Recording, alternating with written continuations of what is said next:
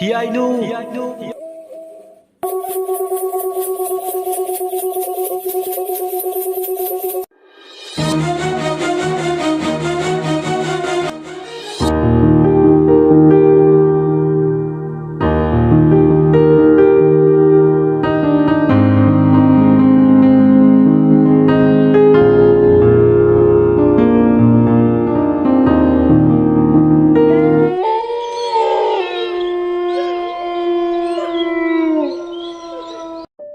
ꯐꯩꯕꯥꯛꯆꯥꯎꯒꯤ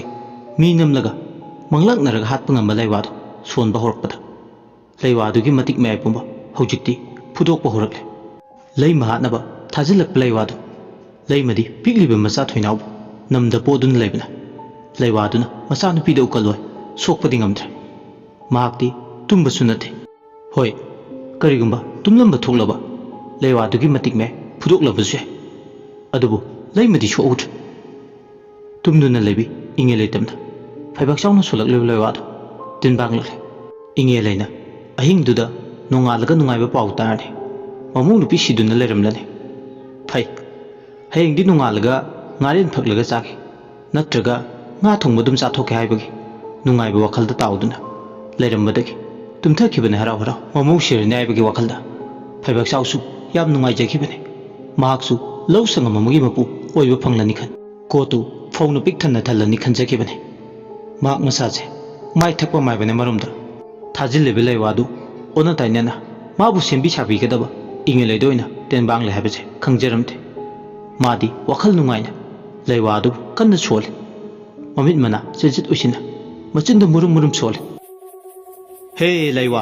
ꯅꯇꯤꯛ ꯎꯠꯂꯣ, ꯅꯌꯥꯏ ꯍꯥꯞꯄꯨ, ꯅꯪꯒꯤ ꯇꯧꯕ ꯉꯝꯕ ꯅꯇꯤꯛ ꯅꯌꯥꯏ ꯑꯗꯨ ꯎꯠꯊꯣꯛꯎ꯫ ꯈꯣꯝꯂꯦꯟ ꯇꯨꯡꯈꯨꯟ ꯇꯥꯟꯗꯨꯅ ꯂꯩꯕꯤ ꯃꯃꯧ ꯑꯣꯏꯕꯤ ꯑꯁꯤꯒꯤ ꯌꯥꯏꯕꯤ ꯊꯋꯥꯏ ꯅꯪꯅ ꯂꯧꯔꯁꯨ ꯍꯤꯡꯊꯠ ꯊꯠꯂꯧ, ꯂꯦꯝꯅ ꯇꯣꯛꯄ ꯌꯥꯗꯦ꯫ ꯉꯁꯤꯒꯤ ꯑꯍꯤꯡꯁꯤꯅ ꯂꯣꯏꯗ꯭ꯔꯤꯉꯩ ꯄꯠ ꯊꯠꯂꯒ ꯄꯨꯔꯛꯎ ꯃꯥꯒꯤ ꯌꯥꯏꯕꯤ ꯊꯋꯥꯏ ꯑꯁꯤ꯫ ꯑꯁꯨꯝꯅ ꯍꯦꯛ ꯍꯥꯏꯕꯒ ꯁꯣꯝꯗ ꯅꯤꯡꯉꯥꯏꯗꯅ ꯈꯣꯝꯂꯦꯟ ꯇꯨꯡꯈꯨꯟ ꯇꯥꯟꯗꯨꯅ ꯂꯩꯕꯤ ꯏꯉꯦꯂꯩꯒꯤ ꯀꯥꯡꯈꯜꯗꯨꯒꯤ ꯃꯅꯨꯡꯗ ꯑꯃꯨꯕ ꯃꯩꯈꯨ ꯑꯣꯏꯅ ꯇꯧꯕ ꯑꯃ ꯄꯥꯏꯁꯤꯟꯈꯤ꯫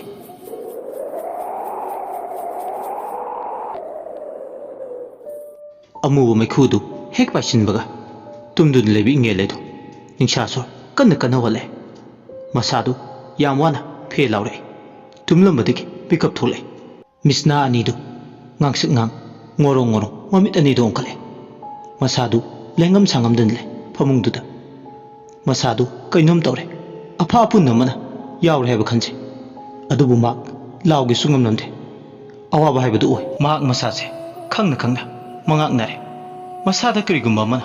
ꯅꯝꯃꯦ ꯍꯥꯏꯕ ꯈꯟꯖꯩ, ꯑꯗꯨꯕꯨ ꯃꯉꯣꯟꯗ ꯅꯝꯃꯤꯕꯗꯨ ꯀꯔꯤꯅꯅꯣ ꯍꯥꯏꯕ ꯃꯍꯥꯛ ꯃꯁꯥ ꯈꯪꯂꯝꯗꯦ꯫ ꯑꯩꯕꯨ ꯑꯃꯨꯛꯇ ꯀꯟꯕꯤꯌꯨ ꯍꯥꯏꯗꯨꯅ ꯃꯆꯤꯟꯅ ꯊꯣꯛꯅ ꯂꯥꯎꯒꯦꯁꯨ ꯃꯍꯥꯛ ꯂꯥꯎꯕ ꯉꯝꯂꯝꯗꯦ꯫ ꯑꯋꯥꯕꯒꯤ ꯃꯁꯛꯅꯤ꯫ ꯃꯃꯤꯠ ꯑꯅꯤꯗꯨ ꯄꯤꯔꯥꯡꯅ ꯄꯨꯡꯊꯨꯝ ꯊꯨꯝꯃꯤ꯫ ꯂꯥꯎꯁꯤ ꯂꯥꯡꯉꯝꯗ ꯂꯦꯡꯁꯤ ꯂꯦꯡꯉꯝꯗ ꯁꯣꯝꯗꯅ ꯁꯣꯜꯂꯛꯂꯤꯕ ꯂꯩꯋꯥꯗꯨꯒꯤ ꯃꯇꯤꯛ ꯃꯌꯥꯏꯗꯨꯗꯤ ꯁꯨꯝ ꯃꯌꯥ ꯀꯟꯕ ꯍꯦꯟꯒꯠꯂꯛꯏ꯫ ꯂꯥꯛꯅ ꯐꯥꯅ ꯉꯝꯂꯝꯗꯦ ꯂꯩꯋꯥꯗꯨꯒꯤ ꯃꯇꯤꯛ ꯃꯌꯥꯏꯗꯤ꯫ ꯃꯈꯧꯔꯤ ꯆꯔꯝꯗꯨ ꯇꯞꯅ ꯇꯞꯅ ꯀ꯭ꯔꯛ ꯀ꯭ꯔꯛ ꯂꯥꯛꯁꯤꯜꯂꯛꯂꯦ꯫ ꯆꯔꯝ ꯐꯨꯡꯀꯠꯂꯛꯄꯗꯧꯅ ꯍꯦꯟꯀꯠꯂꯛꯄꯅ ꯃꯍꯥꯛ ꯇꯁꯦꯡꯅ ꯅꯤꯡꯁꯥ ꯁꯣꯔ ꯍꯣꯟꯕ ꯉꯝꯂꯛꯇ꯭ꯔꯦ꯫ ꯃꯃꯤꯠꯇ ꯃꯤ ꯑꯉꯧꯕ ꯑꯃꯨꯕ ꯃꯌꯥꯝ ꯐꯤꯡꯒꯧ ꯁꯦꯠꯄ ꯅꯨꯄꯥ ꯅꯨꯄꯤ ꯄꯔꯦꯡ ꯄꯔꯦꯡ ꯃꯥꯒꯤ ꯑꯀꯣꯏꯕꯗꯨꯗ ꯂꯦꯞꯄ ꯃꯥꯟꯕꯒꯤ ꯃꯑꯣꯡꯗ ꯎꯔꯦ꯫ ꯈꯔ ꯑꯃꯅ ꯃꯥꯕꯨ ꯌꯦꯡꯂꯒ ꯅꯣꯛꯏ꯫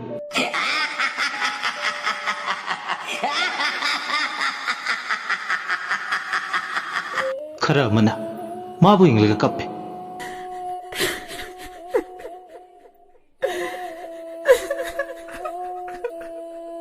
ꯂꯥꯎ ꯍꯥꯏꯕꯒꯤ ꯃꯑꯣꯡꯗ ꯈꯨꯠ ꯈꯠꯇꯨꯅ ꯃꯥꯕꯨ ꯀꯧꯕ ꯃꯥꯟꯕꯁꯨ ꯌꯥꯎꯔꯤ꯫ ꯑꯊꯥꯞꯄꯗ ꯍꯨꯏ ꯈꯣꯡꯕꯒꯤ ꯃꯈꯣꯟ, ꯇꯥꯎ ꯍꯨꯏꯅ ꯍꯧꯅꯗꯨꯅ ꯀꯞꯄ ꯃꯥꯟꯕ, ꯌꯦꯅꯈꯥ ꯃꯄꯥꯗꯣꯝꯗꯅ ꯃꯤ ꯑꯃ ꯂꯦꯞꯄꯒ ꯂꯩꯕꯗꯧꯅ ꯇꯧꯕ,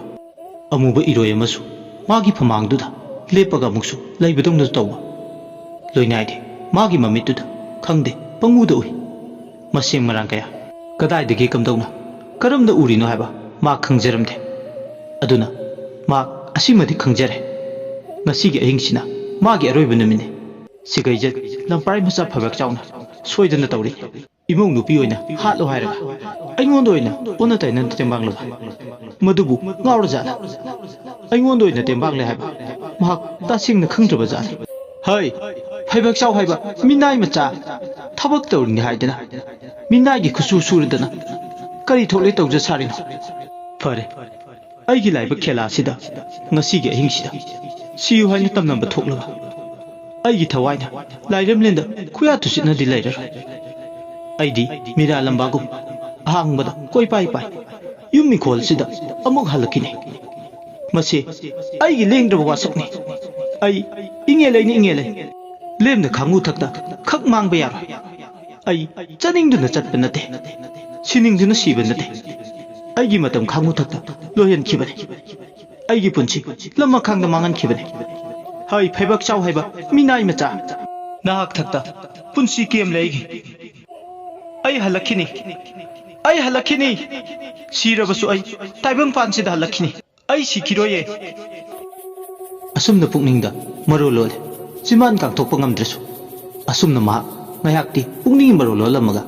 ꯃꯁꯥꯗꯨ ꯌꯥꯝ ꯋꯥꯅ ꯂꯩꯋꯥꯗꯨꯅ ꯃꯁꯥ ꯄꯨꯝꯕ ꯊꯝꯃꯥꯏꯔꯛꯄꯅ ꯍꯤꯛ ꯍꯤꯛ ꯂꯥꯎꯔꯝꯃꯒ ꯃꯁꯥꯗꯨ ꯅꯤꯡꯁꯥ ꯁꯣꯔ ꯍꯣꯟꯕ ꯂꯦꯞꯈ꯭ꯔꯦ ꯈꯨꯗꯛꯇ ꯃꯪꯂꯥꯛꯅꯗꯨꯅ ꯁꯤꯔꯦ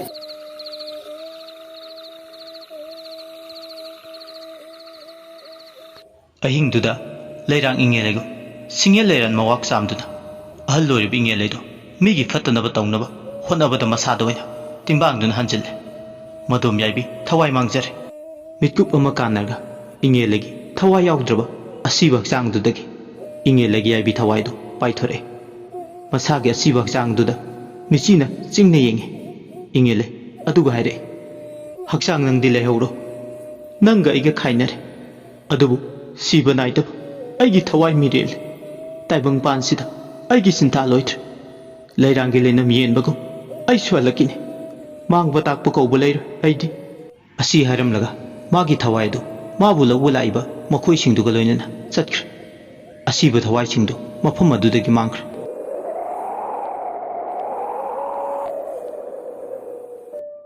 सोमदना थोइनाउदु निंगाई तौदुना कपलंबदगी पुंगफा फख्रे अंगांग अदु निंगाई तौखिद्रे ममा मचानीदु तांगलौनदि लैना सुम सुम थेंचिलक्तुना खोमलन तुंखुन ताना इमुंगदा चंगलले अदुगा यातारे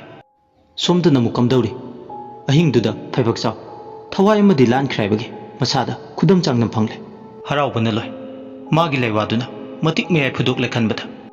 लैमगी याइबी थवाईसु लौरबनिना हयेंग नोंगालगा nganta chatlage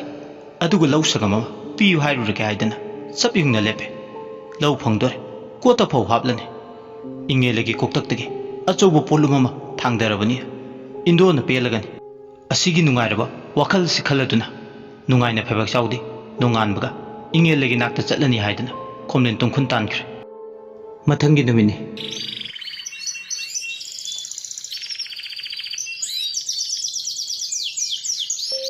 लैमदु nganta hogutuna masa tumlingaida yumgi thabak loisinaba honari hiyainu madi leirinisu adum moida laga angangdu lobi senabi numitugi ayukto irang langi angang masa du mangol ka chilamada phak masa ma tharga makhong masa du fidring fidring kaudun sanari angang ma oibagi numitugi ayukto tamna tamna numitki mangalusu maisa phawre inge leidu tumba hukut khibagi samin phanglam de leimada Sumkan, numina watun yung dringi, adum nganta hagulaga. Mana haguladi, adu taro, ada taro haidana, itatadana, mamundu pisida, pakon sibane. Adu bunga sidi, cek mok laroktre. Hoy may herektre, tumille. Masangam duduna, tumliboyta ningi laymana. Imungi kupnom loyerduna, sapu may tagalasibo, makon mo amatata diningi. Masibodum, tumsina duna larisibo, kaido boyarabana. Nongale haibagi, uchi uya kongliba. तौरीबसे माबु करिमता ताद्रबजाला थांगै सिंगने मसिबु पुमलबजाला तुमबदा असि खलदना लैरंग मपालदुदा फमलगा lemma वाखल खलगले lemma चाक थोंबगा चंगदे मसादा इंगे लगी मखोल मवा तादबसे मांगोंदना हियाइनु लैरिनुना थोइनाउ संगले अंगांगसिना निंगाइ तौरक्त्रिंगे नुपी मचा अनिसिना मचाबु सिन्नबिरिंगे मासु चाइसिंग होनाउबने सोमदना होबे होबे Yahoo थिंगदोक्रे हाइदना फैबक चाउदु ngarang ahing thengna tumbadui mafi maron tanna sechilaga ingele unaruduni haidana ayuktuda nang horori matago tafing lai leptana sum lakpana usinachin ingele hoigi konthong ma payore konthong lansilakpa matamda kanasu kapna lawnobigi mikap mirau phasu taramde misi mina thokpage ngarang mana tawkhiba thabaktugi hairurugade ꯌꯨꯝꯁꯤꯗ ꯃꯤ ꯇꯤꯟꯐꯝ ꯃꯤ ꯄꯨꯟꯐꯝ ꯊꯣꯛꯄꯅꯤ ꯑꯗꯨꯕꯨ ꯃꯈꯣꯜ ꯃꯋꯥ ꯑꯃꯠꯇ ꯇꯥꯗꯕꯁꯤꯗ ꯇꯨꯃꯤꯟ ꯏꯆꯤꯛ ꯆꯤꯛꯅ ꯂꯩꯅꯕ ꯃꯥꯡꯒꯣꯜꯗꯅ ꯅꯨꯄꯤ ꯃꯆꯥ ꯑꯅꯤꯅ ꯅꯣꯛꯇꯨꯅ ꯑꯉꯥꯡ ꯁꯦꯟꯅꯔꯒ ꯂꯩꯕꯗꯨ ꯎꯕꯗ ꯃꯁꯥꯗꯨ ꯁ꯭ꯋꯥꯏ ꯂꯥꯎꯏ ꯅꯤꯡꯖꯤꯡ ꯃꯥꯡꯖꯤꯡ ꯆꯤꯡꯅꯕ ꯄꯣꯛꯏ ꯃꯆꯤꯟꯗ ꯇꯞꯅ ꯁꯣꯜꯂꯦ ꯉꯔꯥꯡ ꯑꯩꯅ ꯁꯣꯟꯕ ꯁꯤꯖꯤꯟꯅꯕ ꯂꯩꯋꯥꯗꯨꯕꯨ ꯃꯍꯩ ꯌꯥꯟꯗ꯭ꯔꯕꯖꯥꯠꯂ ꯀꯔꯤꯅꯣꯅꯦ ꯌꯨꯝꯁꯤꯗ ꯇꯧꯔꯝꯂꯤꯕ ꯃꯇꯧꯁꯦ ꯇꯤꯡꯕꯥꯟꯗ꯭ꯔꯖꯥꯠꯂ ꯀꯞꯅ ꯂꯥꯎꯅꯕꯒꯤ ꯃꯈꯣꯜ ꯇꯥꯗ꯭ꯔꯤꯁꯤꯅꯗꯤ ꯉꯔꯥꯡ ꯑꯩꯅ ꯇꯧꯕ ꯊꯕꯛꯇꯨ ꯃꯥꯏ ꯄꯥꯛꯇ꯭ꯔꯦ ꯃꯍꯩ ꯌꯥꯟꯗ꯭ꯔꯦ ꯍꯥꯏꯅ ꯇꯥꯛꯄꯅꯦ ꯁꯣꯏꯗ꯭ꯔꯦꯗꯅ ꯑꯩ ꯏꯟꯗꯣꯟ ꯏꯉꯦꯜꯂꯒꯤ ꯈꯣꯟꯊꯤ ꯆꯥꯕ ꯉꯁꯤꯗꯤ ꯃꯤꯋꯥꯁꯨ ꯇꯥꯕ ꯑꯩꯅ ꯉꯔꯥꯡ ꯇꯧꯕ ꯊꯕꯛꯇꯨꯒꯤ ꯍꯥꯏꯔꯨꯔꯒꯗꯤ ꯄꯥꯟꯐꯝꯗꯤ ꯊꯣꯛꯄꯅꯤ ꯀꯗꯥꯏꯗꯅꯣ ꯂꯝꯕꯤꯁꯦ ꯈꯣꯏꯕ ꯑꯃ ꯌꯥꯎꯔꯤ इचुम चुमनदी चलमगा फैबा मा यावरे कदाइदनो फैरिसे हाइबदि आई इसाद खंगजद्र कोट थलनी फौ मयाम पैदुना चानी खल्लुबा पुमनम अरेमदा तारद्रा कैदौरुनी इराइबकेनी खंदोके थबकसु तौबा मिवासु ताबा सैनम नंबाइबदु आई ओइरे करीदि तौनी थांजिलकलबो खोंफमसे हंतुकलगा करमना समाय लेदुना चलुगने इंदोल इंगे लेना ngahak saujarasu aina themjilaka lore tapna maraina phajagini magi thabak tharam kaya aina mating pangduna lakhibani nongmutasu soikiba yaude aina tawba thabakta ngarangi sina ahan bo oiramgani soidana khujin khunnan tokta mai yan khidaba soida migi konthong sida aina sum leptuna lergadi mina soidana wakallana khankhrani aduna ai karimta khangdaba sarga manungda changlage asi haiga phabak chaw ꯌꯨꯝꯂꯣꯝꯗ ꯆꯪꯉꯦ ꯐꯩꯕꯥꯛꯆꯧ ꯂꯥꯛꯄ ꯎꯕꯗ ꯍꯤꯌꯥꯏꯅꯨꯅ ꯏꯟꯗꯣꯝꯆꯥ ꯃꯤ ꯂꯥꯛꯑꯦ ꯍꯥꯏꯗꯅ ꯆꯥꯛꯈꯨꯝꯗ ꯂꯩꯔꯤꯕꯤ ꯂꯩꯃꯗꯨ ꯇꯥꯟꯅꯕ ꯀꯧꯏ ꯀꯅꯥ ꯂꯥꯛꯂꯕꯅꯣ ꯈꯟꯗꯨꯅ ꯂꯩꯃꯁꯨ ꯆꯥꯛꯈꯨꯝꯗꯒꯤ ꯊꯣꯛꯂꯛꯑꯦ ꯃꯥꯡꯒꯣꯜ ꯌꯧꯁꯤꯜꯂꯛꯄꯗ ꯉꯥꯏꯕ ꯐꯩꯕꯥꯛꯆꯧꯗꯨ ꯎꯔꯦ ꯐꯩꯕꯥꯛꯆꯧ ꯂꯥꯛꯄ ꯎꯕꯗꯨꯗ ꯇꯟꯅ ꯐꯤꯗꯥ ꯑꯃ ꯊꯥꯏ ꯐꯝꯅꯕ ꯂꯩꯃꯅ ꯐꯤꯗꯥ ꯄꯨꯊꯣꯔꯛꯄ ꯎꯕꯗ ꯁ꯭ꯋꯥꯏ ꯂꯥꯎꯏ ꯐꯩꯕꯥꯛꯆꯧ ꯉꯔꯥꯡ ꯃꯥꯇꯕꯨ ꯁꯤꯔꯕꯗꯤ ꯍꯥꯏꯗꯅ ꯇꯧꯈꯤꯕ ꯂꯩꯋꯥꯗꯨ ꯃꯍꯤ ꯃꯌꯥꯏ ꯄꯨꯝꯕ ꯆꯝꯂꯝꯕꯗꯧꯅ ꯇꯧꯕꯁꯤꯗ मिहुलदो सेंगा चिंगुमने मसादु इथक थकले लैमदी अहिंग बायबदोरी लेंग लेंग चले फैबाक्चाव इबेमा इसिंग खिता थकजगे लैमना फनी तादा अई इसिंग लौथोकचरुगी असि हारमलगा चाखुमलमदा चंख्रे फैबाक्चाव वाखलदा खले ओ असिबना नमतुना पुदुना चटकेदबा मी अमना मिटबांगना लेबलमसिनादी अईगी ngaranggi laiwadu mahi handre takpane कदाइदा मतौ करमदा करम मतंगदा सोइरबनो अइसु कोकतु ngawi तौरिसे फौकोट अरेम बोइरे इंदोल इंगेलगे खोंथि नतना अतै करिसु फंगलर अदुबु इंदोल इंगेलेदु मवा मपाउसु तादे मखोल मवासु मदुबु सावरगा लेरमदु जाला इमुंगदा तुमिन तासिलगा फरे ममौ नुपिसे थोलकपगा हंगलगे असि खंदुना लेरिंगे तंजादुदा साखुमदगी इसिंग खुजाय मा पाइदुन थोले तादा इसिंग सिदा लेरे लैमगी मखुता पाइरब खुजाइदो ताप लाउना पाइ अदुगा इसिंग अदो याउम अनिर अहुमलक थे इसिंग अदु थकपदगी मिहुल मफम अदो ताबदौना तवे फैबाक चाउना हाउखरे इसिंगी महाउसिदी हैक्रू चारगा इसिंग थकपदौना हाउई अदो इबेमा इंदोलबु मखोल मवा तादे मागी पुक मरी सुगेना हेक्ता लाबनी लैमना इमादुबु ngasiगी हौगुत्रि माले अइना चंगलगसु हौदोक्त्रि मसासु कया ngarang नुंगाखिदबदौना तवे अदुना तुमजरसनु खन हौदोकपिद्रे अदो तादना दुम इमुंगदा चंगलगा हौदोकपिरुगेसु कयिमता कायबा लेते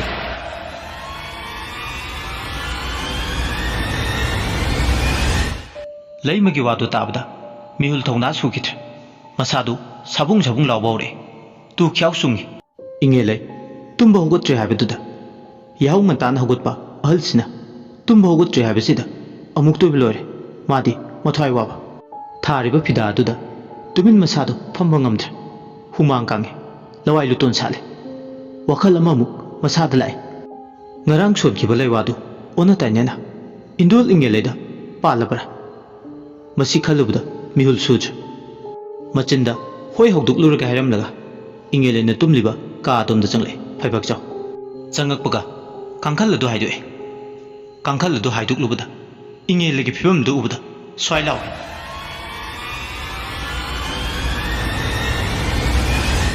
ममित अनिदो पांगथोगा लेरमे खंप्रे खंगी मागी वाखलदा इंगे लेती हाना दगे हुना नुमिदांग से ममित पांगथोकलगा तुम्मे हाइबा वारी मा ताखिबनिना मागी हुनाबी ममित पांगथोकलगा तुमलिबोय निंगे इंदोन इंदोन इंदोन निंगे लई असी हारगा हंजन हंजन कौरगा तुमलिबदो हौदोक्तुगी तौरे इंदोन इंदोन आई लाए हौगलो मतम से आयौरे थेंगे से हौगलो असी हारगा हौदोय लैमसु मने मिबेमगे कादा चंगे अनीदो चंगदुना मसा नोमदुना हौदोकपदा इंगेलेगी मसादो लेंखिद्र थौदु नुंग ताबदौना मची लेंगदना लेख्रे इंगे लेना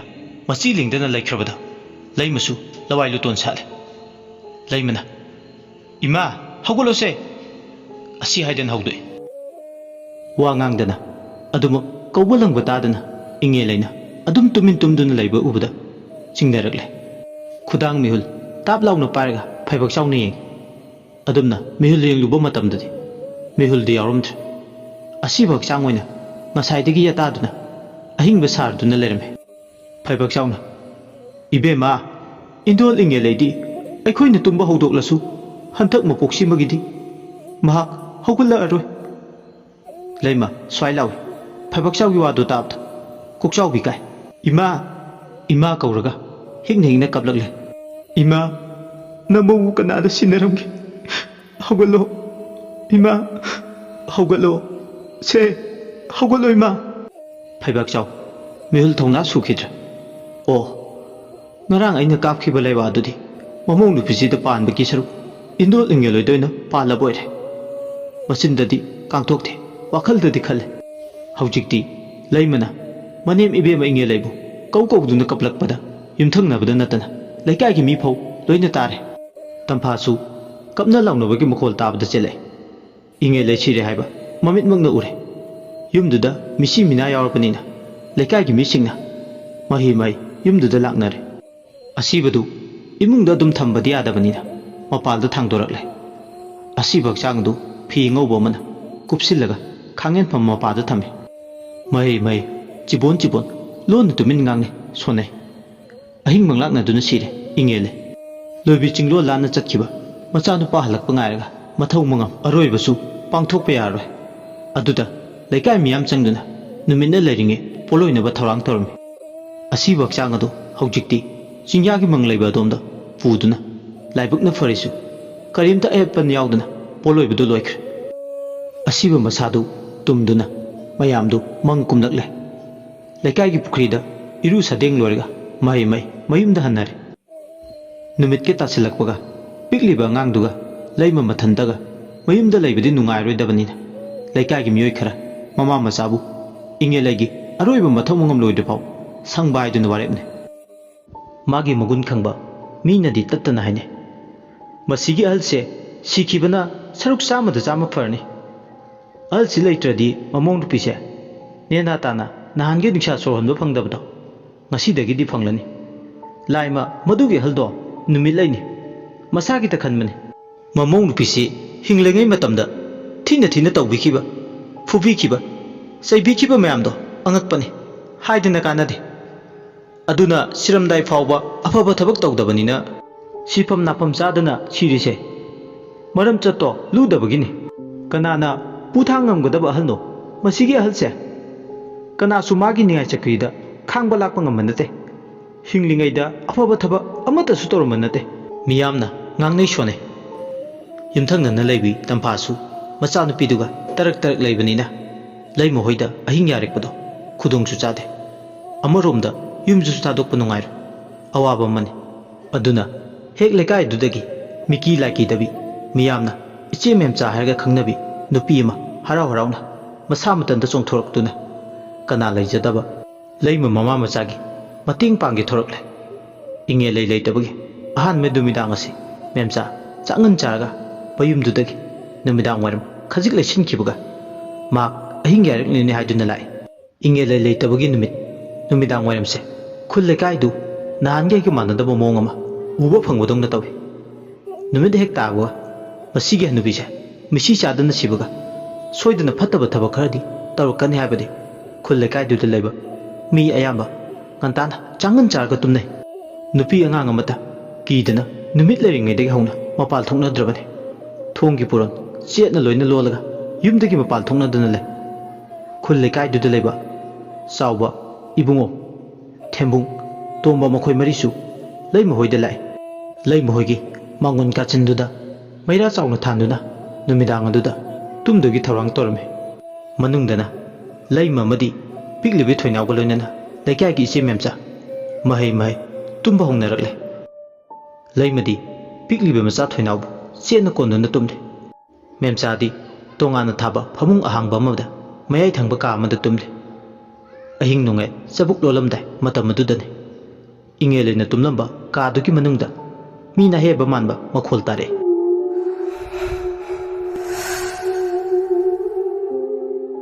ꯃꯁꯥ ꯌꯥꯝꯅ ꯉꯝꯗꯅ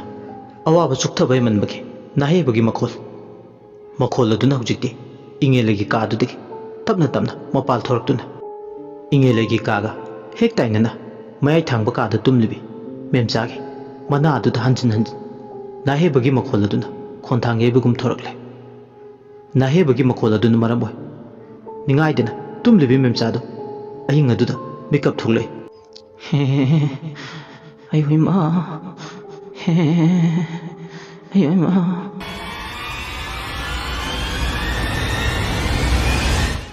ꯃꯦꯝꯆꯥ ꯐꯨꯛ ꯂꯥꯎꯅ ꯍꯧꯒꯠꯂꯒ ꯃꯅꯥꯗꯣ ꯊꯥꯡꯀꯠꯂꯒ ꯇꯥꯏ ꯃꯤ ꯅꯥꯍꯦꯕ ꯃꯥꯟꯕ ꯌꯥꯝ ꯉꯝꯗꯕꯒꯤ ꯃꯑꯣꯡꯗ ꯇꯥꯔꯤꯕ ꯃꯈꯣꯜ ꯑꯗꯨ ꯇꯥꯅ ꯇꯥꯅ ꯀꯅꯥꯅꯣꯅꯦ ꯅꯥꯍꯦꯔꯤꯁꯤꯅ ꯏꯃꯨꯡꯁꯤꯗ ꯑꯅꯥ ꯑꯌꯦꯛ ꯌꯥꯎꯕ ꯃꯤꯗꯤ ꯂꯩꯇꯦ ꯁꯣꯟꯗꯝꯅꯗꯕꯁꯨ ꯌꯥꯎꯗꯦ ꯑꯗꯨꯒ ꯑꯩꯅ ꯇꯥꯔꯤꯕ ꯃꯈꯣꯜꯁꯤꯅ ꯀꯗꯥꯏꯗꯒꯤ ꯃꯈꯣꯜꯁꯤꯒꯤ ꯍꯥꯏꯔꯨꯔꯗꯤ ꯑꯩꯅ ꯍꯤꯞꯂꯤꯕ ꯀꯥꯁꯤꯒꯤ ꯍꯦꯛ ꯊꯪꯅꯅ ꯇꯥꯏꯅꯕꯗ ꯂꯩꯕ ꯀꯥꯁꯤꯗꯒꯤꯅꯤ ꯃꯁꯤꯕꯨ ꯅꯥꯍꯦꯔꯤꯁꯤꯕꯨ ꯏꯟꯗꯣꯜ ꯏꯉꯦꯜ ꯑꯣꯏꯔꯗ꯭ꯔꯥ ꯅꯥꯇꯩ ꯆꯥꯗꯕ ꯃꯤꯁꯤꯅꯒ ꯑꯣꯏ ꯇꯧꯗꯨꯅ ꯁꯤꯔꯦ ꯆꯥꯟꯅꯅ ꯃꯥꯒꯤ ꯊꯋꯥꯏꯗꯨꯅ ꯇꯝꯅꯔꯤꯕ꯭ꯔꯥ ꯑꯩꯅ ꯇꯥꯕꯗ ꯁꯤꯒꯨꯝꯕ ꯃꯤꯁꯤ ꯆꯥꯗꯅ ꯁꯤꯕꯁꯦ ꯃꯥꯒꯤ ꯑꯔꯣꯏꯕ ꯃꯊꯧ ꯃꯉꯝ ꯂꯣꯏꯗ꯭ꯔꯤ ꯐꯥꯎꯗꯤ ꯌꯥꯝ ꯇꯝꯅꯩ ꯍꯥꯏꯕꯗꯣ ꯆꯨꯝꯗꯧꯔꯤ ꯖꯥꯠꯂꯥ ꯃꯥꯅꯤ ꯁꯣꯏꯗꯅ ꯑꯣꯏꯒꯅꯤ ꯈꯜꯂꯤ ꯇꯝꯅꯕ ꯍꯥꯏꯗꯣ ꯁꯣꯏꯗ꯭ꯔꯦ ꯏꯟꯗꯣꯜ ꯏꯉꯦꯜꯒꯤ ꯊꯋꯥꯏꯅ ꯇꯝꯅꯕ ꯁꯣꯏꯗꯅ ꯑꯣꯏꯒꯅꯤ ꯀꯅꯥꯅꯕꯨ ꯌꯨꯝꯁꯤꯗ ꯂꯥꯛꯑꯒ ꯅꯥꯍꯦꯒꯅꯤ ꯑꯍꯜ ꯑꯁꯣꯜ ꯑꯅꯥ ꯂꯩꯕꯁꯨ ꯅꯠꯇꯦ ꯀꯥꯟꯅꯗꯦ ꯇꯨꯝꯗꯣꯏ ꯁꯔꯨꯛ ꯈꯨꯇꯝꯅꯁꯦ ꯀꯃꯥꯏ ꯇꯧꯕꯅꯣ ꯈꯪꯗꯣꯛꯅꯕ ꯑꯩ ꯑꯃꯨꯛꯇꯗꯤ ꯏꯟꯗꯣꯜ ꯏꯉꯦꯜꯅ ꯇꯨꯝꯂꯝꯕ ꯊꯪꯅꯕ ꯀꯥꯁꯤꯗ ꯑꯩꯕꯨ ꯑꯃꯨꯛꯇꯗꯤ ꯆꯪꯂꯒ ꯌꯦꯡꯂꯨꯈꯤꯒꯦ ꯑꯁꯤ ꯈꯜꯂꯗꯨꯅ ꯐꯃꯨꯡꯗꯨꯗꯒꯤ ꯐꯨꯛ ꯍꯧꯒꯠꯂꯒ ꯊꯪꯅꯕ ꯏꯉꯦꯜꯂꯩꯅ ꯍꯤꯞꯂꯝꯕ ꯀꯥꯗꯨꯝꯗ ꯃꯦꯝꯆꯥ ꯃꯁꯥꯗ ꯑꯀꯤꯕ ꯑꯝꯇ ꯌꯥꯎꯗ ꯈꯨꯠꯇ ꯊꯥꯎꯃꯩ ꯑꯃ ꯄꯥꯏ ꯆꯪꯂꯛꯏ ꯃꯁꯥꯗ ꯊꯣꯏꯅ ꯑꯀꯤ ꯑꯈꯪꯒ ꯐꯥꯎꯗꯦ ꯀꯥꯗꯨ ꯇꯝꯅ ꯒ꯭ꯔꯣꯡ ꯒ꯭ꯔꯣꯡ ꯆꯪꯉꯛꯏ ꯑꯃꯝꯕꯗꯨꯗ ꯊꯥꯎꯃꯩ ꯑꯗꯨ ꯊꯥꯜꯂꯒ ꯀꯅꯥ ꯂꯩꯒꯦ ꯍꯥꯏꯗꯅ ꯀꯣꯌꯦꯡ ꯌꯦꯡꯉꯦ ꯑꯀꯣꯏꯕꯗꯨꯗ ꯌꯦꯡꯂꯒ ꯀꯅꯥꯁꯨ ꯂꯩꯇꯕ ꯀꯥꯁꯤꯗ ꯇꯝꯅꯕꯤ ꯀꯤꯍꯟꯕꯤꯒ ꯇꯧꯔꯗꯅ ꯀꯅꯥꯅꯣ ꯍꯧꯖꯤꯛꯇ ꯀꯥꯁꯤꯒꯤ ꯃꯅꯨꯡꯗ ꯅꯥꯍꯦ ꯁꯟꯅꯕꯤꯒ ꯇꯧꯔꯝꯕꯗꯣ ꯅꯀ꯭ꯔꯥꯡꯗꯨ ꯁꯦꯒꯥꯏꯔꯒ ꯌꯥꯏꯐꯧ ꯐꯧꯔꯥ ꯃꯦꯝꯆꯥ ꯑꯩꯗꯤ ꯈꯪꯉꯣꯏꯗ꯭ꯔꯣꯗꯣ ꯀꯩꯁꯨ ꯀꯥꯟꯅꯗꯕꯗ ꯑꯍꯤꯡꯁꯤꯗ ꯑꯁꯤ ꯍꯥꯏꯔꯗꯅ ꯑꯃꯝꯕꯗꯨꯗ ꯌꯦꯡꯂꯒ ꯀꯥꯗꯨꯗꯒꯤ ꯊꯣꯡ ꯀꯥꯟꯊꯣꯛꯀꯦ ꯍꯦꯛ ꯇꯧꯕꯒ ꯃꯄꯥꯜꯗꯒꯤ ꯈꯣꯟꯖꯦꯜ ꯑꯃꯅ ꯀꯧꯔꯛꯏ ꯃꯦꯝꯆꯥꯎ ꯍꯧꯖꯤꯛꯐꯥꯎ ꯇꯨꯝꯗ꯭ꯔꯤꯕꯣ ꯑꯩꯅꯦ ꯅꯪꯒꯤ ꯇꯥ ꯆꯥꯎꯕꯅꯦ ꯃꯄꯥꯟꯗ ꯂꯩꯍꯧꯕꯗꯣ ꯃꯅꯤꯡ ꯊꯣꯡꯗ ꯊꯣꯛꯂꯛꯑꯣ ꯑꯩ ꯃꯅꯤꯡ ꯊꯣꯡꯂꯣꯝꯗ ꯅꯪꯕꯨ ꯉꯥꯏꯗꯨꯅ ꯂꯩꯔꯦ ꯊꯦꯝꯕꯨꯡꯒ ꯇꯣꯝꯕꯒꯁꯨ ꯌꯥꯎꯋꯦ ꯂꯐꯨ ꯃꯈꯣꯡ ꯑꯁꯣꯝꯗ ꯃꯤꯔ ꯂꯥꯏꯔ ꯈꯪꯗꯕ ꯑꯃ ꯂꯩꯔꯦ ꯊꯣꯛꯂꯛꯑꯣ ꯃꯦꯝꯆꯥ ꯅꯪ ꯊꯣꯛꯂꯛꯑꯣ ꯃꯄꯥꯜꯗ ꯃꯍꯧꯁꯥ ꯅꯪꯗꯤ ꯃꯤ ꯂꯥꯏ ꯀꯤꯒꯟꯗꯦ ꯑꯗꯨꯅ ꯂꯨꯔꯕ ꯇꯟꯖꯥꯁꯤꯗ ꯃꯤꯔ ꯂꯥꯏꯔ ꯈꯪꯗꯕꯗꯣ ꯈꯪꯗꯣꯛꯅꯕ ꯅꯪꯕꯨ ꯍꯧꯔꯤꯅꯦ ꯅꯪ ꯇꯥꯗꯅ ꯀꯧꯔꯤꯁꯤ ꯇꯥꯔꯗꯤ ꯅꯪꯕꯨ ꯑꯃꯨꯛꯇ ꯊꯣꯛꯂꯛꯑꯣ ꯃꯦꯝꯆꯥ ꯅꯛꯁꯤꯟꯅ ꯈꯣꯟꯖꯦꯜ ꯑꯗꯨ ꯇꯥꯕꯗ ꯑꯣ ꯁꯤꯗꯤ ꯇꯥ ꯆꯥꯎꯕꯒꯤ ꯈꯣꯟꯖꯦꯜꯅꯤꯅꯦ ꯂꯐꯨ ꯃꯈꯣꯡꯗ ꯀꯅꯥ ꯂꯩꯔꯦ ꯍꯥꯏꯔꯤꯅꯣ ꯑꯩꯕꯨ ꯑꯃꯨꯛꯇ ꯊꯣꯛꯑꯒ ꯌꯦꯡꯉꯨꯕꯅ ꯐꯩ ꯊꯦꯝꯕꯨꯡꯒ ꯇꯣꯝꯕꯒꯅ ꯂꯐꯨ ꯃꯈꯣꯡꯗ ꯆꯪꯁꯤꯟꯈ꯭ꯔꯕ꯭ꯔꯣ ꯑꯁꯤ ꯍꯥꯏꯔꯒ ꯃꯆꯤꯟꯗ ꯁꯣꯜꯂꯦ ꯑꯃꯨꯛꯁꯨ ꯃꯄꯥꯜꯗꯒꯤ ꯆꯥꯎꯕꯅ ꯂꯥꯎꯔꯛꯑꯦ ꯃꯦꯝꯆꯥ ꯅꯪꯕꯨ ꯇꯥꯗꯅ ꯀꯧꯕꯁꯤ ꯇꯥꯔꯗꯤ ꯅꯪꯕꯨ ꯑꯃꯨꯛꯇ ꯃꯄꯥꯜꯗ ꯊꯣꯛꯂꯛꯑꯣ ꯀꯩꯗꯧꯒꯦ ꯏꯆꯟ ꯏꯕꯦꯝꯃ ꯊꯕꯛ ꯄꯨꯝꯅꯃꯛ ꯅꯍꯥꯛ ꯌꯥꯎꯗ꯭ꯔꯗꯤ ꯑꯣꯏꯕ ꯌꯥꯔꯔꯣꯏ ꯑꯁꯨꯝꯅ ꯆꯥꯎꯕꯅ ꯇꯠꯇꯅ ꯀꯧꯔꯛꯄꯗꯨꯗ ꯃꯦꯝꯆꯥꯗꯨ ꯇꯨꯃꯤꯟ ꯂꯩꯕ ꯍꯩꯇ꯭ꯔꯗꯨꯅ ꯇꯣꯛ ꯈꯨꯝꯊꯣꯛꯂꯨꯔꯦ ꯇꯥꯗ ꯅꯆꯟ ꯇꯥꯗꯅ ꯀꯧꯕꯗꯣ ꯇꯥꯖꯔꯦ ꯉꯁꯥꯏꯅ ꯇꯥꯔꯕꯅꯤ ꯑꯗꯨꯕꯨ ꯈꯨꯝꯒꯗꯕꯗꯣ ꯉꯥꯏꯍꯥꯛ ꯅꯆꯟ ꯑꯩꯗꯤ ꯈꯟꯖꯥꯟꯅꯔꯨꯔꯦ ꯀꯅꯥꯅ ꯑꯩꯉꯣꯟꯗ ꯀꯧꯔꯛꯏꯁꯤ ꯑꯊꯦꯡꯕꯁꯤꯗ ꯍꯥꯏꯗꯅ Tanglo Lainaga Tenji Laglava, Numidangi Matamsida, Nasangumbi, Bukor Pasida, Tazaba, you are the Walure. Hoi,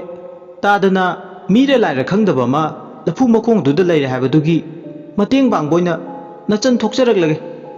Saugi Conjel. Adomemcha, Tokesu, Manington the Toloko, Mamang Tong to Dagi, Tolakano, Kara Samgadaba, Matam Queen Sangdaba, Gadi, Maning Tong. ꯑꯩꯈꯣꯏꯗꯤ ꯃꯅꯤꯡꯂꯣꯝꯗ ꯂꯣꯏꯅ ꯂꯩꯔꯦ ꯑꯗꯨꯅ ꯅꯪꯁꯨ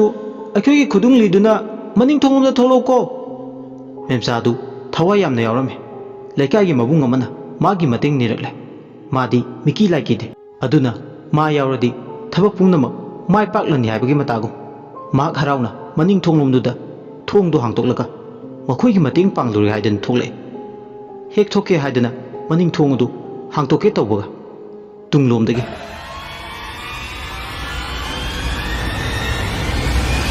Laimina Pai, Kudangdo, Memchaki, Memcha, Kangprekangi. Hayma, Laima, Nang should lay Raidona, Laima Masado, Yam Pakana. Oh, I should to number the gate, Isina Wangam Batabatagi, Kaito we are overnight Hogalapane.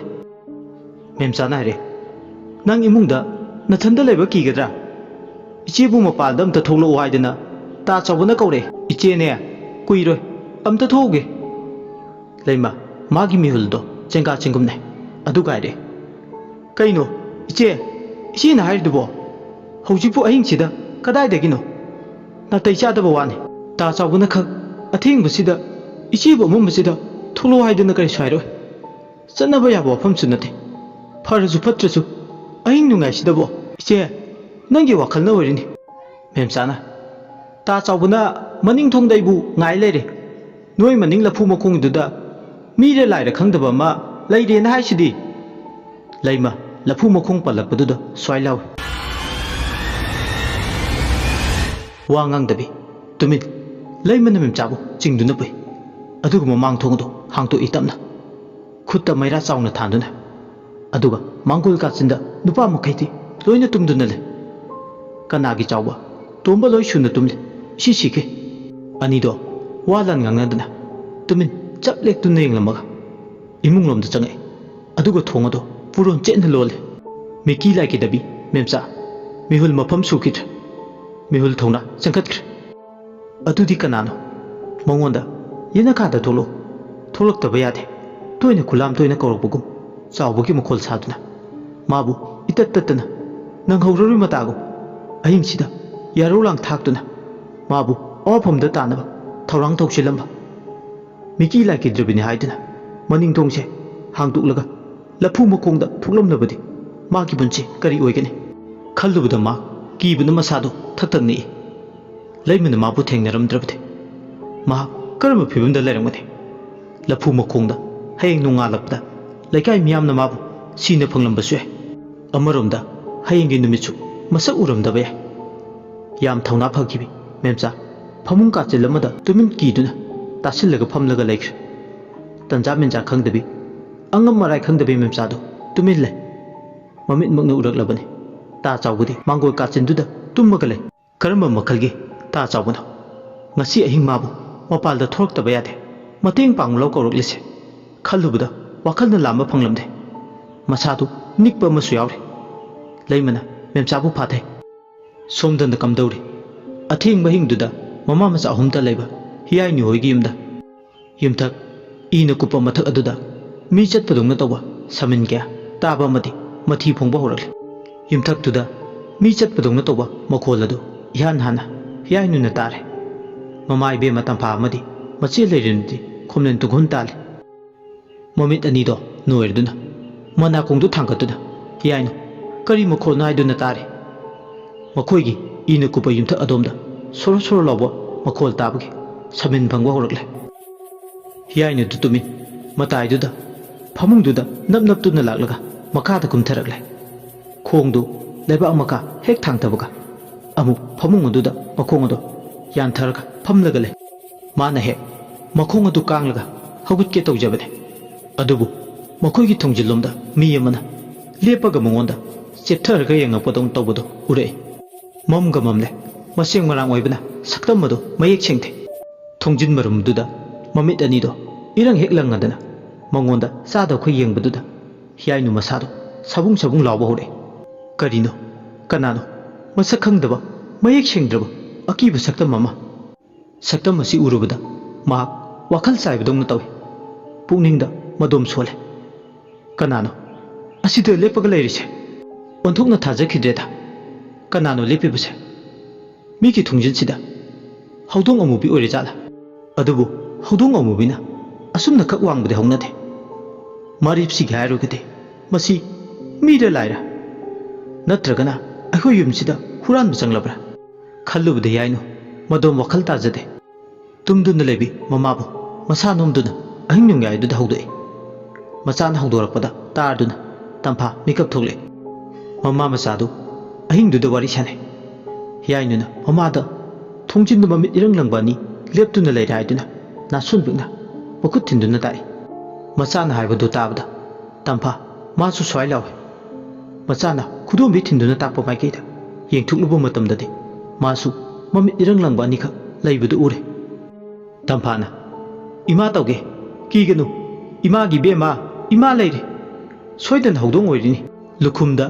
imana tumlamdaida wakok ama hek hek thambani wakok si pairga imana thongjin tamna changchilage ima gi tungilo Heeyainu masada akiba mu khangpha phabadong su tawe mama gi wai sing adu tabada Heeyainu na ima mai sinai pairage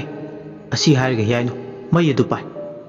tamphana lukhum mayada thamba wakok tu pairga thongjin kanthokpa madumda lai khongthang ahumrak thangbada ngaire thongjil marumduda leptuna leramba amubudo thangmoi mangalduna nakchinbada swailauna mangkhre amubu mai khu olaga makhibdongnasu haipeta wi matawdo karino mafam marang ama mama machado khangautre ahinge mummaduda tamna lai sharido kanano haiba mama machado haiba ngamdre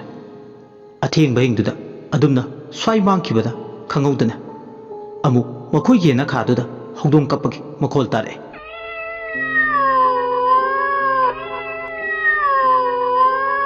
haudong adumna yam kina sonthangnana ahingduda migi yena khaduda kappa makhol tabada mama machani do mitke yengne haudong adu sumna khonglambade phaglang khoro khoro khotpadungna tawre adumna kholakpaduda amu phaglang du tamna kholi haudong duda sapu kana khongpakna kawbge haudong du sek sek tu na chatki haudong du na sekau kap kap tu na maningum da chatki buga phaglang ga tane na leiba yena khadum da ningsha sor papi chauna honba manba makhol ma tare phaglang du da muksu hanjin khongpak na kawba manba sa uda ba kanana masak lolaga kihan khangalaga haibagi matago aki khang pirak phaglang du da makhongna panana hanjin kaushile kanana bu tawriba amuksu machi gumba mana phaglang du da khela ga chatpadongna tawba manba syawe khangde sin haningai lete kari gumba da muksu phaglang du da hanjil apai ba pot gumba mana natraga leitumna thabadongna tawba manba syawe tuminna leibe adra khat tamphana laure kanano numidang sida waraktaba macha masu kanano migi phaglang da atamna na panara kauriba aikhoibu kana leitena usitrira kanano haibane leikai tanaba laura kayamna tiknari leiba mino nangbo asumna lawbadege tumi lesinkremu phaglang da mong torambado amuk tumi lesinki masada fawba akibadi tokru mino usitabagi laknabagi khoidok sakole tampa mina singnaba yadabana masada singnaba magaloinana mamang thongdo hangtoklaga yena khada aki king pirdo kanano haiduna yenginglami masada adubu Heeyainu mamana tawriba matawduda hena akiba poe mamage sawbudo themjel ima masak masaju khangdabasiga ahingsida manarusiba afaba fattabani habesu khangmanate numidang kayamna tei chaba thabak pu tawduino miga manarosi huran boirambasu ima aikoi kata leibimsida tarak ni leibase amu hingchai hetam boiramlo aikoi amu phatanungda thoklabadi ima toklase manaroisiba asi harga Heeyainuna pale mamaibe mabu themjel tamphadi minu sitaba lakchaba yade मागी नुमाइजिंग पोकपगी मचिंग फत्तबदौरे अदुबु high स्वाइबने मचानुपी अतोंबी याइनुना वांगलन मतम चादे अमम मथेंगसिदा mama मचादो तरक तरक मपालदुदा करम थोकलुनी थांगनबा मिकुप्ता करमबु खुदुंगथिबा थोकपा याबगे हाइबा ngam नथे Meera Lyra हुरानबरा मफम Marang खंगबसु नथे मसिदा थौना उथोकलरा फुदिता मांगजुंग जोंबा काना फुम खंगदबा हाइबदो तारगा तोकने अदुना तुमिना Lemna लाइबना फै अमरोमदा हौजिकता येनका यिंखुंदा अकी खंग पिरंबदो तुमिना मुक लाइसिनख्रे याइनुदी तुमनिंगमन मसादो अमुक तोइब लोरे तुमिना लाइसिनबगी तंजागा चानरे मादी फमुंगदुदा काखतुना तुमथख्रे अदुबु तंफादी मिकुप अमदा तुमथौ हाइबा यात्रे अमुक हंतमुक्ति करी तौरपा खल्लुबदा अहिंगदु सांगना लाइरने ताबगु याताबा यारमद्रे असुमना तुमथबा यादना अहिंग मिचेल अदु खांगले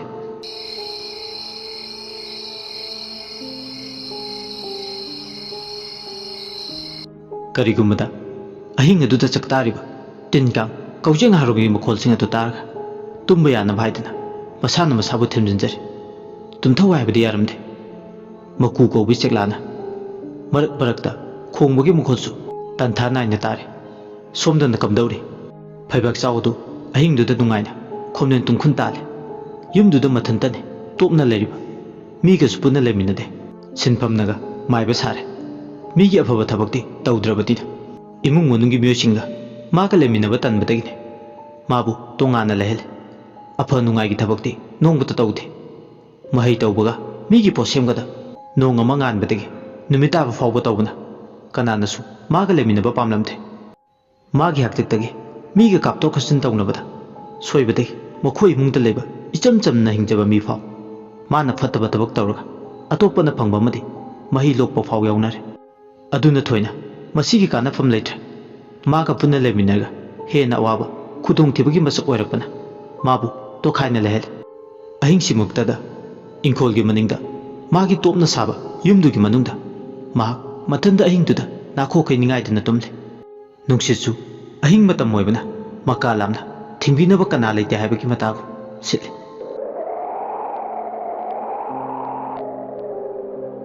इंखोलदुदा उवा मखल सुनहौरे नुंसिना वातोन थेंगना सिटपना वातोल सिंगदु फेरे फेरे हाइदुना मतोल सिंगदु हाइरे असुमना मतोन हाइना नुंसि सिटपना वातोन सिंगदु अमुक हाइगत अमुक हाइदा अहिंगदुदा गे लावु मखोल अमगा लोइना हाइन हमना नुसितकी सावमनक्ता खांग असुमना निंगाइदन तुमलिंगे मागी कागी थोंनावदो हांगदो हाइबगी मतागु कन्न कन्न थिले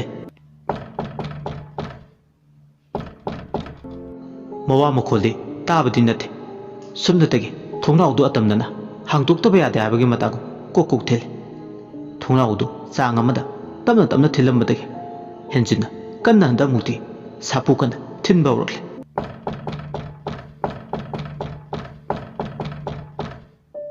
असुमना थोंनावदुदा लेप्तना अकनबा सापु मगलोइना थिलकपदुदा तुमनुन लेबा फबक चावदो अहिंग नुंगाइ हेलबा मतमदुदा मेकअप थोकले मेकअप थोकलकपदुदा मागी कागी थोंनावदो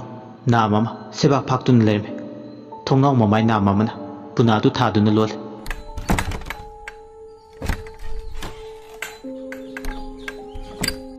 थोंनाव ममाइ नाम अमना अहिंगदु सिटपा मका फनबा नुंसिना अमुक खुमजिन अमुक हांगदो नुंसितुना मनिंग तमना थोंनाव ममाइ नामदु साननि मोमोंदा सानरे थोंनावदुसु हांगदोक्लबनिना अहिंग ओइरे मागी कादुदा थोंनावदुदगी अकनबा नुसितकी छाव अकनबजु सिसलकबा अदुना इंगबसु मसादा फावबौरे फैबाक चाव कांखन मरुमदुदा मागी कागी थोंनाव अमा सेबाक फाक्तुना लेबदु उरे फैबाक चाव मथंता अइदी ओदोंना थौसाव सादेदा तुममनाइदा थोंनावसी लोन हाइबा कावमगै खोमलेन तादुना लैबा ngamboi फरिनी अहिंसिना सांगना नुंगाइना खोमलेन तादुना लैगदबदु थोंनावसिना मरम ओइ खोमलेन मेकअप थोकले तौरिसे अंगकपनि हे फैबाक चाव नंगसे ओंथोंना मिक थखख्रबा असि हारगा थोंनाव नामदु लोनसिन गाइदना कांखन हाइदोगलगा कुमथरे थोंनावदु लोनसिन गाइदुना थोंनाव मपादु तमना संगसिलपा थोंनाव मपादुदा मी अमा लेपग लैबदौना उरे ममी शामी ओइ माइथोंदो मयिक सिंगना उबदि नथे सक्तम मदो mi ama lepaga leibadu ubada khangpre khange ahingduda phebak chaw aduga kanna lawi kanano athing basida mi ye na kada lepi base nang aise kanano khangdra male asum nairpa mami shamigi saklon puduna lepliba nupira nupara khangdabadudi adumu thausa wasada hoi mai haidina chap leptuna lei masadu tarira tadira khangde masadu na chungde magi mataududa phebak chaw khangle madudi thongnong mapa de leplibase mi nate laine aduna masu akang hai maiba sabo oirubana masada akibe yaudana thongnong lomda lepaga leiriba saktam du yengaga khanglaw lawre thawaira nang aingondaga kihan khangan bagasu tawja sari nang aise kanano masang munda khangdra male nang na dumna aki khang piraga aina ki gidaba nate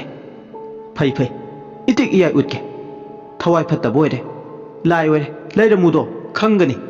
aiga chaina se asi harga yam phingna phaibak chawdu thong hang tukla yena kha leiba domda thausa wasada khutta mai suyawda haire haibagi masada pongjaba napal amaga loinan lai leiramu khangani haibagi matane saktam maduna leptuna leba mapadu yokshilakpa matamdade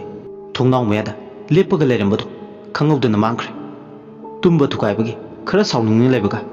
saktam duna mu karem naramlaga mangkhibagi asawba ni na masado punsinkhre aduga mak hojikti akoi biduda koyeng yeng aduga machinda sawningbagi akam pet ngangai kadai chatkhre hojikta tamna lai sarambadu warake tawbu lamprai machadu asi haridana mado amambaduda koilaw lawre masana lawjabu khonjelduna ahingaduda khonthangena nil kanasu hoi maina pakhumdi piraktre henadu khoidawdi sawale amambaduda ngaya koile leduni engamaga mamang thongdu tamna muglai mangonda he kakhat ki haidana makhong adu hek tawbuga khangen pamaduda amuba mamu lepaga leibado amu haipet ure michidu phatlai thoga yenglurasu kanasu leibuti akibagi ithildi masada di faude adubu akoi biduda saudaba sakangdaba tamthiba salon puba saumamadi lai haibadi khangjare saumduna hujiti masado sapu oine yaire mamitu haifet kari lai haidana khanglage matagu mushil aduga machinda lairon chole machinda lairon nadu solaga mamitu usilaga yengbada mana soliba lairon dugi matik meyaidu saphongle magi yumgi akoi biduda mai kanba phatraba thawai amana magi yumduda koi pai pai duna lai haiba mak masada madugi ithil phawrame phatraba thawai duna hojikti yumdugi akoi bada koi pai pai duna sanaribudu magi ai pi thawai du setuna purage haibagi matagu laklibane haiba mak masana khangjare lakliba thawai se mai phattaba thawai ne masiga lamba pabase lairoidore luna thokadore thawai sina mabu namdana yaibi thawai setna khaina naba thokchilakadore karigumba thawai sina ngasigi numisida mana ngamkhiba thoklaba soidana ma asiba haibadu oirane aduga amuksu khalle magi yaibi thawai lauge haidana temsingnaduna lakliba maksib kanano magi karamba yegnabale mina thajilaklibra maram icha chadana thawai ama laklaga mabu hekta singnarakpade oithoktabane asumna wakhal kaya kaya mon mon khalinge mak ningsinglakle inge lege thawai soidana oigane machinda khangai haidoke o indon inge lege thawai soidana oigane aigi manglaknabagi laiwana ona tainana sida panduna magi aibi thawai manglabani hojikti maki thawaina aigi thakta laman khumge laklibane amaromda mak mai kanba ningamdaba pendaba nina sagonaraga sikiba yaibi thawai budi oramna adubu mak sikre hinglingai dana indot ingele haidana kaurasu hojikti mak asiba thawaini asiba thawai mangonda aina nonjarugadra nonjabam thokpra ma kana oirige aige aduna nonjabam thokte khale aisu angom phaibak chauni magumba manaingonda henjinba kaina mawa lawde phai phai matik thokai laknage asiba mabu ahingbaina kidoiba adusu phaibak chauna asi harga ushilamba mamito tapna pangthore aduga inkoldugi akoibada wana marang kaina hawoibana waton singdude yeng yaibi thawai ayamba u warak watonda saidangduna leganmanina lerimgani khalladuna koyeng yengi yengjabatane ubadi nate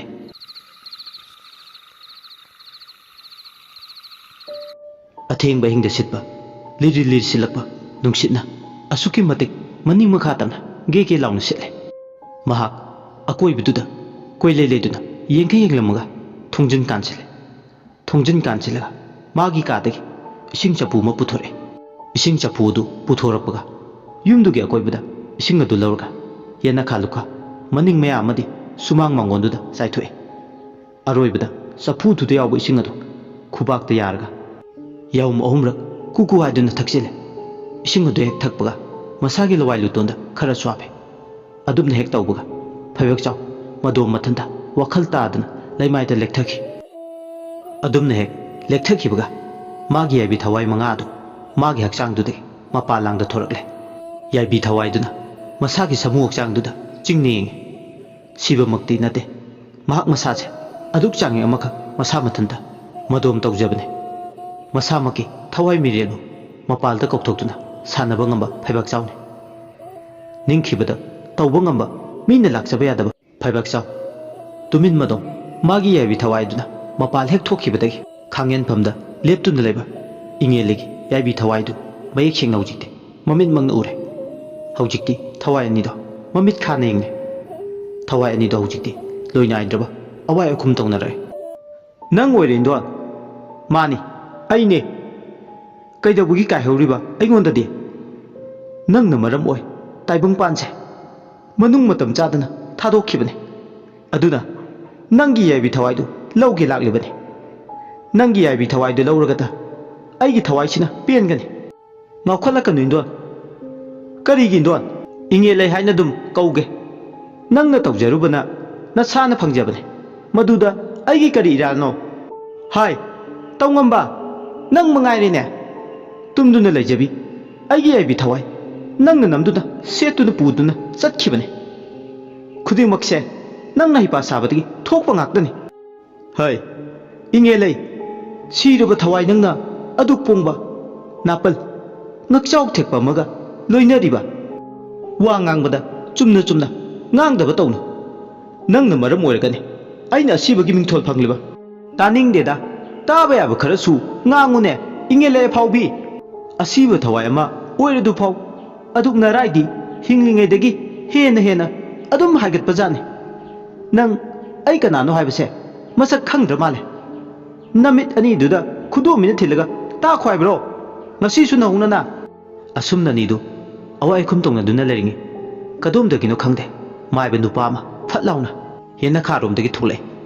aduga sumang mayai da hiptuna leriba phaibak chawgi hakchang du thawai jilaga mai chukhale wala ngangde adumna maidu chukhatpadagi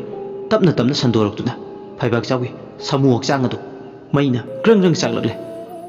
adumna maidu chaklakpagi maikhu khubaw rokpana akoi biduda maikhuna pumamame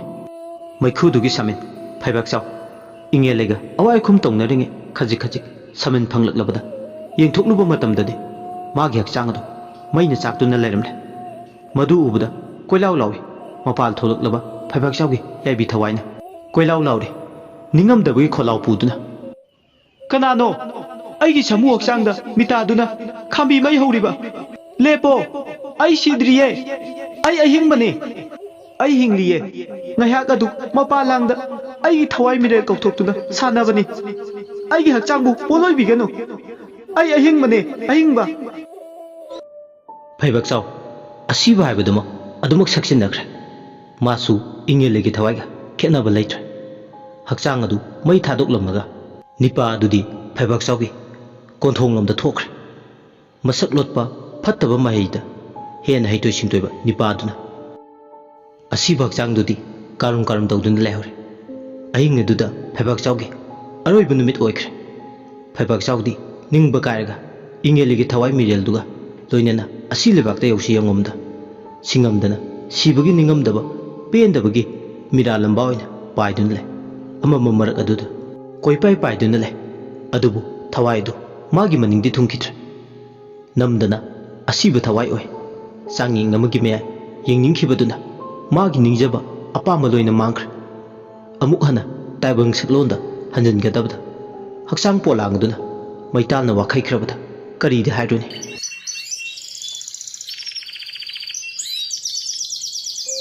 nongso hojikti pungan ngale angan bamarakta thawaina saktaw haibadi adabani thawai adu angan bamarakta mangkhre somdana kamdawri nongalakpadudadi lei moida ahing yarak lambasingsu ngantana hankre laikai gi mache memchasu mai lona lona chibon gangne ngarang ahi yarek pada thengna kiba akiba thokdok sing atho lona chibon gangne ngangna na dum loichinki asum tawna aki khang marakta inge legi aroi bala na thorum su loichinki inge legi mathau mungam su loikre inge legi thorum nongan baga khulle kai atoppadagi akhang hai mai bi tawga khulle kai duda aki khang nang dana turai irai chen dana laitin tai duna lai khuram duna mathau kya tawki thokdok sigi matung chahi tarahom doigi matung lai madu mangak na duna nong masiki madugi matung thoinawgi mapadu lekai miyam changduna nupi atombi mathiki nupi atombi sisu handaki misi chadana mathanta thori anduna sijare khangde makhoi imungda thokliba tawdokse angakpane amadi asuki matak chingna ngagi mawong amani haine asumna ahing duda akiba thengnaruba saru makok panba lai du thengnabadagi samthaduna ahing aduda nongan bangaina lirakpa wari do loirakpada nong sungan khre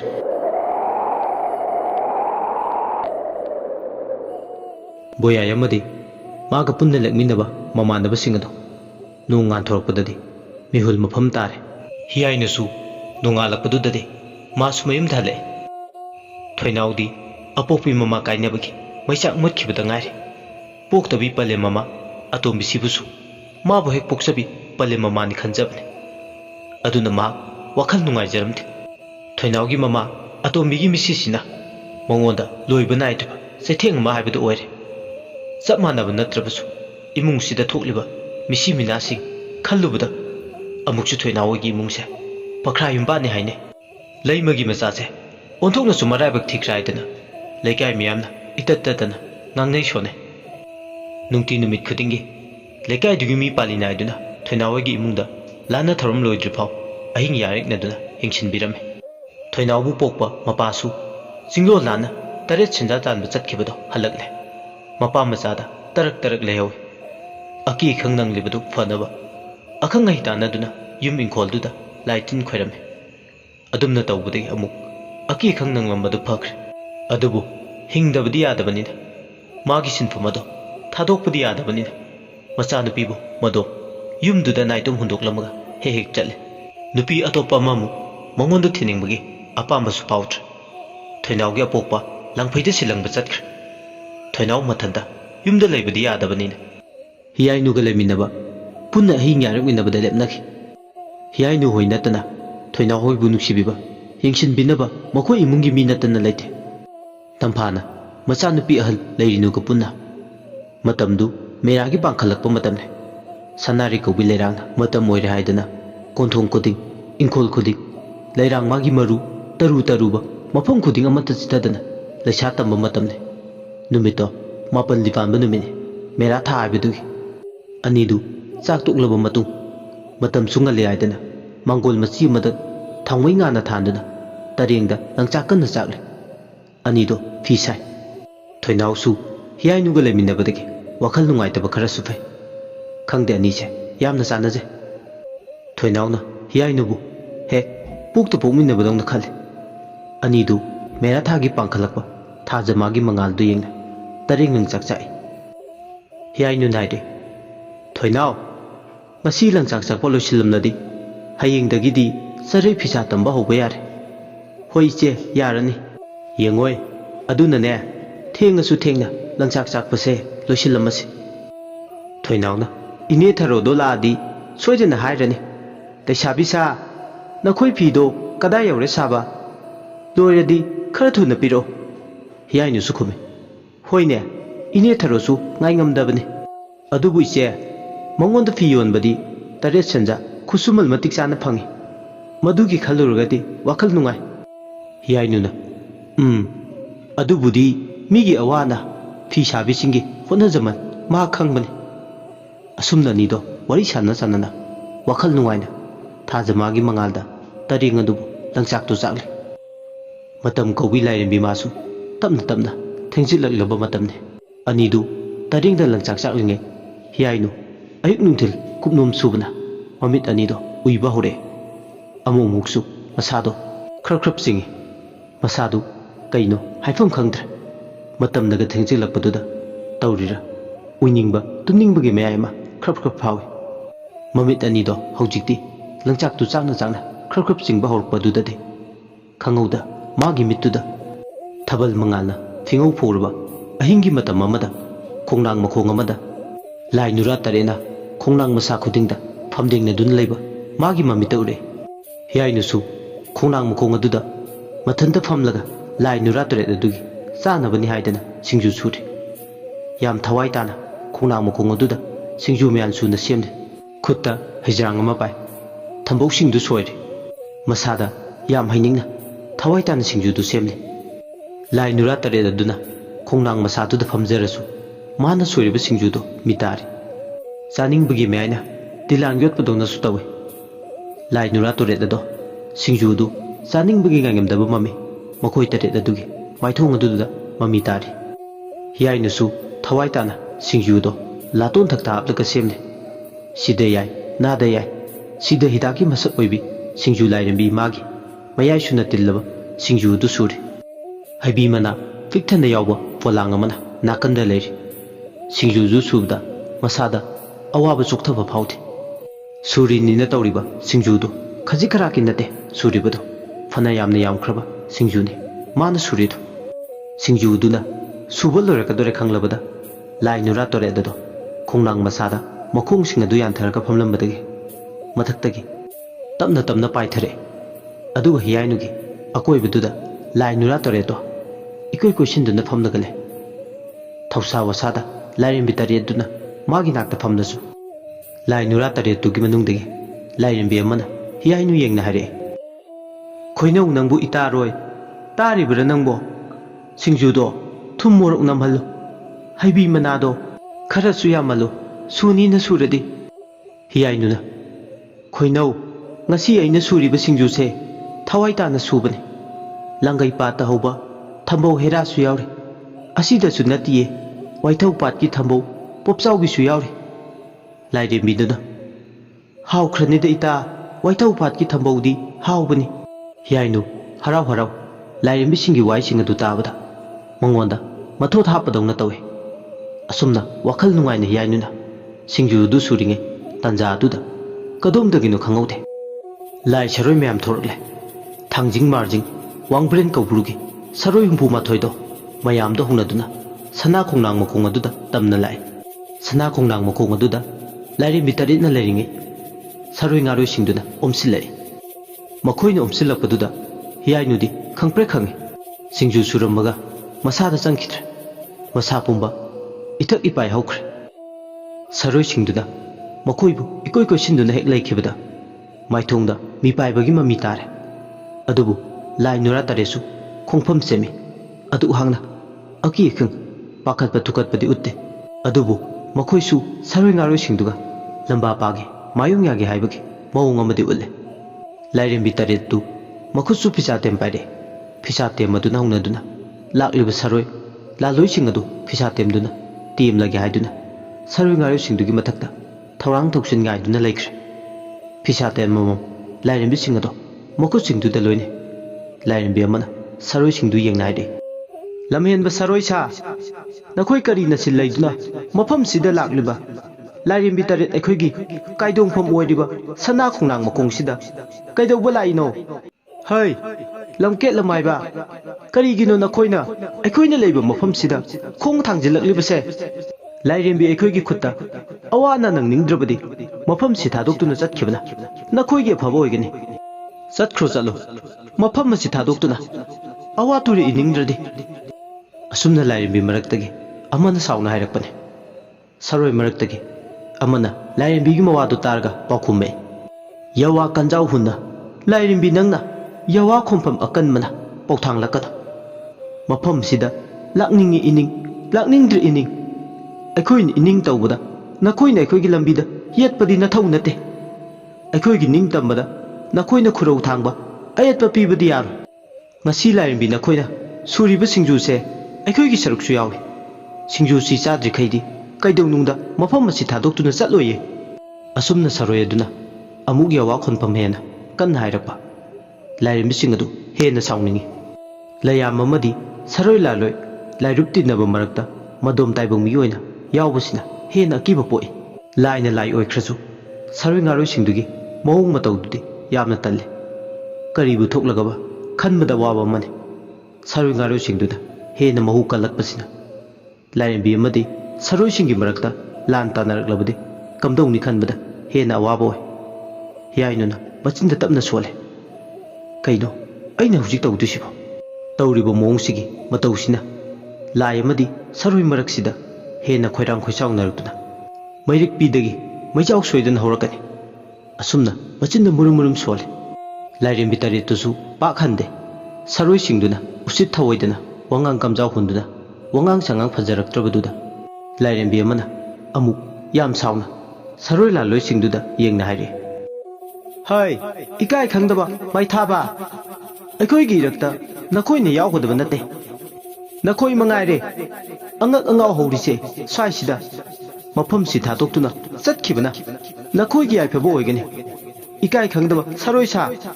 लाइरेंबी अखोइगी इतिक इयाय नखोई खंगदबरा असी हारगा असाउबन मांगोइनना लाइरेंबीदु Tumin lab हैत्रदुना मखुसु पाइरिबा फिसाते मदुना लाई फत्तबा सरोई सिंगदु तेमगदुगी थौरांगी अदुबु सरोई सिंगदुजु हनबा लैते लाइरेंबी सिंगी मवा है ताबदा मखोई सिंगदुजु हेन मसोंग कांगी मखोइदा कैसु थोइना हनबा लैते लाइरेंबी सिंगदुगा चप मानना थेंगनगे खाले हनबा लैते सरोई सिंगदुजु मखोइगी मतिक मैसु हेन दुम कंखले लाई सिंगनसु हेंजनबे यादबा सरोई ngaरोई सिंगदु असुमना सरोई सिंगदुगा लाइरेंबी सिंगदुगा उंखनरप फिबमदु उरकपदा याइनुदि लैबे याद्र करीबु थोकलगबा खनबदा सरोई सिंगदुगी मरकता अमना हियाइनुना तौरिबा इपा पाखतपा मतौदु उरे सरोइदुना मबुनिंगदा खाले लाइरेंबी मरकता इतिनदुना लैरिबसि नमु ताइबंग मीनि ओइगी लमदांग ओइबि ताइबंग मुमनो ओइबिसिना करिगिनो सिंजु लाइरुपता तिलिबसे लाइरेंबी सिंगसिना चागदबगी गाइदुना लैरिबा सिंजुसे इचम चंबा सिंजुदि नथे सिंजुसिगी मतिक मयाइदि सिदे याय नादे यायगी मसकने मसिगी सिंजुसे चादुनदि तोकलो अदुबु सिंजुसिबु सुरिबि नमु ताइबंग ओइबिसिगी याइबि थवाइसे हाना लौरगे मागी याइबि थवाइसे लौरगता सरोई अखोइगी अपेनबो ओइरनि सरोई अखोइबु सक्सा तमदबगी लाइरेंबी मखोइना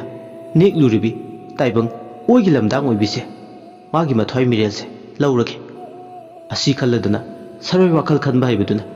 अतोप सरोई सिंगदु येंगना पौथांगलना हाइरे लाइरेंबी सिगा समु मायुग याद्रिङै ताइबंग ओइगी लमदांग ओइबिसे हाना याइबि थवाइ मांगलसि अखोइगी याइबि थवाइ मांगलसु मागी याइबि थवाइ लौरगदा अखोइगी तांग लौनिंगबा थुंगलगदौबनि असुमना सरोई सिंगदु मखोइ मसेन हाइनरे हौजिक्ति सरोई लालोइ सिंगदु याइबि थवाइ लौगदुगी सेम साबा हौरले मखोइ मसेन मिटके मिटके येंगने अमरोमदा लाइरेंबी सिंगसु सेक्शन फिरक लौदुना ले मखोइ सिंगसु मसाता चिंगनबा फावे सरोई लालोइ सिंगना मखोइगी मरकता करिगुंबा खरदि तौरकने हाइबगी सिंगनबा फावे सरोई सिंगदुना हौजिक्ति ममित सिंगदुना हियाइनुबु मिता खमदाबा हौरले सरोई सिंगदुना हियाइनुना लैरिबा माइकेदोमदा तुमिन लैरंबदगी खोइरन मसा पाइबगुमदा हौजिक्ति हियाइनुगी याइबि थवाइ लौरगे हाइदना लाइरेंबी तरेतु थौसा वसादा संगसिलकले असुमना हियाइनुगी थवाइ मिरेलदु लौदुगी लाकपदुदा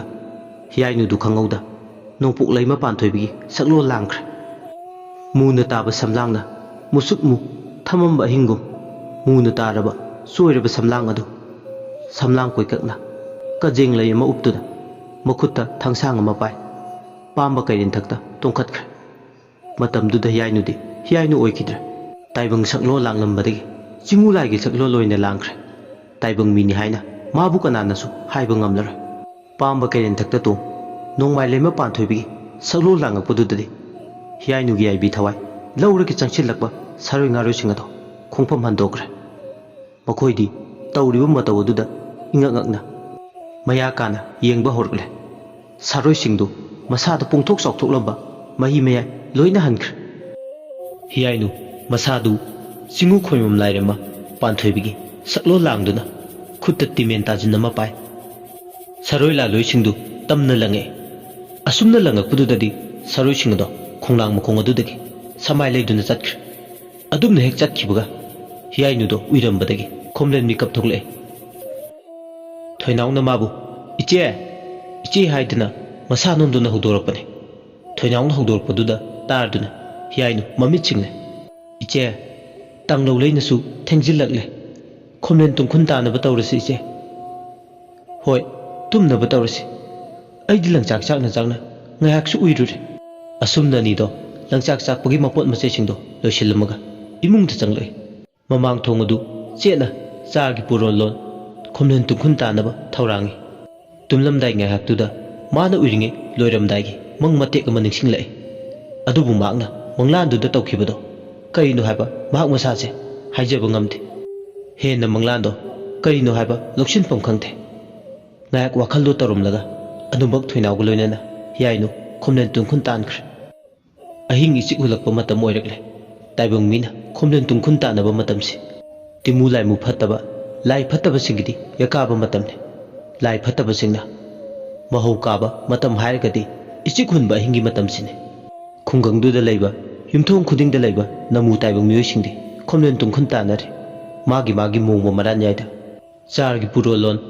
ꯇꯨꯝꯈꯨꯟ ꯇꯥꯟꯅꯔꯤ꯫ ꯑꯁꯨꯡꯍꯩꯒꯤ ꯀꯥꯟꯁꯤꯗ ꯆꯤꯡꯌꯥꯒꯤ ꯅꯥꯛꯇ ꯁꯟꯗꯣꯛꯇꯨꯅ ꯂꯩꯕ ꯂꯧꯕꯨꯛ ꯂꯝꯃꯥꯡ ꯑꯗꯨꯒꯤ ꯅꯥꯀꯟ ꯑꯋꯥꯡꯂꯣꯝ ꯊꯥꯡꯕ ꯂꯧꯔꯤꯒꯤꯅ ꯀꯥꯆꯤꯟ ꯑꯣꯏꯔꯞ ꯏꯁꯨꯛ ꯁꯨꯛꯄ ꯆꯥꯔꯣꯠ ꯍꯥꯕꯨꯡꯅ ꯏꯀꯣꯏ ꯀꯣꯏꯁꯤꯟꯕ ꯂꯩꯄꯨꯡ ꯃꯆꯥ ꯑꯃ ꯂꯩ꯫ ꯃꯗꯨꯒꯤ ꯆꯥꯔꯣꯠ ꯍꯥꯕꯨꯡ ꯑꯗꯨꯗ ꯏꯆꯤꯛ ꯍꯨꯟꯕ ꯑꯍꯤꯡꯒꯤ ꯃꯇꯝꯗꯨꯗ ꯁꯣꯔꯣ ꯁꯣꯔꯣ ꯂꯥꯎꯕ ꯅꯥꯔꯛ ꯃꯣꯡꯁꯣꯡ ꯆꯥꯔꯣꯠ ꯍꯥꯕꯨꯡ ꯃꯔꯛ ꯑꯗꯨꯗ ꯃꯤ ꯆꯠꯄꯗꯧꯅ ꯇꯧꯕ ꯃꯈꯣꯜ ꯇꯥꯔꯝꯃꯤ꯫ ꯑꯊꯦꯡꯕ ꯍꯤꯡꯒ ꯑꯣꯏꯔꯦ꯫ ꯃꯦꯔꯥꯒꯤ ꯄꯥꯡꯈꯠꯂꯛꯄ ꯊꯥꯖꯃꯥꯒꯤ ꯊꯥꯕꯜꯁꯨ ꯑꯍꯤꯡ ꯏꯆꯤꯛ ꯍꯨꯟꯕ ꯃꯇꯝꯁꯤꯗ ꯂꯝꯕꯥ ꯄꯥꯕꯤꯅꯕ ꯂꯩꯇ ꯃꯌꯦꯛꯁꯤꯡꯅ ꯃꯥ ꯃꯉꯥꯏꯔꯦ ꯍꯥꯏꯕꯒꯤ ꯃꯇꯥꯒꯨꯝ ꯅꯣꯡꯃꯗꯣꯠ ꯑꯇꯤꯌꯥꯗ ꯊꯣꯛꯂꯦ꯫ ꯃꯥꯄꯟꯅꯤ ꯄꯥꯟꯕ ꯅꯨꯃꯤꯠꯀ ꯑꯣꯏꯔꯦ꯫ ꯆꯥꯔꯣꯠ ꯍꯥꯕꯨꯡ ꯑꯗꯣ ꯁꯛꯂꯣꯟ ꯑꯃ ꯉꯁꯤꯗꯤ ꯂꯧꯈ꯭ꯔꯦ꯫ ꯆꯥꯔꯣꯠ ꯍꯥꯕꯨꯡ ꯑꯗꯨꯗꯒꯤ ꯇꯥꯔꯤꯕ ꯁꯣꯔꯣ ꯁꯣꯔꯣ ꯂꯥꯎꯕ ꯃꯤ ꯆꯠꯄ ꯃꯥꯟꯕꯒꯤ ꯃꯑꯣꯡ ꯃꯔꯤꯜ ꯅꯥꯏꯔꯝꯕꯗꯒꯤ ꯈꯪꯍꯧꯗꯅ ꯃꯨꯁꯨꯛ ꯃꯨꯕ ꯑꯃꯨꯕ ꯑꯃ ꯍꯥꯕꯨꯡ ꯃꯔꯛꯇꯨꯗꯒꯤ ꯊꯣꯛꯂꯛꯑꯦ꯫ ꯑꯃꯨꯕꯗꯨ ꯆꯨꯝꯗ꯭ꯔꯤꯡ ꯂꯧꯔꯤ ꯑꯗꯨꯗ ꯁꯣꯜꯂꯤ ꯃꯥꯜꯂꯤ ꯃꯊꯟꯇ ꯐꯥꯎ ꯐꯥꯎꯗꯨꯅ ꯂꯥꯛꯏ꯫ ꯐꯧ ꯃꯨꯜꯂꯛꯄ ꯃꯇꯝꯒ ꯑꯣꯏꯔꯦ꯫ ꯆꯔꯨꯈꯣꯛꯅ ꯁꯥꯕ ꯃꯤ ꯃꯥꯟꯕ ꯃꯌꯥꯝ ꯇꯥꯏꯕꯪ ꯃꯤꯗꯧꯅ ꯆꯔꯩ ꯐꯤ ꯁꯦꯠꯄ ꯃꯥꯟꯕ ꯎꯆꯦꯛ ꯉꯥꯛꯅꯕ ꯊꯝꯕꯁꯤꯡꯅ ꯐꯧ ꯃꯨꯟꯕ ꯃꯔꯛꯇꯨꯗ ꯎꯆꯦꯛ ꯋꯥꯌꯥꯅ ꯆꯤꯛꯂꯛꯇꯅꯕ ꯍꯥꯏꯗꯅ ꯂꯧꯔꯤ ꯑꯃꯗꯤ ꯐꯧ ꯃꯔꯛꯇ ꯂꯦꯞ ꯂꯦꯞꯇꯨꯅ ꯂꯩ꯫ ꯑꯃꯨꯕꯗꯨꯅ ꯂꯧꯔꯤꯗꯨꯗ ꯑꯁꯨꯝꯅ ꯐꯥꯎ ꯐꯥꯎꯗꯨꯅ ꯂꯥꯛꯄꯗ ꯃꯥꯒꯤ ꯃꯁꯥꯗꯒꯤ ꯊꯥꯕꯜ ꯃꯉꯥꯜꯗꯨꯗ ꯑꯃꯨꯕ ꯃꯩꯈꯨ ꯀꯌꯥ ꯁꯟꯗꯣꯔꯛꯏ꯫ ꯃꯩꯈꯨꯗꯨꯅ ꯂꯧꯕꯨꯛꯇꯨꯒꯤ ꯃꯥꯏꯀꯩ ꯈꯨꯗꯤꯡꯃꯛ ꯀꯥꯡꯃꯩ ꯈꯨꯕꯗꯧꯅꯁꯨ ꯇꯧꯏ꯫ ꯑꯃꯨꯕꯗꯨ ꯁꯣꯜꯂꯤ ꯃꯥꯜꯂꯤ ꯑꯗꯨꯝ ꯂꯧꯔꯤ ꯁꯨꯅꯕ ꯁꯤꯟ ꯊꯨꯡꯅ ꯆꯠꯂꯤ꯫ ꯃꯁꯥꯗ ꯂꯣꯏꯅꯔꯤꯕ ꯃꯩꯈꯨꯗꯨꯁꯨ ꯁꯟꯗꯣꯛꯄ ꯂꯦꯞꯄꯝꯗꯦ꯫ ꯃꯩꯈꯨꯗꯨꯅ ꯖꯔ ꯖꯔ ꯑꯁꯨꯝꯅ ꯁꯟꯗꯣꯔꯛꯂꯕꯗ ꯃꯩꯈꯨꯁꯤꯡꯗꯨꯅ ꯆꯔꯨꯈꯣꯛꯅ ꯁꯥꯕ ꯎꯆꯦꯛ ꯉꯥꯛꯅꯕ ꯊꯝꯕ ꯃꯤ ꯃꯥꯟꯕꯁꯤꯡ ꯑꯗꯣ ꯃꯩꯈꯨꯗꯨꯅ ꯍꯨꯝꯖꯤꯜꯂꯛꯄꯗ ꯑꯀꯤꯕꯅ ꯊꯜꯂꯕ ꯑꯍꯤꯡꯕ ꯑꯃꯒꯨꯝ ꯆꯔꯨꯈꯣꯛꯁꯤꯡ ꯑꯗꯨ ꯃꯈꯨꯠ ꯌꯦꯠ ꯑꯣꯏꯁꯤꯡ ꯑꯗꯨꯅ ꯆꯞ ꯇꯤꯡꯗꯨꯅ ꯂꯩꯔꯝꯕꯗꯒꯤ ꯂꯦꯡ ꯂꯦꯡ ꯑꯍꯤꯡꯕ ꯑꯃꯒꯨꯝ ꯂꯦꯡꯉꯛꯏ꯫ ꯂꯣꯏꯅꯥꯏꯗ꯭ꯔꯕ ꯆꯥꯔꯣꯠ ꯍꯥꯕꯨꯡꯗꯒꯤ ꯊꯣꯛꯂꯛꯄ ꯑꯃꯨꯕꯗꯨꯅ ꯉꯁꯤ ꯃꯥꯄꯟꯅꯤ ꯄꯥꯟꯕ ꯅꯨꯃꯤꯠꯀꯤ ꯑꯍꯤꯡ ꯅꯣꯡꯌꯥꯏꯁꯤꯗ ꯃꯇꯤꯛ ꯃꯌꯥꯏ ꯍꯥꯞꯂꯦ꯫ ꯍꯧꯖꯤꯛꯇꯤ ꯂꯧꯕꯨꯛ ꯑꯃꯗꯤ ꯂꯧꯔꯤꯒꯤ ꯇꯣꯉꯥꯟ ꯇꯣꯉꯥꯟꯕ ꯃꯐꯝꯗ ꯄꯥꯛꯇꯛꯅꯅ ꯁꯟꯗꯣꯛꯇꯨꯅ ꯂꯦꯞꯇꯨꯅ ꯂꯩꯔꯤꯕ ꯆꯔꯨꯈꯣꯛꯁꯤꯡ ꯑꯗꯣ ꯃꯥꯒꯤ ꯃꯄꯥꯗꯒꯤ ꯂꯦꯞꯄꯝꯕꯗꯒꯤ ꯑꯃꯠꯇ ꯑꯣꯏꯅ ꯂꯧꯔꯤꯗꯨꯗ ꯄꯔꯦꯡ ꯁꯥꯅ ꯂꯦꯞꯇꯨꯅ ꯂꯩ꯫ ꯑꯃꯨꯕꯗꯨꯅ ꯑꯍꯤꯡꯕ ꯃꯤ ꯑꯣꯜꯂꯕ ꯐꯠꯇꯕ ꯃꯌꯥꯏꯁꯨꯅ ꯇꯤꯜꯂꯕ ꯆꯔꯨꯈꯣꯛꯁꯤꯡ ꯑꯗꯣ ꯑꯌꯨꯛ ꯅꯨꯡꯊꯤꯜꯒꯤ ꯃꯇꯝꯗꯅ ꯑꯗꯨꯝ ꯃꯍꯧꯁꯥꯒꯤ ꯐꯤꯕꯝꯗ ꯁꯛꯂꯣꯟ ꯄꯨꯖꯔꯁꯨ ꯑꯍꯤꯡ ꯈꯨꯗꯤꯡꯒꯤꯅ ꯑꯍꯤꯡꯕ ꯃꯤ ꯑꯣꯏ꯫ ꯈꯨꯡꯒꯪ ꯑꯃꯗꯤ ꯀꯩꯔꯣꯏ ꯀꯥꯏꯂꯥꯅ ꯆꯠꯀꯗꯕꯅꯤ꯫ ꯇꯥꯏꯕꯪ ꯃꯤꯑꯣꯏꯁꯤꯡꯗ ꯑꯀꯤ ꯑꯈꯪ ꯄꯤꯒꯗꯕꯅꯤ ꯍꯥꯏꯕꯒꯤ ꯃꯑꯣꯡꯗ ꯁꯤꯟꯊꯥ ꯄꯤꯔꯝꯃꯤ꯫ ꯆꯔꯨꯈꯣꯡꯅ ꯑꯣꯜꯂꯕ ꯃꯤꯁꯤꯡ ꯑꯗꯨ ꯑꯃꯨꯕꯗꯨꯅ ꯍꯥꯏꯕꯗꯨꯗ ꯂꯣꯏꯅ ꯍꯧꯕꯗꯒꯤ ꯄꯨꯛꯅꯤꯡ ꯆꯦꯠꯅ ꯇꯥꯏ꯫ ꯍꯧꯖꯤꯛꯇꯤ ꯑꯗꯨꯝꯅ ꯑꯃꯨꯕꯗꯨꯅ ꯃꯈꯣꯏꯒꯤ ꯃꯊꯛꯇ ꯌꯥꯊꯪ ꯄꯤꯔꯝꯂꯕꯗ ꯈꯪꯍꯧꯗꯅ ꯂꯧꯔꯤꯗ ꯂꯩꯔꯝꯕꯗꯒꯤ ꯑꯃꯨꯕꯗꯣ ꯃꯩꯈꯨ ꯑꯣꯜꯂꯒ ꯃꯥꯡꯈ꯭ꯔꯦ꯫ ꯃꯥꯅ ꯍꯦꯛ ꯃꯥꯡꯈꯤꯕꯒ ꯆꯔꯨꯈꯣꯡꯅ ꯑꯣꯜꯂꯕ ꯇꯥꯏꯕꯪꯁꯤꯡ ꯑꯗꯨ ꯇꯥꯏꯕꯪ ꯃꯤꯅ ꯈꯨꯂꯤꯡꯗꯨꯅ ꯂꯩꯔꯤꯕ ꯌꯨꯝꯂꯛꯂꯣꯝꯗ ꯐꯥꯎꯖꯤꯜꯂꯛꯀꯗꯧꯔꯦ꯫ ꯀꯩꯔꯣꯏ ꯂꯩꯀꯥꯏ ꯂꯥꯅ ꯈꯨꯡꯒꯪ ꯂꯥꯅ ꯆꯔꯨꯈꯣꯛꯁꯤꯡ ꯑꯗꯣ ꯃꯤꯑꯣꯏꯕꯗ ꯌꯩꯈꯥꯏ ꯊꯤꯡꯒꯥꯏ ꯄꯤꯔꯒꯦ ꯈꯟꯈ꯭ꯔꯦ ꯑꯍꯤꯡ ꯃꯥꯒꯤ ꯃꯊꯥꯗ ꯇꯥꯏꯕꯪ ꯃꯤꯑꯣꯏꯕꯅ ꯅꯤꯡꯉꯥꯏꯗꯅ ꯄꯣꯊꯥꯔꯦ ꯑꯁꯨꯡꯉꯩꯒꯤ ꯀꯥꯟꯁꯤꯗ ꯆꯔꯨꯈꯣꯛ ꯃꯈꯩꯅ ꯌꯥꯀꯥꯕꯨꯡꯕꯨ ꯀꯥꯗꯨꯅ ꯇꯧꯅꯤꯡꯕ ꯃꯅꯤꯡ ꯇꯧꯍꯧꯔꯒꯦ ꯈꯜꯂꯦ ꯑꯍꯤꯡ ꯅꯣꯡꯌꯥꯏ ꯂꯥꯟꯊꯔꯛꯄ ꯃꯇꯝꯗꯨꯗ ꯆꯔꯨꯈꯣꯛꯁꯤꯡ ꯑꯗꯣ ꯃꯈꯣꯏ 10ꯃꯨꯛꯅꯦ ꯄꯔꯦꯡ ꯁꯥꯅ ꯆꯠꯂꯤꯕꯗꯨ ꯂꯧꯔꯤ ꯑꯗꯨꯗ ꯑꯁꯨꯝꯅ ꯂꯦꯞꯇꯅ ꯂꯥꯛꯄꯗ ꯇꯥꯏꯕꯪ ꯃꯤꯅ ꯂꯩꯕ ꯌꯨꯝꯅꯤꯡꯗꯨꯅ ꯂꯩꯕ ꯈꯔꯥꯏ ꯊꯣꯡꯒꯥ ꯂꯥꯟꯁꯤꯜꯂꯦ ꯆꯔꯨꯈꯣꯛ ꯑꯃꯅ ꯃꯥꯅ ꯁꯦꯠꯂꯤꯕ ꯐꯤꯖꯣꯜ ꯑꯃꯟꯕꯗꯨ ꯃꯨꯟꯅ ꯌꯦꯡꯉꯤ ꯑꯗꯨꯒ ꯃꯅꯝ ꯅꯝꯗꯦ ꯆꯔꯨꯈꯣꯛ ꯑꯗꯨ ꯈꯨꯗꯩ ꯑꯃꯅ ꯃꯥꯒꯤ ꯂꯤꯡꯖꯨꯝꯗꯨꯗ ꯌꯥꯟꯕꯗꯧꯅꯁꯨ ꯇꯧꯏ ꯃꯥꯒꯤ ꯂꯤꯡꯖꯨꯝꯗꯨꯗ ꯌꯥꯜꯂꯤꯕ ꯑꯃꯟꯕ ꯈꯨꯗꯩꯗꯨꯗ ꯃꯅꯝ ꯁꯨꯠ ꯇꯥꯎꯕ ꯍꯣꯏꯒꯨꯝꯅ ꯅꯝꯃꯤ ꯃꯅꯝ ꯑꯗꯨ ꯅꯝꯕꯗꯒꯤ ꯃꯍꯥꯛꯅ ꯈꯪꯕ ꯉꯝꯂꯦ ꯃꯥꯒꯤ ꯈꯨꯗꯩ ꯑꯃꯟꯕꯁꯤꯒꯤ ꯃꯄꯨ ꯀꯅꯥꯅꯣ ꯈꯨꯗꯩ ꯑꯃꯟꯕꯁꯤꯒꯤ ꯃꯄꯨꯁꯦ ꯍꯤꯡꯂꯤꯕ꯭ꯔꯥ ꯁꯤꯈ꯭ꯔꯕ꯭ꯔꯥ ꯈꯨꯗꯩ ꯑꯃꯟꯕꯁꯤꯒꯤ ꯃꯄꯨꯗꯨꯒꯤ ꯀꯣꯟꯊꯣꯡ ꯃꯄꯥꯟꯂꯣꯝꯗ ꯆꯔꯨꯈꯣꯛꯅ ꯁꯥꯕ ꯃꯤꯗꯣ ꯃꯃꯥꯏ ꯂꯩꯔꯛꯂꯦ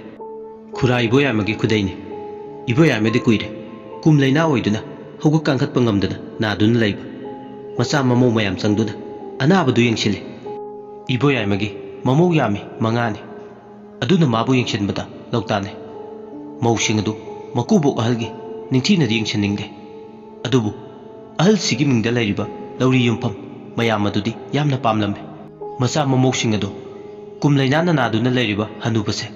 ꯈꯔ ꯈꯤꯠꯇꯨꯅ ꯁꯤꯈ꯭ꯔꯕꯗꯤ ꯅꯨꯡꯉꯥꯏꯔꯅꯤ ꯈꯟꯕꯗ ꯂꯥꯏꯅꯤꯡ ꯑꯣꯏꯗꯨꯅ ꯂꯩꯔꯤꯕꯅꯤ ꯍꯅꯨꯕꯁꯦ ꯁꯤꯈꯤꯕ ꯑꯗꯨꯕꯨ ꯁꯤꯌꯨ ꯌꯥꯗꯅ ꯁꯨꯝ ꯂꯩꯕꯁꯤꯅ ꯃꯥꯒꯤ ꯌꯦꯡꯁꯤꯜꯂꯤꯉꯩ ꯃꯧ 5ꯗꯨ ꯃꯥꯒꯤ ꯅꯣꯡꯃꯒꯤ ꯅꯨꯃꯤꯠ ꯅꯥꯏꯕꯗ ꯃꯔꯨ ꯃꯌꯥꯡ ꯇꯦꯛꯂꯤ ꯏꯇꯠ ꯇꯠꯇꯅ ꯍꯥꯏꯅꯕꯅꯤ ꯁꯨꯛꯁꯤꯌꯦ ꯁꯤꯗꯦ ꯃꯁꯤꯒꯤ ꯑꯍꯜꯁꯦ ꯃꯥꯇꯅꯤ ꯈꯔ ꯈꯤꯠꯇꯨꯅ ꯁꯤꯔꯗꯤ ꯐꯔꯅꯤꯗ ꯈꯜꯂꯤ ꯑꯁꯤꯒꯨꯝꯕ ꯏꯃꯨꯡꯁꯤꯗ ꯆꯔꯨꯈꯣꯛꯅ ꯁꯥꯕ ꯃꯤꯗꯣ ꯀꯣꯟꯊꯣꯡ ꯆꯩ ꯉꯥꯛꯇꯨꯅ ꯂꯩꯔꯤꯕꯗꯨ ꯁꯠꯇꯣꯛꯂꯒ ꯆꯪꯒꯦ ꯇꯧꯕꯗ ꯈꯣꯟꯖꯦꯜ ꯑꯃꯅ ꯀꯣꯟꯊꯣꯡ ꯑꯗꯨꯕꯨ ꯉꯥꯛꯂꯤꯕ ꯂꯥꯏꯗꯨꯅ ꯆꯔꯨꯈꯣꯛꯇꯨ ꯌꯦꯡꯅ ꯂꯥꯎꯔꯛꯏ ꯍꯥꯏ ꯍꯥꯏ ꯂꯩꯃꯥꯡ ꯇꯤꯃꯥꯡ ꯇꯤꯃꯨ ꯐꯠꯇꯕ ꯂꯥꯏꯃꯨ ꯐꯠꯇꯕ ꯅꯈꯣꯏꯒꯤ ꯀꯔꯤꯅ ꯁꯤꯜ ꯂꯩꯗꯅ ꯀꯣꯟꯊꯣꯡ ꯂꯥꯟꯅ ꯆꯪꯁꯤꯟꯒꯦ ꯊꯧꯔꯥꯡꯂꯤꯕ ꯅꯇꯤꯛ ꯅꯌꯥꯏ ꯆꯥꯝꯅꯤꯡꯗ꯭ꯔꯕꯗꯤ ꯁꯃꯥꯏ ꯂꯩꯗꯨꯅ ꯆꯠꯍꯧꯔꯣ ꯀꯣꯟꯊꯣꯡ ꯉꯥꯛꯂꯤꯕ ꯆꯤꯡꯃꯨ ꯅꯥꯎꯊꯤꯡꯈꯣ ꯑꯩ ꯂꯩꯔꯤꯗꯣ ꯏꯀꯥꯏ ꯈꯪꯗꯕ ꯃꯩꯊꯥꯕ ꯁꯃꯥꯏ ꯂꯩꯈ꯭ꯔꯣ ꯑꯁꯨꯝꯅ ꯀꯣꯟꯊꯣꯡꯕꯨ ꯉꯥꯛꯄ ꯂꯥꯏ ꯆꯤꯡꯃꯨ ꯈꯣꯌꯨꯝ ꯂꯥꯏꯅꯤꯡꯊꯧ ꯅꯥꯎꯊꯤꯡꯈꯣꯡꯅ ꯂꯥꯎꯔꯛꯏ ꯑꯁꯨꯝꯅ ꯂꯥꯎꯔꯛꯄꯗꯒꯤ ꯀꯣꯟꯊꯣꯡ ꯂꯥꯟꯅ ꯆꯪꯁꯤꯜꯂꯛꯄ ꯉꯝꯗ꯭ꯔꯦ ꯆꯔꯨꯈꯣꯛꯅ ꯁꯥꯕ ꯃꯤꯗꯨ ꯃꯁꯤꯗꯤ ꯃꯇꯤꯛ ꯂꯩꯕ ꯂꯥꯏꯅꯤꯡꯊꯧꯅꯤ ꯃꯁꯤꯒ ꯃꯥꯟꯅꯔꯨꯔꯗꯤ ꯑꯩꯒꯤ ꯃꯌꯥꯏ ꯄꯨꯝꯕ ꯆꯥꯝꯂꯒꯅꯤ ꯑꯁꯤ ꯈꯜꯂꯗꯨꯅ ꯁꯃꯥꯏ ꯂꯩꯔꯦ ꯑꯗꯨꯕꯨ ꯑꯃꯨꯛ ꯁꯃꯥꯏ ꯂꯩꯔꯨꯔꯒ ꯈꯣꯡꯐꯝ ꯈꯪꯍꯟ ꯍꯟꯖꯤꯜꯂꯤ ꯃꯔꯝꯗꯤ ꯃꯍꯥꯛꯀꯤ ꯃꯁꯥꯗ ꯊꯣꯜꯂꯤꯕ ꯈꯨꯗꯩ ꯑꯃꯟꯕꯁꯤꯒꯤ ꯃꯄꯨꯁꯤꯒꯤ ꯌꯨꯝꯗ ꯌꯦꯒꯥꯏ ꯊꯤꯡꯒꯥꯏꯒꯤ ꯂꯥꯛꯂꯤꯕꯅꯤ ꯃꯔꯝꯗꯤ ꯑꯃꯟꯕ ꯆꯔꯩ ꯐꯤꯖꯣꯜ ꯊꯣꯟꯕꯒꯤ ꯃꯆꯥꯛ ꯃꯔꯟ ꯀꯌꯥꯗ ꯌꯦꯠꯀꯤ ꯂꯥꯛꯂꯤꯕꯅꯤ ꯑꯣꯟꯊꯣꯛꯅꯁꯨ ꯐꯠꯈꯤꯗ꯭ꯔꯕ ꯍꯥꯏꯕꯗꯨꯅꯤ ꯁꯤꯡꯈ꯭ꯔꯕ ꯆꯔꯨꯈꯣꯛꯅꯤ ꯐꯠꯇ ꯂꯧꯁꯤꯡꯅ ꯄꯤꯛ ꯊꯜꯂꯕ ꯃꯥꯒꯤ ꯀꯣꯛ ꯀꯣꯟꯊꯣꯡ ꯂꯥꯟꯅ ꯆꯪꯕ ꯌꯥꯗ꯭ꯔꯁꯨ ꯌꯨꯝꯗꯨꯒꯤ ꯑꯀꯣꯏꯕꯗ ꯂꯤꯠꯁꯤꯜꯂꯒ ꯆꯪꯕ ꯌꯥꯕ ꯁꯃꯟꯁꯦ ꯑꯍꯣꯕ ꯀꯣꯏꯂꯩ ꯂꯩꯗꯨꯅ ꯊꯤꯔꯛꯏ ꯃꯥꯏꯀꯩ ꯃꯔꯤꯗꯨꯗ ꯍꯥꯏꯔꯤꯕ ꯌꯨꯝ ꯑꯁꯤ ꯍꯤꯌꯥꯏꯅꯨ ꯍꯣꯏꯒ ꯍꯦꯛ ꯌꯨꯝꯊꯪꯅꯅ ꯂꯩꯕ ꯌꯨꯝ ꯑꯃꯁꯨꯅꯤ ꯎꯆꯤꯟ ꯅꯥꯆꯤꯟ ꯆꯔꯨꯈꯣꯛꯅ ꯁꯥꯕ ꯃꯤꯗꯨꯅ ꯂꯤꯠꯁꯤꯟꯕ ꯌꯥꯕ ꯁꯃꯟꯁꯦ ꯑꯍꯣꯕ ꯑꯃ ꯈꯨꯔꯥ ꯏꯕꯣꯌꯥꯏꯃꯒꯤ ꯏꯪꯈꯣꯜꯗꯨꯗ ꯆꯪꯁꯤꯟꯕ ꯌꯥꯕ ꯃꯄꯥ ꯑꯃ ꯂꯩꯔꯝꯃꯤ ꯃꯄꯥ ꯑꯗꯨꯗ ꯆꯔꯨꯈꯣꯛꯅ ꯁꯥꯕ ꯃꯤꯗꯣ ꯁꯠ ꯂꯤꯠꯁꯤꯜꯂꯛꯏ ꯀꯣꯟꯊꯣꯡꯗꯨꯗ ꯉꯥꯛꯂꯤꯕ ꯂꯥꯏꯗꯨꯗꯤ ꯈꯪꯂꯨꯕ ꯅꯠꯇ꯭ꯔꯦ ꯃꯥꯅ ꯇꯧꯔꯤꯕꯗꯨ ꯌꯨꯝ ꯏꯪꯈꯣꯜꯗꯨꯗ ꯍꯦꯛ ꯂꯤꯠꯁꯤꯟꯕꯒ ꯃꯥꯗꯤ ꯄꯣꯡꯊꯣꯛ ꯆꯥꯎꯊꯣꯛꯅ ꯁꯨꯃꯥꯡꯗꯨꯗ ꯂꯦꯞꯂꯒ ꯌꯨꯝ ꯑꯗꯨꯗ ꯃꯨꯟꯅ ꯌꯦꯡꯂꯒ ꯂꯩ ꯋꯥꯈꯟꯗ ꯈꯜꯂꯤ ꯑꯩꯁꯨ ꯃꯤꯅꯤ ꯃꯤ ꯆꯔꯨꯈꯣꯛꯅ ꯁꯥꯔꯁꯨ ꯃꯤ ꯇꯥꯏꯕꯪ ꯃꯤ ꯅꯈꯣꯏꯒꯤ ꯅꯆꯤꯟ ꯆꯤꯟꯇꯥ ꯄꯥꯡꯂꯤꯕ ꯁꯋꯥ ꯎꯆꯦꯛꯇꯒꯤ ꯉꯥꯛꯊꯣꯛꯄꯤꯕ ꯉꯝꯃꯤꯕ ꯅꯈꯣꯏꯒꯤ ꯉꯥꯛꯂꯧ ꯑꯗꯨꯒ ꯅꯈꯣꯏꯒꯤ ꯃꯇꯦꯡ ꯄꯥꯡꯂꯤꯕ ꯑꯩꯈꯣꯏꯕꯨ ꯀꯔꯤꯒꯤ ꯐꯤꯖꯦꯠ ꯄꯤꯒꯥꯏ ꯑꯃꯗꯤ ꯑꯃꯟꯕ ꯆꯦꯔꯩ ꯐꯤꯖꯣꯜ ꯊꯣꯟꯕꯤꯔꯤ ꯅꯈꯣꯏꯅ ꯑꯩꯈꯣꯏꯕꯨ ꯍꯟꯊꯅ ꯈꯟꯕꯅꯤꯅ ꯅꯈꯣꯏꯒꯤ ꯅꯇꯛꯇ ꯀꯥꯗꯨꯅ ꯊꯕꯛ ꯇꯧꯒꯦ ꯂꯥꯛꯂꯤꯕꯅꯤ ꯑꯁꯤ ꯍꯥꯏꯔꯒ ꯆꯔꯨꯈꯣꯛꯅ ꯁꯥꯕ ꯃꯤꯗꯨ ꯏꯅ ꯀꯨꯞꯄ ꯃꯩꯇꯩ ꯌꯨꯝꯖꯥꯎꯗꯨꯒꯤ ꯃꯊꯛꯇ ꯐꯠ ꯂꯥꯎꯅ ꯆꯣꯡꯈꯠꯈꯤ ꯑꯗꯨꯒ ꯏꯅ ꯌꯨꯝꯊꯛ ꯀꯨꯞꯂꯤꯕꯗꯣ ꯐꯠ ꯂꯥꯎꯅ ꯃꯈꯨꯠꯅ ꯍꯨꯝꯂꯒ ꯌꯨꯝꯊꯛ ꯑꯗꯨꯗ ꯑꯍꯣꯕ ꯑꯃ ꯃꯁꯥ ꯂꯤꯠꯁꯤꯟꯕ ꯌꯥꯕ ꯆꯥꯅꯕ ꯃꯑꯣꯡꯗ ꯃꯈꯨꯠꯅ ꯌꯨꯝꯊꯛ ꯑꯗꯨ ꯁꯤꯔꯝꯃꯤ ꯌꯨꯝ ꯑꯗꯨꯒꯤ ꯈꯔ ꯃꯅꯤꯡ ꯑꯣꯏꯕ ꯃꯄꯥꯗꯅꯤ ꯃꯍꯥꯛꯅ ꯁꯤꯅꯕ ꯍꯣꯠꯅꯔꯤꯕꯗꯨ ꯌꯨꯝꯊꯛ ꯑꯗꯨꯒꯤ ꯇꯞꯅꯒ ꯇꯧꯕ ꯅꯠꯇꯦ ꯅꯪꯍꯧꯔꯔꯣꯏ ꯃꯇꯥꯒꯨꯝ ꯇꯥꯍꯥꯅꯅꯤ ꯃꯁꯥ ꯆꯟꯕ ꯌꯥꯅꯕ ꯃꯥꯅ ꯏꯗꯨ ꯁꯤꯗꯣꯛꯂꯤꯕꯗꯨ ꯑꯁꯨꯝꯅ ꯌꯨꯝꯊꯛ ꯑꯗꯨꯗ ꯁꯤꯕꯒꯤ ꯃꯈꯣꯜ ꯑꯗꯨ ꯑꯍꯤꯡꯗꯨꯗ ꯏꯆꯤꯛꯀ ꯆꯤꯛꯂꯦ ꯁꯣꯠ ꯁꯣꯠ ꯂꯥꯎꯕ ꯃꯈꯣꯜ ꯑꯗꯨ ꯇꯥꯏ ꯑꯍꯜ ꯂꯩꯅꯥ ꯍꯥꯏꯗꯨꯅꯤ ꯀꯨꯝ ꯂꯩꯅꯥꯁꯦ ꯑꯌꯨꯛ ꯅꯨꯡꯊꯤꯜ ꯇꯞꯇꯥꯏ ꯇꯨꯝꯂꯨꯔꯒ ꯅꯨꯃꯤꯗꯥꯡꯗ ꯂꯥꯏ ꯁꯥꯕ ꯑꯣꯏꯅ ꯇꯧꯏ ꯏꯕꯣꯌꯥꯏꯃꯗꯨ ꯃꯁꯤꯅ ꯍꯥꯏꯕꯗꯤ ꯃꯍꯥꯛ ꯅꯨꯃꯤꯗꯥꯡꯒꯤ ꯃꯇꯝꯗꯗꯤ ꯇꯨꯝꯗꯦ ꯑꯌꯨꯛ ꯅꯨꯡꯊꯤꯜ ꯃꯥꯒꯤ ꯃꯐꯝꯗꯗꯤ ꯇꯥꯏꯌꯣꯟꯅꯩ ꯑꯍꯤꯡꯗꯨꯗ ꯃꯃꯤꯠ ꯑꯅꯤꯗꯣ ꯃꯀꯨꯗꯧꯅ ꯂꯪꯊꯣꯛꯂꯒ ꯂꯩ ꯃꯁꯥꯁꯦ ꯑꯗꯨꯝ ꯍꯤꯞꯂꯒ ꯂꯩ ꯑꯗꯨꯅ ꯑꯍꯤꯡ ꯑꯗꯨꯗ ꯌꯨꯝꯗꯨꯗ ꯁꯣꯠ ꯁꯣꯠ ꯂꯥꯎꯕ ꯃꯈꯣꯜ ꯑꯃ ꯌꯨꯝꯗꯨꯒꯤ ꯊꯣꯛꯂꯤꯕꯗꯣ ꯃꯍꯥꯛ ꯑꯍꯜ ꯑꯣꯏꯖꯔꯁꯨ ꯇꯥꯔꯝꯃꯤ ꯑꯍꯜ ꯑꯣꯏꯖꯔꯁꯨ ꯃꯅꯥꯁꯤꯡꯒꯤ ꯃꯃꯤꯠ ꯊꯧꯏ ꯍꯧꯒꯠ ꯀꯥꯡꯈꯠꯄ ꯉꯝꯖꯗ꯭ꯔꯁꯨ ꯃꯥꯗꯤ ꯑꯍꯤꯡꯗꯨꯗ ꯍꯩꯐꯦꯠ ꯆꯩꯐꯦꯠ ꯅꯥꯍꯦꯗꯨꯅ ꯂꯩꯕꯅꯤ ꯌꯨꯝꯊꯛꯇꯒꯤ ꯃꯈꯣꯜ ꯑꯗꯨ ꯇꯥꯕꯗ ꯁꯣꯟꯗꯝ ꯅꯥꯗꯝꯗꯨꯅ ꯃꯣꯜꯂꯤ ꯃꯣꯜꯂꯤ ꯈꯣꯟꯖꯦꯜꯗꯨ ꯄꯤꯛꯅ ꯅꯥꯍꯦꯔꯗꯨꯅ ꯀꯅꯥꯅꯣ ꯀꯅꯥꯅꯣꯅꯦ ꯃꯤꯒꯤ ꯌꯨꯝꯊꯛꯁꯤꯗ ꯀꯥꯗꯨꯅ ꯂꯩꯔꯤꯕꯗꯨ ꯏꯆꯥ ꯁꯥ ꯏꯁꯨ ꯁꯥ ꯅꯈꯣꯏꯕꯨ ꯇꯥꯗ꯭ꯔꯅꯦꯍꯦ ꯉꯁꯤꯒꯤ ꯑꯍꯤꯡꯁꯤꯗ ꯌꯨꯝꯁꯤꯗ ꯍꯨꯔꯥꯟꯕ ꯆꯪꯂꯦꯅꯦ ꯍꯧꯒꯠꯂꯣꯅꯦ ꯅꯣꯏꯕꯣ ꯏꯄꯥꯗꯤ ꯑꯍꯜ ꯑꯣꯏꯔꯦ ꯏꯄꯥꯒꯤ ꯄꯥꯡꯒꯟꯅꯗꯤ ꯀꯔꯝꯅ ꯍꯨꯔꯥꯟꯕ ꯆꯪꯂꯒ ꯌꯨꯝꯁꯤꯗ ꯃꯥꯌꯣꯛ ꯌꯥꯔꯨꯒꯅꯤ ꯅꯈꯣꯏꯕꯨ ꯇꯥꯗ꯭ꯔꯅꯦ ꯏꯆꯥ ꯁꯥ ꯌꯨꯝꯊꯛꯇ ꯃꯤ ꯂꯩꯕꯗꯧꯅ ꯏ ꯁꯤꯕꯗꯧꯅ ꯇꯧꯔꯤꯕ ꯃꯈꯣꯜꯁꯦ ꯏꯆꯥ ꯁꯥ ꯅꯈꯣꯏꯕꯨ ꯍꯧꯒꯠꯂꯣꯅꯦꯍꯦ ꯑꯩ ꯍꯨꯔꯥꯟꯕ ꯆꯪꯂꯦꯅꯦ ꯌꯨꯝꯁꯤꯗ ꯑꯣꯟꯊꯣꯛꯄꯅꯤ ꯑꯍꯤꯡꯁꯤꯗ ꯇꯣꯝꯄꯣꯛ ꯄꯥꯔꯤ ꯆꯥꯎꯇꯣꯟ ꯆꯥꯎꯊꯣꯏ ꯆꯥꯎꯍꯟ ꯅꯣꯏꯕꯨ ꯇꯥꯕ꯭ꯔꯅꯦꯍꯦ ꯏꯄꯥꯅ ꯀꯧꯔꯤꯁꯦ ꯑꯁꯨꯝꯅ ꯏꯕꯣꯌꯥꯏꯃꯅ ꯃꯗꯣꯡ ꯃꯆꯤꯟꯗ ꯃꯨꯔꯨꯝ ꯃꯨꯔꯨꯝ ꯁꯣꯜꯂꯤ ꯃꯥꯅ ꯉꯝꯖꯕꯤ ꯊꯥꯛꯇ ꯃꯥꯒꯤ ꯍꯧꯔꯦ ꯍꯥꯏꯕ ꯈꯣꯟꯖꯦꯜꯗꯨꯒꯤ ꯃꯇꯤꯡ ꯂꯩꯅ ꯂꯥꯎꯔꯤ ꯈꯟꯖꯔꯤ ꯑꯗꯨꯕꯨ ꯃꯥꯒꯤ ꯈꯣꯟꯖꯦꯜꯗꯨꯗꯤ ꯃꯥꯅ ꯂꯩꯔꯤꯕ ꯐꯝꯃꯦꯟ ꯀꯥꯗꯨꯗꯒꯤ ꯍꯦꯟꯗꯣꯛꯇ꯭ꯔꯦ ꯌꯨꯝꯊꯛ ꯑꯗꯨꯗ ꯂꯩꯕ ꯃꯇꯤꯛ ꯃꯌꯥꯏ ꯐꯠꯇꯕ ꯁꯨꯅ ꯇꯤꯜꯂꯕ ꯆꯔꯨꯀꯣꯛꯅ ꯁꯥꯕ ꯃꯤꯗꯨꯅ ꯁꯨꯝ ꯈꯖꯤꯛ ꯈꯖꯤꯛꯇꯒꯤ ꯌꯨꯝꯊꯛꯀꯤ ꯃꯄꯥ ꯑꯃ ꯁꯤꯔꯤꯕꯗꯣ ꯎꯆꯤꯟ ꯅꯥꯆꯤꯟ ꯃꯥꯅ ꯂꯤꯊꯣꯛꯄ ꯆꯟꯕ ꯃꯄꯥ ꯑꯃ ꯍꯣꯗ꯭ꯔꯣꯡ ꯍꯣꯅ ꯌꯥꯝ ꯂꯥꯎꯅ ꯁꯤꯗꯣꯛꯂꯦ ꯍꯦꯛ ꯃꯈꯨꯟ ꯑꯗꯣ ꯂꯥꯎꯔꯦ ꯈꯟꯕꯒ ꯌꯨꯝꯊꯛ ꯑꯗꯨꯗꯒꯤ ꯐꯜ ꯂꯥꯎꯅ ꯑꯍꯣꯕ ꯃꯈꯨꯜ ꯑꯗꯨ ꯇꯝꯅ ꯆꯣꯡꯊꯔꯛꯑꯦ ꯆꯔꯨꯈꯣꯛꯅ ꯁꯥꯕ ꯃꯤꯗꯣ ꯎꯆꯤꯟ ꯅꯥꯆꯤꯟ ꯌꯨꯝꯗꯨꯒꯤ ꯆꯥꯛꯈꯨꯝꯃꯥꯡꯗꯨꯗ ꯂꯦꯞꯄꯦ ꯌꯨꯝꯊꯛ ꯑꯗꯨꯁꯨ ꯍꯣꯔꯕꯅꯤꯅ ꯍꯧꯖꯤꯛꯇꯤ ꯊꯥꯕꯜ ꯃꯉꯥꯜꯗꯣ ꯑꯍꯣꯕꯗꯨꯗ ꯂꯩꯁꯤꯜꯂꯛꯑꯦ ꯊꯥꯕꯜ ꯃꯉꯥꯜ ꯑꯗꯨꯅ ꯆꯔꯨꯈꯣꯛꯅ ꯁꯥꯕ ꯃꯤꯗꯨꯒꯤ ꯃꯊꯛꯇ ꯃꯉꯥꯜ ꯄꯨꯝꯕ ꯍꯩꯊꯔꯔꯦ ꯆꯔꯨꯈꯣꯛꯅ ꯁꯥꯕ ꯃꯤꯗꯣ ꯆꯥꯛꯈꯨꯝ ꯑꯗꯨꯗ ꯀꯣꯌꯦꯡ ꯌꯦꯡꯉꯤ ꯆꯥꯛꯈꯨꯝꯗꯨꯒꯤ ꯇꯣꯉꯥꯟꯕ ꯊꯣꯡ ꯑꯃ ꯄꯥꯜꯂꯦ ꯑꯗꯨꯅ ꯊꯣꯡꯗꯨꯅ ꯑꯃꯨꯛ ꯃꯉꯣꯟꯗ ꯑꯌꯦꯠꯄ ꯄꯤꯕ ꯑꯣꯏꯅ ꯊꯣꯛꯂꯦ ꯑꯗꯨꯅ ꯃꯍꯥꯛ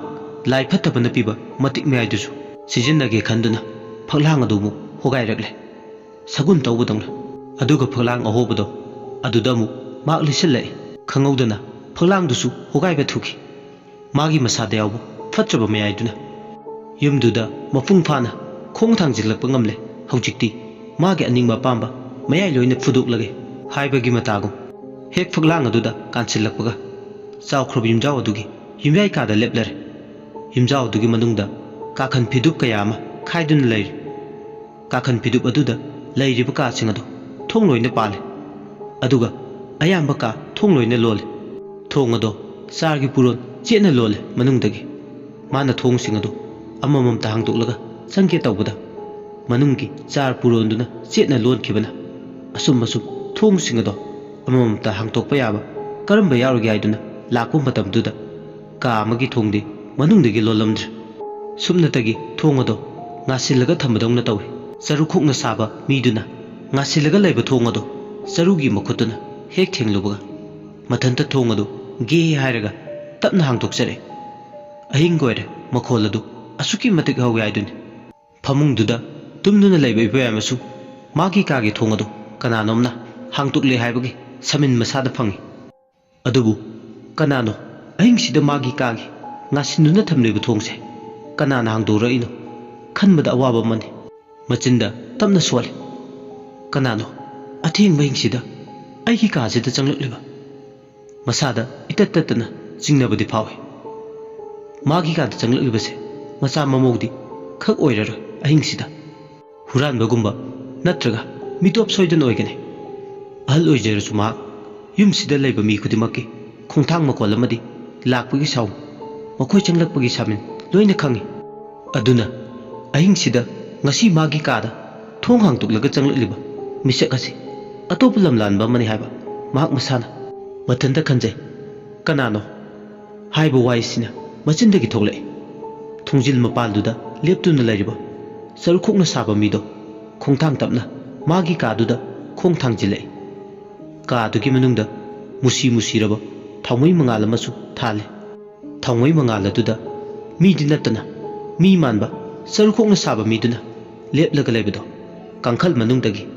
ꯃꯃꯤ ꯁꯥꯃꯤ ꯁꯦꯡꯄꯥꯠꯇꯅ ꯂꯩꯔꯤꯕꯗꯨ ꯎꯔꯦ꯫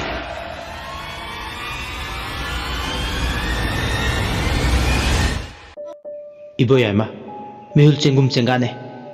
ꯃꯤꯑꯣꯏ ꯃꯤꯇꯧ ꯁꯨꯗꯕꯗꯨ ꯎꯕꯗ ꯈꯪꯗꯦ ꯃꯍꯥꯛ ꯆꯥꯟꯅꯅ ꯃꯆꯥ ꯃꯁꯨ ꯇꯥꯅꯕ ꯍꯨꯔꯥꯟꯕ ꯆꯪꯂꯥꯏꯗꯨꯅ ꯂꯥꯎꯔꯒꯦꯁꯨ ꯅꯠꯇ꯭ꯔꯒ ꯃꯆꯥ ꯃꯁꯨ ꯆꯤꯡ ꯇꯥꯅꯕ ꯀꯧꯒꯦꯁꯨ ꯃꯍꯥꯛ ꯈꯣꯟꯖꯦꯜ ꯊꯣꯛꯇ꯭ꯔꯦ꯫ ꯍꯦꯟꯅ ꯃꯁꯥꯗꯣ ꯑꯀꯤꯕ ꯐꯥꯎꯏ꯫ ꯑꯁꯨꯝꯅ ꯃꯁꯥꯒ ꯍꯥꯟꯅꯗꯒꯤ ꯍꯧꯅ ꯅꯥꯔꯒ ꯂꯩꯕꯒ ꯈꯣꯟꯖꯦꯜꯁꯨ ꯀꯌꯥ ꯀꯩꯗꯧꯅ ꯋꯥ ꯉꯥꯡꯕ ꯉꯝꯗꯕꯅꯤꯅ ꯃꯍꯥꯛ ꯑꯋꯥꯕ ꯍꯥꯏꯕꯗꯨ ꯑꯣꯏꯔꯦ꯫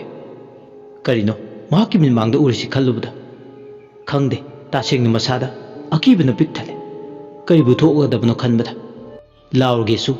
ꯀꯅꯥꯅꯁꯨ ꯃꯥꯅ ꯂꯥꯎꯕꯗꯨ ꯇꯥꯕꯤꯔꯣꯏ꯫ ꯑꯁꯨꯝꯅ ꯈꯟꯖꯥꯟꯅꯅ ꯂꯩꯔꯤꯉꯩ ꯏꯈꯪ ꯈꯪꯍꯧꯗꯅ ꯀꯥꯡꯈꯜ ꯑꯗꯨ ꯐꯠ ꯂꯥꯎꯅ ꯍꯥꯏꯗꯣꯛꯂꯒ ꯁꯔꯨꯈꯣꯛꯅ ꯁꯥꯕ ꯃꯤꯗꯨꯅ ꯃꯈꯧꯔꯤ ꯆꯔꯟꯗꯨ ꯇꯥꯞ ꯂꯥꯎꯅ ꯃꯦꯠꯂꯦ ꯏꯕꯣꯌꯥꯏꯃꯒꯤ꯫ ꯏꯕꯣꯌꯥꯏꯃ ꯃꯁꯥꯗꯨ ꯈꯪꯄ꯭ꯔꯦꯛ ꯈꯪꯉꯦ꯫ ꯑꯗꯨꯝꯅ ꯀꯥꯡꯈꯜ ꯃꯅꯨꯡꯗ ꯈꯨꯠ ꯊꯤꯡꯖꯤꯜꯂꯒ ꯃꯈꯧꯔꯤ ꯆꯔꯝ ꯃꯦꯠꯂꯛꯄꯗꯨꯗꯗꯤ ꯈꯔꯒ ꯍꯥꯟꯅꯗꯒꯤ ꯍꯧꯅ ꯁꯣꯟꯗꯝ ꯅꯥꯗꯝꯗꯨꯅ ꯂꯩꯕꯗꯨꯗ ꯈꯣꯟꯖꯦꯜ ꯊꯣꯛꯅ ꯋꯥ ꯉꯥꯡꯕ ꯉꯝꯗ꯭ꯔꯦ꯫ ꯑꯀꯤꯕꯗ ꯂꯥꯡꯒꯣꯏ ꯆꯟꯈꯤꯕꯅ ꯃꯍꯥꯛ ꯂꯥꯎꯕꯁꯨ ꯉꯝꯗ꯭ꯔꯦ꯫ ꯁꯔꯨꯈꯣꯛꯅ ꯁꯥꯕ ꯃꯤꯗꯨꯒꯤ ꯃꯈꯨꯠꯇ ꯃꯥꯒꯤ ꯄꯨꯟꯁꯤ ꯂꯣꯝꯂꯦ꯫ ꯊꯋꯥꯏ ꯃꯤꯔꯦꯜ ꯑꯗꯨ ꯂꯧꯔꯕ ꯃꯇꯨꯡ ꯃꯍꯥꯛ ꯃꯐꯝ ꯑꯗꯨ ꯊꯥꯗꯣꯛꯇꯨꯅ ꯆꯠꯈ꯭ꯔꯦ꯫ ꯅꯨꯃꯤꯠꯇꯨꯒꯤ ꯑꯍꯤꯡꯗꯨꯗ ꯆꯥꯛꯇꯥꯔꯝꯕ ꯁꯔꯨꯈꯣꯛꯅ ꯁꯥꯕ ꯃꯤꯁꯤꯡꯗꯨꯅ ꯏꯕꯣꯌꯥꯏꯃꯒꯤ ꯊꯋꯥꯏ ꯃꯤꯔꯦꯜ ꯂꯧꯔꯦ ꯍꯥꯏꯕ ꯈꯪꯕꯒ ꯂꯩꯔꯛ ꯀꯣꯟꯁꯥꯡ ꯑꯃꯗꯤ ꯈꯨꯡꯒꯪ ꯑꯗꯨ ꯊꯥꯗꯣꯛꯇꯨꯅ ꯆꯠꯈ꯭ꯔꯦ꯫ ꯑꯁꯨꯝꯅ ꯑꯍꯤꯡꯗꯨꯗ ꯃꯈꯣꯏꯒꯤ ꯍꯥꯟꯅꯒꯤ ꯂꯧꯕꯨꯛ ꯂꯝꯃꯥꯡ ꯂꯩꯐꯝꯗꯨꯗ ꯃꯥꯒꯤ ꯃꯄꯥꯆꯥꯅ ꯑꯃꯨꯛ ꯍꯟꯖꯤꯟꯗꯨꯅ ꯂꯩꯈ꯭ꯔꯦ꯫ ꯃꯊꯪꯒꯤ ꯅꯨꯃꯤꯠꯅꯤ ꯏꯕꯣꯌꯥꯏꯃ ꯑꯗꯨ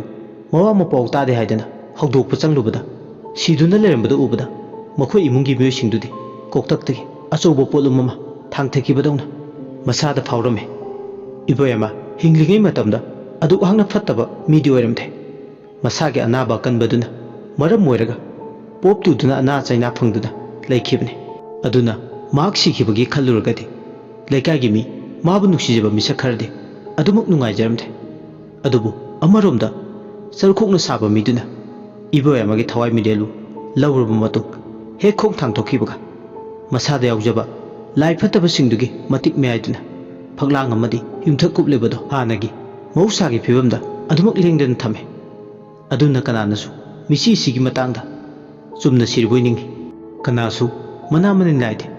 ꯃꯊꯟꯇ ꯑꯍꯤꯡ ꯃꯉꯥꯛꯅꯔꯒ ꯁꯤꯔꯕꯣꯏ ꯅꯤꯡꯉꯤ꯫ ꯑꯁꯨꯝ ꯇꯧꯅ ꯑꯌꯨꯛ ꯑꯗꯨꯗ ꯃꯔꯥꯡ ꯇꯧꯋꯦ ꯄꯣꯂꯣꯏꯅꯕꯒꯤ꯫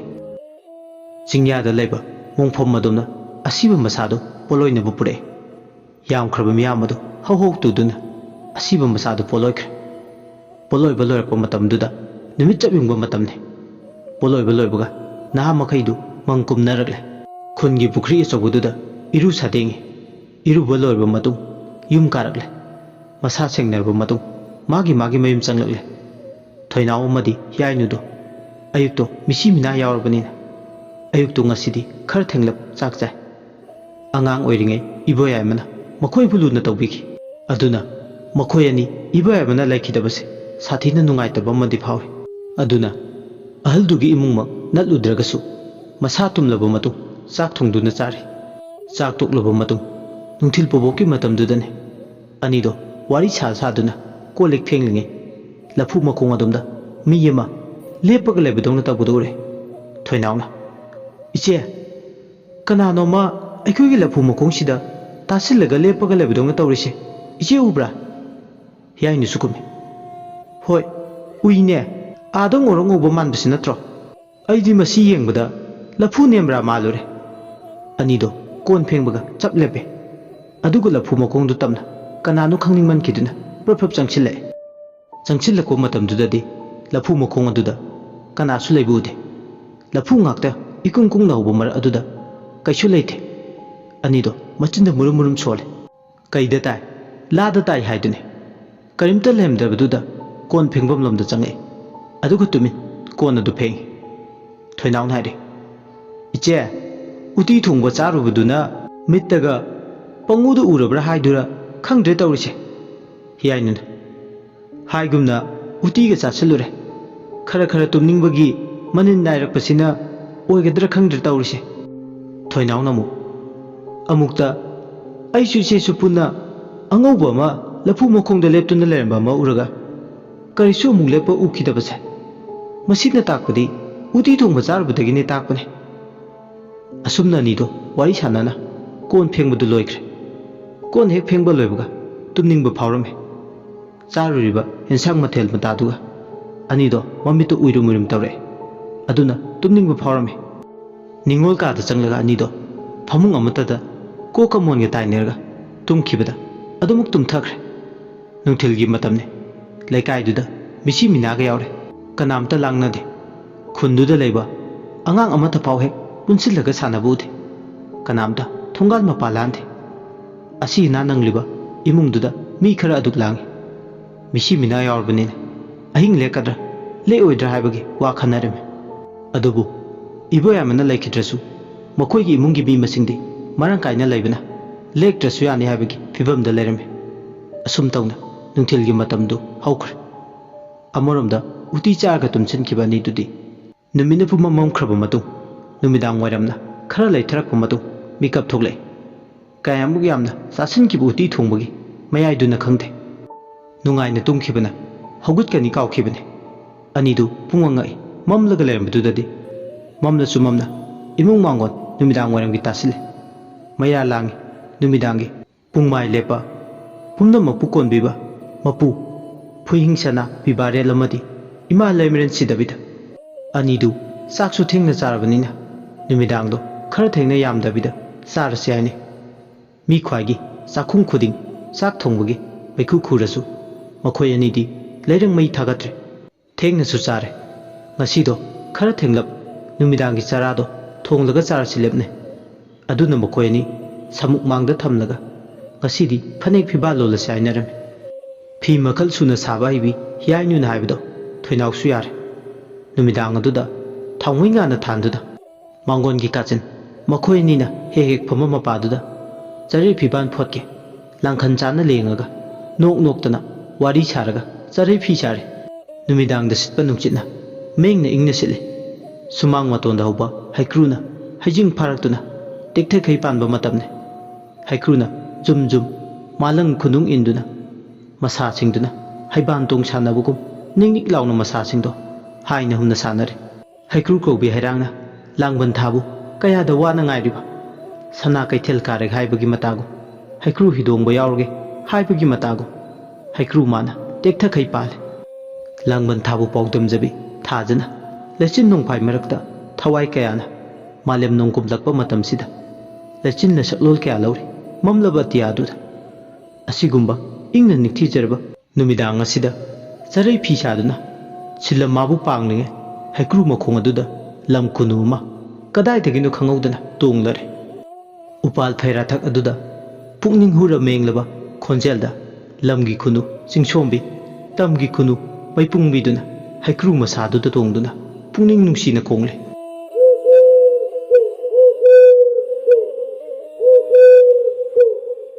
chekla magi pukning huraba makhol tu tabda charai phi saba khoijangte langban thabu oibana chekla mana khongbadi laitam lenda tin khraba thawai kayana malem nei da nongkum lakpa magi lehuriba masa masu singna makhoi gi dama ching maru amata ising yaw mamata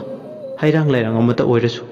tamlak pra haiduna madubu khullurge haiduna nongkum lakpa matamni chekla magi pungning huraba makholbu tabada ani du pai ma khoijangte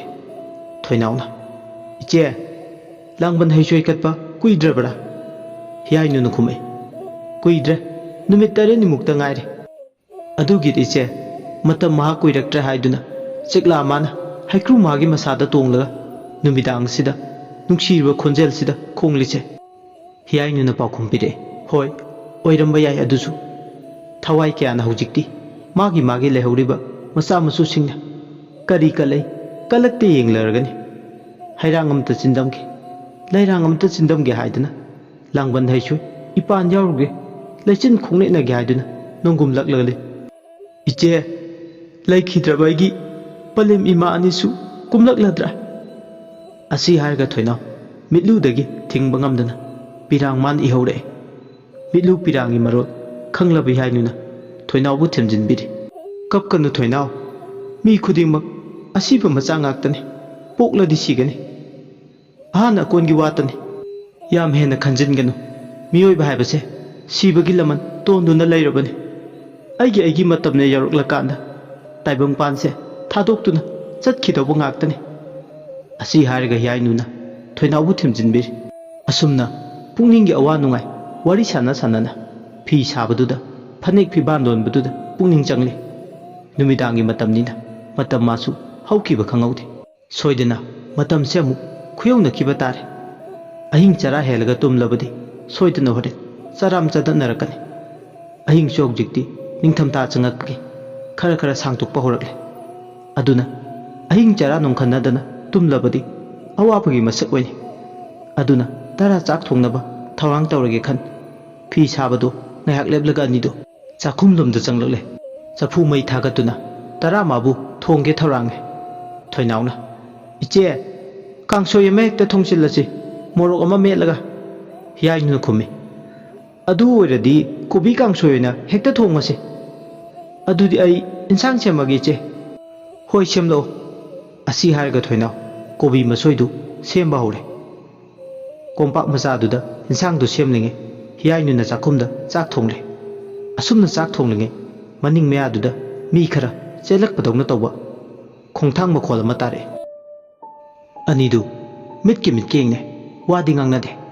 ꯃꯃꯤꯠꯇꯣ ꯂꯥꯎꯊꯣꯛꯇꯨꯅ ꯍꯤꯌꯥꯏꯅꯨꯅ ꯊꯣꯏꯅꯥꯎ ꯃꯅꯤꯡꯁꯤꯗ ꯃꯤ ꯆꯪꯕ ꯃꯥꯜꯂꯦ ꯑꯝꯇ ꯌꯦꯡꯉꯨꯁꯤꯕ ꯊꯣꯏꯅꯥꯎꯁꯨ ꯈꯨꯝꯃꯦ ꯍꯥꯏꯒꯨꯝꯅ ꯏꯆꯦ ꯑꯝꯇ ꯌꯦꯡꯉꯨꯁꯤꯕ ꯑꯅꯤꯗꯨ ꯆꯥꯛ ꯊꯣꯡꯉꯝꯕꯗꯒꯤ ꯍꯧꯒꯠꯂꯒ ꯃꯅꯤꯡ ꯊꯣꯡ ꯑꯗꯨ ꯍꯥꯡꯗꯣꯛꯑꯦ ꯑꯗꯨꯒ ꯈꯨꯠꯇ ꯃꯩꯔꯥ ꯄꯥꯏ ꯃꯄꯥꯜꯗ ꯊꯣꯛꯂꯛꯑꯦ ꯍꯦꯛ ꯃꯄꯥꯜ ꯊꯣꯛꯂꯛꯄꯗ ꯃꯅꯤꯡ ꯃꯌꯥꯗꯨꯗ ꯀꯅꯥꯁꯨ ꯂꯩꯕ ꯎꯔꯝꯗꯦ ꯇꯥꯔꯤꯕ ꯃꯈꯣꯜꯗꯨꯒꯤ ꯍꯥꯏꯔꯨꯔꯗꯤ ꯑꯗꯨꯕꯨ ꯃꯅꯤꯡ ꯃꯌꯥꯗꯨꯗ ꯍꯧꯔꯤꯕ ꯏꯪꯈꯣꯜꯗ ꯊꯥꯔꯤꯕ ꯃꯅꯥ ꯃꯁꯤꯡꯁꯤꯡꯗꯣ ꯂꯣꯏꯅ ꯆꯈꯥꯏꯗꯨꯅ ꯂꯩꯔꯝꯃꯦ ꯑꯅꯤꯗꯨ ꯃꯤꯠꯀ ꯌꯦꯡꯅꯦ ꯑꯁꯨꯛ ꯁꯨꯅ ꯃꯅꯤꯡ ꯃꯌꯥꯁꯤꯗ ꯑꯣꯏꯔꯝꯂꯤꯕ ꯐꯤꯕꯝꯁꯦ ꯀꯅꯥꯅ ꯇꯧꯍꯜꯂꯤꯕ ꯀꯔꯤꯒꯤ ꯇꯧꯔꯤꯕ ꯆꯪꯁꯤꯜꯂꯛꯂꯤꯕ ꯃꯤꯁꯛꯁꯤꯡꯗꯨꯅ ꯀꯅꯥ ꯀꯔꯤꯒꯤ ꯆꯪꯁꯤꯜꯂꯛꯂꯤꯕ ꯑꯗꯨꯗꯤ ꯍꯧꯖꯤꯛꯇ ꯃꯈꯣꯏꯒꯤ ꯃꯅꯤꯡ ꯃꯌꯥꯗ ꯆꯪꯁꯤꯟꯈꯤꯕꯁꯤꯡꯗꯨꯗꯤ ꯀꯗꯥꯏꯅꯣ ꯈꯟꯕꯗ ꯑꯋꯥꯕ ꯑꯃꯅꯤ ꯑꯁꯨꯝꯅ ꯑꯅꯤꯗꯨ ꯃꯅꯤꯡꯗꯨꯗ ꯀꯅꯥ ꯂꯩꯒꯦ ꯀꯅꯥ ꯆꯪꯁꯤꯟꯈꯤꯕꯅꯣ ꯍꯥꯏꯗꯨꯅ ꯌꯦꯡꯗꯨꯅ ꯂꯩꯔꯤꯉꯩ ꯈꯨꯠꯇ ꯃꯩꯔꯥ ꯆꯥꯎꯅ ꯊꯥꯟꯗꯨꯅ ꯌꯦꯡꯂꯤꯕ ꯃꯥꯏꯀꯩ ꯑꯗꯣꯝꯗ ꯀꯖꯦꯡꯂꯩ ꯎꯞꯄꯤ ꯁꯝꯂꯥꯡ ꯀꯣꯏꯀꯛꯅꯕꯤ ꯅꯨꯄꯤ ꯑꯃ ꯂꯦꯞꯇꯨꯅ ꯂꯩꯕꯗꯨ ꯎꯔꯦ ꯂꯐꯨ ꯃꯈꯣꯡ ꯑꯗꯣꯝꯗ ꯅꯨꯄꯤ ꯑꯃ ꯃꯃꯤ ꯁꯥꯃꯤ ꯃꯌꯦꯛ ꯁꯦꯡꯐꯥꯠꯇꯅ ꯇꯨꯃꯤꯟ ꯇꯥꯁꯤꯟꯗꯨꯅ ꯀꯅꯥ ꯎꯈꯤꯅꯤ ꯃꯇꯥꯒꯨꯝ ꯂꯐꯨ ꯃꯈꯣꯡꯗꯨꯗ ꯇꯥꯁꯤꯜꯂꯒ ꯂꯩ ꯅꯨꯄꯤꯗꯨꯅ ꯃꯈꯣꯏ ꯑꯅꯤꯗꯨꯗ ꯃꯨꯟꯅ ꯌꯦꯡꯗꯨꯅ ꯂꯩ ꯀꯖꯦꯡꯂꯩ ꯎꯞꯄꯤ ꯅꯨꯄꯤꯗꯨꯒꯤ ꯃꯥꯏꯊꯣꯡꯗꯨ ꯎꯕꯗ ꯑꯅꯤꯗꯣ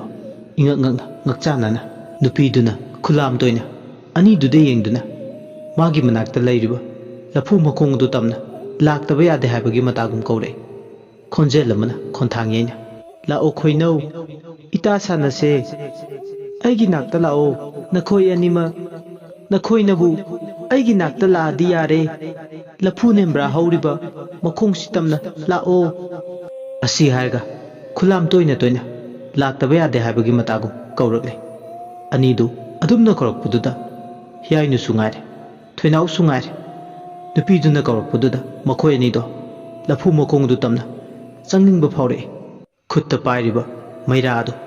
ꯀꯗꯣꯝꯗꯒꯤ ꯍꯨꯝꯖꯤꯜꯂꯛꯄ ꯑꯀꯟꯕ ꯅꯨꯡꯁꯤꯠꯀꯤ ꯁꯥꯎꯝ ꯑꯃꯅ ꯍꯨꯝꯖꯤꯜꯂꯛꯄꯗ ꯃꯩ ꯑꯗꯨ ꯃꯨꯠꯈ꯭ꯔꯦ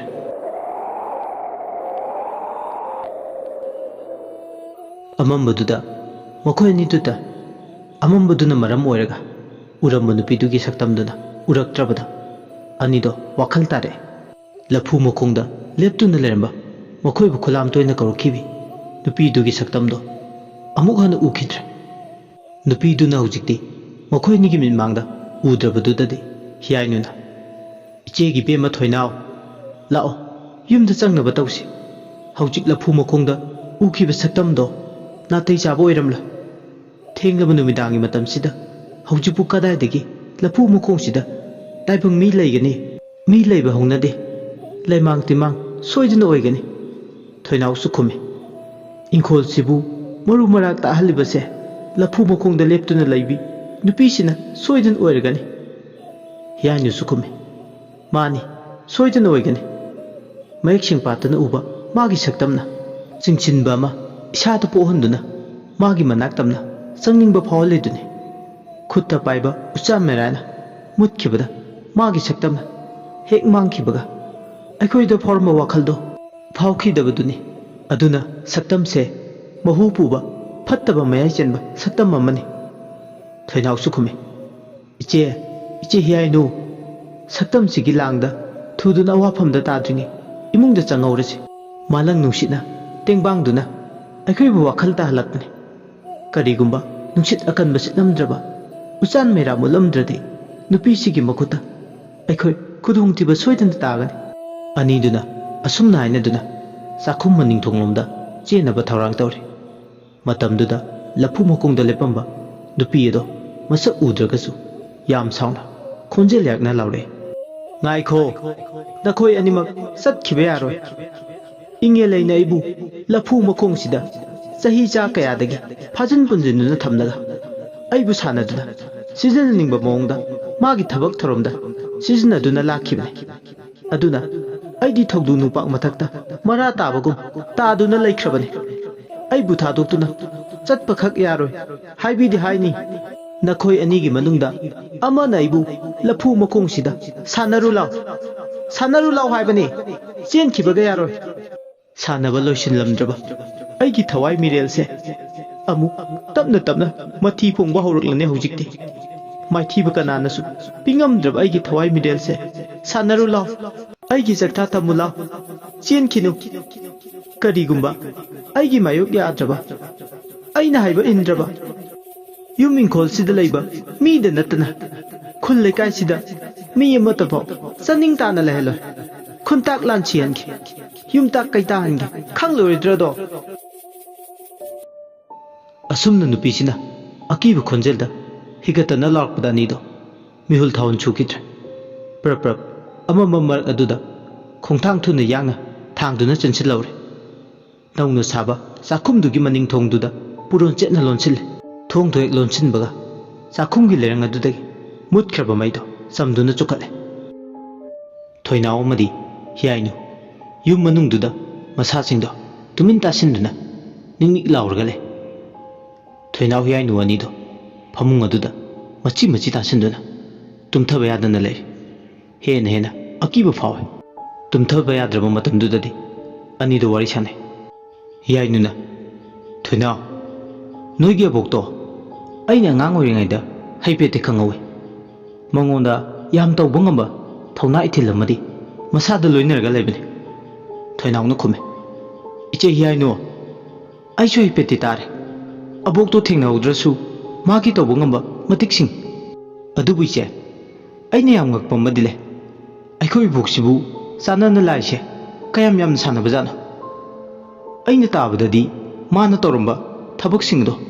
ꯃꯍꯤ ꯃꯌꯥꯏ ꯆꯝꯅꯕ ꯂꯥꯏꯇꯤꯟ ꯈꯨꯔꯨꯝꯗꯨꯅ ꯇꯧꯈꯤꯕ ꯃꯌꯥꯝ ꯑꯃꯁꯨ ꯂꯩ ꯍꯥꯏꯗꯅ ꯇꯥꯏ ꯑꯗꯨꯕꯨ ꯂꯣꯏꯕ ꯈꯝꯕ ꯅꯥꯏꯗ꯭ꯔꯕ ꯅꯣꯡꯖꯨ ꯄꯟꯊꯥꯗ ꯁꯧꯕ ꯆꯦꯡꯒꯨꯝꯒꯨꯝ ꯍꯦꯛꯇ ꯃꯔꯣꯟ ꯅꯥꯏꯅ ꯁꯧꯒꯠꯂꯛꯂꯤꯁꯤꯕꯨ ꯀꯔꯤꯒꯤꯅꯣ ꯑꯩꯗꯤ ꯇꯁꯦꯡꯅ ꯃꯁꯤꯃꯗꯤ ꯉꯛꯇꯕ ꯉꯝꯗꯦ ꯍꯤꯌꯥꯏꯅꯨꯅ ꯄꯥꯎꯈꯨꯝ ꯄꯤꯔꯦ ꯁꯤꯔꯕꯁꯨ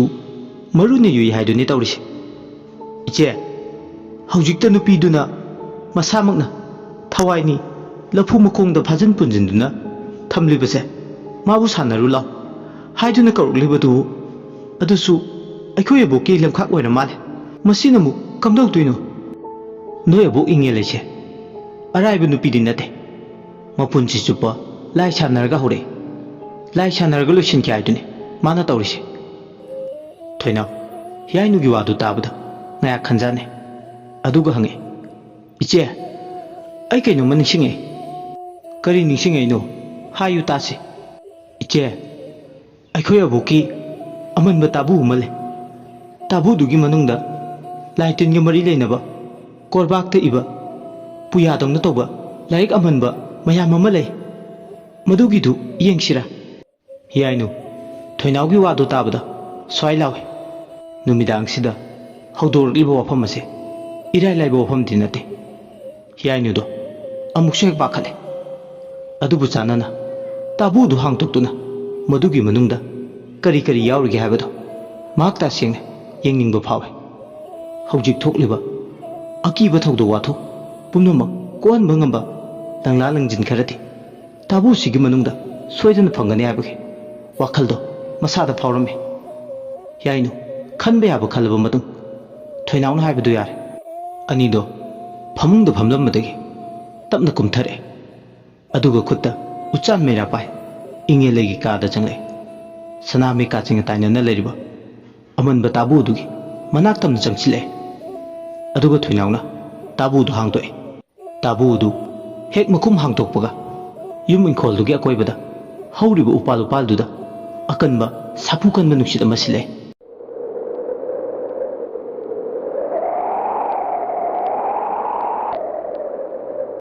ꯎ ꯋꯥ ꯃꯇꯣꯟꯁꯤꯡ ꯑꯗꯣ ꯅꯨꯡꯁꯤꯠ ꯁꯤꯠꯄꯗꯨꯅ ꯃꯔꯝ ꯑꯣꯏꯔꯒ ꯂꯦꯡ ꯂꯦꯡ ꯆꯠꯂꯦ ꯌꯨꯝ ꯏꯪꯈꯣꯜꯗꯨꯗ ꯁꯤꯠꯄ ꯅꯨꯡꯁꯤꯠꯀꯤ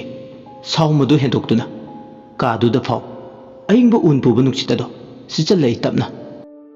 ꯀꯥꯗꯣ ꯄꯨꯝꯆꯤꯛ ꯆꯤꯛꯑꯦ ꯄꯨꯡꯏꯪ ꯏꯪꯉꯤ ꯎꯆꯥꯟ ꯃꯩꯔꯥꯗꯨꯒꯤ ꯃꯉꯥꯜꯗ ꯀꯔꯤ ꯌꯥꯎꯔꯒꯦ ꯍꯥꯏꯗꯨꯅ ꯌꯦꯡꯉꯤ ꯎꯐꯨꯜ ꯃꯅꯨꯡꯗꯣ ꯄꯥꯔꯞꯇꯤ ꯊꯥꯡꯂꯝꯃꯦ ꯌꯥꯝ ꯀꯟꯅ ꯊꯥꯡꯗ꯭ꯔꯒꯁꯨ ꯎꯐꯨꯜꯗꯨ ꯃꯅꯨꯡ ꯑꯗꯨꯗ ꯎꯐꯨꯜꯗꯨ ꯊꯣꯏꯅꯥꯎꯅ ꯐꯤ ꯑꯃ ꯄꯥꯏꯔꯒ ꯀꯟꯊꯣꯛꯑꯦ ꯍꯤꯌꯥꯏꯅꯨ ꯑꯃꯗꯤ ꯊꯣꯏꯅꯥꯎ ꯎꯆꯥꯟ ꯃꯩꯔꯥ ꯃꯉꯥꯜꯗꯨꯗ ꯍꯧꯖꯤꯛꯇꯤ ꯃꯌꯦꯛ ꯁꯦꯡꯅ ꯎꯔꯦ ꯃꯅꯨꯡꯗ ꯑꯃꯟꯕ ꯂꯥꯏꯔꯤꯛ ꯀꯌꯥ ꯌꯥꯎꯔꯤꯕꯗꯣ ꯂꯥꯏꯔꯤꯛꯇꯨ ꯂꯤꯔꯕ ꯀꯨꯏꯁꯤꯜꯂꯛꯄ ꯃꯟꯁꯤꯜꯂꯛꯄ ꯅꯥꯄꯨ ꯀꯥꯔꯕ ꯃꯆꯨꯗꯨꯒꯤ ꯃꯊꯛꯇ ꯀꯛꯆꯤꯡꯅ ꯃꯍꯨꯝ ꯁꯥꯕ ꯃꯔꯨꯝ ꯀꯣꯛꯁꯤꯟꯕꯒꯤ ꯃꯀꯨꯞ ꯃꯀꯨꯞ ꯀꯌꯥꯁꯨꯅꯦ ꯍꯤꯌꯥꯏꯅꯨ ꯇꯥꯕꯨꯗꯨꯒꯤ ꯃꯅꯨꯡꯗ ꯌꯥꯎꯔꯤꯕ ꯂꯥꯏꯔꯤꯛꯁꯤꯡ ꯑꯗꯣ ꯎꯕꯃꯛꯇꯗ ꯃꯅꯨꯡꯗ ꯀꯔꯤ ꯌꯥꯎꯔꯒꯦ ꯍꯥꯏꯕꯗꯣ ꯌꯥꯝꯅ ꯃꯁꯥꯗ ꯈꯪꯅꯤꯡꯕꯒꯤ ꯂꯥꯡꯇꯛꯅꯕ ꯑꯃ ꯃꯁꯥꯗ ꯐꯥꯎꯔꯤ ꯍꯤꯌꯥꯏꯅꯨ ꯇꯥꯕꯨ ꯃꯅꯨꯡꯗ ꯌꯥꯎꯔꯤꯕ ꯈ꯭ꯋꯥꯏꯗꯒꯤ ꯃꯊꯛ ꯏꯊꯪ ꯊꯪꯕ ꯑꯃꯟꯕ ꯂꯥꯏꯔꯤꯛ ꯑꯃ ꯇꯥꯞ ꯂꯥꯎꯅ ꯄꯥꯏꯈꯠꯂꯦ ꯊꯣꯏꯅꯥꯎꯅ ꯏꯆꯦ ꯀꯔꯤ ꯂꯥꯏꯔꯤꯛ ꯑꯣꯏꯔꯖꯥꯠꯅꯣ ꯁꯤꯕꯣ ꯑꯩꯁꯨ ꯈꯪꯗꯦ ꯍꯥꯡꯇꯣꯛꯂꯒ ꯈꯪꯕ ꯍꯥꯏꯗꯨꯅꯤ ꯆꯦꯅꯥꯁꯤꯗ ꯀꯔꯤ ꯏꯔꯤꯒꯦ ꯍꯥꯏꯕꯗꯣ ꯍꯣꯏ ꯏꯆꯦ ꯑꯗꯨꯗꯤ ꯍꯥꯡꯇꯣꯛꯂꯒ ꯌꯦꯡꯂꯁꯤ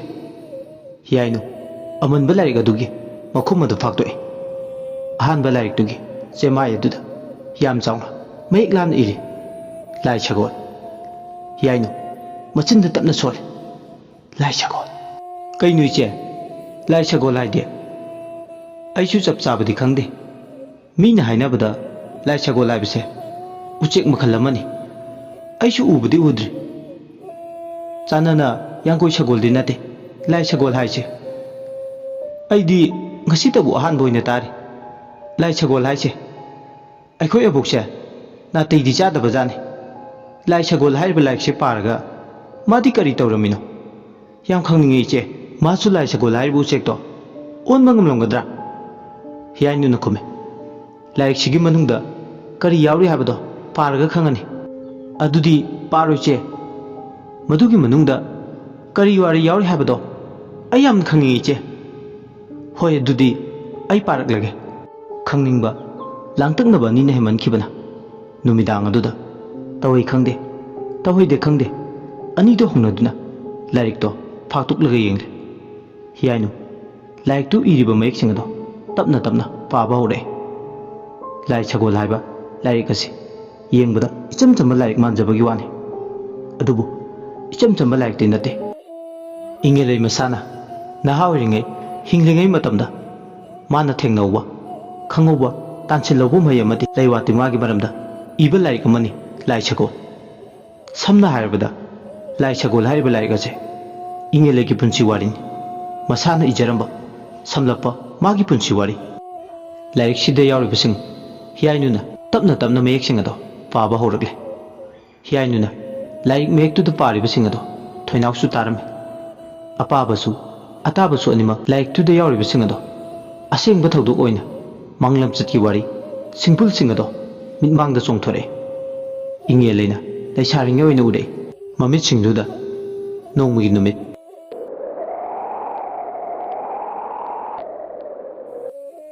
ꯅꯨꯃꯤꯠ ꯆꯞ ꯌꯨꯡꯕ ꯃꯇꯝꯗ ꯍꯩꯉꯥꯡ ꯆꯤꯡꯒꯤꯅ ꯆꯤꯡꯈꯣꯡ ꯍꯩꯉꯥꯡ ꯄꯥꯠꯀꯤꯅ ꯄꯠꯄꯥꯟꯗ ꯃꯗꯣꯝ ꯂꯥꯡꯕꯟ ꯍꯥꯏꯕ ꯊꯥꯅ ꯂꯣꯏꯔꯛꯄ ꯃꯇꯝꯗ ꯊꯝꯆꯦꯠ ꯍꯦꯛꯄ ꯂꯥꯛꯂꯝꯃꯦ ꯍꯩꯉꯥꯡꯗ ꯄꯣꯛꯄꯤ ꯏꯪꯉꯦꯂꯩꯅꯤ ꯃꯇꯝꯗꯨꯗ ꯃꯥꯒꯤ ꯑꯄꯣꯛꯄꯗꯤ ꯂꯩꯈꯤꯗ꯭ꯔꯦ ꯂꯨꯈ꯭ꯔꯥꯕꯤ ꯃꯃꯥ ꯃꯆꯥꯇꯅ ꯂꯩꯔꯤꯕ ꯅꯨꯃꯤꯠ ꯆꯞ ꯌꯨꯡꯕ ꯃꯇꯝꯗ ꯃꯄꯥꯡ ꯀꯅꯥꯁꯨ ꯌꯥꯎꯗ ꯄꯥꯠꯇ ꯊꯝꯆꯦꯠ ꯍꯦꯛꯄ ꯂꯥꯛꯑꯦ ꯏꯪꯉꯦꯂꯩ ꯃꯇꯝꯗꯨꯗ ꯃꯁꯥꯒꯤ ꯆꯍꯤ 13 ꯍꯥꯏꯔꯛꯂꯦ ꯄꯥꯠꯇꯒꯤ ꯍꯦꯛꯂꯛꯄ ꯊꯝꯆꯦꯠ ꯑꯗꯨꯅ 10 ꯀꯩꯊꯦꯜꯗ ꯌꯣꯜꯂꯒ ꯅꯣꯡꯃꯒꯤ ꯆꯔꯥ ꯅꯣꯡꯈꯟꯅꯒꯗꯧꯔꯤꯕꯅꯤ 10 ꯆꯤꯡꯖꯥ ꯋꯥꯟꯗꯨꯅ ꯆꯥꯛꯈꯨꯝ ꯃꯩ ꯌꯥꯡꯒꯗꯧꯔꯤꯕꯅꯤ ꯆꯍꯤ ꯅꯧꯔꯤꯕꯤ ꯃꯥꯅ ꯀꯣꯛꯊꯛꯇ ꯆꯍꯤꯒ ꯆꯥꯟꯅꯗꯕ ꯑꯋꯥ ꯑꯅꯥ ꯄꯨꯝꯅꯃꯛ ꯀꯣꯛꯊꯣꯡꯅꯔꯦ ꯂꯩꯇ ꯂꯥꯏꯔꯒꯤ ꯃꯩꯁꯥꯗ ꯏꯪꯏꯜꯂꯦ ꯈꯨꯕꯥꯛ ꯈꯨꯔꯣꯟ ꯍꯨꯔꯦ ꯅꯨꯡꯇꯤꯒꯤ ꯄꯥꯠꯇ ꯀꯨꯝꯗꯨꯅ ꯁꯤꯂꯝ ꯁꯤꯟꯊꯥ ꯁꯨꯕꯅ ꯃꯥꯒꯤ ꯃꯊꯧꯅꯤ ꯍꯩꯉꯥꯡ ꯄꯥꯠꯁꯤ ꯂꯩꯔꯝꯗ꯭ꯔꯒꯗꯤ ꯁꯣꯏꯗꯅ ꯆꯔꯥ ꯍꯦꯟꯗꯨꯅ ꯀꯪꯗꯨꯅ ꯁꯤꯔꯝꯕ ꯌꯥꯏ ꯃꯃꯥꯅ ꯃꯤꯒꯤꯗ ꯐꯧꯁꯨ ꯂꯪꯁꯨ ꯇꯧꯗꯨꯅ ꯇꯔꯦꯠ ꯁꯤꯟꯖꯥ ꯇꯥꯜꯂꯦ ꯅꯣꯡꯃ ꯅꯣꯡꯃꯒꯤ ꯑꯐꯪꯕ ꯇꯔꯦꯠ ꯁꯤꯟꯖꯥ ꯈꯔꯅ ꯏꯃꯨꯡ ꯑꯗꯨ ꯄꯨꯅꯔꯤꯅꯤ ꯑꯄꯣꯛꯄꯣꯏ ꯄꯂꯦ ꯃꯃꯥꯅ ꯋꯥꯅ ꯏꯃꯨꯡ ꯃꯅꯨꯡ ꯄꯨꯕꯗꯨ ꯎꯕꯗ ꯄꯤꯛꯂꯤꯕꯤ ꯏꯉꯦꯜꯂꯩꯁꯨ ꯃꯃꯥꯒꯤ ꯃꯇꯦꯡ ꯄꯥꯡꯕ ꯊꯣꯛꯂꯛꯄꯅꯤ ꯄꯥꯠꯁꯤꯗ ꯃꯍꯧꯁꯥꯒꯨꯝ ꯊꯝꯆꯦꯠ ꯍꯦꯛꯄ ꯃꯊꯟꯇ ꯂꯥꯛꯑꯦ ꯄꯥꯠ ꯑꯗꯨꯗ ꯅꯨꯃꯤꯠ ꯆꯞꯌꯨꯡꯕ ꯃꯇꯝꯅꯤꯅ ꯀꯅꯥꯁꯨ ꯂꯩꯕ ꯎꯗꯦ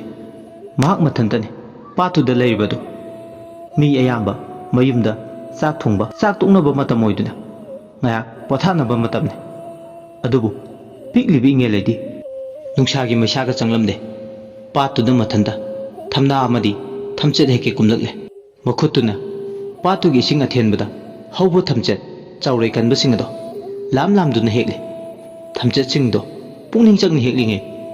ꯏꯉꯦꯜꯂꯩ ꯈꯪꯍꯧꯗꯅ ꯄꯥꯠ ꯑꯗꯨꯗ ꯁꯒꯣꯜ ꯈꯣꯡꯕꯒꯤ ꯃꯈꯣꯜ ꯇꯥꯕ ꯍꯧꯔꯛꯑꯦ ꯊꯝꯆꯦꯠ ꯍꯦꯛꯅ ꯍꯦꯛꯅ ꯏꯉꯦꯜꯂꯩ ꯃꯥꯅ ꯁꯒꯣꯜ ꯈꯣꯡꯕꯒꯤ ꯃꯈꯣꯜ ꯇꯥꯔꯤꯕꯗꯣ ꯀꯗꯣꯝꯗꯅꯣ ꯍꯥꯏꯗꯨꯅ ꯀꯣꯏꯌꯦꯡ ꯌꯦꯡꯉꯤ ꯌꯦꯡꯖꯕꯇꯅꯤ ꯄꯥꯠ ꯑꯗꯨꯗ ꯅꯨꯃꯤꯠ ꯌꯨꯡꯕ ꯃꯇꯝ ꯑꯗꯨꯗ ꯁꯒꯣꯜ ꯑꯃꯠꯇꯁꯨ ꯂꯩꯕ ꯎꯗꯦ ꯉꯥꯏꯍꯥꯛ ꯀꯣꯏꯌꯦꯡ ꯌꯦꯡꯂꯝꯃꯒ ꯃꯥꯒꯤ ꯊꯝꯆꯦꯠ ꯍꯦꯛꯐꯝ ꯊꯣꯛꯄꯗꯨꯗ ꯑꯃꯨꯛ ꯍꯦꯛꯂꯦ ꯑꯁꯨꯝꯅ ꯊꯝꯆꯦꯠ ꯍꯦꯛꯂꯤꯉꯩ ꯍꯟꯗꯛꯃꯨꯛꯇꯤ ꯃꯤꯠꯃꯥꯡꯗ ꯈꯔ ꯂꯥꯞꯇꯛꯅꯅ ꯁꯒꯣꯜ ꯑꯉꯧꯕ ꯑꯃ ꯄꯥꯠꯇꯨꯗ ꯆꯥꯛꯇꯥꯕ ꯎꯔꯦ ꯆꯔꯣꯠ ꯃꯅꯥ ꯊꯠ ꯊꯠꯇꯨꯅ ꯆꯥꯔꯤꯕꯗꯨ ꯎꯔꯛꯂꯦ ꯏꯉꯦꯜꯂꯩ ꯀꯔꯤ ꯀꯔꯝꯕ ꯂꯥꯡꯒꯣꯏ ꯁꯒꯣꯜꯅꯣ ꯑꯁꯤꯗꯤ ꯑꯣꯟꯊꯣꯛꯅ ꯐꯖꯈ꯭ꯔꯦꯗ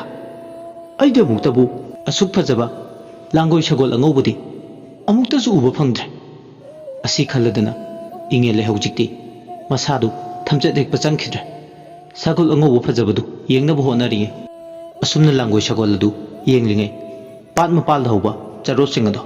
ꯊꯠ ꯊꯠꯇꯨꯅ ꯂꯥꯡꯒꯣꯏ ꯁꯒꯣꯜ ꯑꯉꯧꯕꯗꯨꯅ ꯆꯥꯔꯝꯕꯗꯒꯤ ꯈꯪꯍꯧꯗꯅ ꯂꯥꯡꯒꯣꯏ ꯁꯒꯣꯜ ꯑꯗꯨꯒꯤ ꯃꯁꯥ ꯑꯅꯤꯈꯛ ꯎꯆꯦꯛꯀꯨꯝꯅ ꯐꯟꯗꯣꯔꯛꯂꯦ ꯎꯆꯦꯛ ꯃꯁꯥꯗꯒꯤꯁꯨ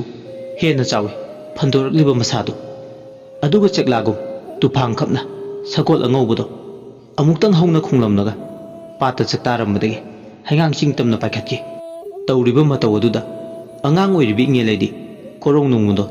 ꯇꯝꯅ ꯄꯥꯏꯔꯤꯕ ꯁꯒꯣꯜ ꯑꯉꯧꯕꯗꯣ ꯌꯦꯡꯗꯨꯅꯇ ꯂꯩ ꯂꯥꯡꯒꯣꯏ ꯁꯒꯣꯜ ꯑꯉꯧꯕꯗꯨ ꯌꯥꯝ ꯋꯥꯡꯅ ꯄꯥꯏꯕꯗꯤ ꯅꯠꯇꯦ ꯅꯣꯡꯃꯗꯣꯜ ꯊꯛꯇ ꯏꯕꯨꯙꯧ ꯃꯥꯔꯖꯤꯡꯒꯤ ꯈꯨꯕꯝ ꯂꯩꯔꯤꯕ ꯍꯩꯉꯥꯡ ꯆꯤꯡ ꯇꯝꯅ ꯄꯥꯏꯈ꯭ꯔꯒ ꯈꯪꯍꯧꯗꯅ ꯃꯥꯒꯤ ꯃꯤꯠꯃꯥꯡꯗꯒꯤ ꯁ꯭ꯋꯥꯏ ꯂꯥꯎꯅ ꯃꯥꯡꯈ꯭ꯔꯦ ꯀꯗꯣꯝꯗ ꯄꯥꯏꯁꯤꯟꯈ꯭ꯔꯤꯕꯅꯣ ꯍꯥꯏꯕꯁꯨ ꯃꯍꯥꯛ ꯈꯪꯍꯧꯗ꯭ꯔꯦ ꯃꯃꯤꯠ ꯑꯅꯤꯗꯣ ꯁꯨꯔꯨ ꯁꯨꯔꯨ ꯅꯣꯏꯗꯨꯅ ꯂꯩ ꯏꯉꯦꯜꯂꯩꯅ ꯑꯣ ꯃꯤꯅ ꯍꯥꯏꯅꯕ ꯆꯨꯝꯂꯦꯗꯅ ꯏꯅꯦ ꯄꯥꯛꯄꯤꯅ ꯍꯦꯛ ꯍꯦꯛ ꯂꯤꯕ ꯋꯥꯔꯤꯗ ꯍꯩꯉꯥꯡ ꯄꯥꯠꯇ ꯏꯕꯨꯙꯧ ꯃꯥꯔꯖꯤꯡꯒꯤ ꯈꯨꯅꯦꯁꯥ ꯀꯣꯔꯧꯅꯣ ꯁꯒꯣꯜ ꯑꯄꯥꯏꯕꯤ ꯁꯃꯗꯣꯟ ꯑꯌꯥꯡꯕꯅ ꯍꯩꯉꯥꯡ ꯄꯥꯠꯇ ꯆꯥꯛꯇꯥꯏ ꯉꯁꯤ ꯑꯩꯅ ꯎꯔꯤꯕ ꯃꯁꯥ ꯄꯥꯟꯕ ꯁꯒꯣꯜ ꯑꯁꯦ ꯏꯆꯝ ꯆꯝꯕ ꯁꯒꯣꯜꯗꯤ ꯅꯠꯇꯦ ꯁꯃꯗꯣꯟ ꯑꯌꯥꯡꯕ ꯍꯥꯏꯔꯤꯕ ꯁꯒꯣꯜ ꯂꯥꯡꯒꯣꯏ ꯁꯒꯣꯜ ꯑꯁꯦ ꯁꯣꯏꯗꯅ ꯑꯣꯏꯒꯅꯤ ꯑꯁꯨꯝꯅ ꯃꯆꯤꯜꯗ ꯉꯥꯏꯍꯥꯛ ꯃꯨꯔꯨꯝ ꯃꯨꯔꯨꯝ ꯁꯣꯜꯂꯒ ꯁꯒꯣꯜ ꯑꯄꯥꯏꯕꯤꯗꯨꯒꯤ ꯃꯔꯝꯗ ꯃꯍꯥꯛ ꯉꯥꯏꯍꯥꯛꯇꯤ ꯃꯨꯟꯅ ꯈꯟꯖꯤꯜꯂꯨꯔꯦ ꯃꯁꯤꯒꯤ ꯃꯇꯨꯡ ꯇꯥꯕꯗ ꯃꯍꯥꯛ ꯃꯥꯒꯤ ꯍꯦꯛꯐꯝ ꯊꯣꯛꯄ ꯊꯝꯆꯦꯠ ꯈꯔ ꯍꯦꯛꯂꯒ ꯃꯌꯨꯝꯗ ꯂꯥꯛꯂꯦ ꯃꯌꯨꯝ ꯍꯦꯛ ꯌꯧꯔꯛꯄꯒ ꯉꯁꯤꯗꯤ ꯃꯃꯥ ꯏꯕꯦꯝꯃꯁꯨ ꯃꯌꯨꯝꯗ ꯂꯩꯔꯝꯗ꯭ꯔꯦ ꯑꯌꯨꯛ ꯉꯟꯇꯥ ꯐꯧꯁꯨ ꯂꯪꯕ ꯆꯠꯂꯨꯔꯒ ꯃꯤꯅ ꯄꯤꯔꯛꯄ ꯆꯦꯡ ꯃꯆꯪ ꯈꯔꯅ ꯇꯔꯥ ꯆꯥꯛ ꯊꯣꯡꯅꯕ ꯊꯧꯔꯥꯡ ꯇꯧꯕꯅꯤ ꯍꯦꯛ ꯆꯥꯛꯈꯨꯝꯗ ꯑꯗꯨꯕꯨ ꯉꯁꯤꯗꯤ ꯂꯩꯔꯝꯗ꯭ꯔꯦ ꯆꯥꯛꯈꯨꯝ ꯑꯗꯨꯗ ꯀꯅꯥꯁꯨ ꯏꯉꯦꯜꯂꯩꯅ ꯏꯃꯥ ꯑꯩ ꯍꯜꯂꯛꯑꯦ ꯀꯥꯏꯗ ꯂꯩꯒꯦ ꯏꯃꯥ ꯏꯃꯥ ꯍꯣꯔꯦꯟꯗꯤ ꯇꯔꯦꯠ ꯁꯦꯟꯖꯥ ꯃꯌꯥꯝ ꯐꯪꯂꯅꯤ ꯉꯁꯤꯗꯤ ꯅꯆꯥ ꯄꯥꯠꯇꯒꯤ ꯊꯝꯆꯦꯠ ꯃꯌꯥꯝ ꯍꯦꯛꯂꯛꯑꯦ ꯊꯝꯆꯦꯠ ꯃꯌꯥꯝꯁꯦ ꯍꯣꯔꯦꯟ ꯁꯤꯠꯂꯗꯤ ꯇꯔꯦꯠ ꯁꯦꯟꯖꯥ ꯃꯌꯥꯝ ꯐꯪꯉꯅꯤ ꯑꯁꯤ ꯍꯥꯏꯔꯗꯅ ꯏꯉꯦꯜꯂꯩꯗꯨ ꯂꯩꯈꯣꯝ ꯂꯩꯅꯥꯡ ꯄꯛꯂꯨꯕꯒꯤ ꯃꯈꯣꯡ ꯃꯈꯨꯠꯇꯣ ꯍꯥꯝꯕ ꯂꯣꯏꯔꯗꯨꯅ ꯏꯃꯨꯡꯗ ꯆꯪꯂꯛꯑꯦ ꯄ꯭ꯔꯞ ꯆꯥꯛꯈꯨꯝꯂꯣꯝꯗ ꯆꯪꯉꯛꯑꯦ ꯑꯗꯨꯕꯨ ꯃꯃꯥꯗꯤ ꯂꯩꯕ ꯎꯗꯦ ꯀꯣꯏꯌꯦꯡ ꯌꯦꯡꯉꯤ ꯌꯨꯝꯒꯤ ꯀꯥꯁꯤꯡ ꯑꯗꯨꯗ ꯃꯃꯥꯗꯤ ꯂꯩꯕ ꯎꯗ꯭ꯔꯦ ꯃꯃꯥ ꯂꯩꯕ ꯎꯗ꯭ꯔꯕꯗꯨꯗꯗꯤ ꯏꯪꯈꯣꯜꯂꯣꯝꯗ ꯂꯩꯕ꯭ꯔꯥ ꯍꯥꯏꯗꯅ ꯑꯃꯨꯛ ꯀꯣꯏꯌꯦꯡ ꯌꯦꯡꯉꯤ ꯏꯪꯈꯣꯜꯗ ꯑꯄꯣꯛꯄꯤ ꯄꯂꯦꯝ ꯃꯃꯥꯁꯨ ꯂꯩꯕ ꯎꯗ꯭ꯔꯦ ꯃꯃꯥ ꯊꯤꯕ ꯐꯪꯗ꯭ꯔꯕꯗꯨꯗꯗꯤ ꯏꯉꯦꯜꯂꯩ ꯋꯥꯈꯜꯗ ꯑꯌꯨꯛ ꯉꯟꯇꯥ ꯍꯧꯒꯠꯇꯨꯅ ꯃꯤꯒꯤꯗ ꯀꯨꯞꯅꯣꯝ ꯁꯨꯕ ꯆꯠꯈꯤꯕꯗꯣ ꯍꯜꯂꯛꯇ꯭ꯔꯤꯕꯣꯏ ꯅꯤꯡꯉꯤ ꯃꯥꯡꯒꯣꯜ ꯃꯆꯤ ꯑꯃꯗ ꯐꯝꯗꯨꯅ ꯃꯃꯥ ꯍꯜꯂꯛꯄ ꯉꯥꯏꯗꯨꯅ ꯂꯩꯔꯤ ꯑꯌꯨꯛ ꯑꯉꯟꯕꯗꯒꯤ ꯀꯔꯤꯝꯇ ꯃꯕꯨꯛꯇ ꯇꯥꯗ꯭ꯔꯤꯕꯅꯤꯅ ꯑꯔꯥꯝ ꯈꯧꯔꯥꯡꯕ ꯐꯥꯎꯔꯝꯃꯤ ꯃꯍꯥꯛ ꯆꯥꯛꯈꯨꯝꯗ ꯆꯪꯂꯒ ꯏꯁꯤꯡ ꯊꯛꯀꯦ ꯇꯧꯏ ꯏꯁꯤꯡ ꯈꯨꯖꯥꯏ ꯑꯃ ꯄꯨꯟꯗꯒꯤ ꯀꯜꯂꯒ ꯃꯍꯥꯛ ꯊꯛꯏ ꯏꯁꯤꯡ ꯑꯗꯨ ꯊꯛꯄꯗꯒꯤ ꯑꯔꯥꯝ ꯈꯧꯔꯥꯡꯕ ꯐꯥꯎꯔꯝꯕꯗꯨ ꯈꯔꯗꯤ ꯐꯔꯦ ꯑꯔꯥꯝ ꯈꯧꯔꯥꯡꯕ ꯐꯥꯎꯕꯒꯤ ꯃꯤꯍꯨꯜ ꯃꯐꯝ ꯇꯥꯕꯗ ꯉꯥꯏꯔꯤ ꯃꯈꯣꯏꯒꯤ ꯂꯩꯀꯥꯏꯗ ꯂꯩꯕꯤ ꯃꯅꯤ ꯑꯃꯅ ꯃꯥꯒꯤ ꯃꯅꯥꯛ ꯇꯝꯅ ꯆꯦꯜꯂꯛꯏ ꯅꯨꯃꯤꯠ ꯆꯞ ꯌꯨꯡꯕ ꯃꯇꯝꯗꯒꯤ ꯈꯔ ꯂꯥꯟꯊꯔꯛꯄ ꯃꯇꯝꯁꯤꯗꯅꯤ ꯂꯩꯀꯥꯏꯒꯤ ꯃꯆꯦ ꯃꯅꯦꯝ ꯊꯣꯏꯕꯤꯅ ꯃꯥꯏꯊꯣꯡꯗꯨ ꯏꯃꯛ ꯃꯛꯁꯤꯟꯅ ꯂꯥꯛꯏ ꯊꯣꯏꯕꯤ ꯂꯥꯛꯄ ꯎꯕꯗ ꯏꯪꯉꯦꯜꯂꯩꯅ ꯏꯅꯦ ꯑꯩꯈꯣꯏ ꯏꯃꯥꯗꯣ ꯅꯣꯏꯗꯒ ꯂꯩꯍꯧꯕ꯭ꯔꯥ ꯊꯣꯏꯕꯤꯅ ꯏꯪꯉꯦꯜꯂꯩ ꯅꯦꯅꯦ ꯄꯥꯎ ꯑꯃ ꯇꯝꯒꯦꯅ ꯂꯥꯛꯏꯅꯦ ꯅꯪ ꯂꯥꯟꯅꯗꯤ ꯈꯟꯒꯅꯨꯀꯣ ꯀꯔꯤ ꯄꯥꯎꯅꯣ ꯍꯥꯏꯁꯤ ꯏꯅꯦ ꯅꯈꯣꯏ ꯏꯃꯥꯒꯤ ꯃꯔꯝꯗꯅꯤ ꯑꯩꯈꯣꯏ ꯏꯃꯥꯒꯤ ꯃꯔꯝꯗ ꯀꯔꯤ ꯄꯥꯎꯅꯣ ꯍꯥꯏꯁꯦ ꯅꯈꯣꯏ ꯅꯃꯥꯗꯣ ꯑꯃꯨꯛ ꯍꯟꯅ ꯌꯨꯝꯁꯤꯗ ꯍꯜꯂꯛꯑꯔꯣꯏ ꯏꯪꯉꯦꯜꯂꯩ ꯊꯣꯏꯕꯤꯒꯤ ꯋꯥꯗꯨ ꯇꯥꯕꯗ ꯃꯁꯥ ꯄꯨꯝꯕ ꯇꯨ ꯆꯨꯡꯈꯤꯕ ꯈꯪꯍꯧꯗꯦ ꯏꯪꯉꯦꯜꯂꯩ ꯀꯞꯂꯝꯗꯕꯅꯤ ꯃꯃꯥ ꯍꯜꯂꯛꯑꯔꯣꯏ ꯍꯥꯏꯕ ꯋꯥꯗꯨ ꯇꯥꯕꯗ ꯄꯨꯛꯅꯤꯡ ꯅꯨꯡꯁꯤꯕ ꯑꯃ ꯐꯥꯎꯔꯝꯃꯤ ꯃꯁꯥꯗꯣ ꯌꯥꯝ ꯅꯨꯡꯉꯥꯏꯇꯕ ꯀꯞꯅꯤꯡꯕꯒꯤ ꯏꯊꯤꯜ ꯑꯃ ꯐꯥꯎꯔꯛꯏ ꯀꯞꯂꯤ ꯀꯞꯉꯥꯡꯗ ꯍꯥꯏꯔꯛꯏ ꯀꯔꯤꯒꯤꯅꯣ ꯑꯩꯈꯣꯏ ꯏꯃꯥꯅ ꯌꯨꯝꯁꯤꯗ ꯑꯃꯨꯛ ꯍꯟꯅ ꯍꯜꯂꯛꯑꯔꯣꯏ ꯍꯥꯏꯔꯤꯁꯤꯕꯣ ꯊꯣꯏꯕꯤꯅ ꯈꯨꯝꯃꯛꯏ ꯅꯈꯣꯏ ꯏꯃꯥꯗꯣ ꯑꯇꯣꯞꯄ ꯅꯤꯄꯥ ꯃꯇꯨ ꯃꯆꯥ ꯂꯩꯔꯕ ꯑꯃꯗ ꯃꯌꯨꯝ ꯄꯥꯟꯈ꯭ꯔꯦ ꯑꯇꯣꯝꯕꯤ ꯑꯣꯏꯈ꯭ꯔꯦ ꯑꯃꯨꯛ ꯍꯟꯅ ꯌꯨꯝꯁꯤꯗ ꯍꯜꯂꯛꯑꯔꯣꯏ ꯊꯣꯏꯕꯤꯒꯤ ꯋꯥꯗꯨ ꯇꯥꯕꯗ ꯏꯪꯉꯦꯜꯂꯩꯗꯤ ꯍꯤꯡꯅ ꯍꯤꯡꯅ ꯀꯞꯂꯛꯏ ꯃꯈꯣꯜ ꯊꯣꯛꯅ ꯄꯤꯛꯆꯔꯕꯁꯨ ꯑꯍꯜꯒꯤ ꯀꯣꯛ ꯄꯥꯜꯂꯕꯤ ꯇꯥꯏꯕꯪ ꯄꯥꯟꯒꯦ ꯆꯠꯅ ꯂꯣꯟꯆꯠ ꯄꯨꯝꯅꯃꯛ ꯈꯪꯂꯕꯤꯅꯤ ꯃꯍꯥꯛ ꯑꯗꯨꯅ ꯊꯣꯏꯕꯤꯒꯤ ꯋꯥꯗꯨ ꯇꯥꯕꯗ ꯊꯥꯖꯁꯤ ꯀꯗꯥꯏ ꯊꯥꯖꯔꯨꯁꯤ ꯀꯗꯥꯏ ꯃꯁꯥꯗ ꯍꯦꯟꯅ ꯆꯃꯝꯅꯕ ꯐꯥꯎꯍꯜꯂꯦ ꯀꯔꯤꯒꯤ ꯃꯃꯥꯅ ꯃꯥꯕꯨ ꯍꯨꯟꯗꯣꯛꯂꯝꯂꯒ ꯑꯇꯣꯞꯄ ꯅꯤꯄꯥ ꯑꯃꯗ ꯃꯌꯨꯝ ꯄꯥꯟꯈꯤꯗꯧꯔꯤꯕ ꯑꯁꯨꯛ ꯀꯟꯕ ꯐꯤꯔꯦꯞ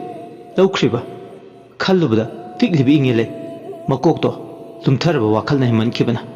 ꯄꯨꯕ ꯊꯥꯡꯕ ꯉꯝꯗ꯭ꯔꯦ ꯃꯥꯡꯒꯣꯜ ꯀꯥꯆꯤꯜ ꯑꯗꯨꯗ ꯈꯨꯔꯨ ꯀꯨꯟ ꯍꯤꯛꯅ ꯀꯞꯂꯤ ꯃꯈꯨꯠ ꯃꯆꯥꯗꯨꯅ ꯂꯩꯃꯥꯏ ꯑꯗꯨꯗ ꯇꯛꯂꯒ ꯀꯞꯄꯤ ꯏꯃꯥ ꯅꯆꯥꯕꯨ ꯀꯔꯤ ꯑꯣꯏꯔꯁꯤꯒꯦ ꯀꯔꯤ ꯄꯦꯟꯗꯕ ꯂꯩꯕꯒꯤꯅꯣ ꯅꯆꯥꯕꯨ ꯍꯨꯟꯗꯣꯛꯂꯝꯃꯒ ꯅꯥꯏꯇꯣꯝ ꯆꯠꯈ꯭ꯔꯤꯕ ꯀꯔꯝꯕ ꯄꯦꯟꯗꯕ ꯅꯤꯡꯉꯝꯗꯕ ꯂꯩꯕꯒꯤꯅꯣ ꯅꯪꯅ ꯌꯨꯝ ꯊꯥꯗꯣꯛꯇꯨꯅ ꯆꯠꯈ꯭ꯔꯤꯁꯤ ꯏꯃꯥ ꯏꯃꯥ ꯏꯃꯥ ꯑꯁꯤ ꯍꯥꯏꯔꯒ ꯍꯤꯛ ꯂꯥꯎꯅ ꯈꯨꯗꯥꯡ ꯄꯤꯐꯝ ꯅꯥꯏꯅ ꯀꯞꯂꯤ ꯄꯥꯎ ꯇꯝꯂꯨꯔꯕꯤ ꯊꯣꯏꯕꯤꯗꯣ ꯏꯪꯉꯦꯜꯂꯩꯒꯤ ꯃꯑꯣꯡ ꯃꯇꯧꯗꯨꯗ ꯇꯁꯦꯡꯅ ꯁꯥꯊꯤꯅ ꯅꯨꯡꯉꯥꯏꯇꯕ ꯍꯥꯏꯕꯗꯨ ꯑꯣꯏꯔꯦ ꯀꯔꯤ ꯅꯨꯡꯒꯤ ꯄꯥꯎ ꯑꯗꯨ ꯇꯝꯂꯨꯔꯤꯅꯣ ꯍꯥꯏꯗꯅ ꯃꯁꯥꯗ ꯐꯥꯎꯏ ꯊꯣꯏꯕꯤꯅ ꯆꯪꯁꯤꯟꯗꯨꯅ ꯏꯪꯉꯦꯜꯂꯩꯕꯨ ꯊꯦꯝꯖꯤꯟꯕꯤꯔꯤ ꯑꯗꯨꯕꯨ ꯊꯦꯝꯖꯤꯜꯂꯒ ꯏꯪꯉꯦꯜꯂꯩꯗꯤ ꯍꯦꯟꯅ ꯍꯤꯡꯅ ꯀꯞꯂꯤ ꯏꯪꯉꯦꯜꯂꯩ ꯃꯥꯡꯒꯣꯜ ꯀꯥꯆꯤꯟꯗꯨꯗ ꯀꯞꯈꯩ ꯀꯞꯂꯒ ꯇꯨꯃꯤꯟꯅ ꯂꯩꯈ꯭ꯔꯦ ꯑꯄꯣꯛꯄꯤ ꯄꯂꯦꯝ ꯃꯃꯥꯅ ꯃꯥꯒꯤ ꯃꯐꯝꯗ ꯌꯦꯛꯅꯕ ꯑꯣꯏꯔꯛꯀꯅꯤ ꯍꯥꯏꯕꯗꯤ ꯃꯍꯥꯛ ꯅꯣꯡꯃꯇꯁꯨ ꯈꯜꯂꯨꯗꯦ ꯉꯁꯤ ꯃꯃꯥꯒꯤ ꯈꯣꯡꯊꯥꯡꯁꯤꯅ ꯃꯁꯥꯃꯛ ꯅꯨꯄꯤ ꯑꯣꯏꯖꯔꯁꯨ ꯈꯨꯟꯅꯥꯏ ꯑꯁꯤꯗ ꯂꯩꯕ ꯅꯨꯄꯤ ꯑꯣꯏꯕꯤ ꯄꯨꯝꯅꯃꯛ ꯍꯥꯏꯕꯗꯤ ꯃꯔꯨꯑꯣꯏꯅ ꯃꯃꯥ ꯑꯣꯏꯕꯤ ꯄꯨꯝꯕ ꯆꯨꯝꯅ ꯃꯥꯒꯤ ꯃꯤꯠꯌꯦꯡꯗꯨꯗ ꯎꯕ ꯉꯝꯗ꯭ꯔꯦ ꯃꯁꯥꯃꯛ ꯅꯨꯄꯤ ꯑꯣꯏꯖꯔꯁꯨ ꯉꯁꯤ ꯃꯥꯒꯤ ꯍꯦꯛ ꯄꯣꯛꯄꯤ ꯃꯃꯥ ꯑꯣꯏꯕꯤꯅ ꯌꯨꯝꯕꯥꯟ ꯀꯥꯡꯈꯣꯡ ꯆꯥꯏꯔꯕꯤ ꯑꯃꯒꯤ ꯁꯛꯂꯣꯟ ꯂꯧꯈꯤꯕꯁꯦ ꯇꯁꯦꯡꯅ ꯃꯍꯥꯛ ꯅꯨꯄꯤ ꯑꯣꯏꯖꯔꯁꯨ ꯃꯁꯥꯗ ꯍꯩꯅꯗꯕ ꯇꯨꯀꯠꯆꯕ ꯐꯥꯎꯕ ꯍꯧꯔꯛꯂꯦ ꯏꯪꯉꯦꯜꯂꯩ ꯃꯍꯥꯛ ꯅꯨꯄꯤꯅꯤ ꯃꯁꯥꯅ ꯃꯁꯥꯕꯨ ꯀꯥꯎꯖꯈ꯭ꯔꯦ ꯅꯨꯄꯤꯕꯨ ꯅꯨꯄꯤꯅ ꯇꯨꯀꯠꯆꯕ ꯍꯥꯏꯕꯗꯨ ꯌꯧꯈ꯭ꯔꯦ ꯆꯍꯤ ꯅꯧꯔꯤꯕꯤ ꯏꯪꯉꯦꯜꯂꯩꯒꯤ ꯃꯆꯤꯟꯗ ꯊꯣꯛꯂꯛꯏ ꯅꯪꯅ ꯑꯩꯒꯤ ꯑꯄꯣꯛꯄꯤ ꯄꯂꯦꯝ ꯏꯃꯥ ꯑꯣꯏꯔꯁꯨ ꯑꯩꯅ ꯅꯪꯕꯨ ꯊꯦꯡꯅꯕ ꯃꯐꯝꯗ ꯏꯈꯨꯠꯁꯨ ꯊꯥꯡ ꯑꯃ ꯄꯥꯏꯔꯒ ꯅꯪꯕꯨ ꯍꯟꯖꯤꯟ ꯊꯤꯟꯗꯨꯅ ꯍꯥꯠꯀꯅꯤꯌꯦ ꯃꯆꯥꯕꯨ ꯅꯨꯡꯁꯤꯕ ꯃꯁꯛ ꯈꯪꯗꯕꯤ ꯃꯤꯅꯨꯡꯁꯤ ꯂꯩꯇꯕꯤꯗꯣ ꯃꯗꯨꯗ ꯍꯥꯠꯂꯒ ꯄꯦꯟꯒꯗꯕꯅꯤ ꯑꯁꯤ ꯍꯥꯏꯔꯒ ꯑꯉꯥꯎꯕꯤꯒꯨꯝ ꯃꯁꯝ ꯃꯅꯥꯗꯣ ꯃꯊꯟꯇ ꯐꯣꯏꯖꯩ ꯈꯨꯄꯥꯛꯅ ꯃꯈꯖꯥꯏꯗ ꯃꯁꯥ ꯃꯇꯣꯝꯇ ꯌꯦꯠ ꯑꯣꯏ ꯊꯥꯖꯤꯟꯖꯩ ꯍꯦꯟꯅ ꯃꯁꯥꯗꯣ ꯆꯔꯥꯡ ꯈꯣꯏꯔꯥꯡꯅꯩ ꯂꯩꯕꯥꯛ ꯑꯗꯨꯗ ꯃꯈꯣꯡ ꯁꯥꯡꯅ ꯇꯤꯡꯊꯣꯛꯂ ꯑꯃꯨꯛ ꯐꯝꯃꯤ ꯂꯩꯕꯥꯛꯇꯨꯗ ꯈꯨꯇꯨꯝꯁꯤꯡꯗꯨꯅ ꯊꯥꯏ ꯑꯅꯤꯔꯛ ꯑꯍꯨꯝꯂꯛ ꯑꯉꯛꯄꯒꯤ ꯃꯇꯧꯅꯤ ꯇꯧꯔꯤꯕ ꯃꯇꯧꯗꯨ ꯄꯥꯎ ꯇꯝꯕ ꯂꯩꯀꯥꯏꯒꯤ ꯃꯆꯦ ꯃꯅꯦꯝꯗꯨꯅ ꯃꯍꯥꯛꯄꯨ ꯊꯦꯝꯖꯤꯟꯕꯤꯔꯝꯂꯒ ꯃꯁꯥꯒꯤ ꯌꯨꯝ ꯑꯃ ꯄꯥꯜꯂꯤꯕ ꯀꯧꯕꯅꯤꯅ ꯍꯟꯈ꯭ꯔꯦ ꯌꯨꯝꯗꯨꯗ ꯃꯊꯟꯇ ꯂꯩꯍꯧ ꯏꯪꯉꯦꯜꯂꯩ ꯇꯔꯥ ꯆꯥꯛ ꯂꯥꯝꯕꯁꯨ ꯃꯁꯥꯗ ꯐꯥꯎꯈꯤꯗ꯭ꯔꯦ ꯑꯗꯨꯃꯛ ꯇꯨꯃꯤꯟ ꯐꯝꯗꯨꯅ ꯂꯩ ꯌꯨꯝꯒꯤ ꯀꯥꯆꯤꯜ ꯑꯃꯗ ꯐꯝꯈꯤꯕꯗꯒꯤ ꯃꯆꯤ ꯂꯦꯡꯗꯦ ꯌꯨꯝꯗꯨꯗ ꯃꯊꯟꯇꯅꯤ ꯋꯥꯈꯜꯅ ꯄꯨꯕ ꯃꯤꯑꯣꯏꯕꯅꯤ ꯏꯪꯉꯦꯜꯂꯩ ꯐꯠꯇꯕ ꯋꯥꯈꯜ ꯈꯟꯕ ꯍꯧꯔꯛꯏ ꯑꯃꯨꯛꯁꯨ ꯃꯥꯕꯨ ꯇꯥꯏꯕꯪ ꯄꯥꯟ masak khanghan biramba pale mamabu makutna thang thinduna hatkani aduna laikai miyam mamangda apopi pale mamagi tujadaba lamchat asina laikai pungjau thinduna saksu mang khudingi changai wari oigadau saru masa matanta pigna ulen nanglaklabi mahaksu madom yai bi thawai tharage kanagi mafamdasu yetlaru khanduna pukningna phirep lawi minok sawba ngasi gi taimang pansida magi mafam leite aduna ma sikhibana achumba khongthangni khale asumna wakhan khalinge numidang waramgi matam oirakle miyoibagi puba thangba ngamdraba awabana pankhai lanchilaglaba matamsida matomda sijarge haiduna haingang chinglomda khutta thauri ma paiduna lai khutta paiba thauri aduna tala pame usa amagi phera thakta hek yanchinbada magi yaibi thawai tharani aduna madom yaibi thawai thajaraga pelagane magi ningba thunglagani haina masada phawrami karigidama aina supidonana miya marakta hinglugani asi khalladana haingang chingi manung hanjinba uwa marang kaina hauba chingya nabom samnarakpa hanna chingi chingmaida madom sijarge haidun lai lobi chingya aduda hauba talabame masaga chanaba thauri alaga sibada chanagadaba upalama thire chingya aduda numidang waramduda mathantane khuman matam aduda ingele ningba kairabagi maichakto thauri alaga mado yaibi thawai thar kokadaba mal aduna mado yaibi thawai tharge khan makutta pairiba yangoi thaurido usa amada phatlauna langkhale aduga ngaksamduda thaurido konchilaga kishin baure ingele machinda tapna sole miluda pirang ihore he hanna chingching maida horiba tala pa melo nangi na saikonda namo mai ki yaibi thawai se ngasi kauba korongno thawai ai ki thajarake laibak thibi namo mai ti ngasi ki taibang palsida hinglubagi wan tok lait apokpi palem imana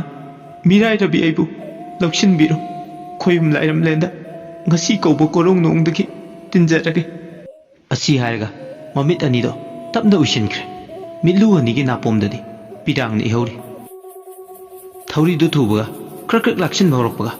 usadu tektun laimaita tare usadu tekpadagi ingelesu laimaita tasile adumna hek tawbaga chingya adugi akoibada ayingba unpuba nuksitama sile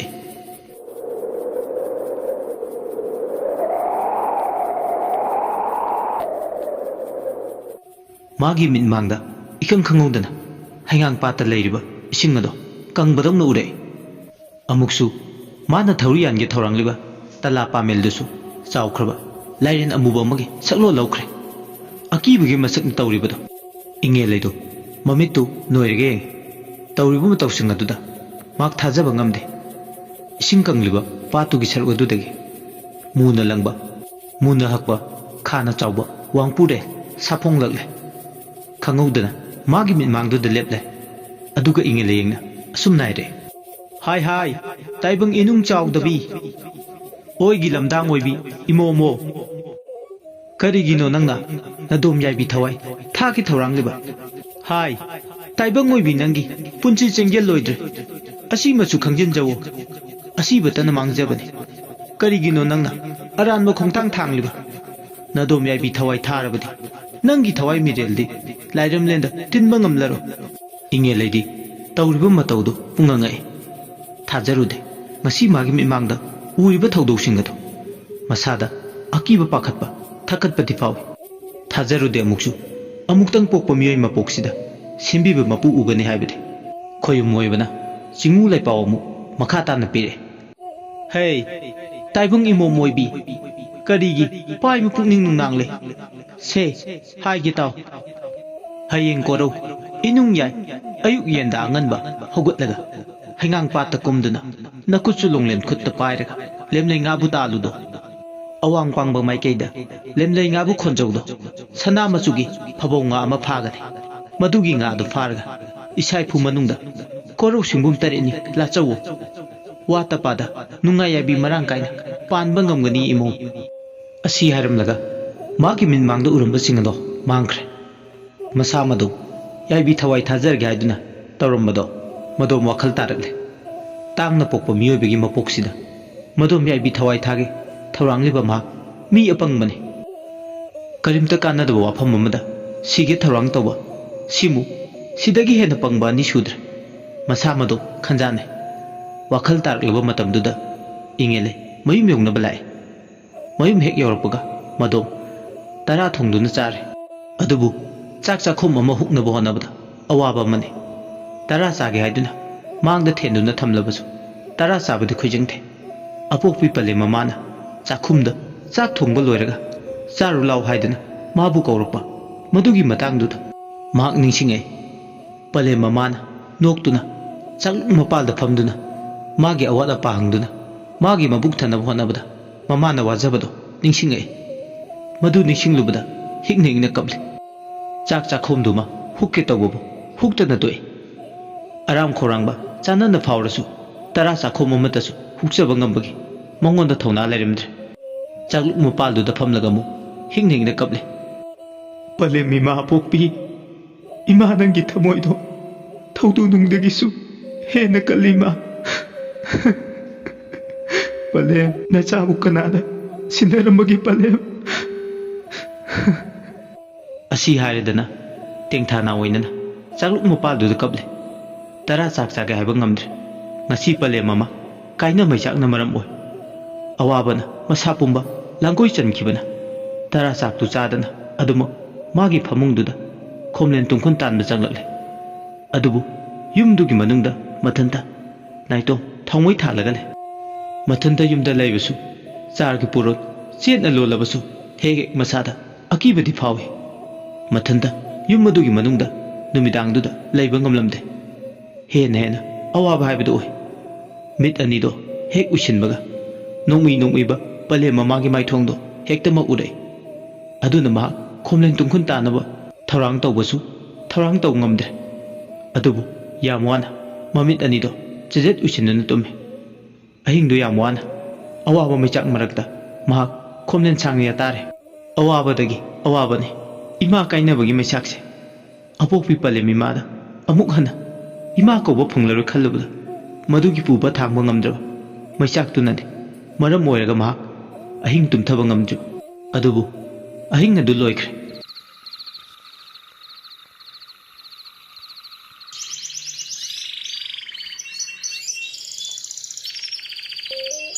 ꯃꯊꯪꯒꯤ ꯅꯨꯃꯤꯠꯅꯤ ꯑꯌꯨꯛ ꯌꯦꯟꯗꯥ ꯑꯉꯟꯕ ꯉꯟꯇꯥ ꯍꯧꯒꯠꯇꯨꯅ ꯃꯍꯥꯛ ꯆꯤꯡꯎ ꯂꯥꯏꯅ ꯄꯤꯔꯝꯕ ꯈꯨꯌꯨꯝ ꯂꯩꯄꯥꯎ ꯇꯨꯡꯏꯟꯅꯅ ꯃꯈꯨꯠꯁꯨ ꯄꯩꯌꯥ ꯆꯦꯞꯁꯤ ꯂꯣꯡ ꯁꯪꯒꯥꯏ ꯌꯥꯏꯅꯞ ꯂꯣꯡ ꯂꯣꯡꯂꯦꯟ ꯈꯨꯠꯇ ꯄꯥꯏꯔꯦ ꯍꯥꯏꯔꯒ ꯂꯦꯝꯂꯩ ꯉꯥ ꯇꯥꯟꯕ ꯃꯗꯣꯝ ꯑꯌꯨꯛ ꯌꯦꯟꯗꯥ ꯑꯉꯟꯕꯗꯨꯗ ꯍꯩꯉꯥꯡ ꯄꯥꯠꯀꯤ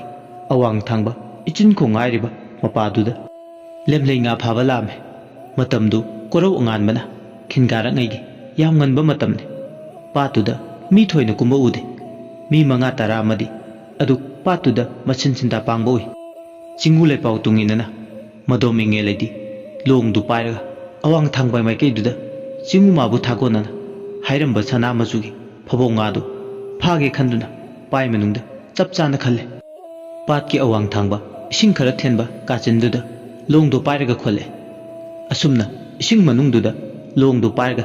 ꯈꯣꯟꯕ ꯍꯧꯔꯛꯄꯗ ꯃꯁꯥ ꯄꯨꯝꯕ ꯁꯥꯕꯨꯡ ꯁꯥꯕꯨꯡ ꯂꯥꯎꯕ ꯍꯧꯔꯛꯑꯦ ꯏꯁꯤꯡ ꯃꯅꯨꯡꯗꯨꯗ ꯀꯔꯤꯅꯣ ꯑꯃ ꯂꯩꯕꯗꯧꯅ ꯃꯥꯟꯕ ꯁꯥꯎꯝ ꯑꯃ ꯐꯥꯎꯕ ꯍꯧꯔꯛꯂꯦ ꯏꯁꯤꯡꯗꯨꯗ ꯀꯨꯝꯕꯗ ꯃꯁꯥꯗꯨ ꯈꯤꯔꯨꯝ ꯇꯧꯕꯗꯨꯅꯁꯨ ꯑꯃꯨꯛꯃꯨꯛꯁꯨ ꯇꯧꯏ ꯀꯔꯤꯒꯨꯝꯕꯗꯅ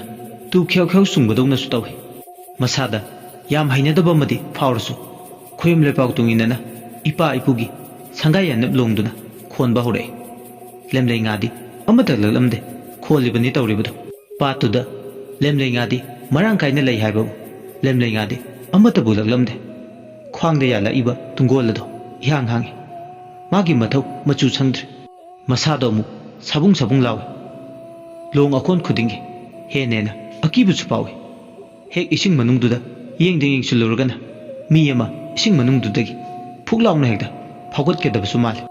ꯑꯗꯨꯕꯨ ꯂꯣꯡ ꯑꯗꯨ ꯄꯥꯏꯔꯒ ꯈꯣꯟꯕꯗ ꯃꯁꯥꯗ ꯊꯥꯖꯕ ꯑꯃꯗꯤ ꯋꯥꯠꯂꯦ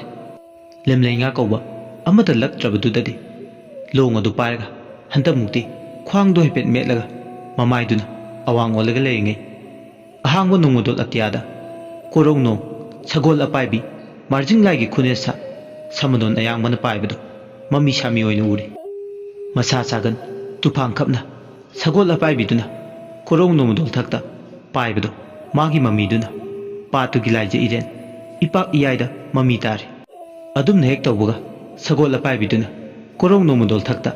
ꯍꯧꯅ ꯈꯣꯡꯂꯒ ꯃꯥꯒꯤ ꯃꯄꯥ ꯂꯥꯟꯅ ꯄꯥꯏꯈꯤ ꯑꯗꯨꯒ ꯈꯪꯍꯧꯗꯅ ꯃꯥꯡꯈꯤ ꯁꯒꯣꯜ ꯑꯄꯥꯏꯕꯤꯗꯨ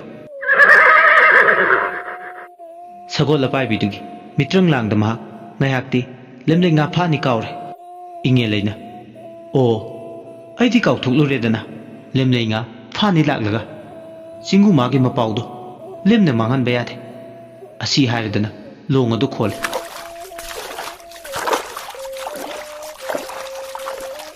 ꯍꯟꯗꯛꯃꯨꯛꯇꯤ ꯂꯣꯡ ꯑꯗꯨ ꯈꯣꯟꯕꯒ ꯂꯦꯝꯂꯩ ꯉꯥ ꯁꯅꯥ ꯃꯆꯨꯒꯤ ꯐꯕꯧ ꯉꯥꯗꯨ ꯐꯥꯔꯦ ꯉꯥꯗꯨꯅ ꯂꯣꯡꯗꯨꯗꯒꯤ ꯂꯧꯊꯣꯛꯂꯒ ꯇꯨꯡꯒꯣꯜ ꯃꯅꯨꯡꯗ ꯍꯥꯞꯆꯤꯜꯂꯦ ꯃꯁꯥꯗꯨ ꯏꯔꯥꯡ ꯂꯥꯡꯉꯤ ꯂꯦꯝꯂꯩ ꯉꯥꯗꯨ ꯂꯛꯄ ꯎꯕꯗ ꯆꯤꯡꯒꯨ ꯂꯩꯄꯥꯎꯗꯣ ꯆꯨꯝꯂꯦꯗꯅ ꯂꯦꯝꯅꯗꯤ ꯃꯥꯡꯗꯦ ꯈꯣꯏꯌꯨ ꯃꯥꯒꯤ ꯊꯧꯟꯆꯤꯟꯗꯤ ꯂꯦꯝꯅꯃꯛ ꯃꯍꯩ ꯌꯥꯟꯅ ꯐꯪꯂꯦ ꯈꯟꯖꯩ ꯂꯦꯝꯂꯩ ꯉꯥꯗꯨ ꯆꯦꯛꯁꯤꯟꯅ ꯇꯨꯡꯒꯣꯜ ꯃꯅꯨꯡꯗ ꯍꯥꯞꯂꯒ ꯃꯌꯨꯝ ꯌꯧꯅꯕ ꯄꯨꯔꯛꯑꯦ ꯍꯦꯛ ꯄꯨꯔꯛꯄꯒ ꯂꯦꯝꯂꯩ ꯉꯥꯗꯨ ꯆꯤꯡꯒꯨ ꯂꯩꯄꯥꯎ ꯇꯨꯡꯏꯟꯅꯅ ꯏꯁꯥꯏꯄꯨ ꯃꯅꯨꯡꯗ ꯍꯥꯞꯆꯤꯜꯂꯦ ꯑꯗꯨꯒ ꯏꯁꯤꯡ ꯈꯔ ꯍꯥꯞꯂꯒ ꯌꯣꯛꯂꯦ ꯂꯦꯝꯂꯩ ꯉꯥꯗꯨꯅ ꯃꯐꯝ ꯇꯥꯅ ꯏꯁꯥꯏꯄꯨ ꯃꯅꯨꯡꯗ ꯌꯥꯇꯥꯗꯨꯅ ꯂꯩꯕꯗꯨ ꯎꯕꯗ ꯏꯉꯦꯜꯂꯩ ꯄꯦꯟꯖꯔꯝꯃꯤ ꯅꯨꯃꯤꯠꯇꯨꯒꯤ ꯑꯌꯨꯛꯇꯣ ꯆꯥꯅꯤꯡꯉꯥꯏ ꯂꯩꯇꯕꯅ ꯃꯥꯏꯔꯦꯟ ꯑꯃ ꯐꯨꯠꯂꯒ 10 ꯅꯣꯝꯈꯟꯅꯦ ꯉꯁꯤ ꯐꯥꯎꯕꯗꯤ ꯋꯥꯅ ꯂꯦꯜꯂꯒꯦ ꯍꯌꯦꯡ ꯏꯅꯨꯡ ꯉꯥꯟꯕꯒ ꯃꯤꯒꯤ ꯐꯧꯁꯨ ꯂꯪꯕ ꯆꯠꯇꯨꯅ 9 ꯁꯦꯟꯖꯥ ꯇꯥꯜꯂꯒꯦ ꯈꯜꯂꯤ ꯋꯥꯈꯜꯗꯤ ꯑꯃꯨꯛꯁꯨ ꯅꯨꯡꯉꯥꯏ ꯑꯃꯨꯛꯁꯨ ꯍꯦꯛ ꯅꯨꯡꯉꯥꯏꯇꯦ ꯍꯥꯏꯗꯨꯅꯤ ꯃꯐꯝ ꯃꯔꯥꯡ ꯑꯃ ꯏꯈꯪ ꯈꯪꯗꯦ ꯂꯦꯝꯂꯩ ꯉꯥ ꯑꯁꯤ ꯐꯥꯕꯒꯤ ꯊꯣꯏꯅ ꯍꯔꯥꯎ ꯅꯨꯡꯉꯥꯏꯕꯁꯨ ꯐꯥꯎꯔꯝꯗꯦ ꯃꯔꯝꯗꯤ ꯀꯣꯛꯊꯛꯇ ꯂꯥꯏꯔꯕꯒꯤ ꯄꯣꯠꯂꯨꯝ ꯑꯆꯧꯕ ꯑꯃ ꯅꯟꯊꯔꯤ ꯑꯗꯨꯒꯤꯅꯤ ꯃꯥꯏꯔꯦꯟꯗꯨ ꯆꯥꯔꯕ ꯃꯇꯨꯡ ꯏꯃꯨꯡꯗ ꯇꯨꯝꯃꯤꯜ ꯅꯨꯡꯊꯤꯜ ꯄꯣꯕꯣꯞꯇꯨꯗ ꯃꯣꯟꯈꯥꯡꯅꯅ ꯍꯤꯞꯄꯤ ꯇꯨꯝꯊꯕꯗꯤ ꯅꯠꯇꯦ ꯃꯃꯤꯠꯇꯨꯗ ꯃꯥꯒꯤ ꯀꯥꯗ ꯊꯝꯂꯤꯕ ꯏꯁꯥꯏꯄꯨꯗꯨꯒꯤ ꯃꯅꯨꯡꯗ ꯌꯣꯛꯂꯤꯕ ꯂꯦꯝꯂꯩ ꯉꯥꯗꯨꯗ ꯑꯃꯨꯛꯃꯨꯛꯁꯨ ꯌꯦꯡꯉꯤ ꯆꯐꯨꯗꯨꯗꯅꯤ ꯎꯔꯤꯕ ꯃꯗꯨꯗ ꯌꯣꯛꯂꯤꯕ ꯂꯦꯝꯂꯩ ꯉꯥꯗꯨꯗꯤ ꯎꯕꯗꯤ ꯅꯠꯇꯦ ꯏꯁꯥꯏꯄꯨꯗꯨ ꯌꯦꯡ ꯍꯤꯞꯂꯝꯕꯗꯒꯤ ꯃꯍꯥꯛ ꯇꯨꯝꯊꯈꯤꯕ ꯈꯪꯍꯧꯗ꯭ꯔꯦ ꯃꯃꯤꯠ ꯑꯅꯤꯗꯣ ꯇꯞꯅ ꯇꯞꯅ ꯎꯏꯁꯤꯜꯂꯛꯑꯦ ꯎꯏꯁꯤꯟꯕ ꯍꯧꯕꯒ ꯃꯥꯒꯤ ꯃꯪ ꯑꯃ ꯃꯪꯉꯤ ꯏꯁꯥꯏꯄꯨꯗꯨꯒꯤ ꯃꯅꯨꯡꯗꯨꯗꯒꯤ ꯂꯥꯏꯔꯦꯝꯕꯤ ꯑꯃ ꯊꯣꯔꯛꯄꯗꯧꯅ ꯎꯔꯛꯑꯦ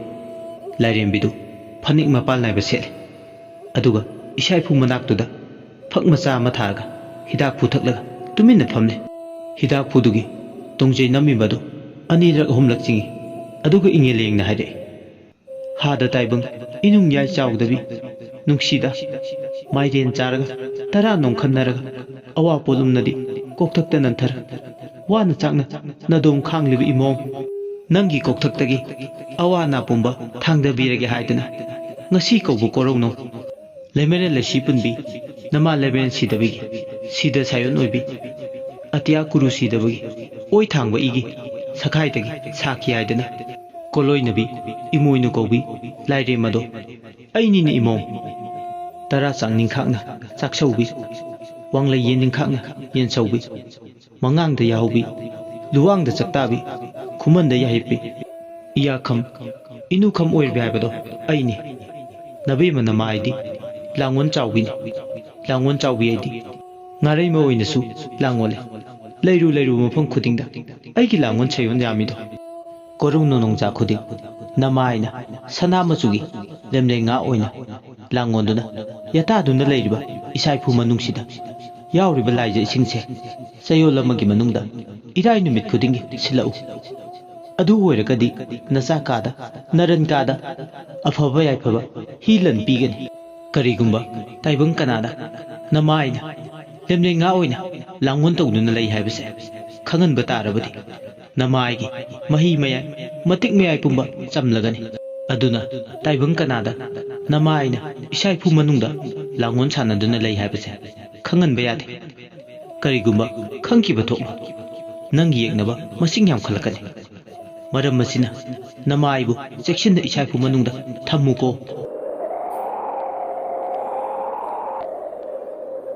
ꯑꯁꯤ ꯍꯥꯏꯔꯝꯂꯒ ꯂꯥꯏꯔꯦꯝꯕꯤꯗꯨ ꯃꯥꯡꯈ꯭ꯔꯦ ꯑꯗꯨꯝꯅ ꯍꯦꯛ ꯃꯥꯡꯈꯤꯕꯒ ꯇꯨꯝꯗꯨꯅ ꯂꯩꯕ ꯏꯉꯦꯜꯂꯩꯗꯣ ꯇꯨꯝꯂꯝꯕꯗꯒꯤ ꯃꯤꯀꯞ ꯈꯪꯊꯣꯛ ꯊꯣꯛꯂꯛꯑꯦ ꯃꯤꯀꯞ ꯍꯦꯛ ꯊꯣꯛꯂꯛꯄꯒ ꯃꯍꯥꯛ ꯐꯃꯨꯡꯗꯒꯤ ꯍꯧꯒꯠꯂꯒ ꯏꯁꯥꯏꯄꯨꯗꯨꯒꯤ ꯃꯅꯥꯛ ꯇꯝꯅ ꯆꯪꯁꯤꯜꯂꯛꯑꯦ ꯑꯗꯨꯒ ꯃꯗꯨꯒꯤ ꯃꯅꯨꯡꯗ ꯌꯣꯛꯇꯨꯅ ꯂꯩꯔꯤꯕ ꯂꯦꯝꯂꯩ ꯉꯥꯗꯨꯕꯨ ꯃꯃꯤꯠ ꯀꯨꯞꯇꯨꯅ ꯌꯦꯡꯉꯤ ꯂꯥꯏꯖ ꯏꯔꯣꯟꯅꯨꯡꯗ ipa langduna leiba lemlei nga du yenglaga magi khomlen manglan chada hairambado amukna hongnana ningsingai ingele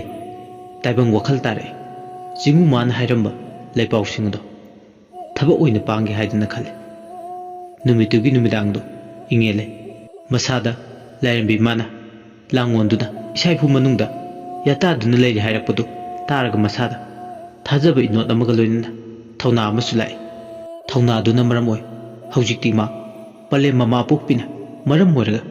nungai taba phawrambudusu hojikti pungpa phakre numitugi numidangdo haraw haraw amu ngasai ayu phutpa mairinduna mu numidangi chara nongkhane mathangi numitagi ayuk yanda nganbada ngantan hagutuna iru sadenglaga charai pijeng setuna isai phududa mairame ku lalamaga magi supam nomphum thokpa adum suba chale asumna numitudagi hona laining parichena ingen leina imuinu kobi lairimbibu ningjaba irai khudingi isai phu ising chinduna mangna sinta adu pangbana telaba matam kharada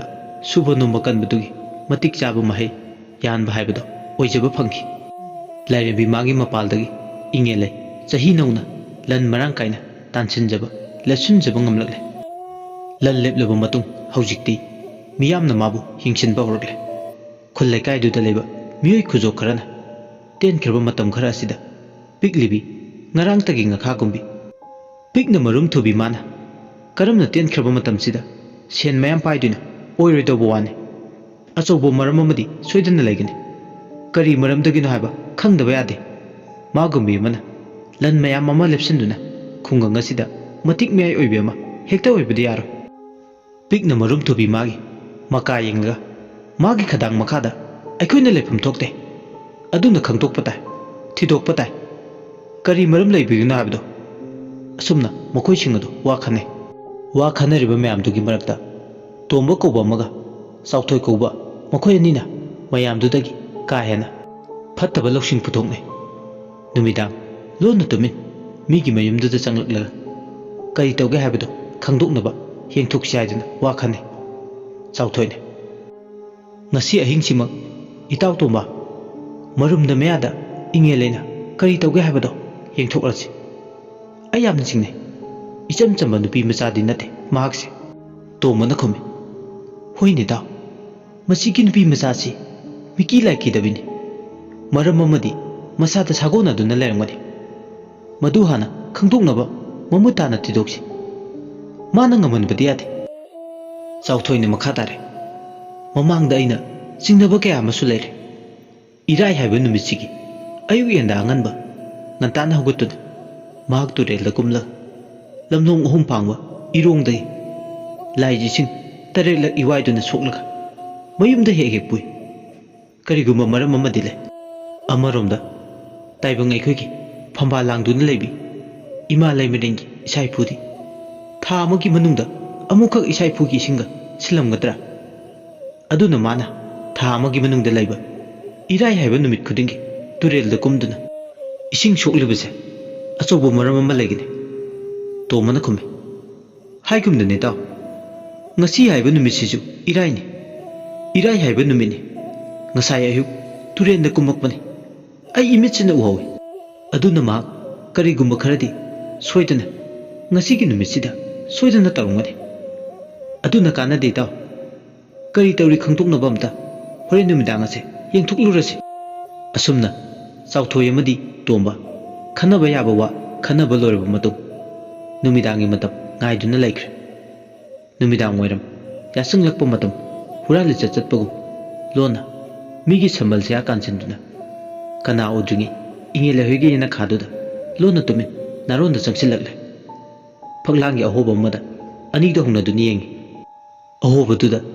imungdugi yumai ka do oinada ingan ngana oi madugi manungda uchan mera chauna ngana thanduna maira mikruk langbugi manamna maikhu khuding nungsiba manam yel ingele chare phijeng setuna yumai ka duda chatuk sin tawbodo haiphet ui ingele mukutta khojule khambaidna imung mangol do sengtoi sumnatagi sanhami ka da leiriba adutane khojule kham manam yaujuba asumna thawai yauna laining pari chena inge laina honabadu uraga henna chingnabadu sum henkale ani do na kongmya da hainare chawthoi aina haijin bari yengu tu itaw namit magna uredana irai haiba numisigi nongan badi numita bhawa akhanaba thaba kharadi mahak tawri kari karamba thabungno haibadudi ekhui swaiba ngamde adubu mana tawriba thabak sigi hairugadi laitin gi mari leinaba thabak tharom kharadi tawre takbane aduna maramse khangdoktaba suya mag yadabane hoine ta tumin mana tawrise yengthoase yamna singbu nupi machane aikhoi nina mafam masida tumin tasilga lay habse mangonda khangan be yade samin namata phongan be yaba nate aduga khangataba mana itaw ngasi gi tawdokse leikai gi miyo amatada mana manne naibe yaba nate ko itaw asumna nido tumin na kong maya duda murum sonaraga wai khara hainarba madu tumin tasilga lay inge lady somda imung duda laitin khoramnaba sanami leba kaduda lai khoramnaba thorang tawre madugi kadu maktada isai phu manungda yawbu lemli nga dusu latuna thamane asumna mana lai khoramnaba thorang tawringe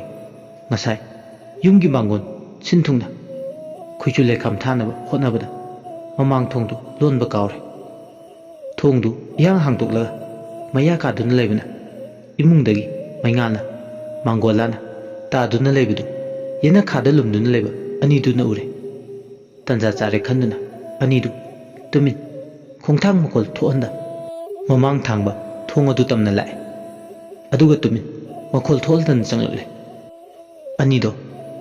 yam haisingna change thongdudi hanagi phibamduda adumu maya kaduna thaname jingnaba yaba thaba amatadi tawrumde haipet imjau ka singduda ingele kadai de lege yengbada mamit usinduna khuru khuda kunna lai khuramnaba thorang tawduna lebado ure sanami ka chinduda topna leba isai pu mada hairang lairang tam chengbi chengba haiduna maira langi budu ure ingele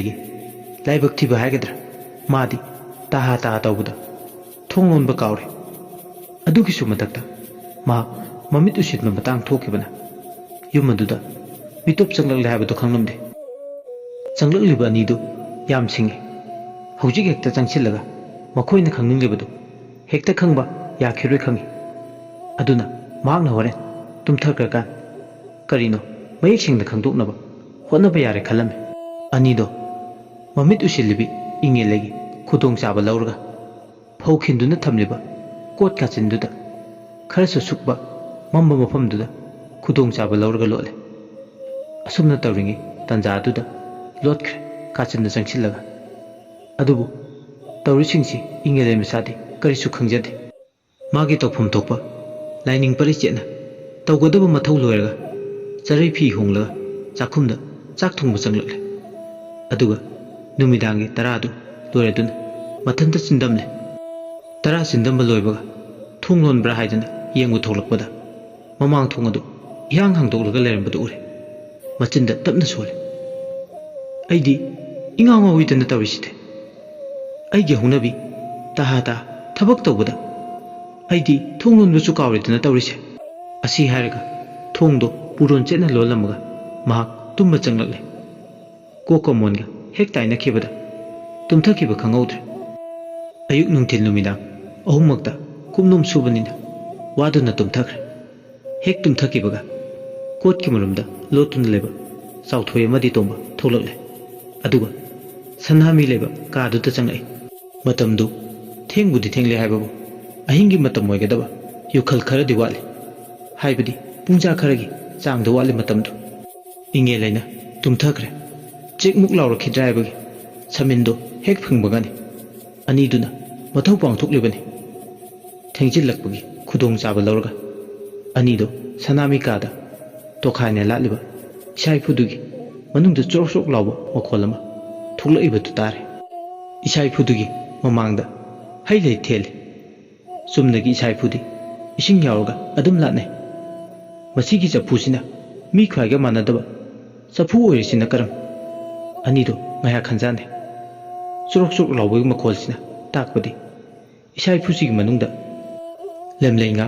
ꯌꯣꯛꯂꯤ ꯍꯥꯏꯅ ꯇꯥꯛꯄꯅꯤ ꯉꯥꯌꯣꯛ ꯆꯐꯨ ꯑꯃꯕꯨ ꯀꯔꯤꯒꯤ ꯍꯩꯔꯥꯡ ꯂꯩꯔꯥꯡ ꯇꯝꯂꯤꯕꯅꯣ ꯍꯥꯏꯗꯨꯅ ꯑꯃꯨꯛ ꯑꯅꯤꯗꯣ ꯈꯟꯖꯥꯟꯅꯩ ꯆꯥꯎꯊꯣꯏꯅ ꯋꯥ ꯉꯥꯡꯗꯅ ꯏꯪꯒꯤꯠ ꯇꯧꯏ ꯇꯣꯡꯕꯗ ꯑꯅꯤꯗꯣ ꯋꯥꯍꯩ ꯑꯃꯇ ꯆꯤꯝꯕꯥꯟ ꯀꯥꯡꯗ꯭ꯔꯁꯨ ꯏꯪꯒꯤꯠꯇ ꯈꯪꯅꯩ ꯏꯁꯥ ꯏꯐꯨꯗꯨꯒꯤ ꯃꯅꯨꯡꯗ ꯀꯔꯤ ꯌꯥꯎꯔꯤ ꯃꯩ ꯊꯥꯜꯂꯒ ꯌꯦꯡꯉꯨ ꯇꯣꯝꯕꯅ ꯎꯆꯥꯟ ꯃꯦꯔꯥ ꯄꯥꯏ ꯏꯁꯥ ꯏꯐꯨꯗꯨꯒꯤ ꯃꯅꯨꯡꯗ ꯌꯦꯡꯉꯤ ꯃꯇꯝꯗꯨꯗ ꯏꯁꯥ ꯏꯐꯨꯗꯨꯒꯤ ꯃꯅꯨꯡꯗ ꯁꯅꯥ ꯃꯆꯨꯒꯤ ꯂꯦꯝꯂꯩ ꯉꯥ ꯑꯃ ꯌꯥꯎꯔꯒ ꯂꯩꯕꯗꯣ ꯃꯌꯦꯛ ꯁꯦꯡꯅ ꯎꯔꯦ ꯍꯧꯖꯤꯛꯇꯤ ꯃꯤ ꯈ꯭ꯋꯥꯏꯒꯤ ꯉꯥꯒ ꯃꯥꯟꯅꯗꯕ ꯁꯅꯥ ꯃꯆꯨ ꯐꯨꯟꯗꯣꯡꯂꯕ ꯂꯦꯝꯂꯩ ꯉꯥ ꯍꯧꯖꯤꯛꯇꯤ ꯈꯪꯂꯦ ꯂꯦꯝꯂꯩ ꯉꯥꯁꯤꯒꯤ ꯃꯄꯥꯟꯅ ꯈꯨꯡꯒꯪꯁꯤꯗ ꯃꯇꯤꯛ ꯃꯌꯥꯏ ꯍꯦꯟꯅ ꯃꯇꯤꯛ ꯃꯄꯥ ꯆꯥꯗꯅ ꯅꯨꯡꯉꯥꯏ ꯃꯔꯥꯡ ꯀꯥꯏꯅ ꯄꯥꯜꯂꯤꯕ ꯑꯗꯨꯅ ꯍꯧꯖꯤꯛꯇꯤ ꯃꯈꯣꯏꯅꯤꯒꯤ ꯆꯤꯡꯅꯕꯗꯨ ꯀꯣꯛꯂꯦ ꯂꯦꯝꯂꯩ ꯉꯥꯁꯦ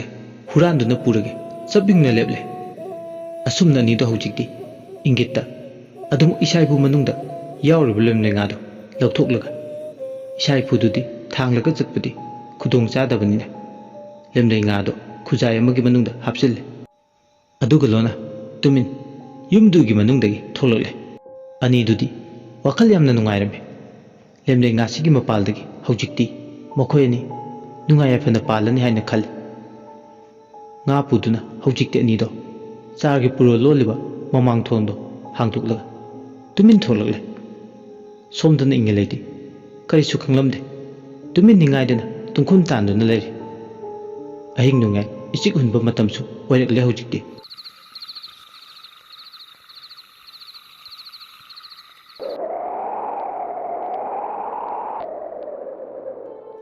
ꯃꯥꯒꯤ ꯈꯣꯝꯂꯦꯟ ꯃꯪꯂꯥꯟꯆꯥꯗ ꯅꯨꯄꯤ ꯑꯃꯅ ꯍꯤꯡꯅ ꯀꯞꯇꯨꯅ ꯂꯥꯛꯑꯦ ꯑꯗꯨꯒ ꯃꯥꯒꯤ ꯐꯃꯥꯡꯗꯨꯗ ꯂꯦꯞꯂꯒ ꯍꯥꯏꯔꯦ ꯏꯃꯣꯝ ꯅꯪꯕꯨ ꯅꯨꯡꯁꯤꯕꯤ ꯄꯂꯦꯝ ꯅꯃꯥ ꯑꯩꯗꯤ ꯅꯪꯒꯤ ꯃꯣꯡꯕ ꯅꯔꯥꯏꯅ ꯊꯥꯗꯣꯛꯂꯝ ꯊꯣꯡꯒꯥꯜ ꯂꯥꯟꯅ ꯆꯠꯂꯦꯗꯣ ꯌꯦꯡꯅ ꯃꯍꯨ ꯆꯥꯎꯕꯅ ꯏꯀꯣꯏ ꯀꯩꯁꯤꯟꯗꯨꯅ ꯂꯩ ꯍꯥꯏꯕꯗꯤ ꯅꯪꯗꯤ ꯀꯥꯎꯔꯕ ꯀꯔꯤꯒꯤ ꯈꯪꯗꯦ ꯅꯃꯥ ꯑꯩꯗꯤ ꯌꯥꯡꯒꯣꯏꯗ ꯏꯃꯣꯝ ꯋꯥꯡꯂꯦꯟ ꯃꯇꯝꯁꯨ ꯍꯦꯟꯗꯣꯛꯂꯦ ꯅꯃꯥ ꯑꯩꯕꯨ ꯅꯪꯅ ꯈꯥꯝꯕꯒꯤ ꯃꯇꯝ ꯄꯨꯡꯂꯣꯟ ꯍꯦꯟꯗꯣꯛꯂꯦ ꯇꯟꯊꯥ ꯃꯥꯁꯨ ꯀꯥꯏꯔꯦ ꯍꯧꯖꯤꯛꯇꯤ ꯑꯁꯤ ꯍꯥꯏꯔꯝꯂꯒ ꯅꯨꯄꯤꯗꯨ ꯃꯥꯡꯈ꯭ꯔꯦ ꯇꯨꯝꯂꯝꯕꯗꯒꯤ ꯃꯤꯀꯞ ꯊꯣꯛꯂꯦ ꯏꯪꯉꯦꯜꯂꯦ ꯃꯆꯤꯟꯗ ꯑꯃꯨꯛ ꯈꯪꯉꯥꯏ ꯈꯪꯖꯤꯟꯗ ꯁꯣꯜꯂꯦ ꯀꯔꯤꯅꯣ ꯑꯩꯅ ꯍꯧꯖꯤꯛꯇ ꯑꯩꯒꯤ ꯈꯣꯝꯂꯦꯟ ꯃꯪꯂꯥꯟꯆꯥꯗ ꯎꯈꯤꯕꯗꯨꯕꯨ ꯃꯗꯨꯕꯨ ꯀꯔꯤ ꯍꯥꯏꯅꯤꯡꯂꯤꯕꯅꯣ ꯀꯩꯗꯧꯕ ꯌꯥꯎꯔꯕꯅꯣ ꯏꯃꯨꯡꯁꯤꯗ ꯑꯩꯅ ꯈꯪꯗꯕ ꯀꯔꯝꯕ ꯃꯔꯝ ꯂꯩꯔꯒꯦ ꯑꯩꯅ ꯍꯧꯖꯤꯛꯇ ꯎꯔꯤꯕꯗꯣ ꯏꯃꯥ ꯃꯥꯗꯤ ꯁꯣꯏꯗꯅ ꯑꯣꯏꯒꯅꯤ ꯑꯩꯅ ꯂꯥꯠꯆꯕ ꯂꯥꯏꯔꯦꯝꯕꯤ ꯏꯃꯥ ꯃꯥꯅꯤ ꯆꯠꯀꯦ ꯍꯥꯏꯗꯅ ꯍꯥꯏꯔꯝꯂꯒ ꯃꯃꯥꯏ ꯃꯈꯥ ꯑꯣꯟꯗꯨꯅ ꯇꯨꯃꯤꯟ ꯅꯤꯡꯉꯝꯗꯅ ꯃꯥꯏꯊꯣꯡ ꯄꯨꯗꯨꯅ ꯆꯠꯈꯤꯕꯗꯣ ꯁꯣꯏꯗ꯭ꯔꯦ ꯀꯔꯤꯒꯨꯝꯕ ꯑꯩꯅ ꯈꯪꯗꯕ ꯊꯧꯗꯣꯛ ꯈꯔꯗꯤ ꯏꯃꯨꯡꯁꯤꯒꯤ ꯃꯅꯨꯡꯗ ꯊꯣꯛꯂꯦ ꯑꯩꯒꯤ ꯄꯨꯛꯅꯤꯡꯗ ꯐꯥꯎꯔꯤꯕꯁꯦ ꯐꯠꯇꯕ ꯊꯧꯗꯣꯛ ꯋꯥꯊꯣꯛ ꯊꯣꯛꯄꯒꯤ ꯈꯨꯗꯝ ꯆꯥꯡꯗꯝꯅꯤ ꯑꯐꯕ ꯅꯨꯡꯉꯥꯏꯕꯒꯤꯗꯤ ꯅꯠꯇꯦ ꯑꯁꯨꯝꯅ ꯃꯁꯥꯗꯣ ꯉꯥꯏꯍꯥꯛꯇꯤ ꯐꯨꯡꯒꯠꯂꯦ ꯇꯨꯃꯤꯟ ꯂꯩꯕ ꯌꯥꯔꯛꯇ꯭ꯔꯗꯨꯅ ꯃꯁꯥꯗ ꯆꯤꯡꯅꯕꯅ ꯂꯥꯡꯒꯣꯏ ꯆꯟꯕ ꯍꯦꯃꯟꯈꯤꯕꯅ ꯃꯍꯥꯛ ꯁꯅꯥꯃꯤ ꯀꯥꯜꯂꯦꯕ ꯑꯗꯣꯝꯗ ꯂꯥꯛꯑꯦ ꯑꯗꯨꯒ ꯌꯦꯡꯉꯤ ꯏꯁꯥ ꯏꯐꯨꯗꯨꯗꯤ ꯑꯗꯨꯃꯛ ꯃꯆꯤ ꯂꯦꯡꯗꯅ ꯂꯩ ꯇꯝꯂꯤꯕ ꯍꯩꯀꯠ ꯂꯩꯀꯠ ꯀꯥꯏꯗꯦ ꯃꯁꯥꯗꯨ ꯃꯤꯍꯨꯜ ꯃꯐꯝ ꯇꯥꯏ ꯑꯗꯨꯒ ꯀꯩꯁꯨ ꯊꯣꯏꯗꯣꯛꯄ ꯐꯠꯇꯕ ꯈꯨꯗꯝ ꯆꯥꯡꯗꯝ ꯐꯪꯗꯕꯗꯒꯤꯗꯤ ꯃꯍꯥꯛ ꯅꯤꯡꯁꯥ ꯑꯆꯧꯕ ꯑꯃ ꯍꯣꯟꯇꯣꯛꯂꯒ ꯊꯣꯛꯂꯛꯏ ꯑꯁꯨꯝꯅ ꯍꯦꯛ ꯊꯣꯛꯂꯛꯄꯒ ꯃꯥꯗꯤ ꯎꯍꯧꯗ꯭ꯔꯦ ꯃꯃꯥꯡ ꯊꯣꯡ ꯑꯗꯨ ꯑꯍꯤꯡꯗꯨꯗ ꯃꯌꯥ ꯀꯥꯗꯨꯅ ꯂꯩꯔꯝꯕꯗꯨ ꯎꯔꯦ ꯍꯧꯖꯤꯛꯇꯤ ꯃꯌꯦꯛ ꯂꯥꯅ ꯀꯣꯛꯆꯥꯎ ꯄꯤꯀꯥꯏ ꯉꯥꯏꯍꯥꯛꯇꯤ ꯏꯪꯉꯦꯜꯂꯩꯅ ꯀꯔꯤꯅꯣ ꯇꯧꯔꯤꯕ ꯂꯥꯡꯑꯣꯟ ꯃꯇꯧꯁꯤꯕꯣ ꯑꯩꯕꯨ ꯉꯁꯥꯏ ꯊꯣꯡ ꯂꯣꯟꯁꯤꯜꯂꯒ ꯇꯨꯝꯕꯗ ꯈꯜꯂꯨꯕꯗ ꯋꯥꯈꯜꯒꯤ ꯏꯆꯥꯏ ꯆꯥꯏ ꯀꯅꯥꯅꯣ ꯑꯃꯗꯤ ꯏꯃꯨꯡꯁꯤꯗ ꯍꯨꯔꯥꯟꯕ ꯆꯪꯂꯦ ꯍꯨꯔꯥꯟꯕ ꯆꯪꯂꯛꯈꯤꯕꯒꯤ ꯃꯔꯝꯅ ꯀꯔꯤꯒꯤ ꯀꯩꯗꯧꯕꯒꯤ ꯆꯪꯂꯛꯂꯤꯕ ꯏꯃꯨꯡꯁꯤꯗ ꯀꯔꯤ ꯍꯨꯒꯦ ꯂꯥꯛꯂꯤꯕ ꯑꯩꯒꯤ ꯃꯪꯂꯥꯟꯆꯥꯗ ꯏꯃꯥꯅ ꯆꯠꯂꯒꯦ ꯍꯥꯏꯔꯝꯕꯗꯨꯕꯨ ꯑꯩꯒꯤ ꯏꯆꯥ ꯏꯐꯨ ꯃꯅꯨꯡꯗ ꯌꯣꯛꯆꯕꯤ ꯁꯅꯥ ꯃꯆꯨꯒꯤ ꯂꯦꯝꯂꯩ ꯉꯥꯗꯨ ꯃꯤꯅ ꯂꯣꯟꯅ ꯇꯨꯃꯤꯟ ꯍꯨꯈ꯭ꯔꯕ꯭ꯔꯥ ꯑꯩ ꯆꯤꯡꯅꯗꯕ ꯉꯝꯂꯛꯇ꯭ꯔꯦ ꯑꯁꯤ ꯈꯜꯂꯗꯅ ꯃꯁꯥꯗꯨ ꯂꯩꯕ ꯌꯥꯔꯛꯇ꯭ꯔꯦ ꯃꯁꯥꯗꯨ ꯆꯤꯡꯀꯨꯝ ꯆꯪꯒꯥꯅꯤ ꯄ꯭ꯔꯞ ꯄ꯭ꯔꯞ ꯁꯅꯥꯃꯤ ꯀꯥꯗꯨꯗ ꯆꯪꯁꯤꯜꯂꯒ ꯏꯁꯥ ꯏꯐꯨ ꯃꯅꯨꯡꯗ ꯌꯣꯛꯂꯤꯕ ꯂꯦꯝꯂꯩ ꯉꯥꯗꯨ ꯌꯥꯎꯕ꯭ꯔꯥ ꯍꯥꯏꯗꯅ ꯌꯦꯡꯉꯤ ꯑꯗꯨꯕꯨ ꯌꯦꯡꯉꯨꯕ ꯃꯇꯝꯗꯗꯤ ꯂꯦꯝꯂꯩ ꯉꯥꯗꯨꯗꯤ ꯌꯥꯎꯔꯝꯗ꯭ꯔꯦ ꯈꯨꯠ ꯍꯨꯝꯖꯤꯟꯗꯨꯅ ꯎꯆꯥꯟ ꯃꯩꯔꯥ ꯊꯥꯟꯗꯨꯅ ꯌꯦꯡꯕꯁꯨ ꯂꯦꯝꯂꯩ ꯉꯥꯗꯨꯒꯤ ꯃꯔꯤ ꯃꯈꯣꯡꯗꯤ ꯊꯤꯕ ꯁꯨꯄꯪ ꯐꯪꯈꯤꯗ꯭ꯔꯦ ꯂꯦꯝꯂꯩ ꯉꯥꯗꯨ ꯊꯤꯕ ꯐꯪꯗ꯭ꯔꯕꯗ ꯍꯤꯛꯅ ꯍꯤꯛꯅ ꯀꯞꯂꯛꯂꯦ ꯏꯉꯦꯜꯂꯩ ꯏꯁꯥ ꯏꯐꯨꯗꯨ ꯀꯣꯟꯗꯨꯅ ꯍꯥꯗ ꯄꯂꯦꯝ ꯏꯃꯥ ꯂꯥꯏꯑꯣꯏꯕꯤ ꯅꯃꯣꯃꯩꯕꯨ ꯊꯥꯗꯣꯛꯇꯨꯅ ꯆꯠꯈꯤꯅꯣ ꯑꯃꯨꯛꯇꯗꯤ ꯍꯜꯂꯛꯈꯣ ꯃꯤꯍꯧ ꯆꯥꯎꯕ ꯀꯂꯛ ꯆꯥꯎꯕ ꯀꯔꯥꯝ ꯆꯥꯎꯕꯅ ꯃꯤꯌꯦꯡꯆꯪ ꯃꯔꯝ ꯑꯣꯏꯔꯒ ꯏꯃꯥ ꯅꯪꯒ ꯁꯦꯠꯅ ꯈꯥꯏꯅꯕꯗꯤ ꯅꯆꯥ ꯀꯩꯗꯧꯅꯨꯡꯗ ꯉꯝꯂꯣꯏꯌꯦ ꯅꯆꯥꯒꯤ ꯑꯋꯥꯕꯁꯦ ꯑꯃꯨꯛꯇꯗꯤ ꯀꯣꯛꯄꯤꯌꯨ ꯏꯃꯥ ꯑꯃꯨꯛꯇꯗꯤ ꯅꯆꯥꯒꯤ ꯅꯥꯛꯇ ꯍꯜꯂꯛꯈꯨꯋꯣ ꯑꯁꯤ ꯍꯥꯏꯔꯒ ꯅꯤꯡꯕ ꯀꯥꯏꯔꯕ ꯏꯉꯦꯜꯂꯩ ꯍꯤꯡꯅ ꯍꯤꯡꯅ ꯀꯞꯂꯤ ꯑꯁꯨꯝꯅ ꯀꯞꯂꯤꯉꯩ ꯈꯪꯍꯧꯗꯅ ꯃꯍꯥꯛ ꯑꯁꯥꯎꯕ ꯂꯣꯏꯅꯔꯛꯏ ꯌꯥꯝ ꯁꯥꯎꯅ ꯃꯃꯤꯠꯇꯣ ꯉꯥꯡꯁꯛ ꯉꯥꯡꯅ ꯈꯣꯟꯖꯦꯜ ꯋꯥꯡꯅ ꯍꯥꯏꯔꯛꯏ ꯑꯩꯒꯤ ꯏꯄꯣꯠ ꯏꯔꯟꯕꯨ ꯂꯣꯟꯅ ꯇꯨꯃꯤꯟ ꯍꯨꯔꯒ ꯅꯨꯡꯉꯥꯏꯒꯦ ꯈꯜꯂꯤꯕ ꯅꯈꯣꯏ ꯅꯨꯡꯉꯥꯏꯕ ꯉꯝꯗꯕ ꯑꯣꯏꯌꯨꯀꯣ ꯑꯋꯥ ꯃꯩꯁꯥ ꯂꯥꯡꯗꯨꯅ ꯑꯣꯟꯅ ꯊꯣꯏꯅ ꯈꯥꯡꯉꯨ ꯅꯄꯣꯠꯅꯔ ꯅꯠꯇꯅ ꯅꯄꯣꯠ ꯁꯥꯕ ꯅꯈꯣꯏꯗꯤ ꯃꯥꯂꯦꯝ ꯂꯨꯝꯅꯕ ꯄꯣꯛꯄ ꯃꯆꯥꯅꯤ ꯃꯤꯇꯥ ꯈꯝꯗꯥꯕ ꯅꯈꯣꯏꯗ ꯁꯤꯔꯒ ꯏꯉꯦꯜꯂꯩ ꯑꯩꯒꯤ ꯊꯋꯥꯏ ꯍꯛꯆꯥꯡꯁꯤꯅ ꯄꯦꯜꯂꯒꯗꯕꯅꯤ ꯑꯁꯤ ꯍꯥꯏꯔꯒ ꯍꯤꯛꯅ ꯍꯤꯛꯅ ꯁꯅꯥꯃꯤ ꯀꯥꯗꯨꯗ ꯀꯞꯂꯤ ꯁꯣꯝꯗꯅ ꯆꯥꯎꯊꯣꯏꯒ ꯊꯣꯏꯕꯒꯗꯤ ꯁꯅꯥ ꯃꯆꯨꯒꯤ ꯂꯦꯝꯂꯩ ꯉꯥꯗꯨ ꯐꯪꯕꯗꯒꯤ ꯍꯔꯥꯎꯕꯅ ꯉꯝꯈꯩ ꯂꯩꯔꯝꯗꯦ ꯉꯥꯗꯤ ꯑꯃꯈꯛꯇ ꯑꯗꯨꯅ ꯆꯌꯣꯜ ꯑꯃꯃꯝ ꯃꯥꯒꯤ ꯃꯥꯒꯤ ꯌꯨꯝꯗ ꯉꯥꯗꯨ ꯌꯣꯛꯇꯨꯅ ꯊꯝꯅꯁꯤ ꯑꯗꯨꯒ ꯑꯐ ꯅꯨꯡꯉꯥꯏ ꯂꯣꯛꯃꯤꯟꯅꯁꯤ ꯍꯥꯏꯗꯨꯅ ꯌꯥꯅꯔꯦ ꯑꯍꯥꯟꯕꯒꯤ ꯑꯣꯏꯅ ꯆꯥꯎꯊꯣꯏꯒꯤꯗ ꯌꯣꯛꯄꯗ ꯌꯥꯅꯔꯦ ꯉꯥꯗꯨ ꯁꯣꯝꯗꯗꯤ ꯑꯍꯤꯡ ꯑꯗꯨ ꯇꯦꯡꯊꯥꯅ ꯑꯣꯏꯅ ꯀꯞꯂꯤ ꯏꯉꯦꯜꯂꯩꯗꯤ ꯍꯨꯔꯤꯕ ꯍꯨꯔꯥꯟꯕ ꯃꯤꯁꯛꯁꯤꯡꯁꯨ ꯈꯪꯗꯕꯅ ꯑꯣꯟꯊꯣꯛꯅ ꯂꯥꯛꯆꯩꯗ ꯈꯜꯂꯤ ꯑꯁꯨꯝꯅ ꯄꯦꯟꯗꯕꯒꯤ ꯋꯥꯀꯠ ꯃꯄꯨꯡ ꯐꯥꯔꯕꯤ ꯏꯉꯦꯜꯂꯩꯗꯣ ꯅꯣꯡꯉꯥꯟ ꯐꯥꯎ ꯀꯞꯄꯦ ꯂꯦꯝꯂꯩ ꯉꯥꯗꯨꯅ ꯃꯤꯒꯤ ꯑꯣꯏꯈ꯭ꯔꯕꯗ ꯏꯉꯦꯜꯂꯩꯗꯣ ꯑꯃꯨꯛ ꯍꯥꯟꯅꯒꯤ ꯐꯤꯕꯝꯗ ꯍꯟꯖꯤꯜꯂꯤ ꯐꯅ ꯀꯟꯅ ꯁꯨꯖꯩ ꯅꯣꯝꯖꯩ ꯍꯣꯠꯅꯖꯩ ꯆꯠꯅꯕ ꯂꯝꯕꯤ ꯑꯃꯍꯦꯛꯇ ꯂꯩꯔꯦ ꯃꯁꯥꯒꯤ ꯂꯩꯖꯔꯝꯕ ꯂꯟ ꯊꯨꯝ ꯀꯥꯏꯕ ꯍꯧꯔꯛꯂꯦ ꯅꯣꯡꯃ ꯅꯣꯡꯃꯒꯤ ꯍꯧꯈ꯭ꯔꯦ ꯏꯉꯦꯜꯂꯩꯒꯤ ꯄꯨꯀꯩ ꯂꯪꯒꯩ ꯃꯌꯦꯡ ꯇꯥꯕ ꯍꯧꯔꯛꯂꯦ ꯆꯔꯥ ꯑꯅꯤ ꯁꯨꯅ ꯆꯥꯕ ꯐꯥꯎꯕ ꯉꯝꯁꯤꯜꯂꯛꯇ꯭ꯔꯦ ꯋꯥꯕꯅ ꯐꯦ ꯂꯥꯎꯔꯦ ꯃꯤꯒꯤ ꯇꯔꯦꯠ ꯁꯦꯟꯖꯥ ꯇꯣꯟꯕꯅ ꯈ꯭ꯋꯥꯡ ꯀꯣꯏꯔꯦ ꯋꯥꯕꯅ ꯃꯁꯥꯗꯣ ꯄꯣꯊꯥꯐꯝ ꯈꯪꯗꯦ ꯅꯣꯡꯉꯥꯟꯕꯒ ꯃꯤꯅ ꯁꯦꯟ ꯊꯧꯕ ꯂꯥꯛꯏ ꯃꯥꯕꯨ ꯃꯤꯅ ꯊꯤꯅ ꯊꯤꯅ ꯉꯥꯡꯂꯦ ꯃꯥꯕꯨ ꯎꯔꯒ ꯃꯇꯤꯟ ꯆꯤꯠꯄꯁꯨ ꯌꯥꯎꯔꯦ ꯉꯔꯥꯡ ꯇꯧꯔꯤꯕꯣꯏ ꯅꯤꯡꯉꯤ ꯅꯨꯡꯉꯥꯏꯕ ꯃꯤꯀꯨꯞꯇꯣ ꯑꯣꯟꯊꯣꯛꯅꯁꯨ ꯇꯦꯜꯂꯤ ꯑꯣꯟꯊꯣꯛꯅꯁꯨ ꯂꯣꯏꯈꯤꯕ ꯊꯣꯏ ꯀꯨꯏꯅ ꯆꯠꯅꯧ ꯍꯥꯏꯕ ꯌꯥꯔꯝꯗ꯭ꯔꯦ ꯅꯨꯡꯉꯥꯏꯕ ꯄꯨꯝꯕ ꯏꯉꯦꯜꯂꯩꯒꯤ ꯃꯌꯥꯏ ꯆꯝꯈꯤꯕ ꯀꯅꯥꯒꯤ ꯊꯣꯏꯅꯁꯤꯅ ꯃꯥꯒꯤ ꯄꯨꯟꯁꯤ ꯀꯥꯡꯈꯣꯡ ꯆꯥꯏꯔꯤꯕ ꯍꯣꯠꯅꯕ ꯃꯄꯥ ꯆꯨꯝꯂꯛꯇ꯭ꯔꯕꯗ ꯂꯥꯏꯕꯛꯅ ꯄꯨꯟꯁꯤꯕꯨ ꯇꯠꯇꯅ ꯁꯤꯡꯅꯔꯤ ꯁꯤꯡꯅꯕꯒꯨꯝ ꯊꯣꯛꯂꯦ ꯃꯥꯒꯤ ꯄꯨꯟꯁꯤ ꯀꯥꯡꯈꯣꯡ ꯆꯥꯏꯔꯤ ꯇꯧꯔꯨꯕ ꯑꯃꯇ ꯃꯍꯩ ꯌꯥꯟꯗ꯭ꯔꯕꯗ ꯀꯣꯛꯆꯥꯎꯕꯤ ꯑꯣꯜꯂꯦ ꯏꯉꯦꯜꯂꯩ ꯆꯤꯡꯎ ꯋꯥꯕꯨ ꯋꯥꯔꯧꯏ ꯁꯦꯝꯕꯤꯒꯦ ꯁꯥꯕꯤꯒꯦ ꯂꯥꯛꯂꯝꯃꯒ ꯍꯣꯏ ꯃꯥꯏ ꯍꯥꯏꯔꯝꯗꯅ ꯂꯣꯟꯅ ꯇꯨꯃꯤꯟ ꯆꯤꯡꯎ ꯃꯥꯅ ꯍꯜꯋꯥꯏꯈꯤꯕꯗ ꯃꯥꯒꯤ ꯊꯃꯣꯏꯗꯤ ꯃꯆꯦꯠ ꯇꯥꯅ ꯀꯥꯏꯔꯦ ꯉꯁꯤꯗꯤ ꯏꯉꯦꯜꯂꯩ ꯀꯞꯂꯒ ꯂꯦꯜꯂꯤ ꯃꯤꯒꯤ ꯌꯨꯝꯗ ꯃꯤꯅꯥꯏ ꯑꯣꯏꯔꯦ ꯍꯧꯖꯤꯛꯇꯤ ꯃꯥꯒꯤ ꯇꯥꯏꯕꯪꯄꯥꯟ ꯄꯨꯝꯕ ꯇꯥꯏꯑꯣꯟꯅꯔꯕꯗ ꯁꯦꯝꯕꯤꯕ ꯃꯄꯨ ꯃꯥꯕꯨ ꯊꯥꯖꯅꯤꯡꯉꯥꯏ ꯂꯩꯇ꯭ꯔꯦ ꯍꯧꯖꯤꯛꯇꯤ ꯃꯍꯥꯛ ꯂꯩ ꯄꯨꯕ ꯈꯣꯏꯁꯨ ꯍꯨ ꯆꯦꯜꯂꯤ ꯍꯥꯏꯕꯒꯤ ꯃꯇꯥꯒꯨꯝ ꯃꯥꯁꯨ ꯁꯛꯂꯣꯟ ꯑꯅꯤ ꯂꯥꯡꯕ ꯍꯧꯔꯒꯦ ꯈꯜꯂꯤ ꯃꯤꯅ ꯅꯝꯃꯠꯄꯤꯕ ꯃꯤꯅ ꯂꯥꯛꯅꯕꯁꯤꯅ ꯄꯟꯈꯩ ꯑꯃ ꯑꯣꯏꯔꯛꯂꯕꯗ ꯃꯗꯣꯝ ꯀꯟꯖꯅꯕ ꯉꯁꯤꯗꯤ ꯃꯩꯅꯨꯡꯗ ꯆꯣꯡꯁꯤꯜꯂꯒꯦ ꯈꯜꯂꯤ ꯅꯣꯡꯃꯒꯤ ꯅꯨꯃꯤꯠ ꯈꯔ ꯂꯥꯞꯄ ꯊꯪꯅꯅ ꯂꯩꯕ ꯈꯨꯜ ꯑꯃꯗ ꯂꯩꯋꯥ ꯇꯤꯟꯋꯥ ꯁꯥꯟꯅꯕ ꯍꯩꯕꯤ ꯑꯍꯟꯒꯤ ꯃꯇꯝ ꯑꯣꯏꯔꯕꯤ ꯂꯦꯝꯕꯤꯒꯤ ꯃꯅꯥꯛꯇ ꯅꯣꯡꯃ ꯆꯠꯂꯤ ꯂꯦꯝꯕꯤ ꯂꯨꯈ꯭ꯔꯥꯕꯤꯅꯤ ꯑꯍꯜꯒꯤ ꯃꯇꯝ ꯑꯣꯏꯔꯦ ꯃꯆꯥꯁꯨ ꯌꯥꯎꯗꯦ ꯇꯣꯉꯥꯟꯅ ꯆꯤꯡꯌꯥꯒ ꯇꯥꯏꯅꯅ ꯂꯩꯕ ꯌꯨꯝꯊꯣꯡꯄꯣꯛ ꯑꯃꯗ ꯃꯊꯟꯇ ꯂꯩꯕꯅꯤ ꯍꯥꯏꯔꯤꯕ ꯂꯦꯝꯕꯤ ꯍꯥꯏꯔꯤꯕ ꯑꯍꯜ ꯑꯁꯦ ꯂꯩꯋꯥ ꯇꯤꯟꯋꯥ ꯍꯩ ꯑꯗꯨꯅ ꯃꯤꯅ ꯅꯤꯝꯐꯨ ꯅꯤꯝꯐꯨ ꯉꯥꯡꯅꯕ ꯇꯥꯕꯗꯒꯤ ꯏꯉꯦꯜꯂꯩ ꯃꯉꯣꯟꯗꯒꯤ ꯃꯇꯦꯡ ꯂꯧꯒꯦ ꯃꯉꯣꯟꯗꯒꯤ ꯂꯧꯕ ꯃꯇꯦꯡꯅ ꯃꯤꯒ ꯃꯤꯃꯥꯟꯅꯅ ꯍꯤꯡꯕ ꯉꯝꯕ꯭ꯔꯥ ꯌꯦꯡꯒꯦ ꯍꯥꯏꯗꯅ ꯂꯥꯛꯄꯅꯤ ꯇꯣꯞꯅ ꯅꯥꯏꯇꯣꯝ ꯇꯥꯅ ꯃꯤ ꯈ꯭ꯋꯥꯏ ꯁꯝꯅꯗꯅ ꯂꯦꯜꯂꯛꯂꯕꯤ ꯂꯦꯝꯕꯤꯅꯤ ꯁꯥꯡꯂꯕ ꯆꯍꯤ ꯀꯌꯥ ꯃꯁꯥꯁꯤ ꯍꯥꯟꯅꯗꯒꯤ ꯍꯧꯅ ꯇꯤꯟꯄꯨ ꯂꯥꯏꯄꯨꯕꯗꯧꯅ ꯇꯧꯔꯛꯄꯅ ꯃꯤꯅꯁꯨ ꯀꯌꯥ ꯃꯥꯁꯦ ꯀꯤ ꯍꯪꯒꯣꯏꯅ ꯂꯣꯏꯅꯩ ꯑꯁꯤꯒꯨꯝꯕ ꯀꯌꯥꯁꯤꯅ ꯃꯤꯅ ꯍꯩꯅꯗꯕ ꯂꯣꯏꯅꯅꯤꯡꯗꯕ ꯃꯇꯧꯁꯤ ꯂꯦꯝꯕꯤ ꯃꯍꯥꯛ ꯃꯁꯥꯁꯨ ꯈꯪꯉꯤ ꯑꯗꯨꯅ ꯆꯤꯡꯌꯥꯒꯤ ꯌꯨꯝꯊꯣꯡꯄꯣꯛ ꯑꯃꯗ ꯇꯣꯞꯅ ꯃꯊꯟꯇ ꯂꯩꯈꯤꯕꯅꯤ ꯑꯌꯨꯛ ꯌꯦꯟꯗ ꯑꯉꯟꯕꯗ ꯅꯥꯏꯇꯣꯝ ꯏꯉꯦꯜꯂꯩꯗꯨ ꯃꯤꯒꯤ ꯊꯣꯡꯖꯤꯟꯗ ꯂꯦꯞꯂꯔꯦ ꯏꯉꯦꯜꯂꯩꯅ ꯃꯣꯡꯕ ꯌꯨꯝꯁꯤꯕꯨ ꯀꯅꯥ ꯀꯅꯥ ꯂꯩꯒꯦ ꯏꯉꯦꯜꯂꯩꯅ ꯀꯧꯕꯗꯨ ꯇꯥꯔꯗꯨꯅ ꯌꯨꯝꯗꯨꯗꯒꯤ ꯂꯦꯝꯕꯤ ꯊꯣꯛꯂꯛꯑꯦ ꯀꯅꯥ ꯏꯃꯥ ꯑꯩꯒꯤ ꯃꯤꯡ ꯏꯉꯦꯂꯩ ꯀꯧꯏ ꯊꯪꯅꯕ ꯈꯨꯜ ꯑꯁꯤꯗꯒꯤꯅꯤ ꯂꯥꯏꯕꯛ ꯊꯤꯕꯤ ꯅꯃꯣꯝꯅ ꯉꯁꯤ ꯏꯃꯥꯒꯤ ꯅꯥꯛꯇ ꯂꯥꯛꯂꯤꯕꯁꯦ ꯏꯃꯥꯗꯒꯤ ꯃꯇꯦꯡ ꯑꯃꯇ ꯂꯧꯒꯦꯅ ꯂꯥꯛꯂꯤꯕꯅꯤ ꯏꯉꯦꯂꯩꯅ ꯉꯥꯡꯊꯣꯔꯛꯂꯤꯕ ꯇꯧꯊꯣꯔꯛꯂꯤꯕ ꯃꯑꯣꯡ ꯑꯗꯨꯗ ꯂꯦꯝꯕꯤ ꯏꯔꯥꯏ ꯂꯥꯏꯅ ꯈꯪꯉꯤ ꯅꯨꯄꯤ ꯃꯆꯥ ꯑꯁꯤ ꯃꯔꯥꯏꯕꯛ ꯊꯤꯔꯕꯤ ꯃꯥꯒꯤꯅꯤ ꯍꯥꯏꯕꯗ ꯇꯥꯏꯕꯪꯄꯥꯜꯁꯤꯗ ꯀꯅꯥ ꯂꯩꯇ꯭ꯔꯦ ꯑꯗꯨꯅ ꯃꯉꯣꯟꯗꯒꯤ ꯂꯩꯋꯥ ꯇꯤꯟꯋꯥ ꯇꯝꯒꯦ ꯂꯥꯛꯂꯤꯕꯅꯤ ꯂꯦꯝꯕꯤꯅ ꯏꯃꯥꯒꯤ ꯏꯕꯦꯝꯃ ꯏꯆꯥꯒꯤ ꯑꯄꯥꯝꯕꯗꯣ ꯑꯗꯨꯛ ꯍꯥꯏꯌꯨ ꯏꯃꯥ ꯇꯥꯒꯤ ꯏꯆꯥꯅ ꯄꯥꯝꯂꯤꯕ ꯃꯇꯦꯡꯗꯣ ꯄꯤꯕ ꯉꯝꯕ꯭ꯔ ꯌꯦꯡꯒꯦ ꯄꯥꯡꯕ ꯉꯝꯕ꯭ꯔ ꯌꯦꯡꯒꯦꯁꯨ ꯏꯉꯦꯂꯩꯅ ꯅꯆꯥ ꯑꯩꯗꯤ ꯃꯤ ꯑꯣꯏꯅ ꯄꯣꯛꯄꯗ ꯃꯃꯤꯡꯇꯒꯤ ꯃꯤꯅꯤ ꯑꯋꯥꯕ ꯂꯥꯡꯒꯣꯏ ꯆꯟꯗꯨꯅ ꯑꯩꯕꯨ ꯑꯗꯨꯃꯛ ꯂꯩꯔꯦ ꯏꯃꯥ ꯑꯩꯒꯤ ꯂꯝꯕꯤ ꯂꯩꯇꯦ ꯉꯁꯤ ꯅꯆꯥ ꯑꯩꯅ ꯏꯃꯥꯒꯤ ꯅꯥꯛꯇ ꯂꯥꯛꯂꯤꯕꯁꯦ ꯂꯥꯏ ꯇꯤꯟꯒꯤ ꯇꯧꯕ ꯉꯝꯕ ꯃꯇꯤꯛ ꯃꯌꯥꯏꯗꯣ ꯍꯥꯞꯄꯤꯌꯨ ꯍꯥꯏꯗꯅ ꯂꯥꯛꯄꯅꯤ ꯏꯃꯥ ꯏꯃꯥꯒꯤ ꯏꯕꯦꯝꯃ ꯅꯪꯅ ꯍꯥꯏꯔꯤꯕꯗꯣ ꯏꯃꯥꯅ ꯍꯦꯛꯇ ꯇꯔꯥꯏ ꯇꯔꯥꯏ ꯌꯥꯕꯗꯤ ꯉꯝꯂꯣꯏ ꯅꯠꯇꯦ ꯏꯃꯥ ꯑꯗꯨꯝꯅ ꯍꯥꯏꯕꯤꯒꯅꯨ ꯅꯆꯥ ꯑꯩꯅ ꯉꯁꯤ ꯂꯥꯛꯆꯔꯤꯁꯤꯅ ꯅꯆꯥ ꯑꯣꯏꯕꯤ ꯑꯩꯒꯤꯗꯤ ꯑꯔꯣꯏꯕ ꯄꯥꯝꯕꯩꯅꯤ ꯏꯃꯥꯅ ꯅꯆꯥꯕꯨ ꯅꯨꯡꯁꯤꯕꯤꯗ꯭ꯔꯕꯗꯤ ꯅꯆꯥ ꯑꯩꯒꯤ ꯃꯄꯣꯛꯁꯦ ꯑꯔꯦꯝꯕ ꯑꯣꯏꯔꯒꯅꯤ ꯃꯤꯌꯥꯝꯅ ꯇꯨꯍꯠꯄꯤꯕꯅ ꯑꯩꯒꯤ ꯏꯁꯔꯨꯛ ꯑꯣꯏꯗꯨꯅ ꯂꯥꯛꯂꯕꯅꯤ ꯏꯃꯥ ꯅꯆꯥꯕꯨ ꯑꯃꯨꯛꯇꯗꯤ ꯅꯨꯡꯁꯤꯕꯤꯌꯨ ꯀꯩꯗꯧꯒꯦ ꯏꯃꯥꯒꯤ ꯏꯕꯦꯝꯃ ꯐꯔꯦ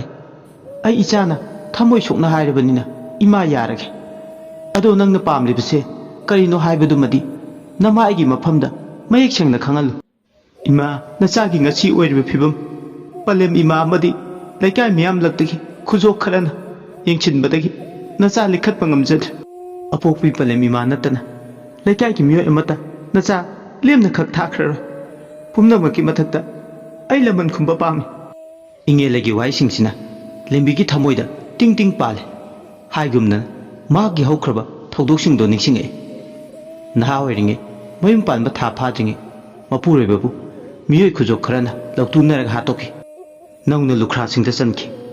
ꯅꯍꯥ ꯏꯑꯣꯏ ꯑꯣꯏꯅ ꯃꯄꯨꯔꯣꯏꯕꯅ ꯂꯩꯈꯤꯗ꯭ꯔꯕꯗ ꯀꯔꯥꯝ ꯆꯥꯎꯕ ꯅꯨꯄꯥ ꯀꯌꯥꯒꯤ ꯃꯤꯠꯌꯦꯡ ꯑꯃꯗꯤ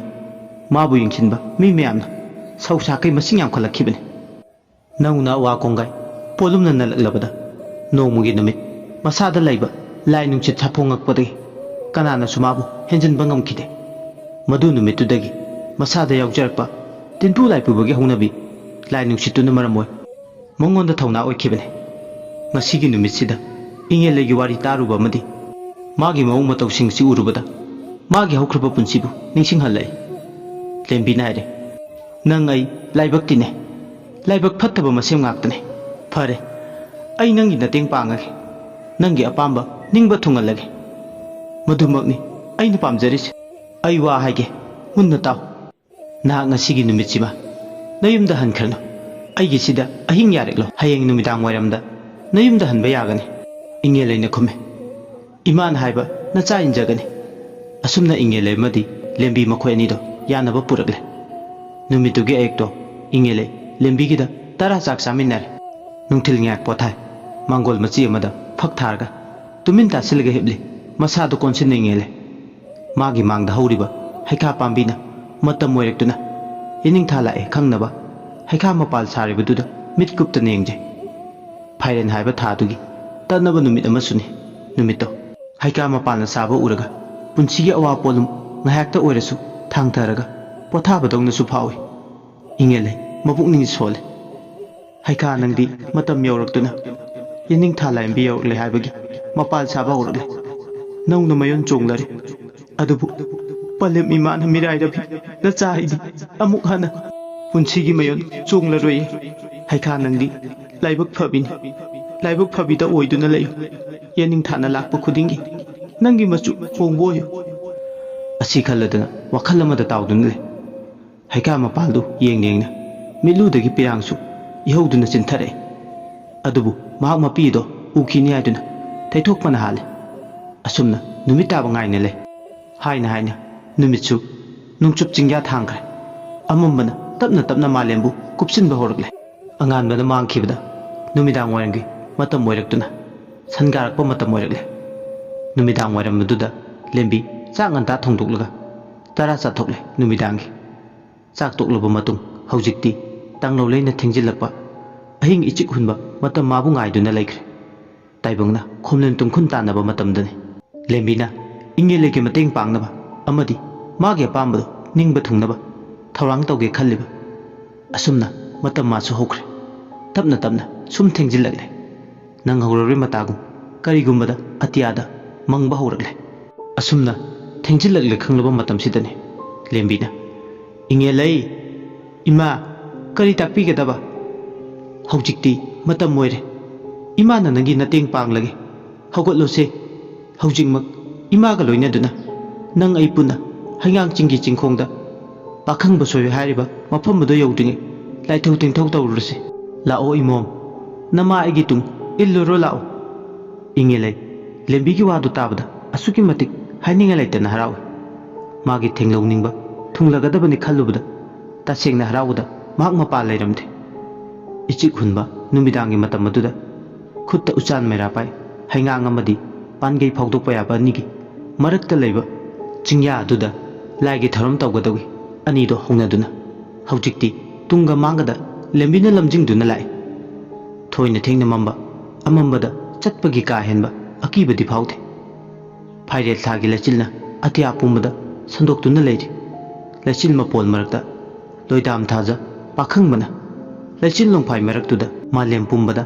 अमम्बदा मसागी मंगान येले असुमना नीदो हौनदुना मीना चंगबदा किनबा लाइफम तिनफम कम्बा लाई फत्तबा इनबा मफम अमदा चेलिबा खोंग अमगी मया तमना लाई वारी साना साना खोंग अदु यौनबा हाइदना लाई मिचिक मिराव खोल ताद्रबा अहिंगी मतमदुदा सुपनतगी कौजेंग हारोगी मखोलतने पुमचिकची चिंखोंग चिंग्यादो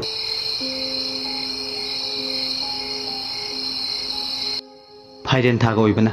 निंथम ममै ओइरकपगी अइंगबा नुक्सिना मनिंग मखा तमना सिले नुक्सिना ऊ लाउदुना लंबा पाबिनबा लेतना चिंखोंग चिंग्यादुदा सिले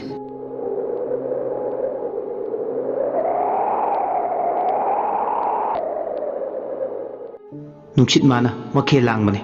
मखोइना समदुना पुरकपा उचान मेरादु मुतख्रे अंगान बाइबाबु सुपनतगी अतियादा थोकलिबा मुसी मुसी तौबा थाजमागी मंगादु नतन लेते अनीदो खोंगदुबु योरदे हाइदना अमम्बदुदा लाइ असुमना लेप्तना लाक्पना चिंग्यागी खोंगदु योरे खोंगलम मपादु इसुक सुकलदुना इमम हेक मम्मे थक्ता थोकलिबा नोंगमदुल अतियागी मंगाल मफम मदुदा हौजिनबा ngamde अतै ख्वाइग मानदे इसुक सुकलदना इमम हेक मम्मदना खोंगलम मदुदा चेलिबिसिंग अदो अथेंगबा इसिक हुनबा मतम ओइबना ट्रोंग ट्रोंग हाइदना मखोल थोकना सेंथरी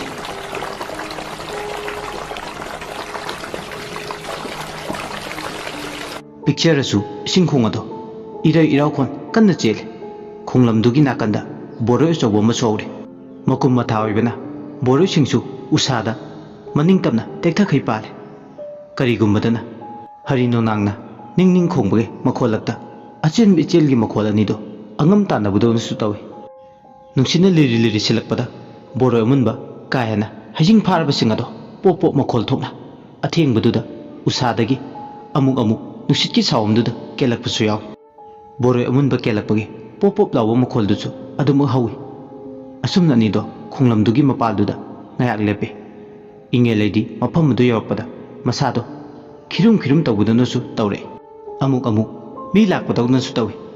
atopa mi lebigi saminchu he he phaw mafamaduda makoi ani da natana atopa mina wangangnaba manba murum sonarga lebidongna tawba manbagi khonjel kayama itattatana tare lembina inge lay ima wa hege munna taw hoima haibiyu imana ne boroi mokhongsida laimang timang timu laimu phattaba khoiramge horen imana ne lai khoiramlingai tumina laigadabani nangi mita kari kari no mathong marang khangdaba kaya ama uba horoklasu nasada pakhatpa thakatpa phawbu yaroi ko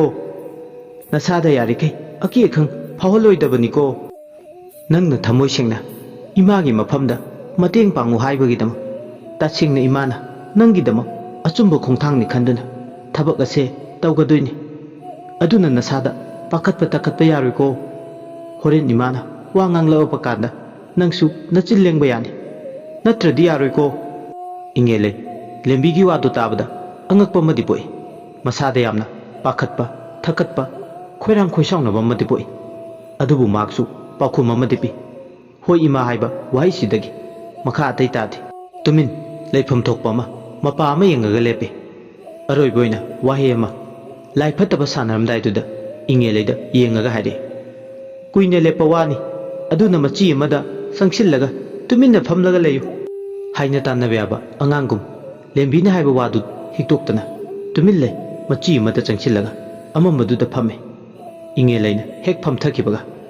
ising khongduda kumlaga lebido chuplupi ahumla ingkraba ahingi matamduda adubu madi masada ka hena ingbadi phaude miki laiki de lembidu khonglamadudha chuplupluraga boroi makhong mapaduda tamna sangchille boroi makhongdu hek lepaga haujita isingda luppagi masa pumba chotlambado haujiti pungkang kangkhre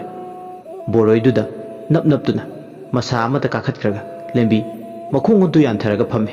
adumne hek phambaga magi tungyan taba amuba samlang maningdo jara jara saktore aduga leibak makha leimai duda soro soro singbadona samdon singado leibak duda karigumudasu taknai amuksu malangna humbada lengling chele tawriba mataw adu ubada inge leide kiramdabane adubu kiba horagle pok ngaktana ngorok ngungna hawdabi mana karamna amuba samlang adusu leipak sukliba khallubada mamme masada wahangna loide boroi makhong ase icham chamba boroi di nate masida haurise asumna wakhalda khanjanaduna tumin tasinduna thabalgi musiraba mangaladuna mamit ani donoriduna tumin yengne asumna yenglinge nakanda cheliba khonglam adugi isingado puduk puduk soba makhola matare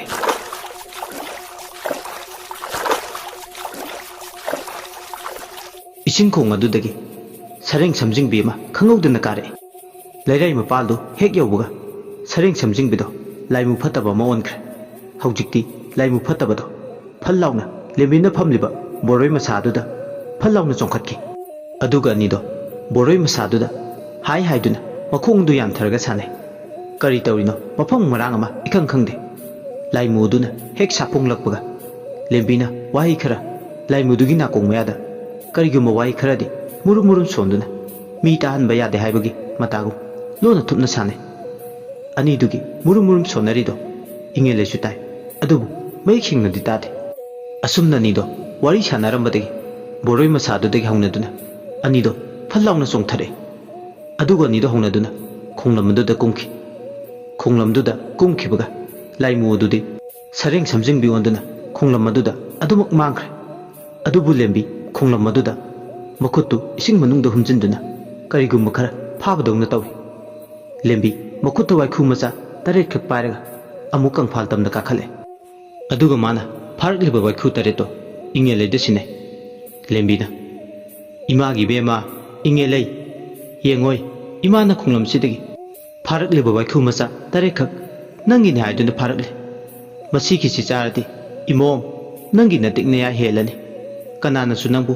lakatpa namthabiba ngamlaru se imom cha siluse nangi ni haidana imana yamwan waikhu se thiruribani ingele lembigi wadu tabada masada yamna hainadaba thuklawba amadi fawi adubu magi matik meyai heni hairakpadudadi sagi khali waikhudo ima waikhu se charadi ai mina namthaba ngamlaroidra hoi ngamlaroi adudi haujikmak charagadra chagadabani ingele do harawi magi ningba thunglani khanbada lembina pangkhokla mana apakpa ma hekla madugi mathakta waikhu macha ahingba taret lengling chatpadu hape mabuktu makadang onthokla manamna lemai da taduna makhong macha singdo phring kauduna le lembina yengoi imagi bema inge lei boroi makhong sigi makhada phamlaga waikhu taret se hingna charu law masibu charabadi imom nangi thenglongningba soidana thunglagadabani lembigi waido tarubda ingele panthadre laman khumningbagi mayana prap boroi makhong adu tamna changsilaklaga makhada pangkhokla amagi matakta phajana thenduna thamba waikhu macha tare khakto cha doigi thorang tawre lembina chasilu imom hawi hauti chilau thigana masigi waikhu se icham chamba waikhu nate masi charadi imom nangna mayamdagi mithoi mihelagani pukningi apamba phanglani khalubda inge leido hochillaga waikhu singado hingna hingchabigumna chaba horagle waikhu mit amadi मागी मतांगसिंगदो करिगुंबदा प्रेक प्रेक थेक्तुना चाय चाबदा यामना हावबा ओइनम्बा मा फावी हिंचाय छायबदो वाइखुदो इंगेले याम हावना थवाई ताना वाइखुसिंगदो चारे वाइखुसिंगदो चाबदा चिनबालदा अंगांगबो इखेंगतना पाकै चिन्थरे मचिन मरैदो कन कन लावो वाइखु मिचिंगदो चाना होनाबदा हेना वाबा मसोय मरमदी वाइखु मिदो याम चगन्ने साइबदा योसिनबदा खरा वाना थोए अदुबु वाइखुदो चाना होनाबदा मसादा नुंगाइबा फावे चाबदा फंगबा चैनादो मागी मफमददी टोप टोप महाव अमने चकौ चकौ हाइदेना थवाई ताना चारे वाइखु मिचिंगदो चाबा तंखाय चंचिलकु मतमददी इंगेले मसादो कैनोमा तौरे मसा पुंबा लेंगबा थिनबौरे ममाय ममित हुमांगनो पुमचो सफम कायरे मसमना इफाफा हनबा लेतना मसादो लेंगबा थिनबा तौरसु मा वाइखु मित्तो चाबदी लेपते लेंबिना मागी पुंगनिंग थौरी मथोय हाबले सासेलु इंगेले मधु नंगी चकथानी नचिनजाकनी नंग मसी चारदी नंगी लंबा पाबीनबा मालेम तंपाक्सिदा कनासु लैररो नंगना मयामदगी हेन हेलनी नंगना तोमथिन गालनी नंगना तौनिंगबा थबक्तु कनानसु येकाय थिनगाय पिरकलरोय चासेलु इंगेले नंगी चकथासे खुंगलमसिदगी फाबा वाइखु मिचिंगसिदी इचम चम्बा वाइखु मिनती मसीदी तिमु लाइमु खुंदिनफम इसिंग खोंगनी इसिंग खोंग लेंबिगी हनबा लैत्रबा वाइसिंगदुना थौना लिसिंगनी हाबलरिबा हनबा लैते वाइखु तरेतो लोइना चाबा लोइरकले वाइखु मिट मचिंगसुना चारकपा लोरकपा तंजादुददी हेन हेन मसादो का हेन लेंगबा थिनबा हौरे इंगेले फरा फरा ओनना अमुक मसा पुंबा हुमांगनु पुमचोचोट लेंगबा थिनबगी चैनादो ओना थोइना खांगले मखुतुना खुंजाय नापी मरा कनख्रबसिंगदो फुकलगे हाइबगी मतागु कन्ना चेना खुबाम चांगजौना पाइरे फुकता फुकलगे हाइबगी मताने खुंजाय नापी सिंगदो कदोमदगी थौनानो कदोमदगी लिंजेन इंगेले मसादा टोप टोपा इचिलनि लाक्लिबा इथिलसिना मागी मसादा मिमानदबा मदि ओहले माग हौजिक्ति लैमाइदुदा ओना थोइना खुंजाय नापी सिंगदो मरा फुकले बोरोय मखोंग अदुदा मादी अकीबगी मसकने मसादु ngang ba masu yaure han ba leite magi thona mapi maron mafam marang khangdre mamit ani do tamna musile hingcha bigi saklon dongna su tawre magi matau du uraga lembidi harau ma thoi kare mana khoram liba laimang sigi matik me hingat le khalubada inge ledo fara ona thoina laimai duda khanglasu wai ko haide khangaude mamit ani do Tamam ahingum musik musan kirabada ahing nama magi isaipu manungda lotuna thamba lemlenga huran memisa ani do ure ingele mayado krak lasin haire oh nakhoi ani oire ta chauthoi ta tomba nakhoi ani na aigi punsibu makadang olise noina ngamlibu aigi tikpumba manghan bane noya mata aina lemna to oi aigi punsisina Kang khung sai bu raga na khoi na pen khibada ai chu na khoi na pen badong na khoi na wa bu raga ai chu pen thoke khang loi dra do ai ge tik tawbong am ut lage asi hairadana ahing duda boroi makong duda sida noi boroi makong dugi makhada ona thoina khanglam laga hojik ti mak khunglam madomda chabung launa chong thakre aduga ising irai irau kun kam namar aduda jagoi khutek tamba horle lembina Sagatlo, nangi numini ngasiti, pena saro, nangi jagoi. Laijabi thaduna, kutek tamlo. Ipak ire sigi, ire irau konsina, tanta hapa oisina. Isingi ire, irau kol mokol sina. Nangi nungai bada, saruk yari. Nangna sadana, kanana sagani. Sagatlo, pena. Nangi harau nungai bagi, itillaba, jagoi kutek. Jagoi kutek sina. Nangi pumnaba, oigadoini. Mangkiba takiba. Hanjan boy duni lebina inge legi pungning thawale ahing ma maisu hojikti oiragle uri wawriba matam goire ahing ma mai oirak padana hele ka hen ingsilapasu inge leidi masa pumba pumchocho irei duda jagoi chari sumna ahing adu su loikre ahing duna loikibada ipak irenda mi tangkai waiku tangkai onduna leirambi inge lei magi hanagi ताइबंग सकलोन हंजनख्रे अनीदो चिंखोंग चिंयादा अदुम लैबदि यादबनिना लेंबीगी मयुम योंगनबा लाइ अहिंग चुप्पा ओना थोइना सानरुबगी मसादो थिंदोकपना ममित अनीदो उशिंदुना मांगोन काचिन अमदा तादुना ले लेंबीना तुमदुना लैबी इंगे लैबु येंगले अदुगा पुंगनिंगदा खाले नहान गैदी मी ओइदुना लैरमने अदुबु ngasidagiди ma mi oiraro lai oirani ta singna ma lai oirani lai oibana phai matam sida mi oidok sharu ngasidagi ma aigi cha oirabade mana tongniba mathau pangthokpada maning tamna pangbo oirasanu magi dama ayama chau chauna lei kanana su aigi cha de henjin bayar mama ayama chau chauna leiri do lembi asi khallubada yam nungai ba phawri नुंथिल पोबोप मतमदा makeup थोगले इंगेले तुमलमबदे makeup थोगलकपगा इंगेलेना इमा ngasi haiba numitsidagi haurage aina pange khanba silamsingse mathang manaw naina pangba haurage panggadabani tawgadabani mina ngamanba yaba nate haujiki matamsidi nangi mito kolaga aingonda pansinge haiba matamduni aduna yare khai mina ngamanganu mina ngamanba yade ko hoima ingele asi hairaga mamit anido jejet ushille mangon kachingi machi amata thariba phak machi duda haiphet tumin phamlaga phamlambadagi wari shanarambadagi khangaudana mamit anido tapna ushinkibani masada ithilama lakhibadagi ithilduna ushilliba mamit aniduda laimu ma ure aduga laimuduna mabu yengna haire charuna saba lai phadabi amada makutta yupi ama pai lai debi dugi lawai tamna tha thaba matamduda mi dugi maming shol yupi duna lawai de natana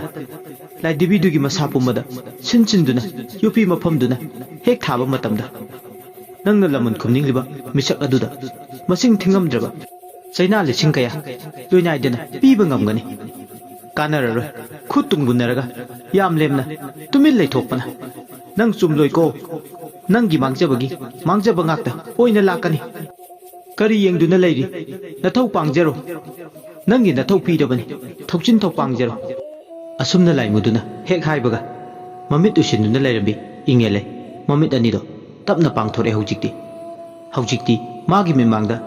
lembina phamduna leirambadu ure lembina nangi mawongsi nathau chinaramdo wan khreda nanga loinabaduna hoima sinarami lembina adudi mikup amata pantharanu man hairamliba thabak thorom singdo haujikti pangnaba tawrodana pharasu phatrasu man hairiba singdo hek tawbada tawriba thabak tugi mai yanba mai lakpu soidrabani lembigi wai singaduna ingelegi mafamdadi singyang sinbo ina thokle ingeledu laimuduna hairamba singdo thabak oina panglagani laimuduna hairambagi matungina khonglei thuna फिजत फिगाई नमदी चरुना लाइदबी Masare नुथिल पोबोप मतमदुदा अनिदो मीने उरदी फजरर खन युम्याई का दोमदा लाले अदुगा मनुंगदा थोंग लोंसिले इमुंगदुगी मनुंगदा मखोय अनि खक्तने इसुक चुई मयाई कादो यामना P कादो ममिंगतगी मयाई काने तोंगाना लाई साननबने हाइदना इंगेलेना निंथीना फजना same सादुन थम्बने कादोगी मनुंगदा मखोय अनि खक्तने लाइदीदु फजना लातोन मथक्ता fidget लेथेंग तौरगा थम्मे लफु मक्का गमदा मोन खांगनाले लाइदबीदु मफम चाना थमलप काना दुदा इंगेलेन मखुत युपी मपाय लाइदबीदुगी लाइबक मपा मयाई चपचाना थिंदले अदुम नेक थिंदतपगा लाइदबीदो लावबो खोंबो होरे निंगाई कनबा अंगांग मचाना टेंगथाना ओइना निंगाई तौबुगुम लाइदबीदो टेंगथाना ओइना हिंगनेंगना कबलगले थमोय सुकना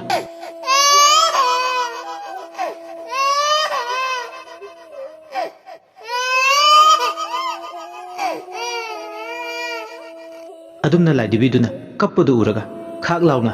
याम पेंजना थवाई ताना नोय इंगेले मचिंदा सोले आई निंगबा थुंगलनी आइना युंगलिबा यूपी से चाउथोय नंगी लाइबक्तनी ngasi haiba numitsidagi चाउथोय नंगी ताइबंग मालंग तायो नरनी नंगी मालंग पांदी खोंगचत कायरनी नंगना मरमोय आइगी पुंसी कांखोंग चाहेनखिबगु ngasiदी नंगी पुंसीजु कांखोंग चायरगनी ꯅꯪꯅ ꯑꯩꯕꯨ ꯂꯩꯈꯥ ꯇꯥꯅ ꯆꯤꯡꯊꯔꯝꯕꯅꯤ ꯅꯠꯇ꯭ꯔꯥ? ꯑꯩꯅ ꯋꯥꯕ ꯎꯔꯒ ꯅꯪꯅ ꯄꯦꯟꯕꯒꯨꯝ ꯑꯩꯁꯨ ꯄꯦꯜꯂꯅꯤ ꯅꯪꯅ ꯑꯋꯥꯕ ꯇꯥꯕ ꯎꯔꯒ꯫ ꯑꯁꯤ ꯍꯥꯏꯔꯒ ꯏꯉꯦꯜꯂꯩꯗꯤ ꯃꯊꯟꯇ ꯇꯣꯛꯏ ꯀꯥ ꯑꯗꯨꯗ꯫ ꯅꯨꯃꯤꯠꯇꯤ ꯁꯨꯝ ꯍꯧꯖꯤꯟꯈꯤ꯫ ꯅꯨꯃꯤꯗꯥꯡ ꯋꯥꯏꯔꯝꯒꯤ ꯃꯇꯝ ꯑꯣꯏꯔꯛꯂꯦ꯫ ꯁꯣꯝꯗꯅ ꯀꯝꯗꯧꯔꯤ? ꯆꯥꯎꯊꯣꯏꯗꯨ ꯅꯨꯃꯤꯗꯥꯡꯒꯤ ꯃꯇꯝ ꯑꯣꯏꯔꯛꯂꯀꯥꯟ ꯆꯥꯛ ꯇꯣꯛꯂꯕ ꯃꯇꯨꯡ ꯉꯥꯏꯍꯥꯛ ꯂꯩꯔꯒꯅꯤ ꯃꯀꯣꯛꯇꯨ ꯌꯥꯝꯅ ꯆꯤꯛꯈꯠꯂꯦ꯫ ꯂꯋꯥꯏꯗꯨ ꯐꯣꯡ ꯐꯣꯡ ꯁꯥꯕ ꯍꯧꯔꯛꯂꯦ꯫ ꯀꯣꯛꯇꯨ ꯆꯤꯛꯂꯤ ꯆꯤꯛꯂꯤ ꯇꯧꯔꯝꯃꯦ꯫ ꯅꯍꯥꯟꯒꯩꯒ ꯃꯥꯟꯅꯗꯕ ꯃꯑꯣꯡ ꯑꯃꯁꯨ ꯏꯇꯧ ꯇꯧꯏ꯫ ꯃꯀꯣꯛꯇꯨ ꯍꯥꯏꯆꯤꯟꯈꯤ ꯆꯤꯛꯏ꯫ ꯊꯧꯗꯨ ꯅꯨꯡꯄꯥꯛꯅ ꯃꯀꯣꯛꯊꯛꯇ ꯅꯜꯂꯛꯄꯗꯧꯅ ꯐꯥꯎꯏ꯫ ꯌꯥꯝꯅ ꯋꯥꯕ ꯑꯃ ꯃꯁꯥꯗ ꯐꯥꯎꯏ꯫ ꯃꯥꯒꯤ ꯅꯨꯄꯤ ꯇꯕꯥꯕꯤꯕꯨ ꯀꯧꯔꯦ꯫ ꯍꯥꯏ, ꯇꯥꯔꯤꯕꯔꯥ? ꯇꯕꯥꯕꯤ ꯆꯥꯛꯈꯨꯝꯗ ꯆꯥꯏꯔꯤꯕꯁꯤꯡ ꯑꯗꯣ ꯂꯣꯏꯁꯤꯜꯂꯝꯃꯒ ꯏꯃꯨꯡꯗ ꯆꯪꯂꯛꯑꯦ꯫ ꯇꯕꯥꯕꯤꯅ ꯀꯩꯗꯧꯔꯒꯦ? ꯆꯥꯎꯊꯣꯏꯅ ꯈꯨꯝꯃꯦ꯫ ꯑꯩꯕꯨ ꯀꯣꯛꯁꯤ ꯌꯥꯝꯅ ꯆꯤꯛꯏꯅꯦꯍꯦ, ꯑꯃꯨꯛꯇ ꯅꯝꯃꯨ ꯂꯥꯎ꯫ ꯃꯄꯨꯔꯣꯏꯕꯒꯤ ꯅꯥꯛꯇ ꯆꯪꯁꯤꯜꯂꯛꯑꯦ꯫ ꯑꯗꯨꯒ ꯈꯨꯠꯁꯥꯁꯤꯡꯗꯨꯅ ꯂꯋꯥꯏ ꯑꯃꯗꯤ ꯀꯣꯛꯀꯤ ꯁꯔꯨꯛꯇ ꯅꯝꯃꯤ꯫ ꯑꯗꯨꯝꯅ ꯇꯧꯕꯗꯒꯤ ꯀꯣꯛ ꯆꯤꯛꯄ ꯂꯋꯥꯏ ꯁꯥꯕꯗꯣ ꯈꯔ ꯐꯕꯣꯏ ꯅꯤꯡꯉꯤ ꯆꯥꯎꯊꯣꯏ꯫ ꯃꯥꯒꯤ ꯅꯨꯄꯤ ꯇꯕꯥꯕꯤꯅ ꯀꯣꯛꯇꯣ ꯅꯝꯕꯗꯒꯤ ꯃꯥꯗꯤ ꯇꯨꯝꯊꯈꯤꯕ ꯈꯪꯍꯧꯗ꯭ꯔꯦ꯫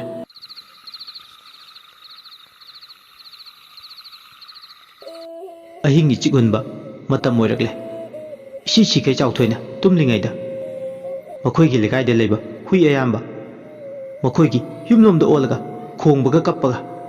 ꯑꯁꯨꯝꯅ ꯇꯧꯔꯤꯉꯩ ꯇꯟꯖꯥꯗꯨꯗ ꯑꯃꯨꯛ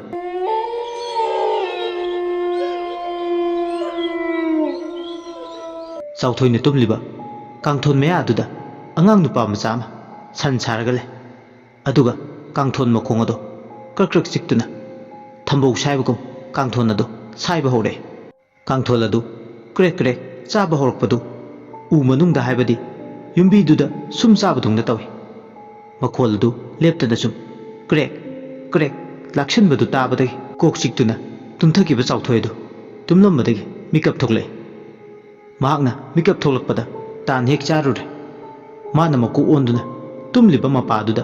ꯌꯥꯝ ꯅꯛꯅ ꯁꯨꯝ ꯆꯥꯕ ꯃꯥꯟꯕꯒꯤ ꯃꯈꯣꯜ ꯑꯗꯣ ꯇꯥꯔꯛꯂꯤꯕ꯫ ꯑꯗꯨꯕꯨ ꯑꯃꯨꯛꯁꯨ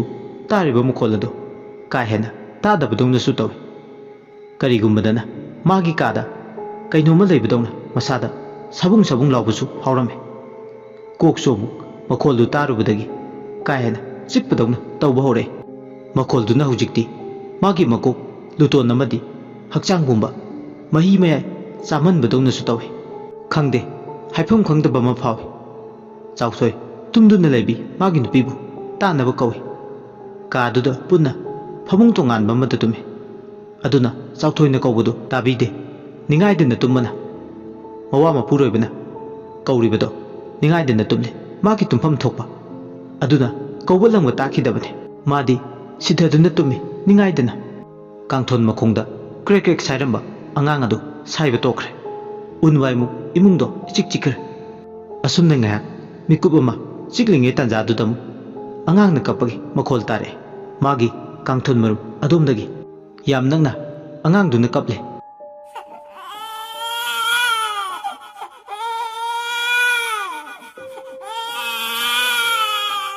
ꯑꯉꯛꯄ ꯑꯃꯅ ꯀꯥꯗꯨꯒꯤ ꯃꯅꯨꯡꯗ ꯑꯉꯥꯡ ꯀꯞꯄꯒꯤ ꯃꯈꯣꯜ ꯇꯥꯔꯤꯕꯗꯣ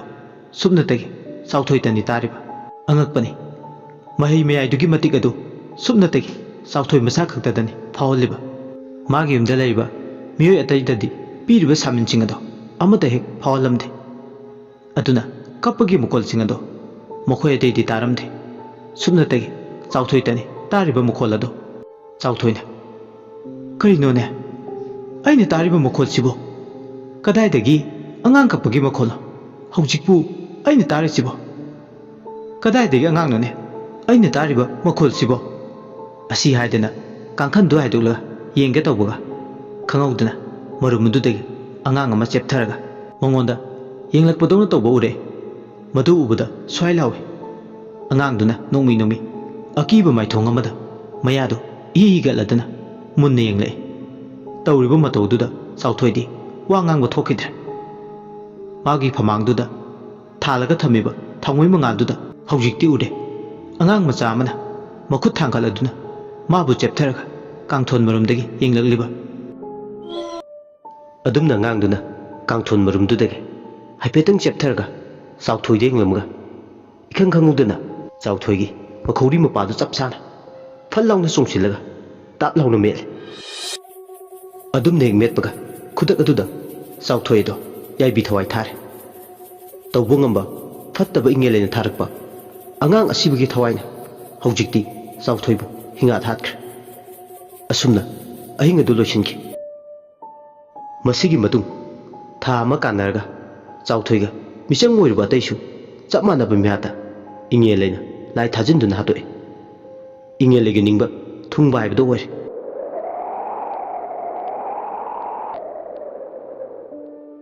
ꯑꯁꯨꯝꯅ ꯍꯤꯌꯥꯏꯅꯨ ꯑꯃꯗꯤ ꯊꯣꯏꯅꯥꯎ ꯂꯥꯏ ꯁꯒꯣꯜ ꯍꯥꯏꯔꯤꯕ ꯂꯥꯏꯔꯤꯛ ꯑꯁꯤꯗ ꯏꯔꯝꯕ ꯈꯔꯗꯒꯤ ꯈꯪꯕ ꯉꯝꯂꯦ ꯃꯗꯨꯗꯤ ꯏꯪꯉꯦꯜꯂꯩ ꯑꯔꯥꯏꯕ ꯅꯠꯇꯦ ꯂꯩꯁꯥꯔꯤꯉꯩꯗꯒꯤ ꯍꯧꯅ ꯂꯥꯏ ꯁꯥꯟꯅꯔꯛꯄ ꯅꯨꯄꯤꯅꯤ ꯂꯥꯏꯔꯤꯛ ꯑꯗꯨ ꯄꯥꯕ ꯂꯣꯏꯔꯛꯄꯗ ꯅꯣꯡꯃꯗꯨꯁꯨ ꯍꯧꯈ꯭ꯔꯦ ꯊꯣꯏꯅꯥꯎ ꯑꯃꯗꯤ ꯍꯤꯌꯥꯏꯅꯨ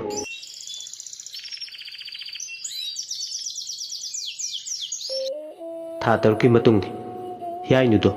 ꯅꯣꯡꯃꯒꯤ ꯅꯨꯃꯤꯠꯅꯤ ꯇꯨꯔꯦꯜ ꯃꯄꯥꯜꯗ ꯂꯥꯏꯖ ꯏꯄꯥꯜ ꯂꯥꯡꯉꯨꯒꯦ ꯁꯝꯈꯣꯡ ꯎꯇꯤ ꯇꯦꯡꯂꯨꯒꯦ ꯍꯥꯏꯗꯨꯅ ꯂꯥꯛꯏ ꯑꯁꯨꯝꯅ ꯁꯝꯈꯣꯡ ꯎꯇꯤ ꯇꯦꯡꯂꯤꯉꯩ ꯇꯨꯔꯦꯜꯒꯤ ꯂꯥꯏꯖ ꯏꯄꯥꯜꯗꯨꯗ ꯅꯨꯄꯤ ꯑꯃ ꯂꯥꯏꯖ ꯏꯔꯣꯜꯅꯨꯡꯗꯒꯤ ꯐꯨꯛ ꯂꯥꯎꯅ ꯐꯥꯎꯒꯠꯂꯦ ꯃꯗꯣ ꯅꯨꯄꯤꯗꯨꯅ ꯏꯁꯤꯡ ꯃꯅꯨꯡꯗꯒꯤ ꯉꯥꯅꯨ ꯊꯪꯒꯣꯡꯅ ꯄꯥꯠ ꯇꯛꯁꯛ ꯇꯥꯕꯗ ꯑꯃꯨꯛ ꯂꯨꯞ ꯑꯃꯨꯛ ꯐꯨꯛ ꯂꯥꯎꯅ ꯐꯥꯎꯒꯠꯄꯗꯧꯅ ꯇꯧꯕ ꯃꯇꯧꯗꯨ ꯎꯕꯗ ꯈꯪꯄ꯭ꯔꯦꯛ ꯈꯪꯉꯤ ꯃꯁꯛ ꯃꯁꯥ ꯈꯪꯗꯕꯤ ꯅꯨꯄꯤ ꯑꯃꯅ ꯐꯨꯛ ꯂꯥꯎꯅ ꯐꯥꯎꯒꯠꯂꯛꯄꯗ ꯄꯟꯊꯧꯒꯤ ꯍꯤꯗꯦꯟ ꯃꯇꯥ ꯐꯕꯗ ꯎꯇꯤ ꯁꯝꯈꯣꯡ ꯇꯦꯡꯗꯨꯅ ꯂꯩꯕꯤ ꯅꯨꯖꯥꯗꯨ ꯎꯕꯗ ꯃꯁꯥ ꯄꯨꯝꯕ ꯇꯨ ꯆꯨꯡꯈꯤꯕ ꯈꯪꯍꯧꯗꯦ ꯍꯤꯌꯥꯏꯅꯨ ꯍꯣꯏ ꯃꯥꯏ ꯍꯥꯏꯉꯝꯗꯅ ꯃꯌꯥꯗꯨ ꯀꯥꯗꯨꯅ ꯂꯩꯔꯦ ꯍꯤꯌꯥꯏꯅꯨ ꯇꯨꯃꯤꯟꯅ ꯂꯩ ꯅꯨꯄꯤꯗꯨꯅ ꯍꯤꯌꯥꯏꯅꯨꯗ ꯃꯨꯟꯅ ꯌꯦꯡꯗꯨꯅ ꯂꯩ ꯅꯨꯄꯤꯗꯨꯅ ꯈꯣꯏꯔꯨꯝ ꯃꯣꯃꯣꯟ ꯅꯣꯛꯂꯒ ꯍꯥꯏꯔꯦ ꯈꯣꯏꯅꯧ ꯏꯇꯥ ꯀꯧꯒꯦꯀꯣ ꯅꯇꯥ ꯑꯩꯅ ꯌꯦꯡꯕꯗꯁꯨ ꯑꯩꯒꯤ ꯆꯍꯤ ꯂꯦꯡꯒꯥ ꯃꯥꯟꯅꯗꯧꯕ ꯃꯥꯜꯂꯦ ꯑꯗꯣ ꯈꯣꯏꯅꯧ ꯉꯁꯤ ꯀꯣꯔꯧ ꯅꯣꯡꯗꯒꯤ ꯈꯣꯏꯅꯧ ꯏꯇꯥ ꯁꯥꯟꯅꯁꯦ ꯅꯨꯄꯤꯗꯨꯅ ꯑꯁꯨꯝꯅ ꯈꯣꯏꯗꯥꯅ ꯍꯥꯏꯔꯛꯄꯗꯨ ꯇꯥꯕꯗ ꯍꯤꯌꯥꯏꯅꯨꯗꯤ ꯄꯨꯡꯉ ꯉꯛꯏ ꯀꯔꯤ ꯄꯥꯎꯈꯨꯝ ꯄꯤꯒꯗꯕꯅꯣ ꯍꯥꯏꯕ ꯃꯍꯥꯛ ꯈꯟꯐꯝ ꯈꯪꯗꯦ ꯂꯀꯛ ꯂꯀꯛ ꯇꯧꯗꯨꯅ ꯂꯩꯌꯦꯡ ꯐꯥꯕꯒꯨꯝ ꯏꯛ ꯏꯛ ꯇꯧꯗꯨꯅ ꯂꯩ ꯀꯔꯤ ꯍꯥꯏꯒꯗꯕꯅꯣ ꯍꯥꯏꯐꯝ ꯈꯪꯗꯦ ꯃꯥꯅ ꯉꯁꯤ ꯎꯔꯤꯕ ꯅꯨꯄꯤ ꯑꯁꯤ ꯑꯃꯨꯛꯇꯁꯨ ꯍꯥꯟꯅ ꯎꯈꯤꯕ ꯂꯩꯇ꯭ꯔꯤ ꯉꯁꯤꯅ ꯑꯍꯥꯟꯕꯅꯤ ꯑꯗꯨꯅ ꯃꯍꯥꯛ ꯉꯁꯤꯗꯤ ꯈꯧꯇꯞ ꯆꯥꯏ ꯏꯁꯤꯡꯗꯒꯤ ꯐꯨꯛ ꯂꯥꯎꯅ ꯐꯥꯎꯒꯠꯂꯛꯄꯒꯤ ꯈꯔꯒ ꯉꯛꯆꯥꯟꯅꯅ ꯂꯩꯕꯒ ꯍꯧꯖꯤꯛ ꯀꯣꯏꯅꯗꯅ ꯍꯪꯂꯛꯄꯁꯤꯒ ꯃꯍꯥꯛ ꯆꯥꯟꯅꯅ ꯉꯛꯄꯅ ꯈꯝ ꯊꯦꯡꯉꯤ ꯑꯗꯨꯕꯨ ꯃꯤꯅ ꯀꯧꯔꯛꯂꯕꯅꯤꯅ ꯃꯁꯛ ꯃꯆꯥ ꯈꯪꯒꯦꯔꯥ ꯈꯪꯂꯣꯏꯒꯦꯔꯥ ꯄꯥꯎꯈꯨꯝ ꯑꯃꯗꯤ ꯄꯤꯕꯅ ꯆꯨꯝꯕ꯭ꯔꯥ ꯈꯜꯂꯦ ꯍꯤꯌꯥꯏꯅꯨ ꯇꯞꯅ ꯀꯔꯤ ꯍꯥꯏꯒꯦ ꯈꯣꯏꯅꯧ ꯑꯗꯣ ꯑꯩꯗꯤ ꯈꯣꯏꯅꯧ ꯏꯇꯥꯁꯦ ꯑꯃꯨꯛꯇꯁꯨ ꯎꯈꯤꯗ꯭ꯔꯤ ꯀꯔꯤ ꯂꯩꯀꯥꯏꯗꯒꯤꯅꯣ ꯈꯣꯏꯅꯧ ꯑꯩꯅ ꯃꯁꯤ ꯍꯪꯉꯦ ꯍꯥꯏꯗꯅ ꯈꯣꯏꯅꯧꯅ ꯈꯣꯏꯈꯥ ꯂꯤꯡꯈꯥ ꯊꯥꯕꯤꯒꯅꯨ ꯅꯨꯄꯤꯗꯨꯅ ꯍꯤꯌꯥꯏꯅꯨꯒꯤ ꯋꯥꯗꯨ ꯇꯥꯔꯒ ꯈꯣꯏꯔꯨꯝ ꯃꯣꯃꯣꯟ ꯅꯣꯛꯂꯒ ꯍꯥꯏꯔꯦ ꯈꯣꯏꯅꯧ ꯅꯇꯥ ꯑꯩꯗꯤ ꯈꯣꯡꯖꯣꯝ ꯅꯨꯕꯤ ꯍꯥꯏꯅ ꯀꯣꯂꯣꯏꯌꯦ ꯂꯝꯗꯦꯡ ꯍꯥꯏꯅ ꯀꯧꯕ ꯈꯨꯜ ꯂꯥꯡꯒꯣꯜ ꯆꯤꯡꯒꯤ ꯆꯤꯡꯌꯥꯗ ꯈꯣꯡ ꯑꯃ ꯇꯨꯔꯦꯜ ꯇꯝꯅ ꯆꯦꯜꯂꯤꯕ ꯑꯁꯤꯗ ꯂꯨꯋꯥꯡ ꯁꯂꯥꯏꯒꯤ ꯆꯧꯒ꯭ꯔꯤ ꯀꯧꯕ ꯅꯨꯄꯥ ꯃꯆꯤꯟ ꯃꯅꯥꯎ 6ꯅ ꯈꯣꯡ ꯑꯗꯨꯗ ꯁꯣꯏ ꯆꯥꯗꯨꯅ ꯉꯥ ꯐꯥꯕꯒꯤ ꯊꯕꯛ ꯇꯧꯔꯝꯃꯤ ꯆꯧꯒ꯭ꯔꯤꯅ ꯉꯥ ꯐꯥꯕꯒꯤ ꯈꯣꯡꯅꯤ ꯈꯪꯅꯕ ꯆꯧꯒ꯭ꯔꯤ ꯈꯣꯡ ꯍꯥꯏꯅ ꯑꯃ ꯀꯧꯋꯦ ꯃꯗꯨꯒꯤ ꯈꯣꯡꯗꯨꯗ ꯑꯩꯒꯤ ꯍꯧꯔꯛꯐꯝꯅꯦ ꯍꯤꯌꯥꯏꯅꯨꯅ ꯆꯧꯒ꯭ꯔꯤ ꯈꯣꯡ ꯍꯥꯏꯕ ꯆꯧꯒ꯭ꯔꯤ ꯈꯣꯡ ꯑꯁꯤꯒꯤ ꯃꯃꯤꯡ ꯄꯜꯂꯛꯄꯗ ꯍꯤꯌꯥꯏꯅꯨ ꯍꯥꯟꯅ ꯇꯥꯈꯤꯕ ꯋꯥꯔꯤ ꯑꯃ ꯈꯪꯅꯤꯡ ꯅꯤꯡꯁꯤꯡꯂꯛꯏ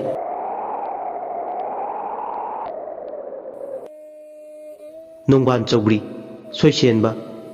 ꯆꯍꯨꯏ ꯋꯥꯌꯥꯟꯕ 6ꯅ ꯂꯨ ꯁꯪꯗꯨꯅ ꯂꯩꯕ ꯃꯇꯝꯗ ꯈꯣꯡꯖꯣꯝ ꯅꯨꯕꯤ ꯃꯆꯤꯟ ꯃꯅꯥꯎꯁꯨ ꯂꯥꯛꯇꯨꯅ ꯑꯍꯤꯡ ꯂꯦꯛꯃꯤꯟꯅꯕꯗ ꯈꯣꯡꯖꯣꯝ ꯅꯨꯕꯤ ꯃꯅꯥꯎ ꯏꯇꯣꯟ ꯇꯣꯟꯕꯤꯗꯣ ꯂꯨꯋꯥꯡꯒꯤ ꯄꯥꯈꯪ ꯃꯌꯥꯝꯕꯒ ꯍꯩꯔꯥꯡ ꯂꯣꯟꯖꯥꯅ ꯇꯥꯎꯖꯤꯡ ꯂꯣꯟꯍꯥꯏꯅꯕꯗꯒꯤ ꯈꯣꯏꯖꯤ ꯃꯤꯍꯨꯜ ꯇꯝ ꯂꯥꯛꯂꯧ ꯐꯤꯌꯥꯜ ꯇꯣꯏ ꯀꯨꯝꯁꯤꯡ ꯅꯥꯎ ꯄꯨꯔꯦ ꯃꯁꯤꯒꯤ ꯁꯝꯂꯛꯄ ꯋꯥꯔꯤ ꯇꯥꯈ꯭ꯔꯦ ꯑꯗꯨꯅ ꯃꯍꯥꯛ ꯅꯨꯄꯤꯁꯤꯅ ꯃꯁꯥ ꯃꯊꯟꯇ ꯈꯣꯡꯖꯣꯝ ꯅꯨꯕꯤ ꯀꯧꯋꯦ ꯍꯥꯏꯔꯛꯄ ꯇꯥꯔꯒ ꯁ꯭ꯋꯥꯏ ꯁ꯭ꯋꯥꯏ ꯂꯥꯎꯏ ꯍꯤꯌꯥꯏꯅꯨꯗꯣ ꯍꯤꯌꯥꯏꯅꯨꯅ ꯈꯣꯏꯅꯧ ꯄꯣꯏꯔꯩ ꯑꯇꯥꯝꯕꯗꯒꯤ ꯃꯐꯝꯁꯤ ꯌꯧꯅ ꯂꯥꯏꯖ ꯏꯄꯥꯜ ꯂꯥꯡꯕ ꯂꯥꯛꯄꯗꯤ ꯈꯣꯏꯅꯧ ꯏꯇꯥꯗꯤ ꯋꯥꯔꯝꯂꯒꯅꯤ ꯈꯣꯡꯖꯣꯝ ꯅꯨꯕꯤꯅ ꯈꯨꯝꯃꯦ ꯋꯥꯗꯦꯗ ꯈꯣꯏꯅꯧ ꯍꯤꯌꯥꯏꯅꯨ ꯈꯣꯡꯖꯣꯝ ꯅꯨꯕꯤꯒꯤ ꯌꯥꯋꯥ ꯃꯄꯥꯎꯗꯨ ꯇꯥꯔꯒ ꯃꯁꯥꯗ ꯍꯦꯟꯅ ꯂꯥꯡꯇꯛꯅꯕ ꯑꯃ ꯐꯥꯎꯔꯛꯑꯦ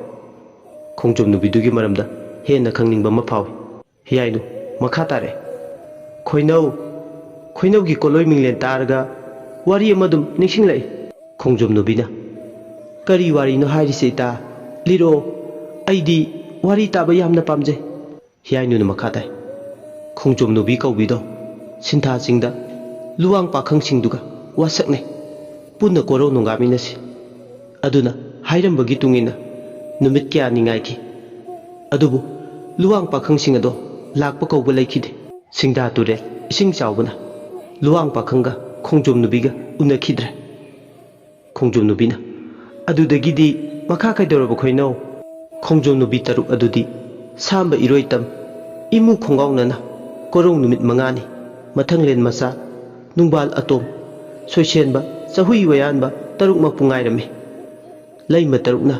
samba iroitam lai haibagi turel adugi maming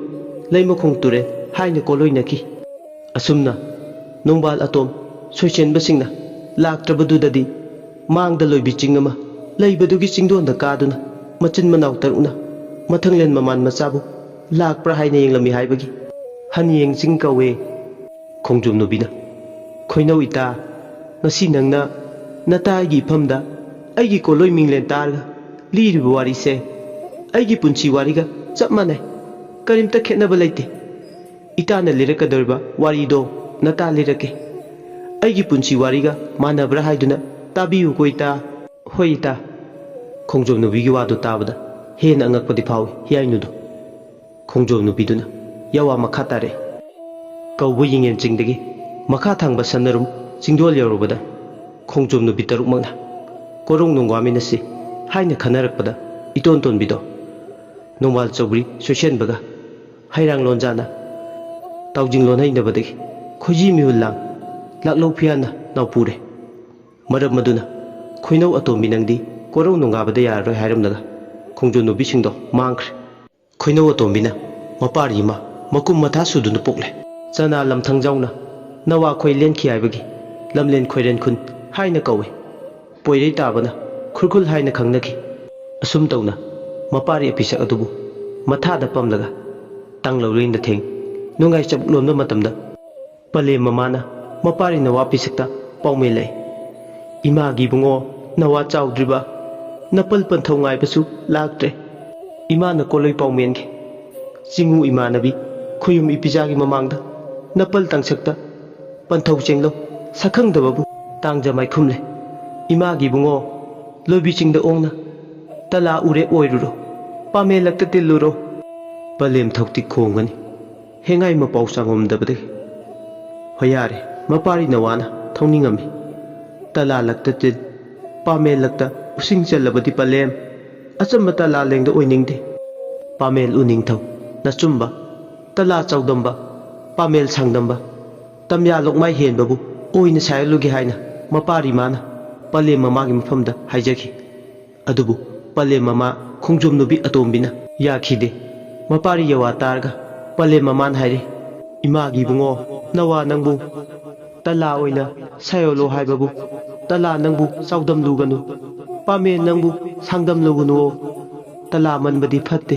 namu miyeng changani tala nauna komtukna niye tala nangbu soi kuhi upal taira male ukhok thangkhok misi sangyal talmu talhaw pareng na chumba khabi angmai phaija lobi chingthau uil khalbu oyo dubu mapari di pale maman haibdo hoyaramde madugi mod uning thawoiduna ingel chingdi longmai khudeng sabalam tamya hena pan pharabada tala uning thawoina lobi chingda hoki chahi kharagi matung luang ning thau punsibana nahal no mamom leimabu maral khongdoi nungda mamom longi makta nembi araibadi nungda chal thamlo ochanbana palda thongna nembi singnang talan babu mapal phukna singtharame singnang adubu mapal thana ngongna sabra haiduna yenge lakbabu lamlen chinglei luwangli laija mathinnai imu mangaw hawrumlabada laija irel ngamdaba langban kaujing chongbichana chana laka yada chikna laija iralamne adubu chenglau bithile asina sumadomde jiba minai tabana khiklau tangma yada chikna ira lakbabu amurak chenglau mithile hongnem ningthau luwang punsibana paima ningkhalle luwang punsibana kaujengna singnangna yada chikna laijing lan babu ubada hi sage haiduna pai manungda khanke Heeyainu khongjom nubina liba wari do pungning sheloi niktana tuminna tarami hoini maine hairamde khongjom nubina ngasaidagi mongonda liriba wari se magi machani pana uning thau ko bu udo onkhiba aduga ingel lokta tala pamel wang thoiboina haukhibagi wari ni wari sigi makha tabda luang ni thauna hi shakhibagi wari ni makha thana lirik libase luang li ko bu turelna sing chawbuda kaujengna singnang amada tom ipak yai lan thokpu urga pai manungda hi sagai ba wakal do khanki nomugi numit magi manai chanba nungbal mapa cha yenglaga haire nungbal mapa cha luang mai lupumna luang manau sinhaiba nungbal manau khudaiba nakhoi ani na kaubu chingda chalaga tala u thirucho pamel u yalucho wagai hi sarase luang ning thau punsibagi yathang panglabada nungbal manau khudai luang mapacha hupna puduna awang kawba lamanda loibi chingda singjang lengda tho thangjo khutta paina tara chingjal namda po maral thausilai kawba ingel chingi lungmai khudeng saba ahen batamya ariamada haubu uning thau kawba tala pamen mabu uknarure udugi haujikti kontha yai thaba luang manau silaibana tala ukhong khada hailei katlaga haire thangle nafam haina changbi laton thakta chengja phapna yerum kangkhinna sana lupa konthanare angau bolechina lupa ko nga chan malem leista angang bana sana ko nga chan upi urel pokpi irok lai chamchanu pale mamada tala mamal hallabani pamel umal hallabani asigi matung yoime matang ten chingi maina tamya the tamgi maina khongmai nem loya tamlen mamge togum laklabada ahing ninu khangpok laina khal sahi karan yungna kauba yarek samta lagle kauba madai maida luang puna ahing yarek mine asumna luang singna udu yanaba sana khongyai hullaba matu ahing du yare nonga laga udu soiten yan gadawge ngaiduna inge lokta ahing yarek pado inung shoyaima ahing tanglo laina the nongyai chabuk lonma matamda upi urel pokpi irok lai chamchanu leimana mapari na leiba lamdamda samu maibu on khuning leina kang khubak lai khansana mapari tamna mikap lai jingjum laije futo thinge laije inam khaibagum misna thamba lakada tarang laije iraho mapari mabu yengna inga nunglen khongbagum mikapna asumna haire imagi bungo tala unawroi nangbu palemna nawok lakpati awang kauba ulel hebu langhandana nawok lakpani palem tawtin konbu nupi machani haina napal tangsaktabagi bu palem pawmen wachana daba imagi bungo pari kari thokle hokchikti nahano pari nangbu imana pamel achambo ayu tala ming naibabu pamduganu tala uming sun ming thonduna pamel achambo ayu sahi kui kumlang oyu mayadi tala pamel na chumba uning thau oyu bana hujikti nangu singyang kaiton chan pamel uru tuklaga luang masai kon nungpal mayum nakta hiri khongjin narallon auri liyai chana tala nangbu usinglani he imagi bungo tala pamel chawthoiba ha pamel sangnamba nahapu loibi lokmai uru tupke haibagi napal palem aigi phaira ta jintakta sangbi henbada tala laton thakta chengja phapna irum kangkhitna sana koyai kon thanare lupa konjam lamlei bungo imagi bungo nangna khongna launa tubabu palemna karamna chenglo mithitna sige tala na kokta bada chingu lai kokta pamel uton mai tabana khoyum lei matana leigrabra haibabu ibungo pari nangbu palem nama ina nawa iku maidi nayok sabadi ima de singelo aremba leirang atingabu oihore do nangna luwang masai konbu ilan krabadi ture wai ku bisana manam matha phakna kaina bagum ima ga isaga ngasi korong mukhaidi palem ga pari ga sena rasi kaina rasi hai boire do asumna irok lai cham lai mado hingna hingna teng thare ahing do ꯑꯁꯨꯝꯅ ꯍꯧꯈꯤ꯫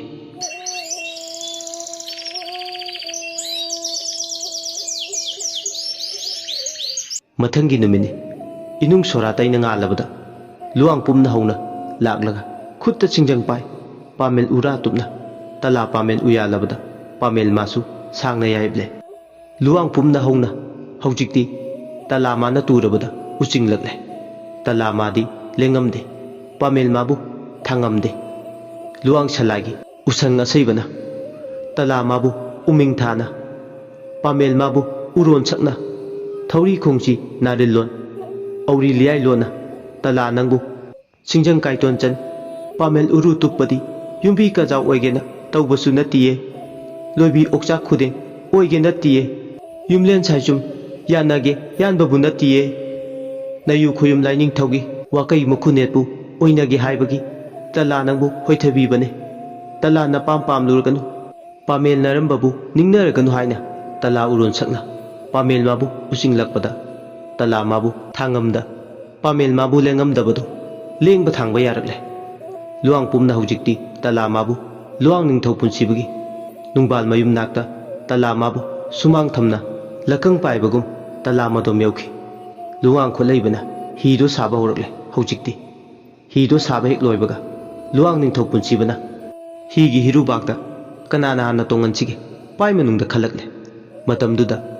ꯂꯥꯏꯔꯦꯟ ꯈꯨꯟꯕꯤ ꯂꯣꯛꯇ ꯀꯣꯔꯣꯡ ꯅꯨꯡꯒꯥꯈꯤꯕ ꯂꯨꯋꯥꯡ ꯄꯨꯗꯥꯡ ꯀꯣꯏꯅ ꯑꯣꯟꯕ ꯁꯥ ꯁꯉꯥꯏ ꯀꯣꯟꯕꯤ ꯀꯧꯕ ꯁꯥꯗꯨꯒꯤ ꯁꯉꯥꯏ ꯃꯀꯣꯛ ꯑꯀꯪꯕ ꯑꯗꯨꯕꯨ ꯋꯥꯀꯩ ꯍꯤꯔꯨ ꯇꯦꯡꯃꯥꯏ ꯊꯛꯇ ꯍꯥꯟꯅ ꯇꯣꯡꯍꯟꯈꯤ꯫ ꯑꯍꯥꯟꯕ ꯍꯤ ꯍꯣꯟꯈꯤꯕ ꯃꯐꯝꯅ ꯂꯝꯂꯦꯡ ꯂꯨꯋꯥꯡꯂꯤꯒꯤ ꯇꯨꯔꯦꯜꯗ ꯍꯥꯟꯅ ꯍꯣꯟꯈꯤ꯫ ꯇꯨꯔꯦꯜ ꯑꯁꯤ ꯏꯔꯣꯏꯁꯦꯝꯕ ꯆꯤꯡꯒꯤ ꯆꯥꯃꯨꯔꯧ ꯃꯄꯥꯗ ꯂꯩ꯫ ꯉꯁꯥꯏꯗꯒꯤ ꯍꯤꯌꯥꯏꯅꯨꯗꯤ ꯈꯣꯡꯖꯣꯝ ꯅꯨꯕꯤꯗꯨꯅ ꯂꯤꯔꯤꯕ ꯋꯥꯔꯤꯗꯣ ꯇꯥꯕꯗ ꯃꯁꯥꯗꯣ ꯍꯨꯟꯕ ꯑꯃ ꯌꯥꯎꯔꯤ ꯆꯥꯟꯅꯅ꯫ ꯇꯁꯦꯡꯒꯤꯗꯤ ꯉꯁꯥꯏꯗꯒꯤ ꯃꯉꯣꯟꯗ ꯂꯤꯔꯤꯕ ꯋꯥꯔꯤꯁꯤ ꯂꯥꯏꯒꯤ ꯋꯥꯔꯤꯅꯤ꯫ ꯂꯥꯏ ꯃꯁꯥꯃꯛꯅ ꯃꯁꯥꯗ ꯊꯣꯛꯈꯤꯕ ꯋꯥꯔꯤꯗꯨ ꯈꯪꯅꯕ ꯃꯍꯥꯛ ꯃꯁꯥꯁꯦ ꯀꯅꯥꯅꯣ ꯈꯪꯍꯟꯅꯕ ꯃꯥꯒꯤ ꯃꯐꯝꯗ ꯂꯤꯔꯤꯕ ꯋꯥꯔꯤ꯫ ꯋꯥꯔꯤꯁꯤꯒꯤ ꯏꯆꯦꯜꯗ ꯍꯤꯌꯥꯏꯅꯨ ꯏꯔꯥꯛꯅꯔꯦ꯫ ꯏꯃꯨ ꯃꯌꯣꯟ ꯁꯠꯀꯦ, ꯎꯇꯤ ꯁꯝꯈꯣꯡ ꯇꯦꯡꯒꯦ ꯍꯥꯏꯕꯒ ꯃꯍꯥꯛ ꯂꯣꯏꯅ ꯀꯥꯎꯈ꯭ꯔꯦ꯫ ꯃꯔꯝꯗꯤ ꯃꯍꯥꯛ ꯃꯗꯣꯝ ꯋꯥꯔꯤꯒꯤ ꯏꯔꯩꯗ ꯏꯔꯥꯛꯅꯔꯦ꯫ ꯂꯥꯏ ꯅꯨꯄꯤꯗꯨꯅ ꯇꯥꯏꯕꯪ ꯃꯤ ꯁꯥꯗꯨꯅ ꯉꯁꯤ ꯀꯣꯔꯧꯅꯣꯡ ꯇꯨꯔꯦꯜ ꯂꯥꯏꯖ ꯃꯅꯨꯡꯗꯒꯤ ꯉꯥꯅꯨ ꯊꯪꯒꯣꯡꯒꯨꯝ ꯐꯨꯛ ꯂꯥꯎꯅ ꯐꯥꯎꯒꯠꯂꯛꯂꯒ ꯋꯥꯔꯤꯁꯤ ꯂꯤꯔꯤꯕꯒꯤ ꯃꯔꯝ ꯀꯔꯤꯅꯣ ꯍꯥꯏꯕ ꯃꯍꯥꯛ ꯃꯁꯥ ꯈꯪꯖꯗꯦ꯫ ꯅꯨꯄꯤꯁꯤ ꯂꯥꯏꯅꯤ ꯍꯥꯏꯕ, ꯇꯥꯏꯕꯪ ꯃꯤꯑꯣꯏꯕꯅꯤ ꯍꯥꯏꯗꯅ ꯑꯗꯨꯃꯛ ꯃꯥꯒꯤ ꯋꯥꯈꯜꯗ ꯂꯩ꯫ ꯑꯗꯨꯕꯨ ꯃꯥꯅ ꯃꯅꯨꯡ ꯊꯤꯠꯅ ꯌꯧꯁꯤꯟꯅ ꯂꯤꯔꯤꯕ ꯋꯥꯔꯤꯁꯤꯒ ꯍꯥꯏꯔꯨꯔꯒꯗꯤ ꯇꯁꯦꯡꯅ ꯃꯍꯥꯛ ꯉꯛꯇꯕ ꯉꯝꯗꯦ꯫ ꯃꯔꯝꯗꯤ ꯃꯁꯤꯗ ꯂꯤꯔꯤꯕ ꯋꯥꯔꯤꯁꯤ ꯏꯆꯝ ꯆꯝꯕ ꯋꯥꯔꯤꯗꯤ ꯅꯠꯇꯦ, ꯃꯅꯨꯡ ꯍꯟꯖꯤꯟꯕ ꯃꯍꯩꯔꯣꯜꯒꯤ ꯃꯥꯂꯦꯝ ꯂꯩꯁꯦꯝꯒꯤ ꯋꯥꯔꯤꯅꯤ꯫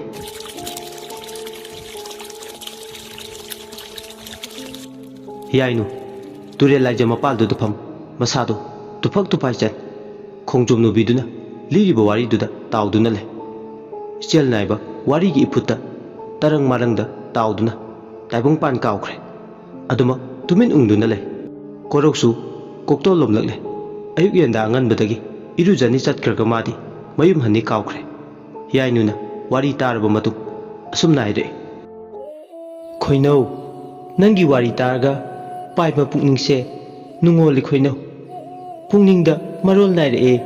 ꯋꯥꯈꯜꯗ ꯊꯧꯁꯤꯜꯂꯛꯏ꯫ ꯅꯪꯅ ꯉꯁꯥꯏꯗꯒꯤ ꯂꯤꯔꯤꯕ ꯋꯥꯔꯤꯁꯦ ꯈꯣꯌꯨꯝ ꯂꯥꯏꯒꯤ ꯋꯥꯔꯤꯅꯤ꯫ ꯈꯣꯡꯖꯣꯝ ꯅꯨꯕꯤꯅ ꯑꯩꯅ ꯉꯁꯥꯏꯗꯒꯤ ꯅꯪꯉꯣꯟꯗ ꯂꯤꯔꯤꯕ ꯋꯥꯔꯤꯁꯦ ꯈꯣꯌꯨꯝ ꯂꯥꯏꯒꯤ ꯋꯥꯔꯤꯅꯤ꯫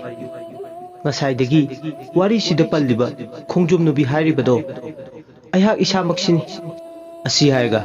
ꯈꯥꯛꯅ ꯂꯥꯎꯅ ꯅꯣꯛꯂꯒ ꯈꯣꯡꯖꯣꯝ ꯅꯨꯕꯤꯗꯣ ꯂꯥꯏꯖ ꯏꯔꯣꯜꯅꯨꯡꯗ ꯌꯥꯇꯥꯗꯨꯅ ꯂꯩꯔꯝꯕꯗꯒꯤ ꯑꯉꯥꯟꯕ ꯃꯉꯥꯜ ꯑꯃ ꯑꯣꯜꯂꯒ ꯀꯣꯔꯧꯅꯨꯡ ꯃꯨꯗꯣꯜ ꯊꯛꯇ ꯄꯥꯏꯈꯠꯈꯤ꯫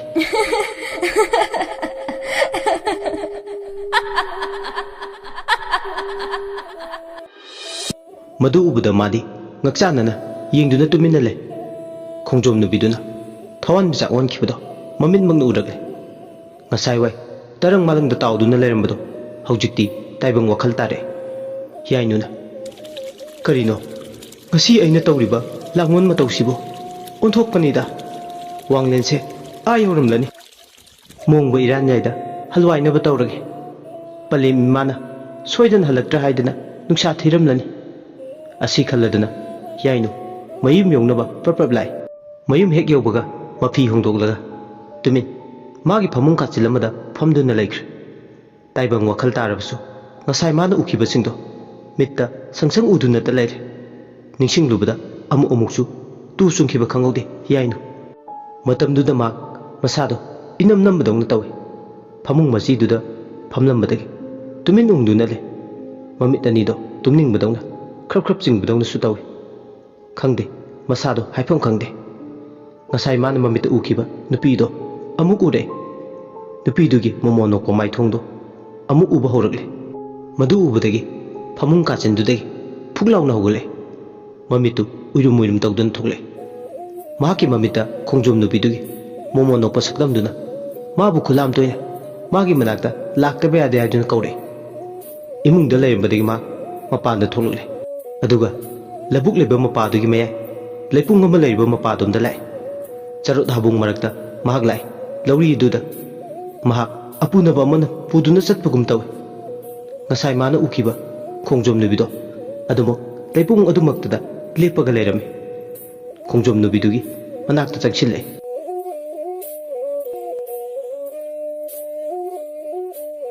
khongjom nubiduna jagoi saduna leirame mana sariba jagoi dugi matau tamduna Heeyainu su jagoi sarame khongjom nubiduna hare khoinau ngasi kaubu korongno nangna sariba aigi matau tamlaga sariba jagoi se hayel arong wangu saire waikong thongjau ningel sikhong sekmai kumbi andro sugunu kameng khurkhul kautruk phayeng laisam thobandongda saba jagoi ni Heeyainu na khumi khoinau nangse khangdaba leite loine he khangi nangi matau tamna saba jagoi se pungning aigi khoidaje khoinau khongjom nubina khumi khoinau ngasi aina saribase anoiron haina kawido higeida noibadi sorarenda noibabu sakparingda ure e sakpa sawangbana korau ningkhamton laisa yarawo sajibu laba khuman puba yangdau saram libana korau lambu tangkhalakle sakpa lai tarani thoi ha ne ong ne humle ne lairo ne nongle ne sawang ne nungphong ne sajik thaba tawtang moitang sawang lai Heeyainu na aidi nan ke khangde aikhoine sariba jagoi gi maramda adubu khoinau nangdi yamna khangi khangdaba leite ko khoinau khongjom nubina pakhumle khoinau aini ngasi na phamda jagoi khutek tamduna taklibase nangi pungning lawsing oina bani khoinau asi hairadana ani do sabot habung mar aduda nungthil pobo matamduda ningaidana jagoi sari khongjom nubidugi mataududa amuke hena thawai tana jagoi sai khongjom nubiduna awang maki yeng naide ha laining thau isapi nungyai sikhong lala lupoi he samura khuning thau tuta ha lamau si he asi harga mu mamaido nungchup lomdol amu haire ha laining thau loya lakpo sungkoi ngakta hukpo timen khutna pairibo lobi chingchang khudingi khausa thoiba laining thawo laije irunungdagi pena sathai waina taret chengphang yeina hiri tongdam khana khubak tabul khuna wanglen pungjau thina sarik chumjau khingna khutang khare haina ha lamau se he asi harga khongjom nibido thekna jagoi sari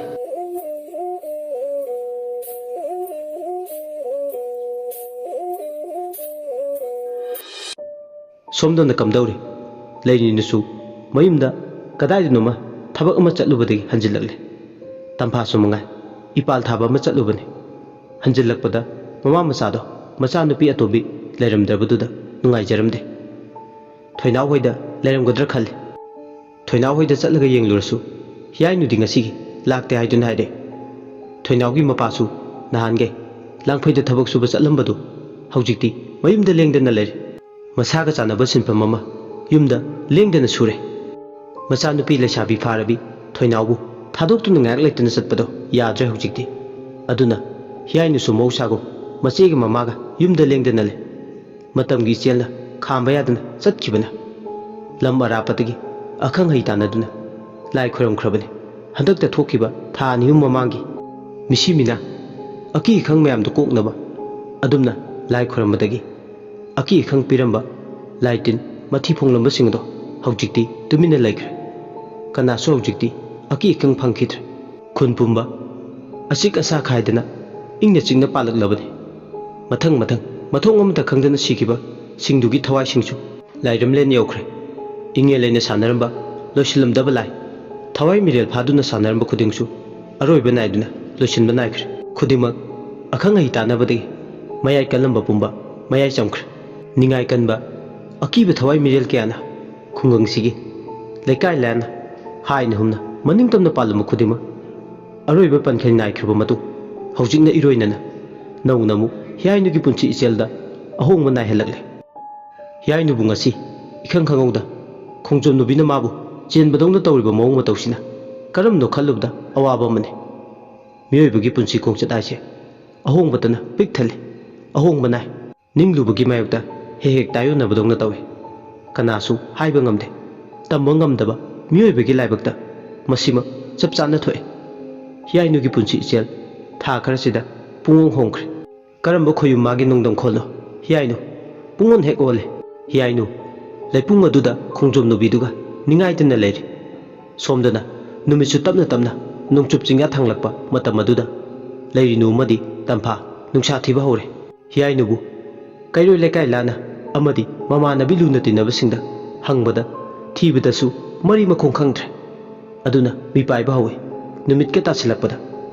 somdana Heeyainu di numina tasilakpasu masada sanglamde khongjom nubiduga ningai dena leiri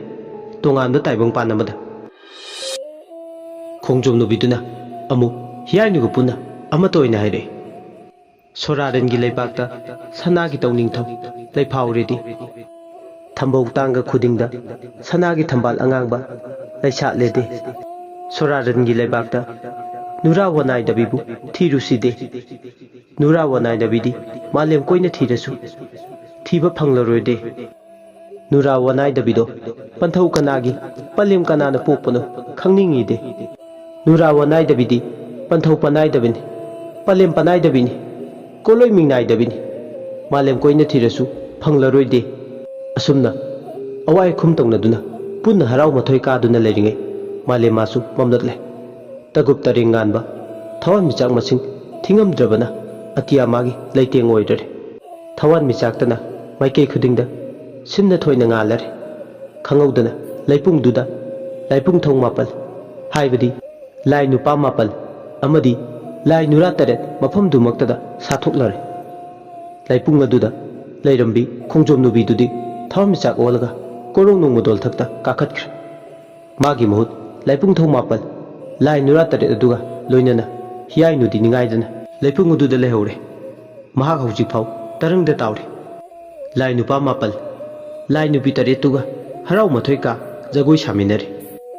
lai nupa nupi singdu ubada Heeyainu khanguduna masindagi thole nurana phibul ngai ruiching laining thongna hullaga lai nurana onglouching lai nura tare na hullaga laibung thong mapalna onglouching asumne khaibuga lai nura tare na haide thang naro numai jingda uyale thangjaba lekai khurai leima nungsi kapunu lai nupa amana nura bigi pamlakta harau reina ngangna satpadi ngangna ningthi asumna laibung thong mapal lai nura tare aduga harau mathoi kaduna nungai ipakta tauduna lei Heeyainu di numit takre mayum mongbo maran yaida hangane haiba fawba kawkre lai nupa amana hoiro haya he haiba lai gi sairol isai adu saklakle asumne ek saklakpaga Heeyainu gi mita lai haraubugi laibung oina mamita ure umang lai gi laibung ina kuppa laisang amagi manungda laining thau lairambe nina numit thagi masak oina sana phamba lagi lai nupa amana haya he khoimom lairema tamphawang amlon panthoibi lapal tangsakta nadu mithadabi langmai khurai maitai lema angau bu yumlen maitai lema kanglei punpha nikpi yoibu toibi kaubi toibi tangka chanu tangka nubi puitingwak tampha khabi mapousa nasabi korong nongjombaga korong nongdol phal malem na khatuna tampha paudoinena sana yoibu khelang nahu sana malem leba ngak libi tampha wangam lon yoibu noinu थुमलैमा योइबु तांदौ तुंग्यानबी Tampa सक्तो ngaklibi lanpham mayuk yabi tangka na sabi angaubu khongjombaga malang leibi phejinna humoinana nayum seloi laurenaba chaiji lauran chanada khelei lokumme tampa koro awangbidi tangkhul saram nura biboi chinphi kanikna laipi khoidomna chikne yaurum khong kakchang samkhong nam konungo panchisi lilai na thangna khotak mainna hausam tungthangna duna langmai chingnung chada leibabu chuba leithon taina khalai lokta khi na sabe ngauba koro khongjomba tangkhul huitek pakhang babu oina sayon khi chairel sektumna malau yusingnana saru kaithena waktang na sin chambulla leikham huirang lampu chan kurau phalang thangna yairi nami babu charei lengda thong saphaba na panba ke thau in thaudu nung da pakle tampha wangamlona thaudu ipakpung langmai semba seloi thangsaba ningthau sana asi khoirugumana chingchetlam khoimom laikhup phamda thaudu nangbu thamal mai panba khongdum khong kaire laidum ngawre tawawo tuna kawe asumna lainu pa pakhangduna haibadu Heeyainu napa da khoijingna tare khoyumagi wabu targa masu haifam khangdaba masada nungaiba ma phawri lainu pi amana lamlena sugnu iwaita khamnungna sawan yangdoram thongnang mongbi chingnung hutlo laija ithongna loliba lemlenga thong thingliba nga sikna kongum konthaba ngaringna kongum kolingba pamugi lamdambu takpiyo asumna layam pumbaga harau mathoi karinge maike mari sungdai nipal poiri chingkai humpu mathoi makta thangjing marjing wangbren kaubrugi sarui ngaru singna laibung aduda yathai thingai pirare matamduda Heeyainu do taibang mi oirambadagi khoimom lairema panthoibiga pangkhak oire mak masaje laidongna tawi aduga khudak aduda saroi khangnaba thaurang tawi khutta thangol ama pai mahau khangliba saroi ngaru singdo yenglaga haide chungu ibungo ibe manigi harau saksen tam thaudo kumai sanaba sigi chingu layam thoreitina harau mathoi kaduna sanaringe lamdam masigi khunda hanna taba hanna siba lamda tuda siba maide singda nuksita thaurida utupta thangda tada lida tenda misi mina sumdana siba palefom khangdana koichat chatpa koi pai paiduna lairiba singda saroi singda khangliba sakta si jarga are mapadu saro tingket la khetnaragano nahan phamda halo nate phamda tero haurei khana pangbalam saroi na chatpa matung in kharo tinkhai le khainaram labane asi haiga makutta pairiba thangonduna Heeyainuna lai tare chinglaga lai tare dado kakna manglumda kontak tawna chingkhatle asumna hek tawbuga yam haibi mana singju kabok afabado lai saroi singduna chare asumna hek tawbuga laibungi akoibada saklo lama langambado amuk nem thakre Heeyainu masadi masana tawriba singdo khangjaramde lai goiba manglan panamada tawduna le Heeyainu mathanda mu makha tare leipung leiba charut habungna ikoi koisununa leiba mafam maduda maha madomta layam marakta harau mathoi kare somdana khullei kai miyam pumba mahak mangkhraiduna koiti thiba horakle khutta mainam pai adubu thibadi phanglamde Heeyainu di somda nungai mapal sa harau mathoi ka lairupta tel Heeyainu machinda layam singdu yenglaga magi thokpa maire laire nangbu naben khoimum laire ma mongba thanga imjau le mayai phabi manpham layengbi konpham laitakpi mongsak lai thangbada maira tanda noina wanganbi wana kadingambi huyen oiram ta subi huyen nongma tanphabi sembi samsong ngambi huyen samphengbi mongba thanga imjau le mayai phabina lairen inungyai nangdi langoi sayang thakta karigi laktaroi nongthok lae laksi lao saren yena lam khubi kaurangsu khujeng hangsi lak khuya yet oithumna lao kaidauge asi harga Heeyainu jagoi sarame Heeyainuna jagoi sabu uruga laibung thau mapan lai nurar taresu magi matau tamdaga jagoi khutik tamli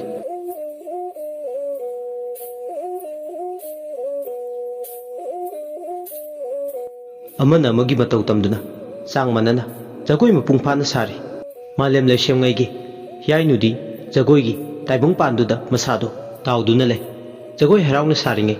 taibung mi lakpagi minin phangbada charut habung duda jagoi saduna leremba laibung thong mapal lai nura tareto loina mangkhra hujikti thangnaba mikupta charut habung hoba lepung masado mai thanbagi pungan ngale Heeyainu hoigi lekai gi myoksina khutta mainam pai ikoi koisinduna laikhre Heeyainu di thekna charut habung duda jagoi saduna le mayam changduna mabu wakhal tarna bhone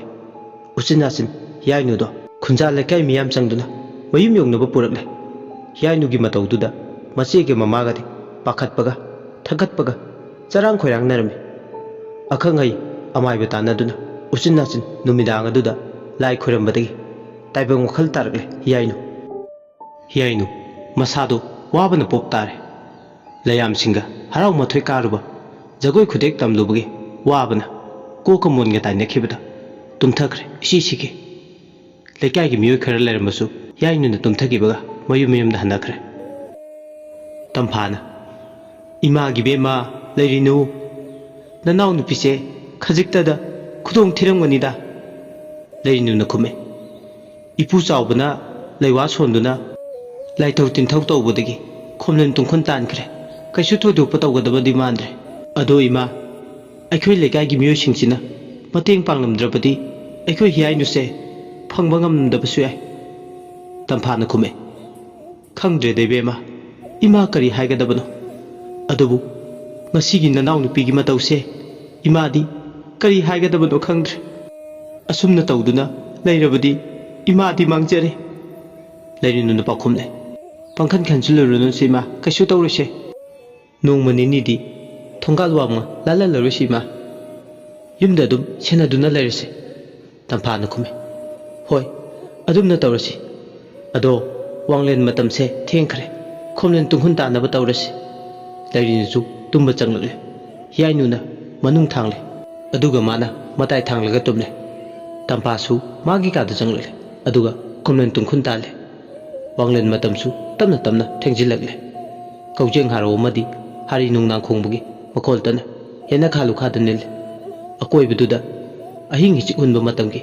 achikpagi lairimbina taibang pan pumbu sumduna mathada chetna konduna kaujeng harogi makona nawsu moina sesaklare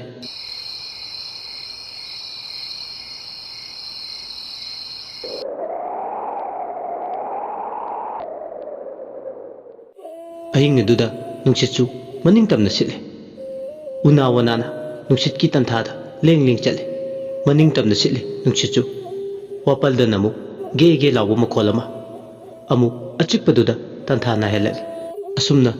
taibang pan pumbana achikpa kaubi lairembi magi mathada sumduna tungkhrabasu Heeyainu ahing duda makeup thoklei tumna tumcha chale mamang thongdo tamna hangtoi leirinu tamphadi isi sikai tumbana Heeyainu na tawribado khanglamde khwaidagi luribadi Heeyainu masa tumcha chatlibado su khangjade thongdu hangtoklaga thoklei man hek thoklakpaga thong adu mathanta tapna makhol thoktana madom luchinjaki Heeyainu apunaba mana puduna chatpagum ahing aduda mathanta khullekai duda leiba laifam tinfam kanba khongrang makhong taret hobo mapadu phau yaunaba mathanta lai khongrang taret adu layam yathokphamne khongrang taret tu kanana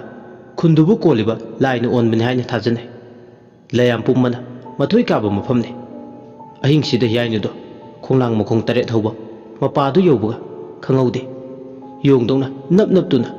khongrang amada phatlawna kakhatki aduga masa amada makhong adu yantharga phammaga ningaidana le Heeyainu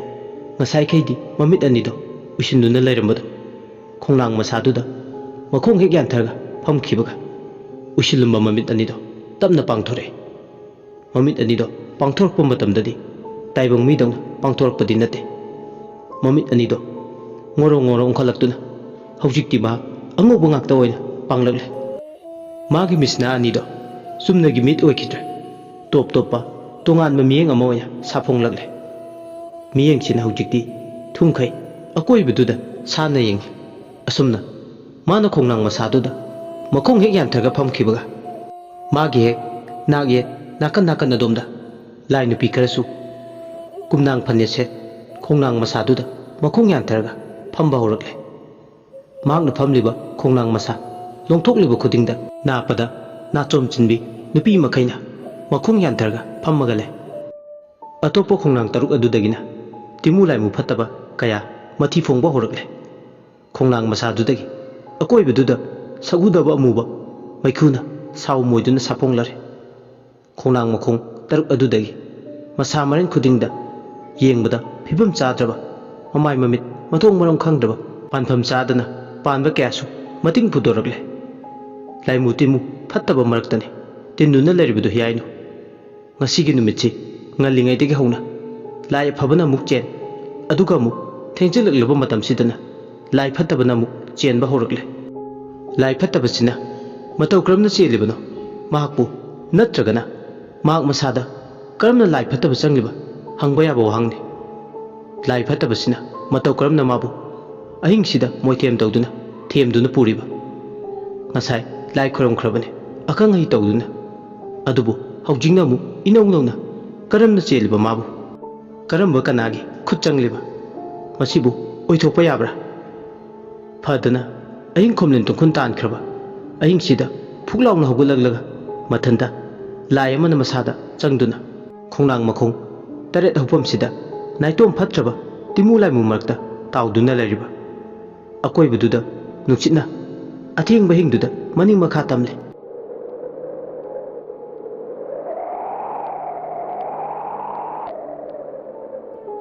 Heeyainu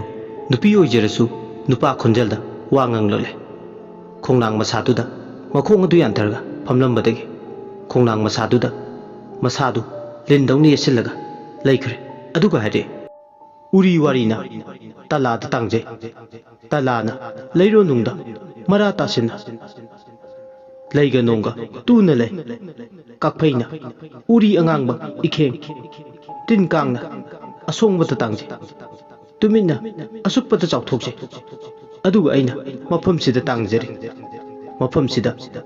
aige penba pokjari timpa kakphaigi lichatna aigi nunglonda puri ba kuyomse aigi lichatti maitalni mai chakpa loiraklaba maine tumna chaklaba loiraklaba asi haiga Heeyainu mathanda nupagi khonjalda hauna akiba minok amada noi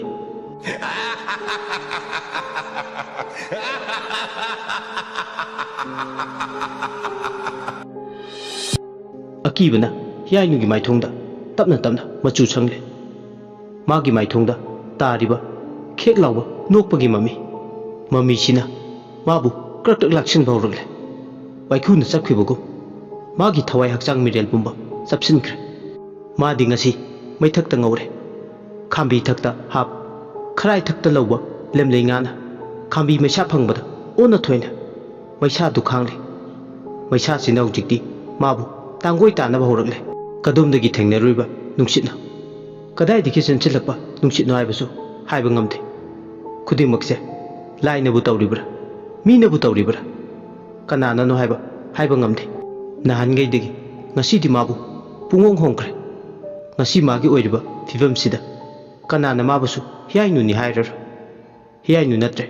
ngasidi taibang pan cheba narba taibang digi nathaireba Heeyainu magi khujin khuyadu tapna mathanta sangtore aduga khongnang masaduda akiba phangna khoro haidana leijabi thadana khole asumna timu laimu maraktuda itinuna leringe yamkhraba masing thingamdraba sekpi kyana khongnang taretugi akoibada koipai paiduna le sekpi nasu maning tamle nakan amadana chingi harina upal kungna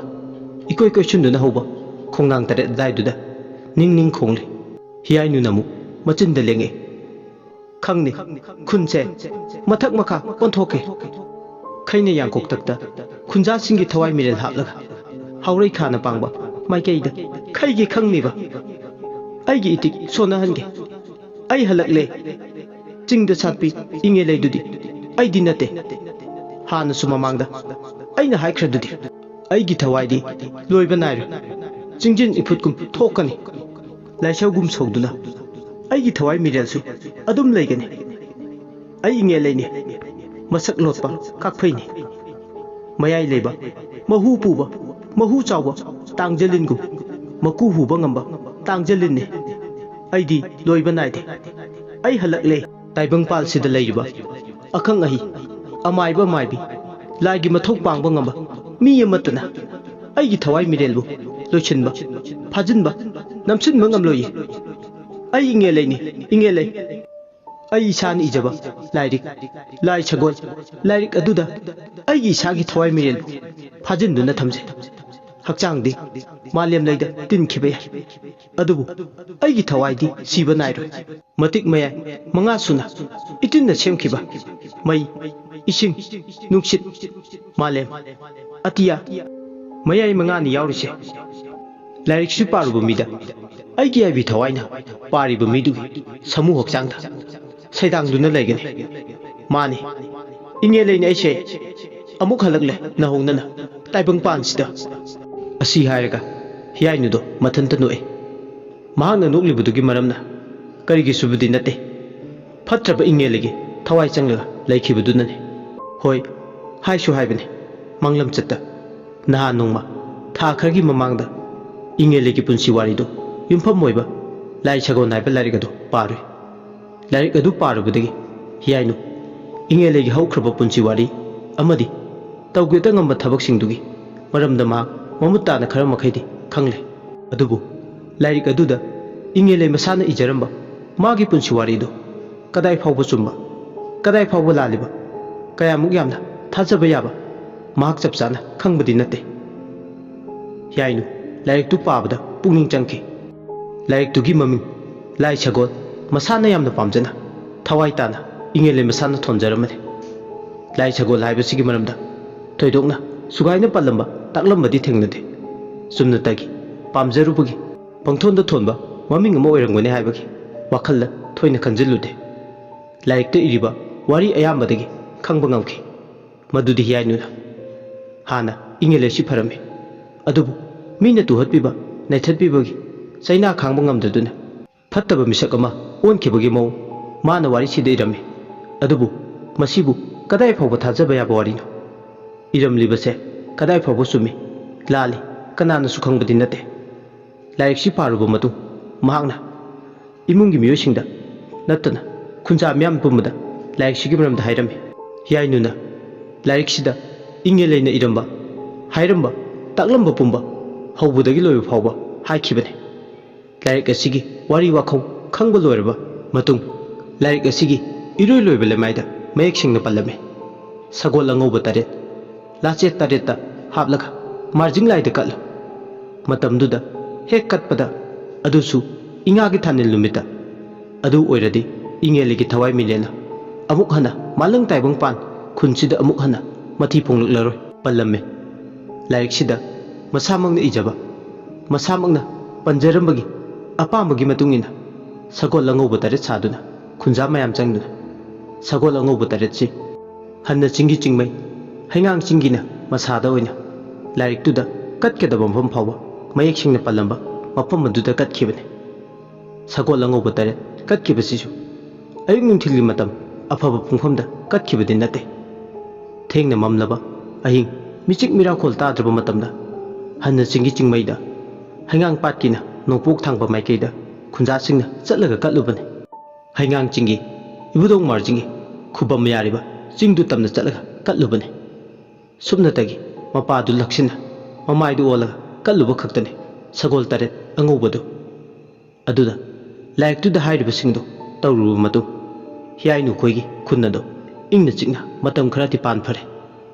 phatraba ingelegi thawaiduna leblenga thunaba yarulang thakpane thawai sigi ta tabu ngamba matik utpane thawai sina khunja mayamda utchaibane mamitta tasengna hairgadi lai sagon taret asi katpadagi hanadagi matik meyai leriba thawai sina amuk hanna nongna mating leina matik meyai fudorgle thawai sina miyoibagi hakchangda anobo longno maikhum uptuna tatki lambida Heeyainu gi hakchang thawai mirelda yarulang thaktuna sathuptuna laikre marjing laida katpa sagol taretuna magi thawai mirelbu nahan makai khorji laktuna maning makha hena tamba ngamba piramdabado pinaba haidana namdana usin sinkhibani thawai sidi ka hena matik mi ai fudorle magi tawbu ngambadu ulagle laik si parubana Heeyainu gi masada ingeli gi thawai mirelse sagona kibane thawai asigi thawai manga miga thana taruk loina buga taret ase akhang ai kyana maithiba pinaba thawai sigi mayai chamnaba hotnababu mayai chamdanaba haidana lai sagol angubu taret ase hai singlabi tungi poram khangbi ming shana ubang ambi asina masa kanjanaba tangalada ya thoklamba layat amani lai sagon haiba laik asi yam haina wakhal leina tunglam chat phawba yakhai thingaiba pibe yanaba marata singraba thawai sina maning makha tamna kana su khangandana haina humna magi tawningba maning tawna pan be yanaba thabak ama maipuna punab honab oiramne Heeyainu gi hakchangda changliba ingeligi thawai duna nupa khonjaldamu makha ta naide aina haidra ai amu halakhini aidi siba naide kana naibu siba nai haitiba aidi hakchangi lutong jangduna sathuptuna leiba thawai mirel mangni kokta leiba hikna hakchangda leiba mona aingondagi hen pote tera kakching chikpadagi aigi chainan hen pote khubomda napa timpa kakphaidagi aine henna ta pote arunba phijang marumda lona kumai chanaba maikhum amana khumduna lona tumin saklon puba ngambi ingele ngasidi nahonana taibang phansida halagle mani aini lai sago ining tamna paiba ngamba masa mareng panba atia pakna paiba ngamba korong no modol phawba ngamba lai sago haujikti tabna ingna chikna leiba khungang ase maroi mara tagal lagi Heeyainu nangi hakchangda changchillaga aigi aronba kumai sanaba howragani khunna sina khuntak lan sidri phawdi kaidongnungda aina nangi hakchangse thadokloi masi aigi lengdraba wasakni asi haiga Heeyainu mathanta noe asum noklinge khonang makhong tare daida singamdana sikraba malem phambak thaksida koi pai pai duna leba thawai mirel kaya mafam maduda yausilagle Sarai phingau setpi nupa nupi kyana akiba salonda lakduna mafam maduda ikoi question laikre haujikti thawai mirel phattaba kyana ahing nunge nungsoiba aduda khongnang makhong tarit adugi makhongduda chaktarare thawai mayamdo amata oikre thawai mayamduga pukmen pawminaramlaga Heeyainu tumin mayumda halagle Heeyainu gi khoidau thambal chuplidi inge leina paikre magi mehul khongjenda magi airi oina lakre khudombida thamduna hujikti puningba maikeda puduna chatpa yanaba khubak mayai da thamlaga uru ungkhre ngamme phatraba ingelege thawai matik mayai hinglingaida afaba phattaba karino masak munna khangkhibana afaba phattaba anipuna tosillaga sarakhiba magi masani haibe ayingduda thawai miril mayamduda sintaklamaga madi Heeyainu hoigi yumdo tamna lai thongjin mapa yorpada tumin thongdo madom tumin tapna hangtokjare thong adu hek hangtokpaga ma mayumda changlakle hek changlakpaga thong adu madom tumin lonchinjaki haikraba matik meyaine Heeyainu di masado karimta khangjaba natte phatraba ingelegi thawagi matik meyaina mating phutokpa heman khibana haujikti leirinu matai thanglaga tumlibudu phaw karimta khanglamde masadu utup tabugum tumin machi lengdana leji Heeyainu do magi tumpham thokpa magi mapa kachin thangna tumthakre hai singba henkhre ingelegi thawai handakti cheksinna mana pangthokniba thabak makhai khunja sing amata khangandana lonna tumin pangthoke khale magi samin khajikta phaw phangalarege khale khongdana chikpa tawbo hui oige paimenungda khale Heeyainu nate ingeleini haibe matang aduda asumna ahinga do hokre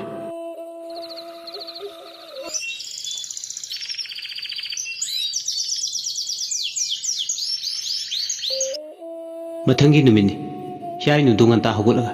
imung manungi kumnom losil machi be malairinuna chakumda chak thongle ꯄꯂꯦꯝ ꯃꯃꯥ ꯏꯕꯦꯝꯃꯅ ꯃꯃꯥꯡ ꯊꯪꯕ ꯏꯪꯈꯣꯜꯗꯨꯗ ꯏꯪꯈꯣꯜ ꯀꯣꯏꯔꯤ ꯃꯇꯝ ꯃꯇꯝꯒꯤ ꯑꯣꯏꯕ ꯏꯟꯁꯥꯡ ꯅꯥꯄꯤ ꯊꯥꯔꯤ ꯉꯔꯥꯡ ꯂꯥꯏꯅ ꯆꯦꯟꯈꯤꯕ ꯊꯧꯗꯣꯛꯇꯨꯁꯨ ꯍꯤꯌꯥꯏꯅꯨꯗꯣ ꯃꯁꯥꯗꯤ ꯈꯪꯖꯕ ꯅꯠꯇꯦ ꯆꯨꯝꯅꯇꯒꯤ ꯇꯨꯃꯤꯟ ꯁꯥꯗꯤꯡ ꯑꯃꯠꯇ ꯂꯩꯖꯕꯅꯤ ꯃꯍꯥꯛ ꯃꯁꯥꯗꯤ ꯂꯥꯏꯅ ꯆꯦꯟꯈꯤꯕ ꯑꯃꯗꯤ ꯏꯪꯉꯦ ꯂꯩꯅ ꯃꯥꯒꯤ ꯈꯣꯏꯗꯧ ꯊꯝꯕꯥꯜꯗ ꯁꯨꯛꯂꯤ ꯄꯥꯏꯈ꯭ꯔꯦ ꯍꯥꯏꯕ ꯈꯪꯖꯕ ꯅꯠꯇꯦ ꯍꯤꯌꯥꯏꯅꯨꯗꯣ ꯆꯨꯝꯅ ꯃꯥꯒꯤ ꯃꯍꯧꯁꯥ ꯑꯌꯨꯛ ꯅꯨꯡꯊꯤꯜ ꯅꯨꯃꯤꯗꯥꯡ ꯑꯍꯨꯝꯃꯛꯇ ꯇꯧꯕ ꯃꯥꯒꯤ ꯆꯠꯅꯕꯤꯗꯣ ꯑꯗꯨꯃꯛ ꯇꯧꯏ ꯀꯔꯤꯝꯇ ꯑꯍꯣꯡꯕ ꯂꯩꯇꯦ ꯃꯆꯦ ꯑꯃꯗꯤ ꯃꯃꯥꯅ ꯉꯔꯥꯡꯅ ꯍꯥꯏꯅꯈ꯭ꯔꯕꯅꯤ ꯃꯥꯒꯤ ꯇꯧꯔꯛꯄ ꯃꯑꯣꯡ ꯃꯇꯧ ꯉꯔꯥꯡꯒꯤ ꯂꯥꯏꯅ ꯆꯦꯟꯈꯤꯕꯗꯣ ꯄꯜꯂꯔꯣꯏꯁꯤ ꯀꯔꯤꯒꯨꯝꯕꯗ ꯆꯤꯝꯕꯥꯜ ꯀꯥꯡꯗꯨꯅ ꯄꯜꯂꯨꯔꯁꯨ ꯅꯨꯡꯉꯥꯏꯔꯔꯣꯏ ꯍꯥꯏꯕ ꯋꯥꯈꯜꯗ ꯈꯜꯂꯝꯃꯦ ꯑꯗꯨꯅ ꯇꯨꯃꯤꯟ ꯂꯩꯁꯤꯜꯂꯒꯦ ꯍꯧꯗꯣꯛꯂꯔꯣꯏ ꯈꯜꯂꯦ ꯃꯥꯒꯤ ꯊꯣꯛꯄ ꯊꯕꯛ ꯇꯧꯗꯨꯅ ꯂꯩ ꯍꯤꯌꯥꯏꯅꯨ ꯇꯨꯝꯕ ꯍꯦꯛ ꯍꯧꯒꯠꯄꯒ ꯆꯥꯛꯈꯨꯝꯗ ꯆꯪꯂꯛꯏ ꯃꯆꯦ ꯂꯩꯔꯤꯅꯨꯗ ꯌꯦꯡꯂꯒ ꯁꯥꯎꯔꯛꯅꯅ ꯏꯆꯦ ꯇꯔꯥ ꯆꯤꯟꯗꯝꯅꯤꯡꯕꯅ ꯑꯩꯗꯤ ꯉꯥꯎꯔꯦ ꯇꯔꯥ ꯆꯥꯛꯄꯨ ꯂꯥꯝꯃꯦꯗꯣ ꯂꯣꯏꯔꯕꯗꯤ ꯑꯩ ꯍꯥꯟꯅ ꯆꯤꯟꯗꯝꯂꯒꯦ ꯇꯔꯥ ꯆꯥꯅꯤꯡꯃꯟꯕꯅ ꯌꯥꯗ꯭ꯔꯦ ꯄꯨꯛꯄꯨ ꯂꯥꯝꯃꯤ ꯏꯆꯦ ꯂꯩꯔꯤꯅꯨ ꯍꯤꯌꯥꯏꯅꯨꯒꯤ ꯋꯥꯍꯩꯗꯨ ꯇꯥꯕꯗ ꯑꯉꯛꯄꯗꯤ ꯐꯥꯎꯏ ꯂꯩꯔꯤꯅꯨꯁꯨ ꯈꯨꯝꯃꯩ ꯂꯣꯏꯔꯦ ꯇꯔꯥꯁꯨ ꯂꯣꯏꯔꯦ ꯆꯤꯟꯗꯝꯕ ꯌꯥꯅꯕ ꯏꯆꯦ ꯊꯧꯔꯥꯡ ꯇꯧꯔꯒꯦ ꯂꯩꯔꯤꯅꯨ ꯑꯁꯤ ꯍꯥꯏꯔꯒ ꯋꯥꯗꯤ ꯃꯈꯥ ꯇꯥꯗꯦ ꯉꯔꯥꯡ ꯂꯥꯏꯅ ꯆꯦꯜꯂꯨꯕꯒ ꯀꯩꯒ ꯅꯨꯃꯤꯗꯥꯡꯁꯨ ꯋꯥꯕꯅ ꯃꯁꯥꯁꯤ ꯐꯦꯜꯂꯥꯎꯗꯨꯅ ꯇꯔꯥ ꯆꯤꯟꯗꯝꯕ ꯃꯄꯨꯡ ꯏꯐꯥ ꯐꯥꯗꯅ ꯇꯨꯝꯈꯤꯕꯗꯨꯅ ꯃꯔꯝ ꯑꯣꯏꯔꯒ ꯆꯔꯥꯝ ꯆꯠꯗꯅꯕꯅ ꯑꯔꯥꯝ ꯈꯧꯔꯥꯡꯕ ꯐꯥꯎꯔꯤꯅꯤ ꯍꯥꯏꯅ ꯈꯜꯂꯝꯃꯤ ꯂꯩꯔꯤꯅꯨꯅ ꯍꯣꯕꯦ ꯃꯅꯥꯎꯄꯤꯒꯤ ꯇꯔꯥ ꯆꯤꯟꯗꯝꯕ ꯌꯥꯅꯕ ꯊꯧꯔꯥꯡ ꯇꯧꯔꯤ ꯆꯤꯟꯗꯝꯅꯕ ꯆꯥꯛꯂꯨꯛꯇꯣ ꯐꯖꯅ ꯁꯦꯝ ꯁꯥꯗꯨꯅ ꯅꯤꯡꯊꯤꯖꯅ ꯊꯝꯂꯦ ꯍꯦꯛ ꯊꯝꯕꯒ ꯇꯔꯥ ꯆꯤꯟꯗꯝꯗꯣꯏꯒꯤ ꯍꯤꯌꯥꯏꯅꯨ ꯆꯥꯛꯂꯨꯛ ꯃꯄꯥꯗꯨꯗ ꯆꯪꯁꯤꯜꯂꯒ ꯐꯝꯃꯤ ꯏꯁꯤꯡ ꯈꯨꯖꯥꯏꯗꯨꯗꯒꯤ ꯂꯥꯏꯖ ꯏꯁꯤꯡ ꯈꯔ ꯍꯩꯗꯨꯅ ꯃꯈꯨꯠ ꯃꯁꯥꯗꯣ ꯍꯥꯝꯗꯣꯛꯂꯒ ꯆꯥꯛꯂꯨꯛꯇꯨꯗꯒꯤ ꯆꯥꯛꯇꯣ ꯊꯣꯛ ꯈꯣꯠꯊꯔꯒ ꯅꯪꯍꯧꯔꯣꯏ ꯃꯇꯥꯒꯨꯝ ꯆꯥꯕ ꯍꯧꯔꯛꯂꯦ ꯑꯗꯨꯕꯨ ꯆꯥꯔꯤꯕ ꯈꯨꯆꯥ ꯂꯛꯆꯥꯗꯨꯁꯨ ꯅꯍꯥꯟꯒꯩꯒ ꯏꯃꯥꯟ ꯃꯥꯟꯅꯗꯕꯗꯧꯅ ꯇꯧꯏ ꯌꯦꯟ ꯉꯥꯅꯨ ꯆꯥꯛꯆꯥꯅꯤ ꯏꯆꯥꯏ ꯆꯥꯏꯈꯩ ꯆꯥꯕ ꯆꯛꯆꯥ ꯆꯨꯝꯅꯇꯒꯤ ꯏꯆꯝ ꯆꯝꯅ ꯅꯥꯄꯨ ꯇꯥꯅ ꯆꯥꯗꯦ ꯂꯨꯈꯥꯛꯆꯒꯨꯝꯅ ꯏꯆꯥꯏ ꯆꯥꯏ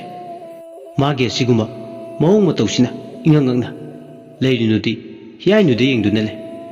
ꯑꯉꯛꯄ ꯑꯃꯗꯤ ꯐꯥꯎꯏ ꯂꯩꯔꯤꯅꯨꯅ ꯏꯆꯦꯒꯤ ꯏꯕꯦꯝꯃ ꯍꯤꯌꯥꯏꯅꯨ ꯀꯔꯤ ꯆꯛꯆꯥ ꯌꯨꯊꯛꯅꯤꯒꯦ ꯅꯪꯒꯤꯁꯦ ꯇꯞꯅ ꯏꯪꯅ ꯆꯥꯕ ꯌꯥꯗ꯭ꯔꯥ ꯉꯥꯅꯨ ꯌꯦꯟꯅ ꯏꯆꯥꯏ ꯆꯥꯏꯈꯩ ꯈꯣꯠꯄꯗꯧꯅ ꯆꯥꯔꯤꯁꯤꯕꯨ ꯅꯪꯕꯨ ꯀꯩꯗꯧꯔꯒꯦ ꯍꯥꯏꯃꯦ ꯇꯞꯅ ꯏꯪꯅ ꯇꯪꯗꯨ ꯂꯩꯇꯥꯅ ꯆꯥꯎ ꯐꯪꯖꯗ ꯆꯛꯆꯥ ꯂꯛꯆꯥ ꯆꯥꯔꯤꯁꯤꯕꯨ ꯍꯤꯌꯥꯏꯅꯨ ꯆꯥꯛ ꯆꯥꯔꯝꯕꯗꯒꯤ ꯃꯁꯥꯗꯣ ꯌꯥꯝ ꯐꯤꯡꯕꯗꯧꯅ ꯇꯧꯔꯦ ꯑꯗꯨꯒ ꯌꯥꯝ ꯁꯥꯎꯅ ꯃꯃꯤꯠ ꯑꯅꯤꯗꯨꯅ ꯈꯥꯈꯩ ꯃꯆꯦꯗ ꯌꯦꯡꯂꯒ ꯍꯥꯏꯔꯛꯏ ꯀꯩꯅꯣꯗ ꯏꯆꯦ ꯑꯩꯅ ꯇꯧꯕ ꯊꯕꯛ ꯈꯨꯗꯤꯡꯗ ꯏꯆꯦꯅ ꯑꯁꯨꯛ ꯌꯥꯝ ꯑꯩꯕꯨ ꯄꯥꯟꯅꯕꯤꯔꯤꯁꯦ ꯀꯔꯤ ꯇꯧꯔꯒꯦ ꯑꯩꯁꯦ ꯑꯉꯥꯡ ꯅꯠꯇ꯭ꯔꯕꯅꯤ ꯏꯆꯦꯅ ꯃꯇꯝ ꯄꯨꯝꯕꯗ ꯀꯨꯏꯅ ꯌꯦꯡꯁꯤꯟꯗꯨꯅ ꯂꯩꯔꯤꯁꯤꯕꯨ ꯂꯩꯔꯤꯅꯨ ꯍꯤꯌꯥꯏꯅꯨꯒꯤ ꯋꯥꯗꯨ ꯇꯥꯕꯗ ꯁ꯭ꯋꯥꯏ ꯂꯥꯎꯏ ꯅꯣꯡꯃꯇꯁꯨ ꯃꯤꯊꯥꯅꯗꯕ ꯃꯑꯣꯡꯗ ꯎꯁꯤꯠ ꯊꯑꯣꯏꯗꯅ ꯋꯥꯉꯥꯡ ꯁꯉꯥꯡꯗ ꯉꯝꯅ ꯉꯥꯡꯕ ꯈꯛ ꯌꯥꯎꯗ꯭ꯔꯦ ꯑꯗꯨꯒ ꯉꯁꯤꯅ ꯏꯈꯪ ꯈꯪꯍꯧꯗꯅ ꯅꯨꯃꯤꯠꯀꯤ ꯃꯩꯁꯥ ꯄꯨꯕ ꯋꯥꯍꯩ ꯋꯥꯇꯥ ꯊꯛꯈꯥ ꯈꯪꯗꯅ ꯍꯥꯏꯔꯛꯄꯁꯦ ꯇꯥꯔꯒ ꯑꯉꯛꯄ ꯑꯃ ꯄꯣꯛꯏ ꯈꯛ ꯊꯥꯖꯔꯨꯗꯦ ꯑꯁꯤꯒꯨꯝꯕ ꯇꯥꯕꯗ ꯊꯛꯈꯥ ꯃꯐꯝ ꯃꯔꯥꯡ ꯈꯪꯗ꯭ꯔꯕ ꯋꯥꯍꯩ ꯈꯣꯟꯗꯥ ꯁꯤꯖꯤꯟꯅꯔꯛꯀꯗꯦ ꯍꯥꯏꯕꯗꯤ ꯂꯩꯔꯤꯅꯨꯅ ꯀꯩꯗꯧꯔꯒꯦ ꯏꯆꯦꯒꯤ ꯏꯕꯦꯝꯃ ꯅꯪꯅ ꯑꯁꯨꯛ ꯌꯥꯝ ꯁꯥꯎꯔꯤꯗꯨꯕꯣ ꯏꯆꯦꯅ ꯅꯪꯉꯣꯟꯗ ꯌꯦꯡꯁꯤꯟꯕ ꯅꯨꯡꯉꯥꯏꯇꯕ ꯀꯩꯁꯨ ꯊꯣꯏꯅ ꯂꯩꯇꯦ ꯍꯤꯌꯥꯏꯅꯨꯅ ꯄꯥꯎꯈꯨꯝꯂꯦ ꯈꯪꯉꯤ ꯏꯆꯦ ꯆꯤꯟꯗꯪ ꯐꯖꯔꯒ ꯃꯅꯨꯡꯗ ꯇꯤꯟ ꯆꯥꯔꯤꯗꯣ ꯑꯩꯁꯨꯅꯦ ꯏꯆꯦꯁꯦ ꯃꯁꯛ ꯃꯨꯟꯅ ꯀꯅꯥꯅꯣ ꯈꯪꯉꯤ ꯂꯩꯔꯤꯅꯨꯅ ꯉꯁꯤ ꯅꯪꯅ ꯉꯥꯡꯂꯤꯕꯁꯤꯡꯁꯤꯕꯨ ꯀꯔꯤꯅꯣ ꯑꯩ ꯋꯥꯈꯜ ꯇꯥꯕ ꯉꯝꯗ꯭ꯔꯦ ꯏꯆꯦꯒꯤ ꯏꯕꯦꯝꯃ ꯀꯗꯥꯏꯗꯒꯤ ꯏꯆꯦꯗꯤ ꯋꯥꯈꯜ ꯇꯥꯔꯅꯤ ꯇꯥꯔꯔꯣꯏ ꯍꯥꯏꯗꯅ ꯄꯨꯛꯅꯤꯡꯗ ꯆꯞ ꯌꯨꯡꯅ ꯂꯦꯞꯈ꯭ꯔꯗꯨꯗꯤ ꯂꯩꯔꯤꯅꯨꯁꯨ ꯁꯥꯎꯅꯤꯡꯂꯝꯗꯕꯅꯤ ꯑꯗꯨꯕꯨ ꯇꯞꯅ ꯇꯞꯅ ꯁꯥꯎꯅꯤꯡꯕ ꯍꯧꯔꯛꯂꯦ ꯃꯁꯥꯃꯛꯀꯤ ꯏꯔꯦꯝꯈꯥꯛꯀꯤ ꯃꯅꯥꯎ ꯑꯃꯅ ꯌꯥꯝ ꯎꯁꯤꯠꯇꯅ ꯋꯥꯉꯥꯡ ꯁꯉꯥꯡ ꯉꯥꯡꯂꯛꯄꯁꯦ ꯇꯁꯦꯡꯅ ꯃꯥ ꯁꯥꯎꯅꯤꯡꯕ ꯐꯥꯎꯔꯦ ꯂꯩꯔꯤꯅꯨꯁꯨ ꯇꯨꯃꯤꯟ ꯂꯩꯕ ꯌꯥꯔꯛꯇ꯭ꯔꯗꯨꯅ ꯈꯨꯝꯂꯛꯏ ꯋꯥꯒꯤ ꯋꯥ ꯆꯨꯝꯅ ꯉꯥꯡꯉꯨ ꯑꯉꯥꯡꯗꯤ ꯑꯉꯥꯡ ꯑꯣꯏꯅ ꯂꯩꯌꯨ ꯑꯉꯥꯡꯅ ꯑꯍꯜ ꯁꯥꯔꯛꯀꯅꯨ ꯍꯤꯌꯥꯏꯅꯨꯗꯨ ꯑꯆꯨꯝꯕ ꯍꯥꯏꯔꯕꯅꯤꯅ ꯍꯧꯖꯤꯛꯇꯤ ꯏꯆꯦꯗꯤ ꯇꯤꯡ ꯁꯣꯛꯇꯨꯅ ꯑꯩꯉꯣꯟꯗ ꯑꯃꯨꯛ ꯎꯪꯈꯠꯄꯤꯔꯦ ꯃꯇꯣꯏ ꯃꯜꯂꯤ ꯑꯉꯥꯡ ꯅꯪ ngasai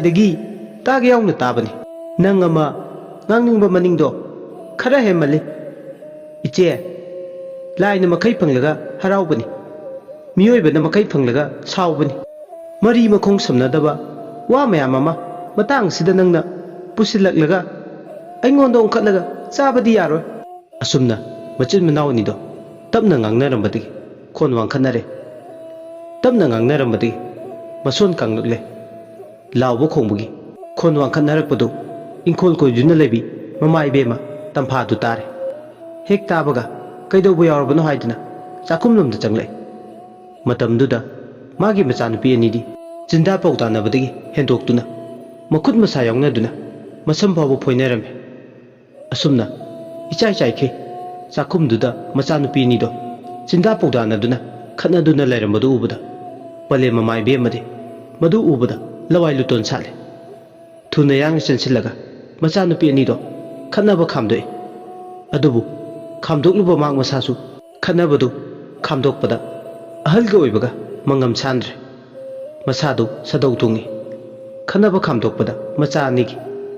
nung anigi marakta ha oi khanabadu khamnaba onabada awaba mane macha anigi khutka khutkana lawai lutungi samlangdo phoibagi lamna hotnabada masa singdo tapnapsinduna khatnarami asumna khanaba khamdokpa changlubada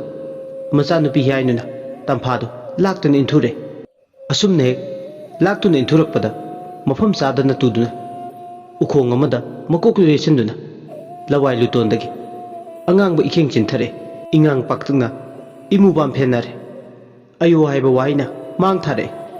tamphadu lekthakre leinu khanarambadagi mamana choktuna takhibadagi ima hairaga khanarambadagi janchile Heeyainu taibang wakhal tarakpudongna tawi ngasai khai jinta pogdana duna khanarubadu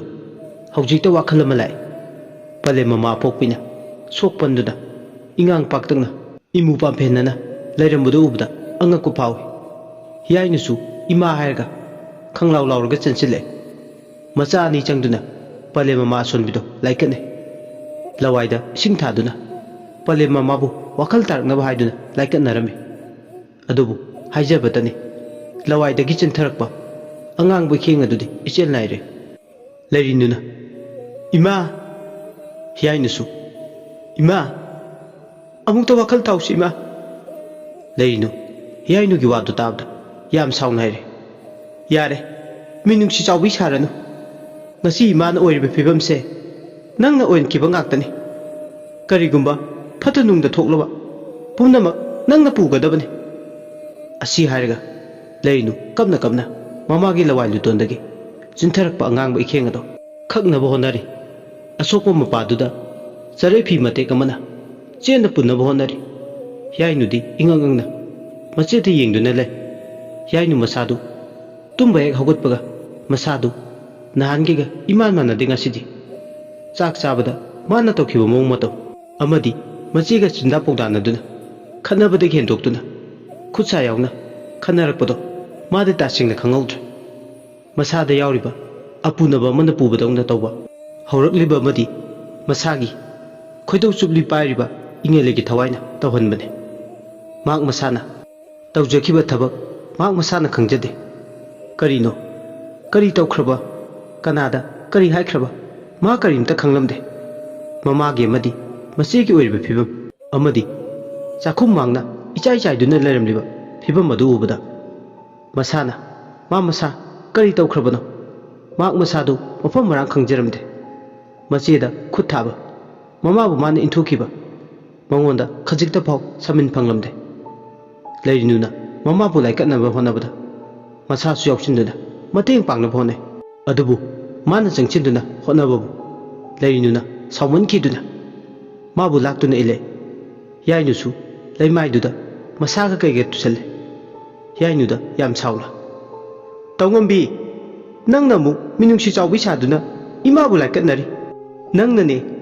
imabu laktuna inbada makokse kairiba aduga hujikna minungsi chawbi amagi saklon satkhro kadaidano chenglongna sakto yemingde tawsinaranu swaisida ipage paktakai Heeyainu mache leirinugi wadu tabada pungangai मा कदाइदनो लानख्रिसे खल्लुबदा अमम्बो ओइ हौजिक्ति तंफादो मचानुपीना होनजरसु हेना हेना इदो थोए अदुना दुम लैसिनबे यारक्ट्रे ममागी फिबमदुना हेना हेना लुसिल्लक्लबदा लैकाई मी ताकनारे लैकाई me ma'am संगदुना लाइकन्ननब होनरे अखंगै तानदुना हौजिक्ति लाइंगनब होनरे इपू कदाम कौदुना माबु लाइंगहले उचिन नाचिन इथोक्लमदो खपख्रे अदुबु वाखलदि तारक्ले हियाइनुदी मचेना साउदुना मयुमदा चंगहलमदे मचेना माबु इंथोक्तुना थमे इमुंगदा मयाम चंगदुना अनाबदु लाइकन्ननब होनरे लैनु ममागी नाक्ता लैरि मची लेंगदना नुंथिल पोबोपा मतम हाइबदु ओइरक्ले मरांग मरांग तौरिंगे मतम मासु हौजिनखिबा खंगौदे हियाइनुदी ममांग थांगबा इंखोलगी मची अमदा फमदुना तुमिन सुसुत कपली पुनिंग नुंसिना कपलिबनि मा निंगमदबगी तवैदब थबकतो मतौ करमना तौख्रिबा मिनुंगसि लैखिद्रब थबकनि ngasi mana taukhridu khanaba khamdokpa changlapa apopui mamabu minungsi leitana masa sagal laktuna illuba masagi khut ani do yenglaga hi hi kablakle ima aita singna lale nacha na khangna taukiba thab amata natiye nacha lan krima asi harga inkhol machi tuda kap tuna phamame asumna phamlinge inkhol dugi manungda mi ama leibadong tawba samin masada fawba horakle inkhol duda mi ama kha thangba maike tumin masi amada tasillaga leibadu ure kanano haiba mayek sengde kachin duda lepaga leiribado kaplambadagi maithongda pirangna ichel naina chalambado makutna taithoi wakhalda khale kanano sina tumin tasina kachin chida lepaga leirisibo haidna खनबे याब खलगा माकसु फमलमबदगी फुगलाउना होगलगा इंखोलदुद लेरिबदुगी मनाक तमना कनानो नुंथिलसिदा चंगलग चाइदना चंगसिलै असुमना मान हेक चंगसिलबगा तुमिन काचिनदुद लेपगा लेरिबा अमुबदो मची लेंगबा होरे तुमिन चप लेबलमबदगी खुंथांग थांगबा होरे अमुबदु कनानो हाइबा हियाइनु चपचाना हाइबा मदि लाक्सिनबा ngamdri ममांगदा चलिबदु नुपारा नुपीरा है खंगलमदे ममुताना लाक्सिनबा हियाइनुकी वाखलददी अयुक नुंथलसिदा ngantana मखोइगी इंगोलसिदा हुरानब चंगलले अदुना हुरानबसी फादबा यादे highway वाखलदा खलि हियाइनुसु फाउदबा यादे हाइबगी मतागो खोंथांग अदु खरा कलप चेनबोय लापोय तौदुना तानरे असुमना मुसुकमुना मागी ममांगदा चलिबदुसु ताइबंग मीना माबु फंगदबा यादे हाइदना तानरपगी साउम पंगलबदा इंखोल दुदगी थोलले हियाइनुदो अमुबदुगी तुंगसुम इन्नरगले हियाइनुदो अमुबदुगी तुंगसुम इंदुना लाकपना फना सांग तानरगले मखोइगी इंखोलदि लेहरे इसिंग खोंगलेबा इफु थोकपा मिने क्या चंगदबा मनुंग हंजनबा लबुक ताइनबा खोंगी खोंगलम अमदा लाए अमुबदुना खोंगलम नाकंदुदगी मनाकता होरिबा चरोत मरकदुदा खंगौदना मांगख्रे हियाइनु तरंग मालंग अमा चले असुमना अमुबदुना खंगौदना मांगख्रबदा माक मसादी मिहुल थावन चखतख्र मया कादुना ले माक मसासु खंगलले ngasi mana changsilakliba mafam ase मखोई युंगी येना खागा ताइनना चेलिबा खोंग हाइबदि खोंगलम अदुगी हौरकप मफमने खोंग सिगा हौरपम मफम सेजु मथि यामना फोंगबा तिमु लाइमु कनबा मफमने हियाइनुदो असुकप खोंग खोंगलम अदुदा कोयेंग येंग मागी मियेंगदुना तामखिबदा खोंगलमदुगी काचिन मरी अमदि संदोखरिबा लबु खक्तनि उरिबा अतै करसु उदे माने मसादु मफम सि यौसिलकपदा तू ख्याव ख्याव चुंगबा होरे मफम दुद मा मदोम तनि लेरिबा मसादु सबुंग सबुंग लाव मदोम तर लेपे याइनुना करमननो अइना मफम सिदा यौलिबसे अइबु लाइटिना कौशन बगुमना थोकलब्रा अइ युमदा हलौबना फरनी असि खलदना याइनु मयुम यौनबा प्रप खोंथांगदो थांगबा होरपगनी तुंगलोमदगी खोंजेल अमना नुपीगी खोंजेलदा अदुसु तपना कौरे हियाइनु हियाइनु Heeyainu asi hairaga khontang yeina ahumlak kaure khonjel aduna asumna korakpaduda tung handana kanano mangonda kaurlibudo haiduna onthoktu yenglu matamdadi ising manungdagi nupi ama makok thingkatlaga masamanai chocho mangonda yengduna leirame khangpre khangi Heeyainu sakpam kairaba nupi amana ising manungdudagi makok likhatlaga leirambadu ubada mak mathanda mado maning handuna tui nungamada khudi tiduna tusal nupi du ising manungdudagi phuklauna tamna hogulaglaga akangba kangphal tamna kare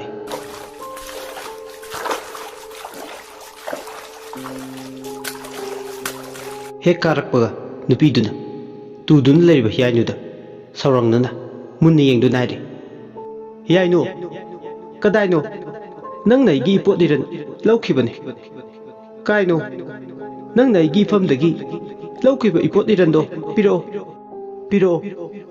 piro haibane piro ngasigi numita aina nangi nafamdagi aigi podiran do lauduna tokloi karaino haibane aigi podiran do piyo pidabasu yaroi asi haiga nupiduna Heeyainu gi manak tamna sangsille adubu Heeyainu di tusinbadagi masadu hogotpa ngamdana lengam sangamdana leimaida taragale Heeyainu nupidu gi wadu tabada lawailu ton sale karino mana ngasi hairiba wase kanagi mapot maran mana lauruge khalubada kokchawbi kai mak masasu mipai thabai bhawi kokchawbi kari Heeyainu masadu ithak takala danare karino haise ai wakhalna lamba phangdre aina karibu tawkhrage ai nang kanano haiba tasengna khangde aina nangi karina potnara lawkhrage nupi dunare nang aibu ningsingdrabra ai Heeyainu hairappaduda Heeyainu masa pumba soilauba henkhre kadaidagi Heeyainu hojikpo Heeyainu palakpada haukiba waribudi mak ningsingai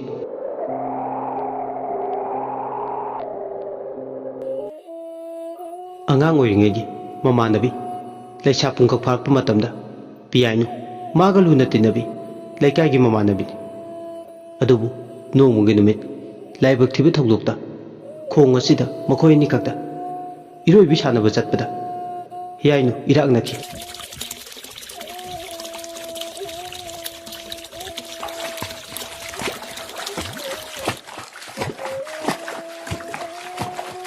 matamduda Heeyainu na sangchinduna Heeyainu bu kalame adubu ikan kanadana Heeyainu bu kangphal damna pukhatlamnaga khonglam asida Heeyainu iraknaduna haibadi laina lauduna ising aduda madum yaibi thawai thaki Heeyainu di koilau lawi leirai mpalda leptuna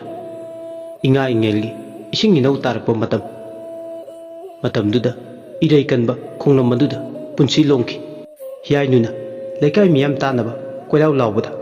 khonglamdugi nak yata thabak suduna laiba labukta lairiba nupa nupi makai khonglamdugi manakta chanchile mahi machinda sonare angang ising taduna iraknare laina laure kanagi macha masuno onthokna nungai khideda khura ibolgi masu nupini adubu kannaba nupa kharana ising khongduda chongtharabasu icheldugi irai kanbana nupi machado thiba phangkidra irai irau khon kanba icheldudi ising inau tabana namudai bungmigi thawai mire lawdanadi toklaroi khankibana mana ngamduna chahi nauribi Heeyainu gi punchi lawkhre khudak aduda punchi chengjel loikhre una khangna Heeyainu gi asi bakchang adu kanba ngamawdra ising irau khon marakta Heeyainu gi hakchang du yawkhre asi bakchang du mayam changduna thiduna phangkidra Heeyainu gi mama mapa imung manungna tengthana oina ayuk ningthil numida ahing chupa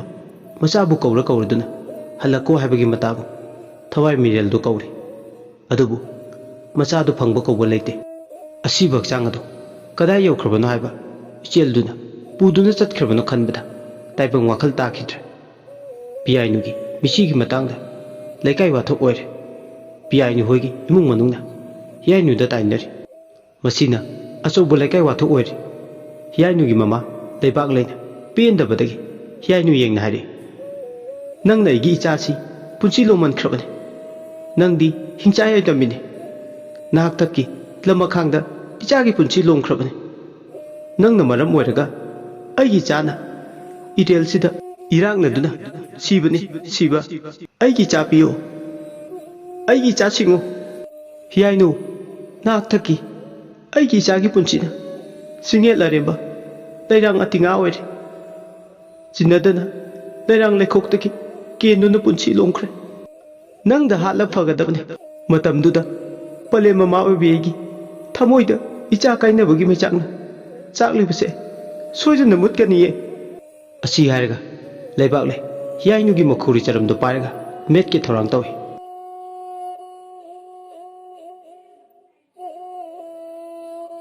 wari sigi kunthra suba pandu matang asida losinjare pandu basina wari sigi ahanba season 1 gi saru matang asida losinjare makha tarakpa season 2 gi dama mayamna comment da thambiram wari si hawbudagina lobe phawba tabi khiba mayam punamuku thakat pa phongtok jare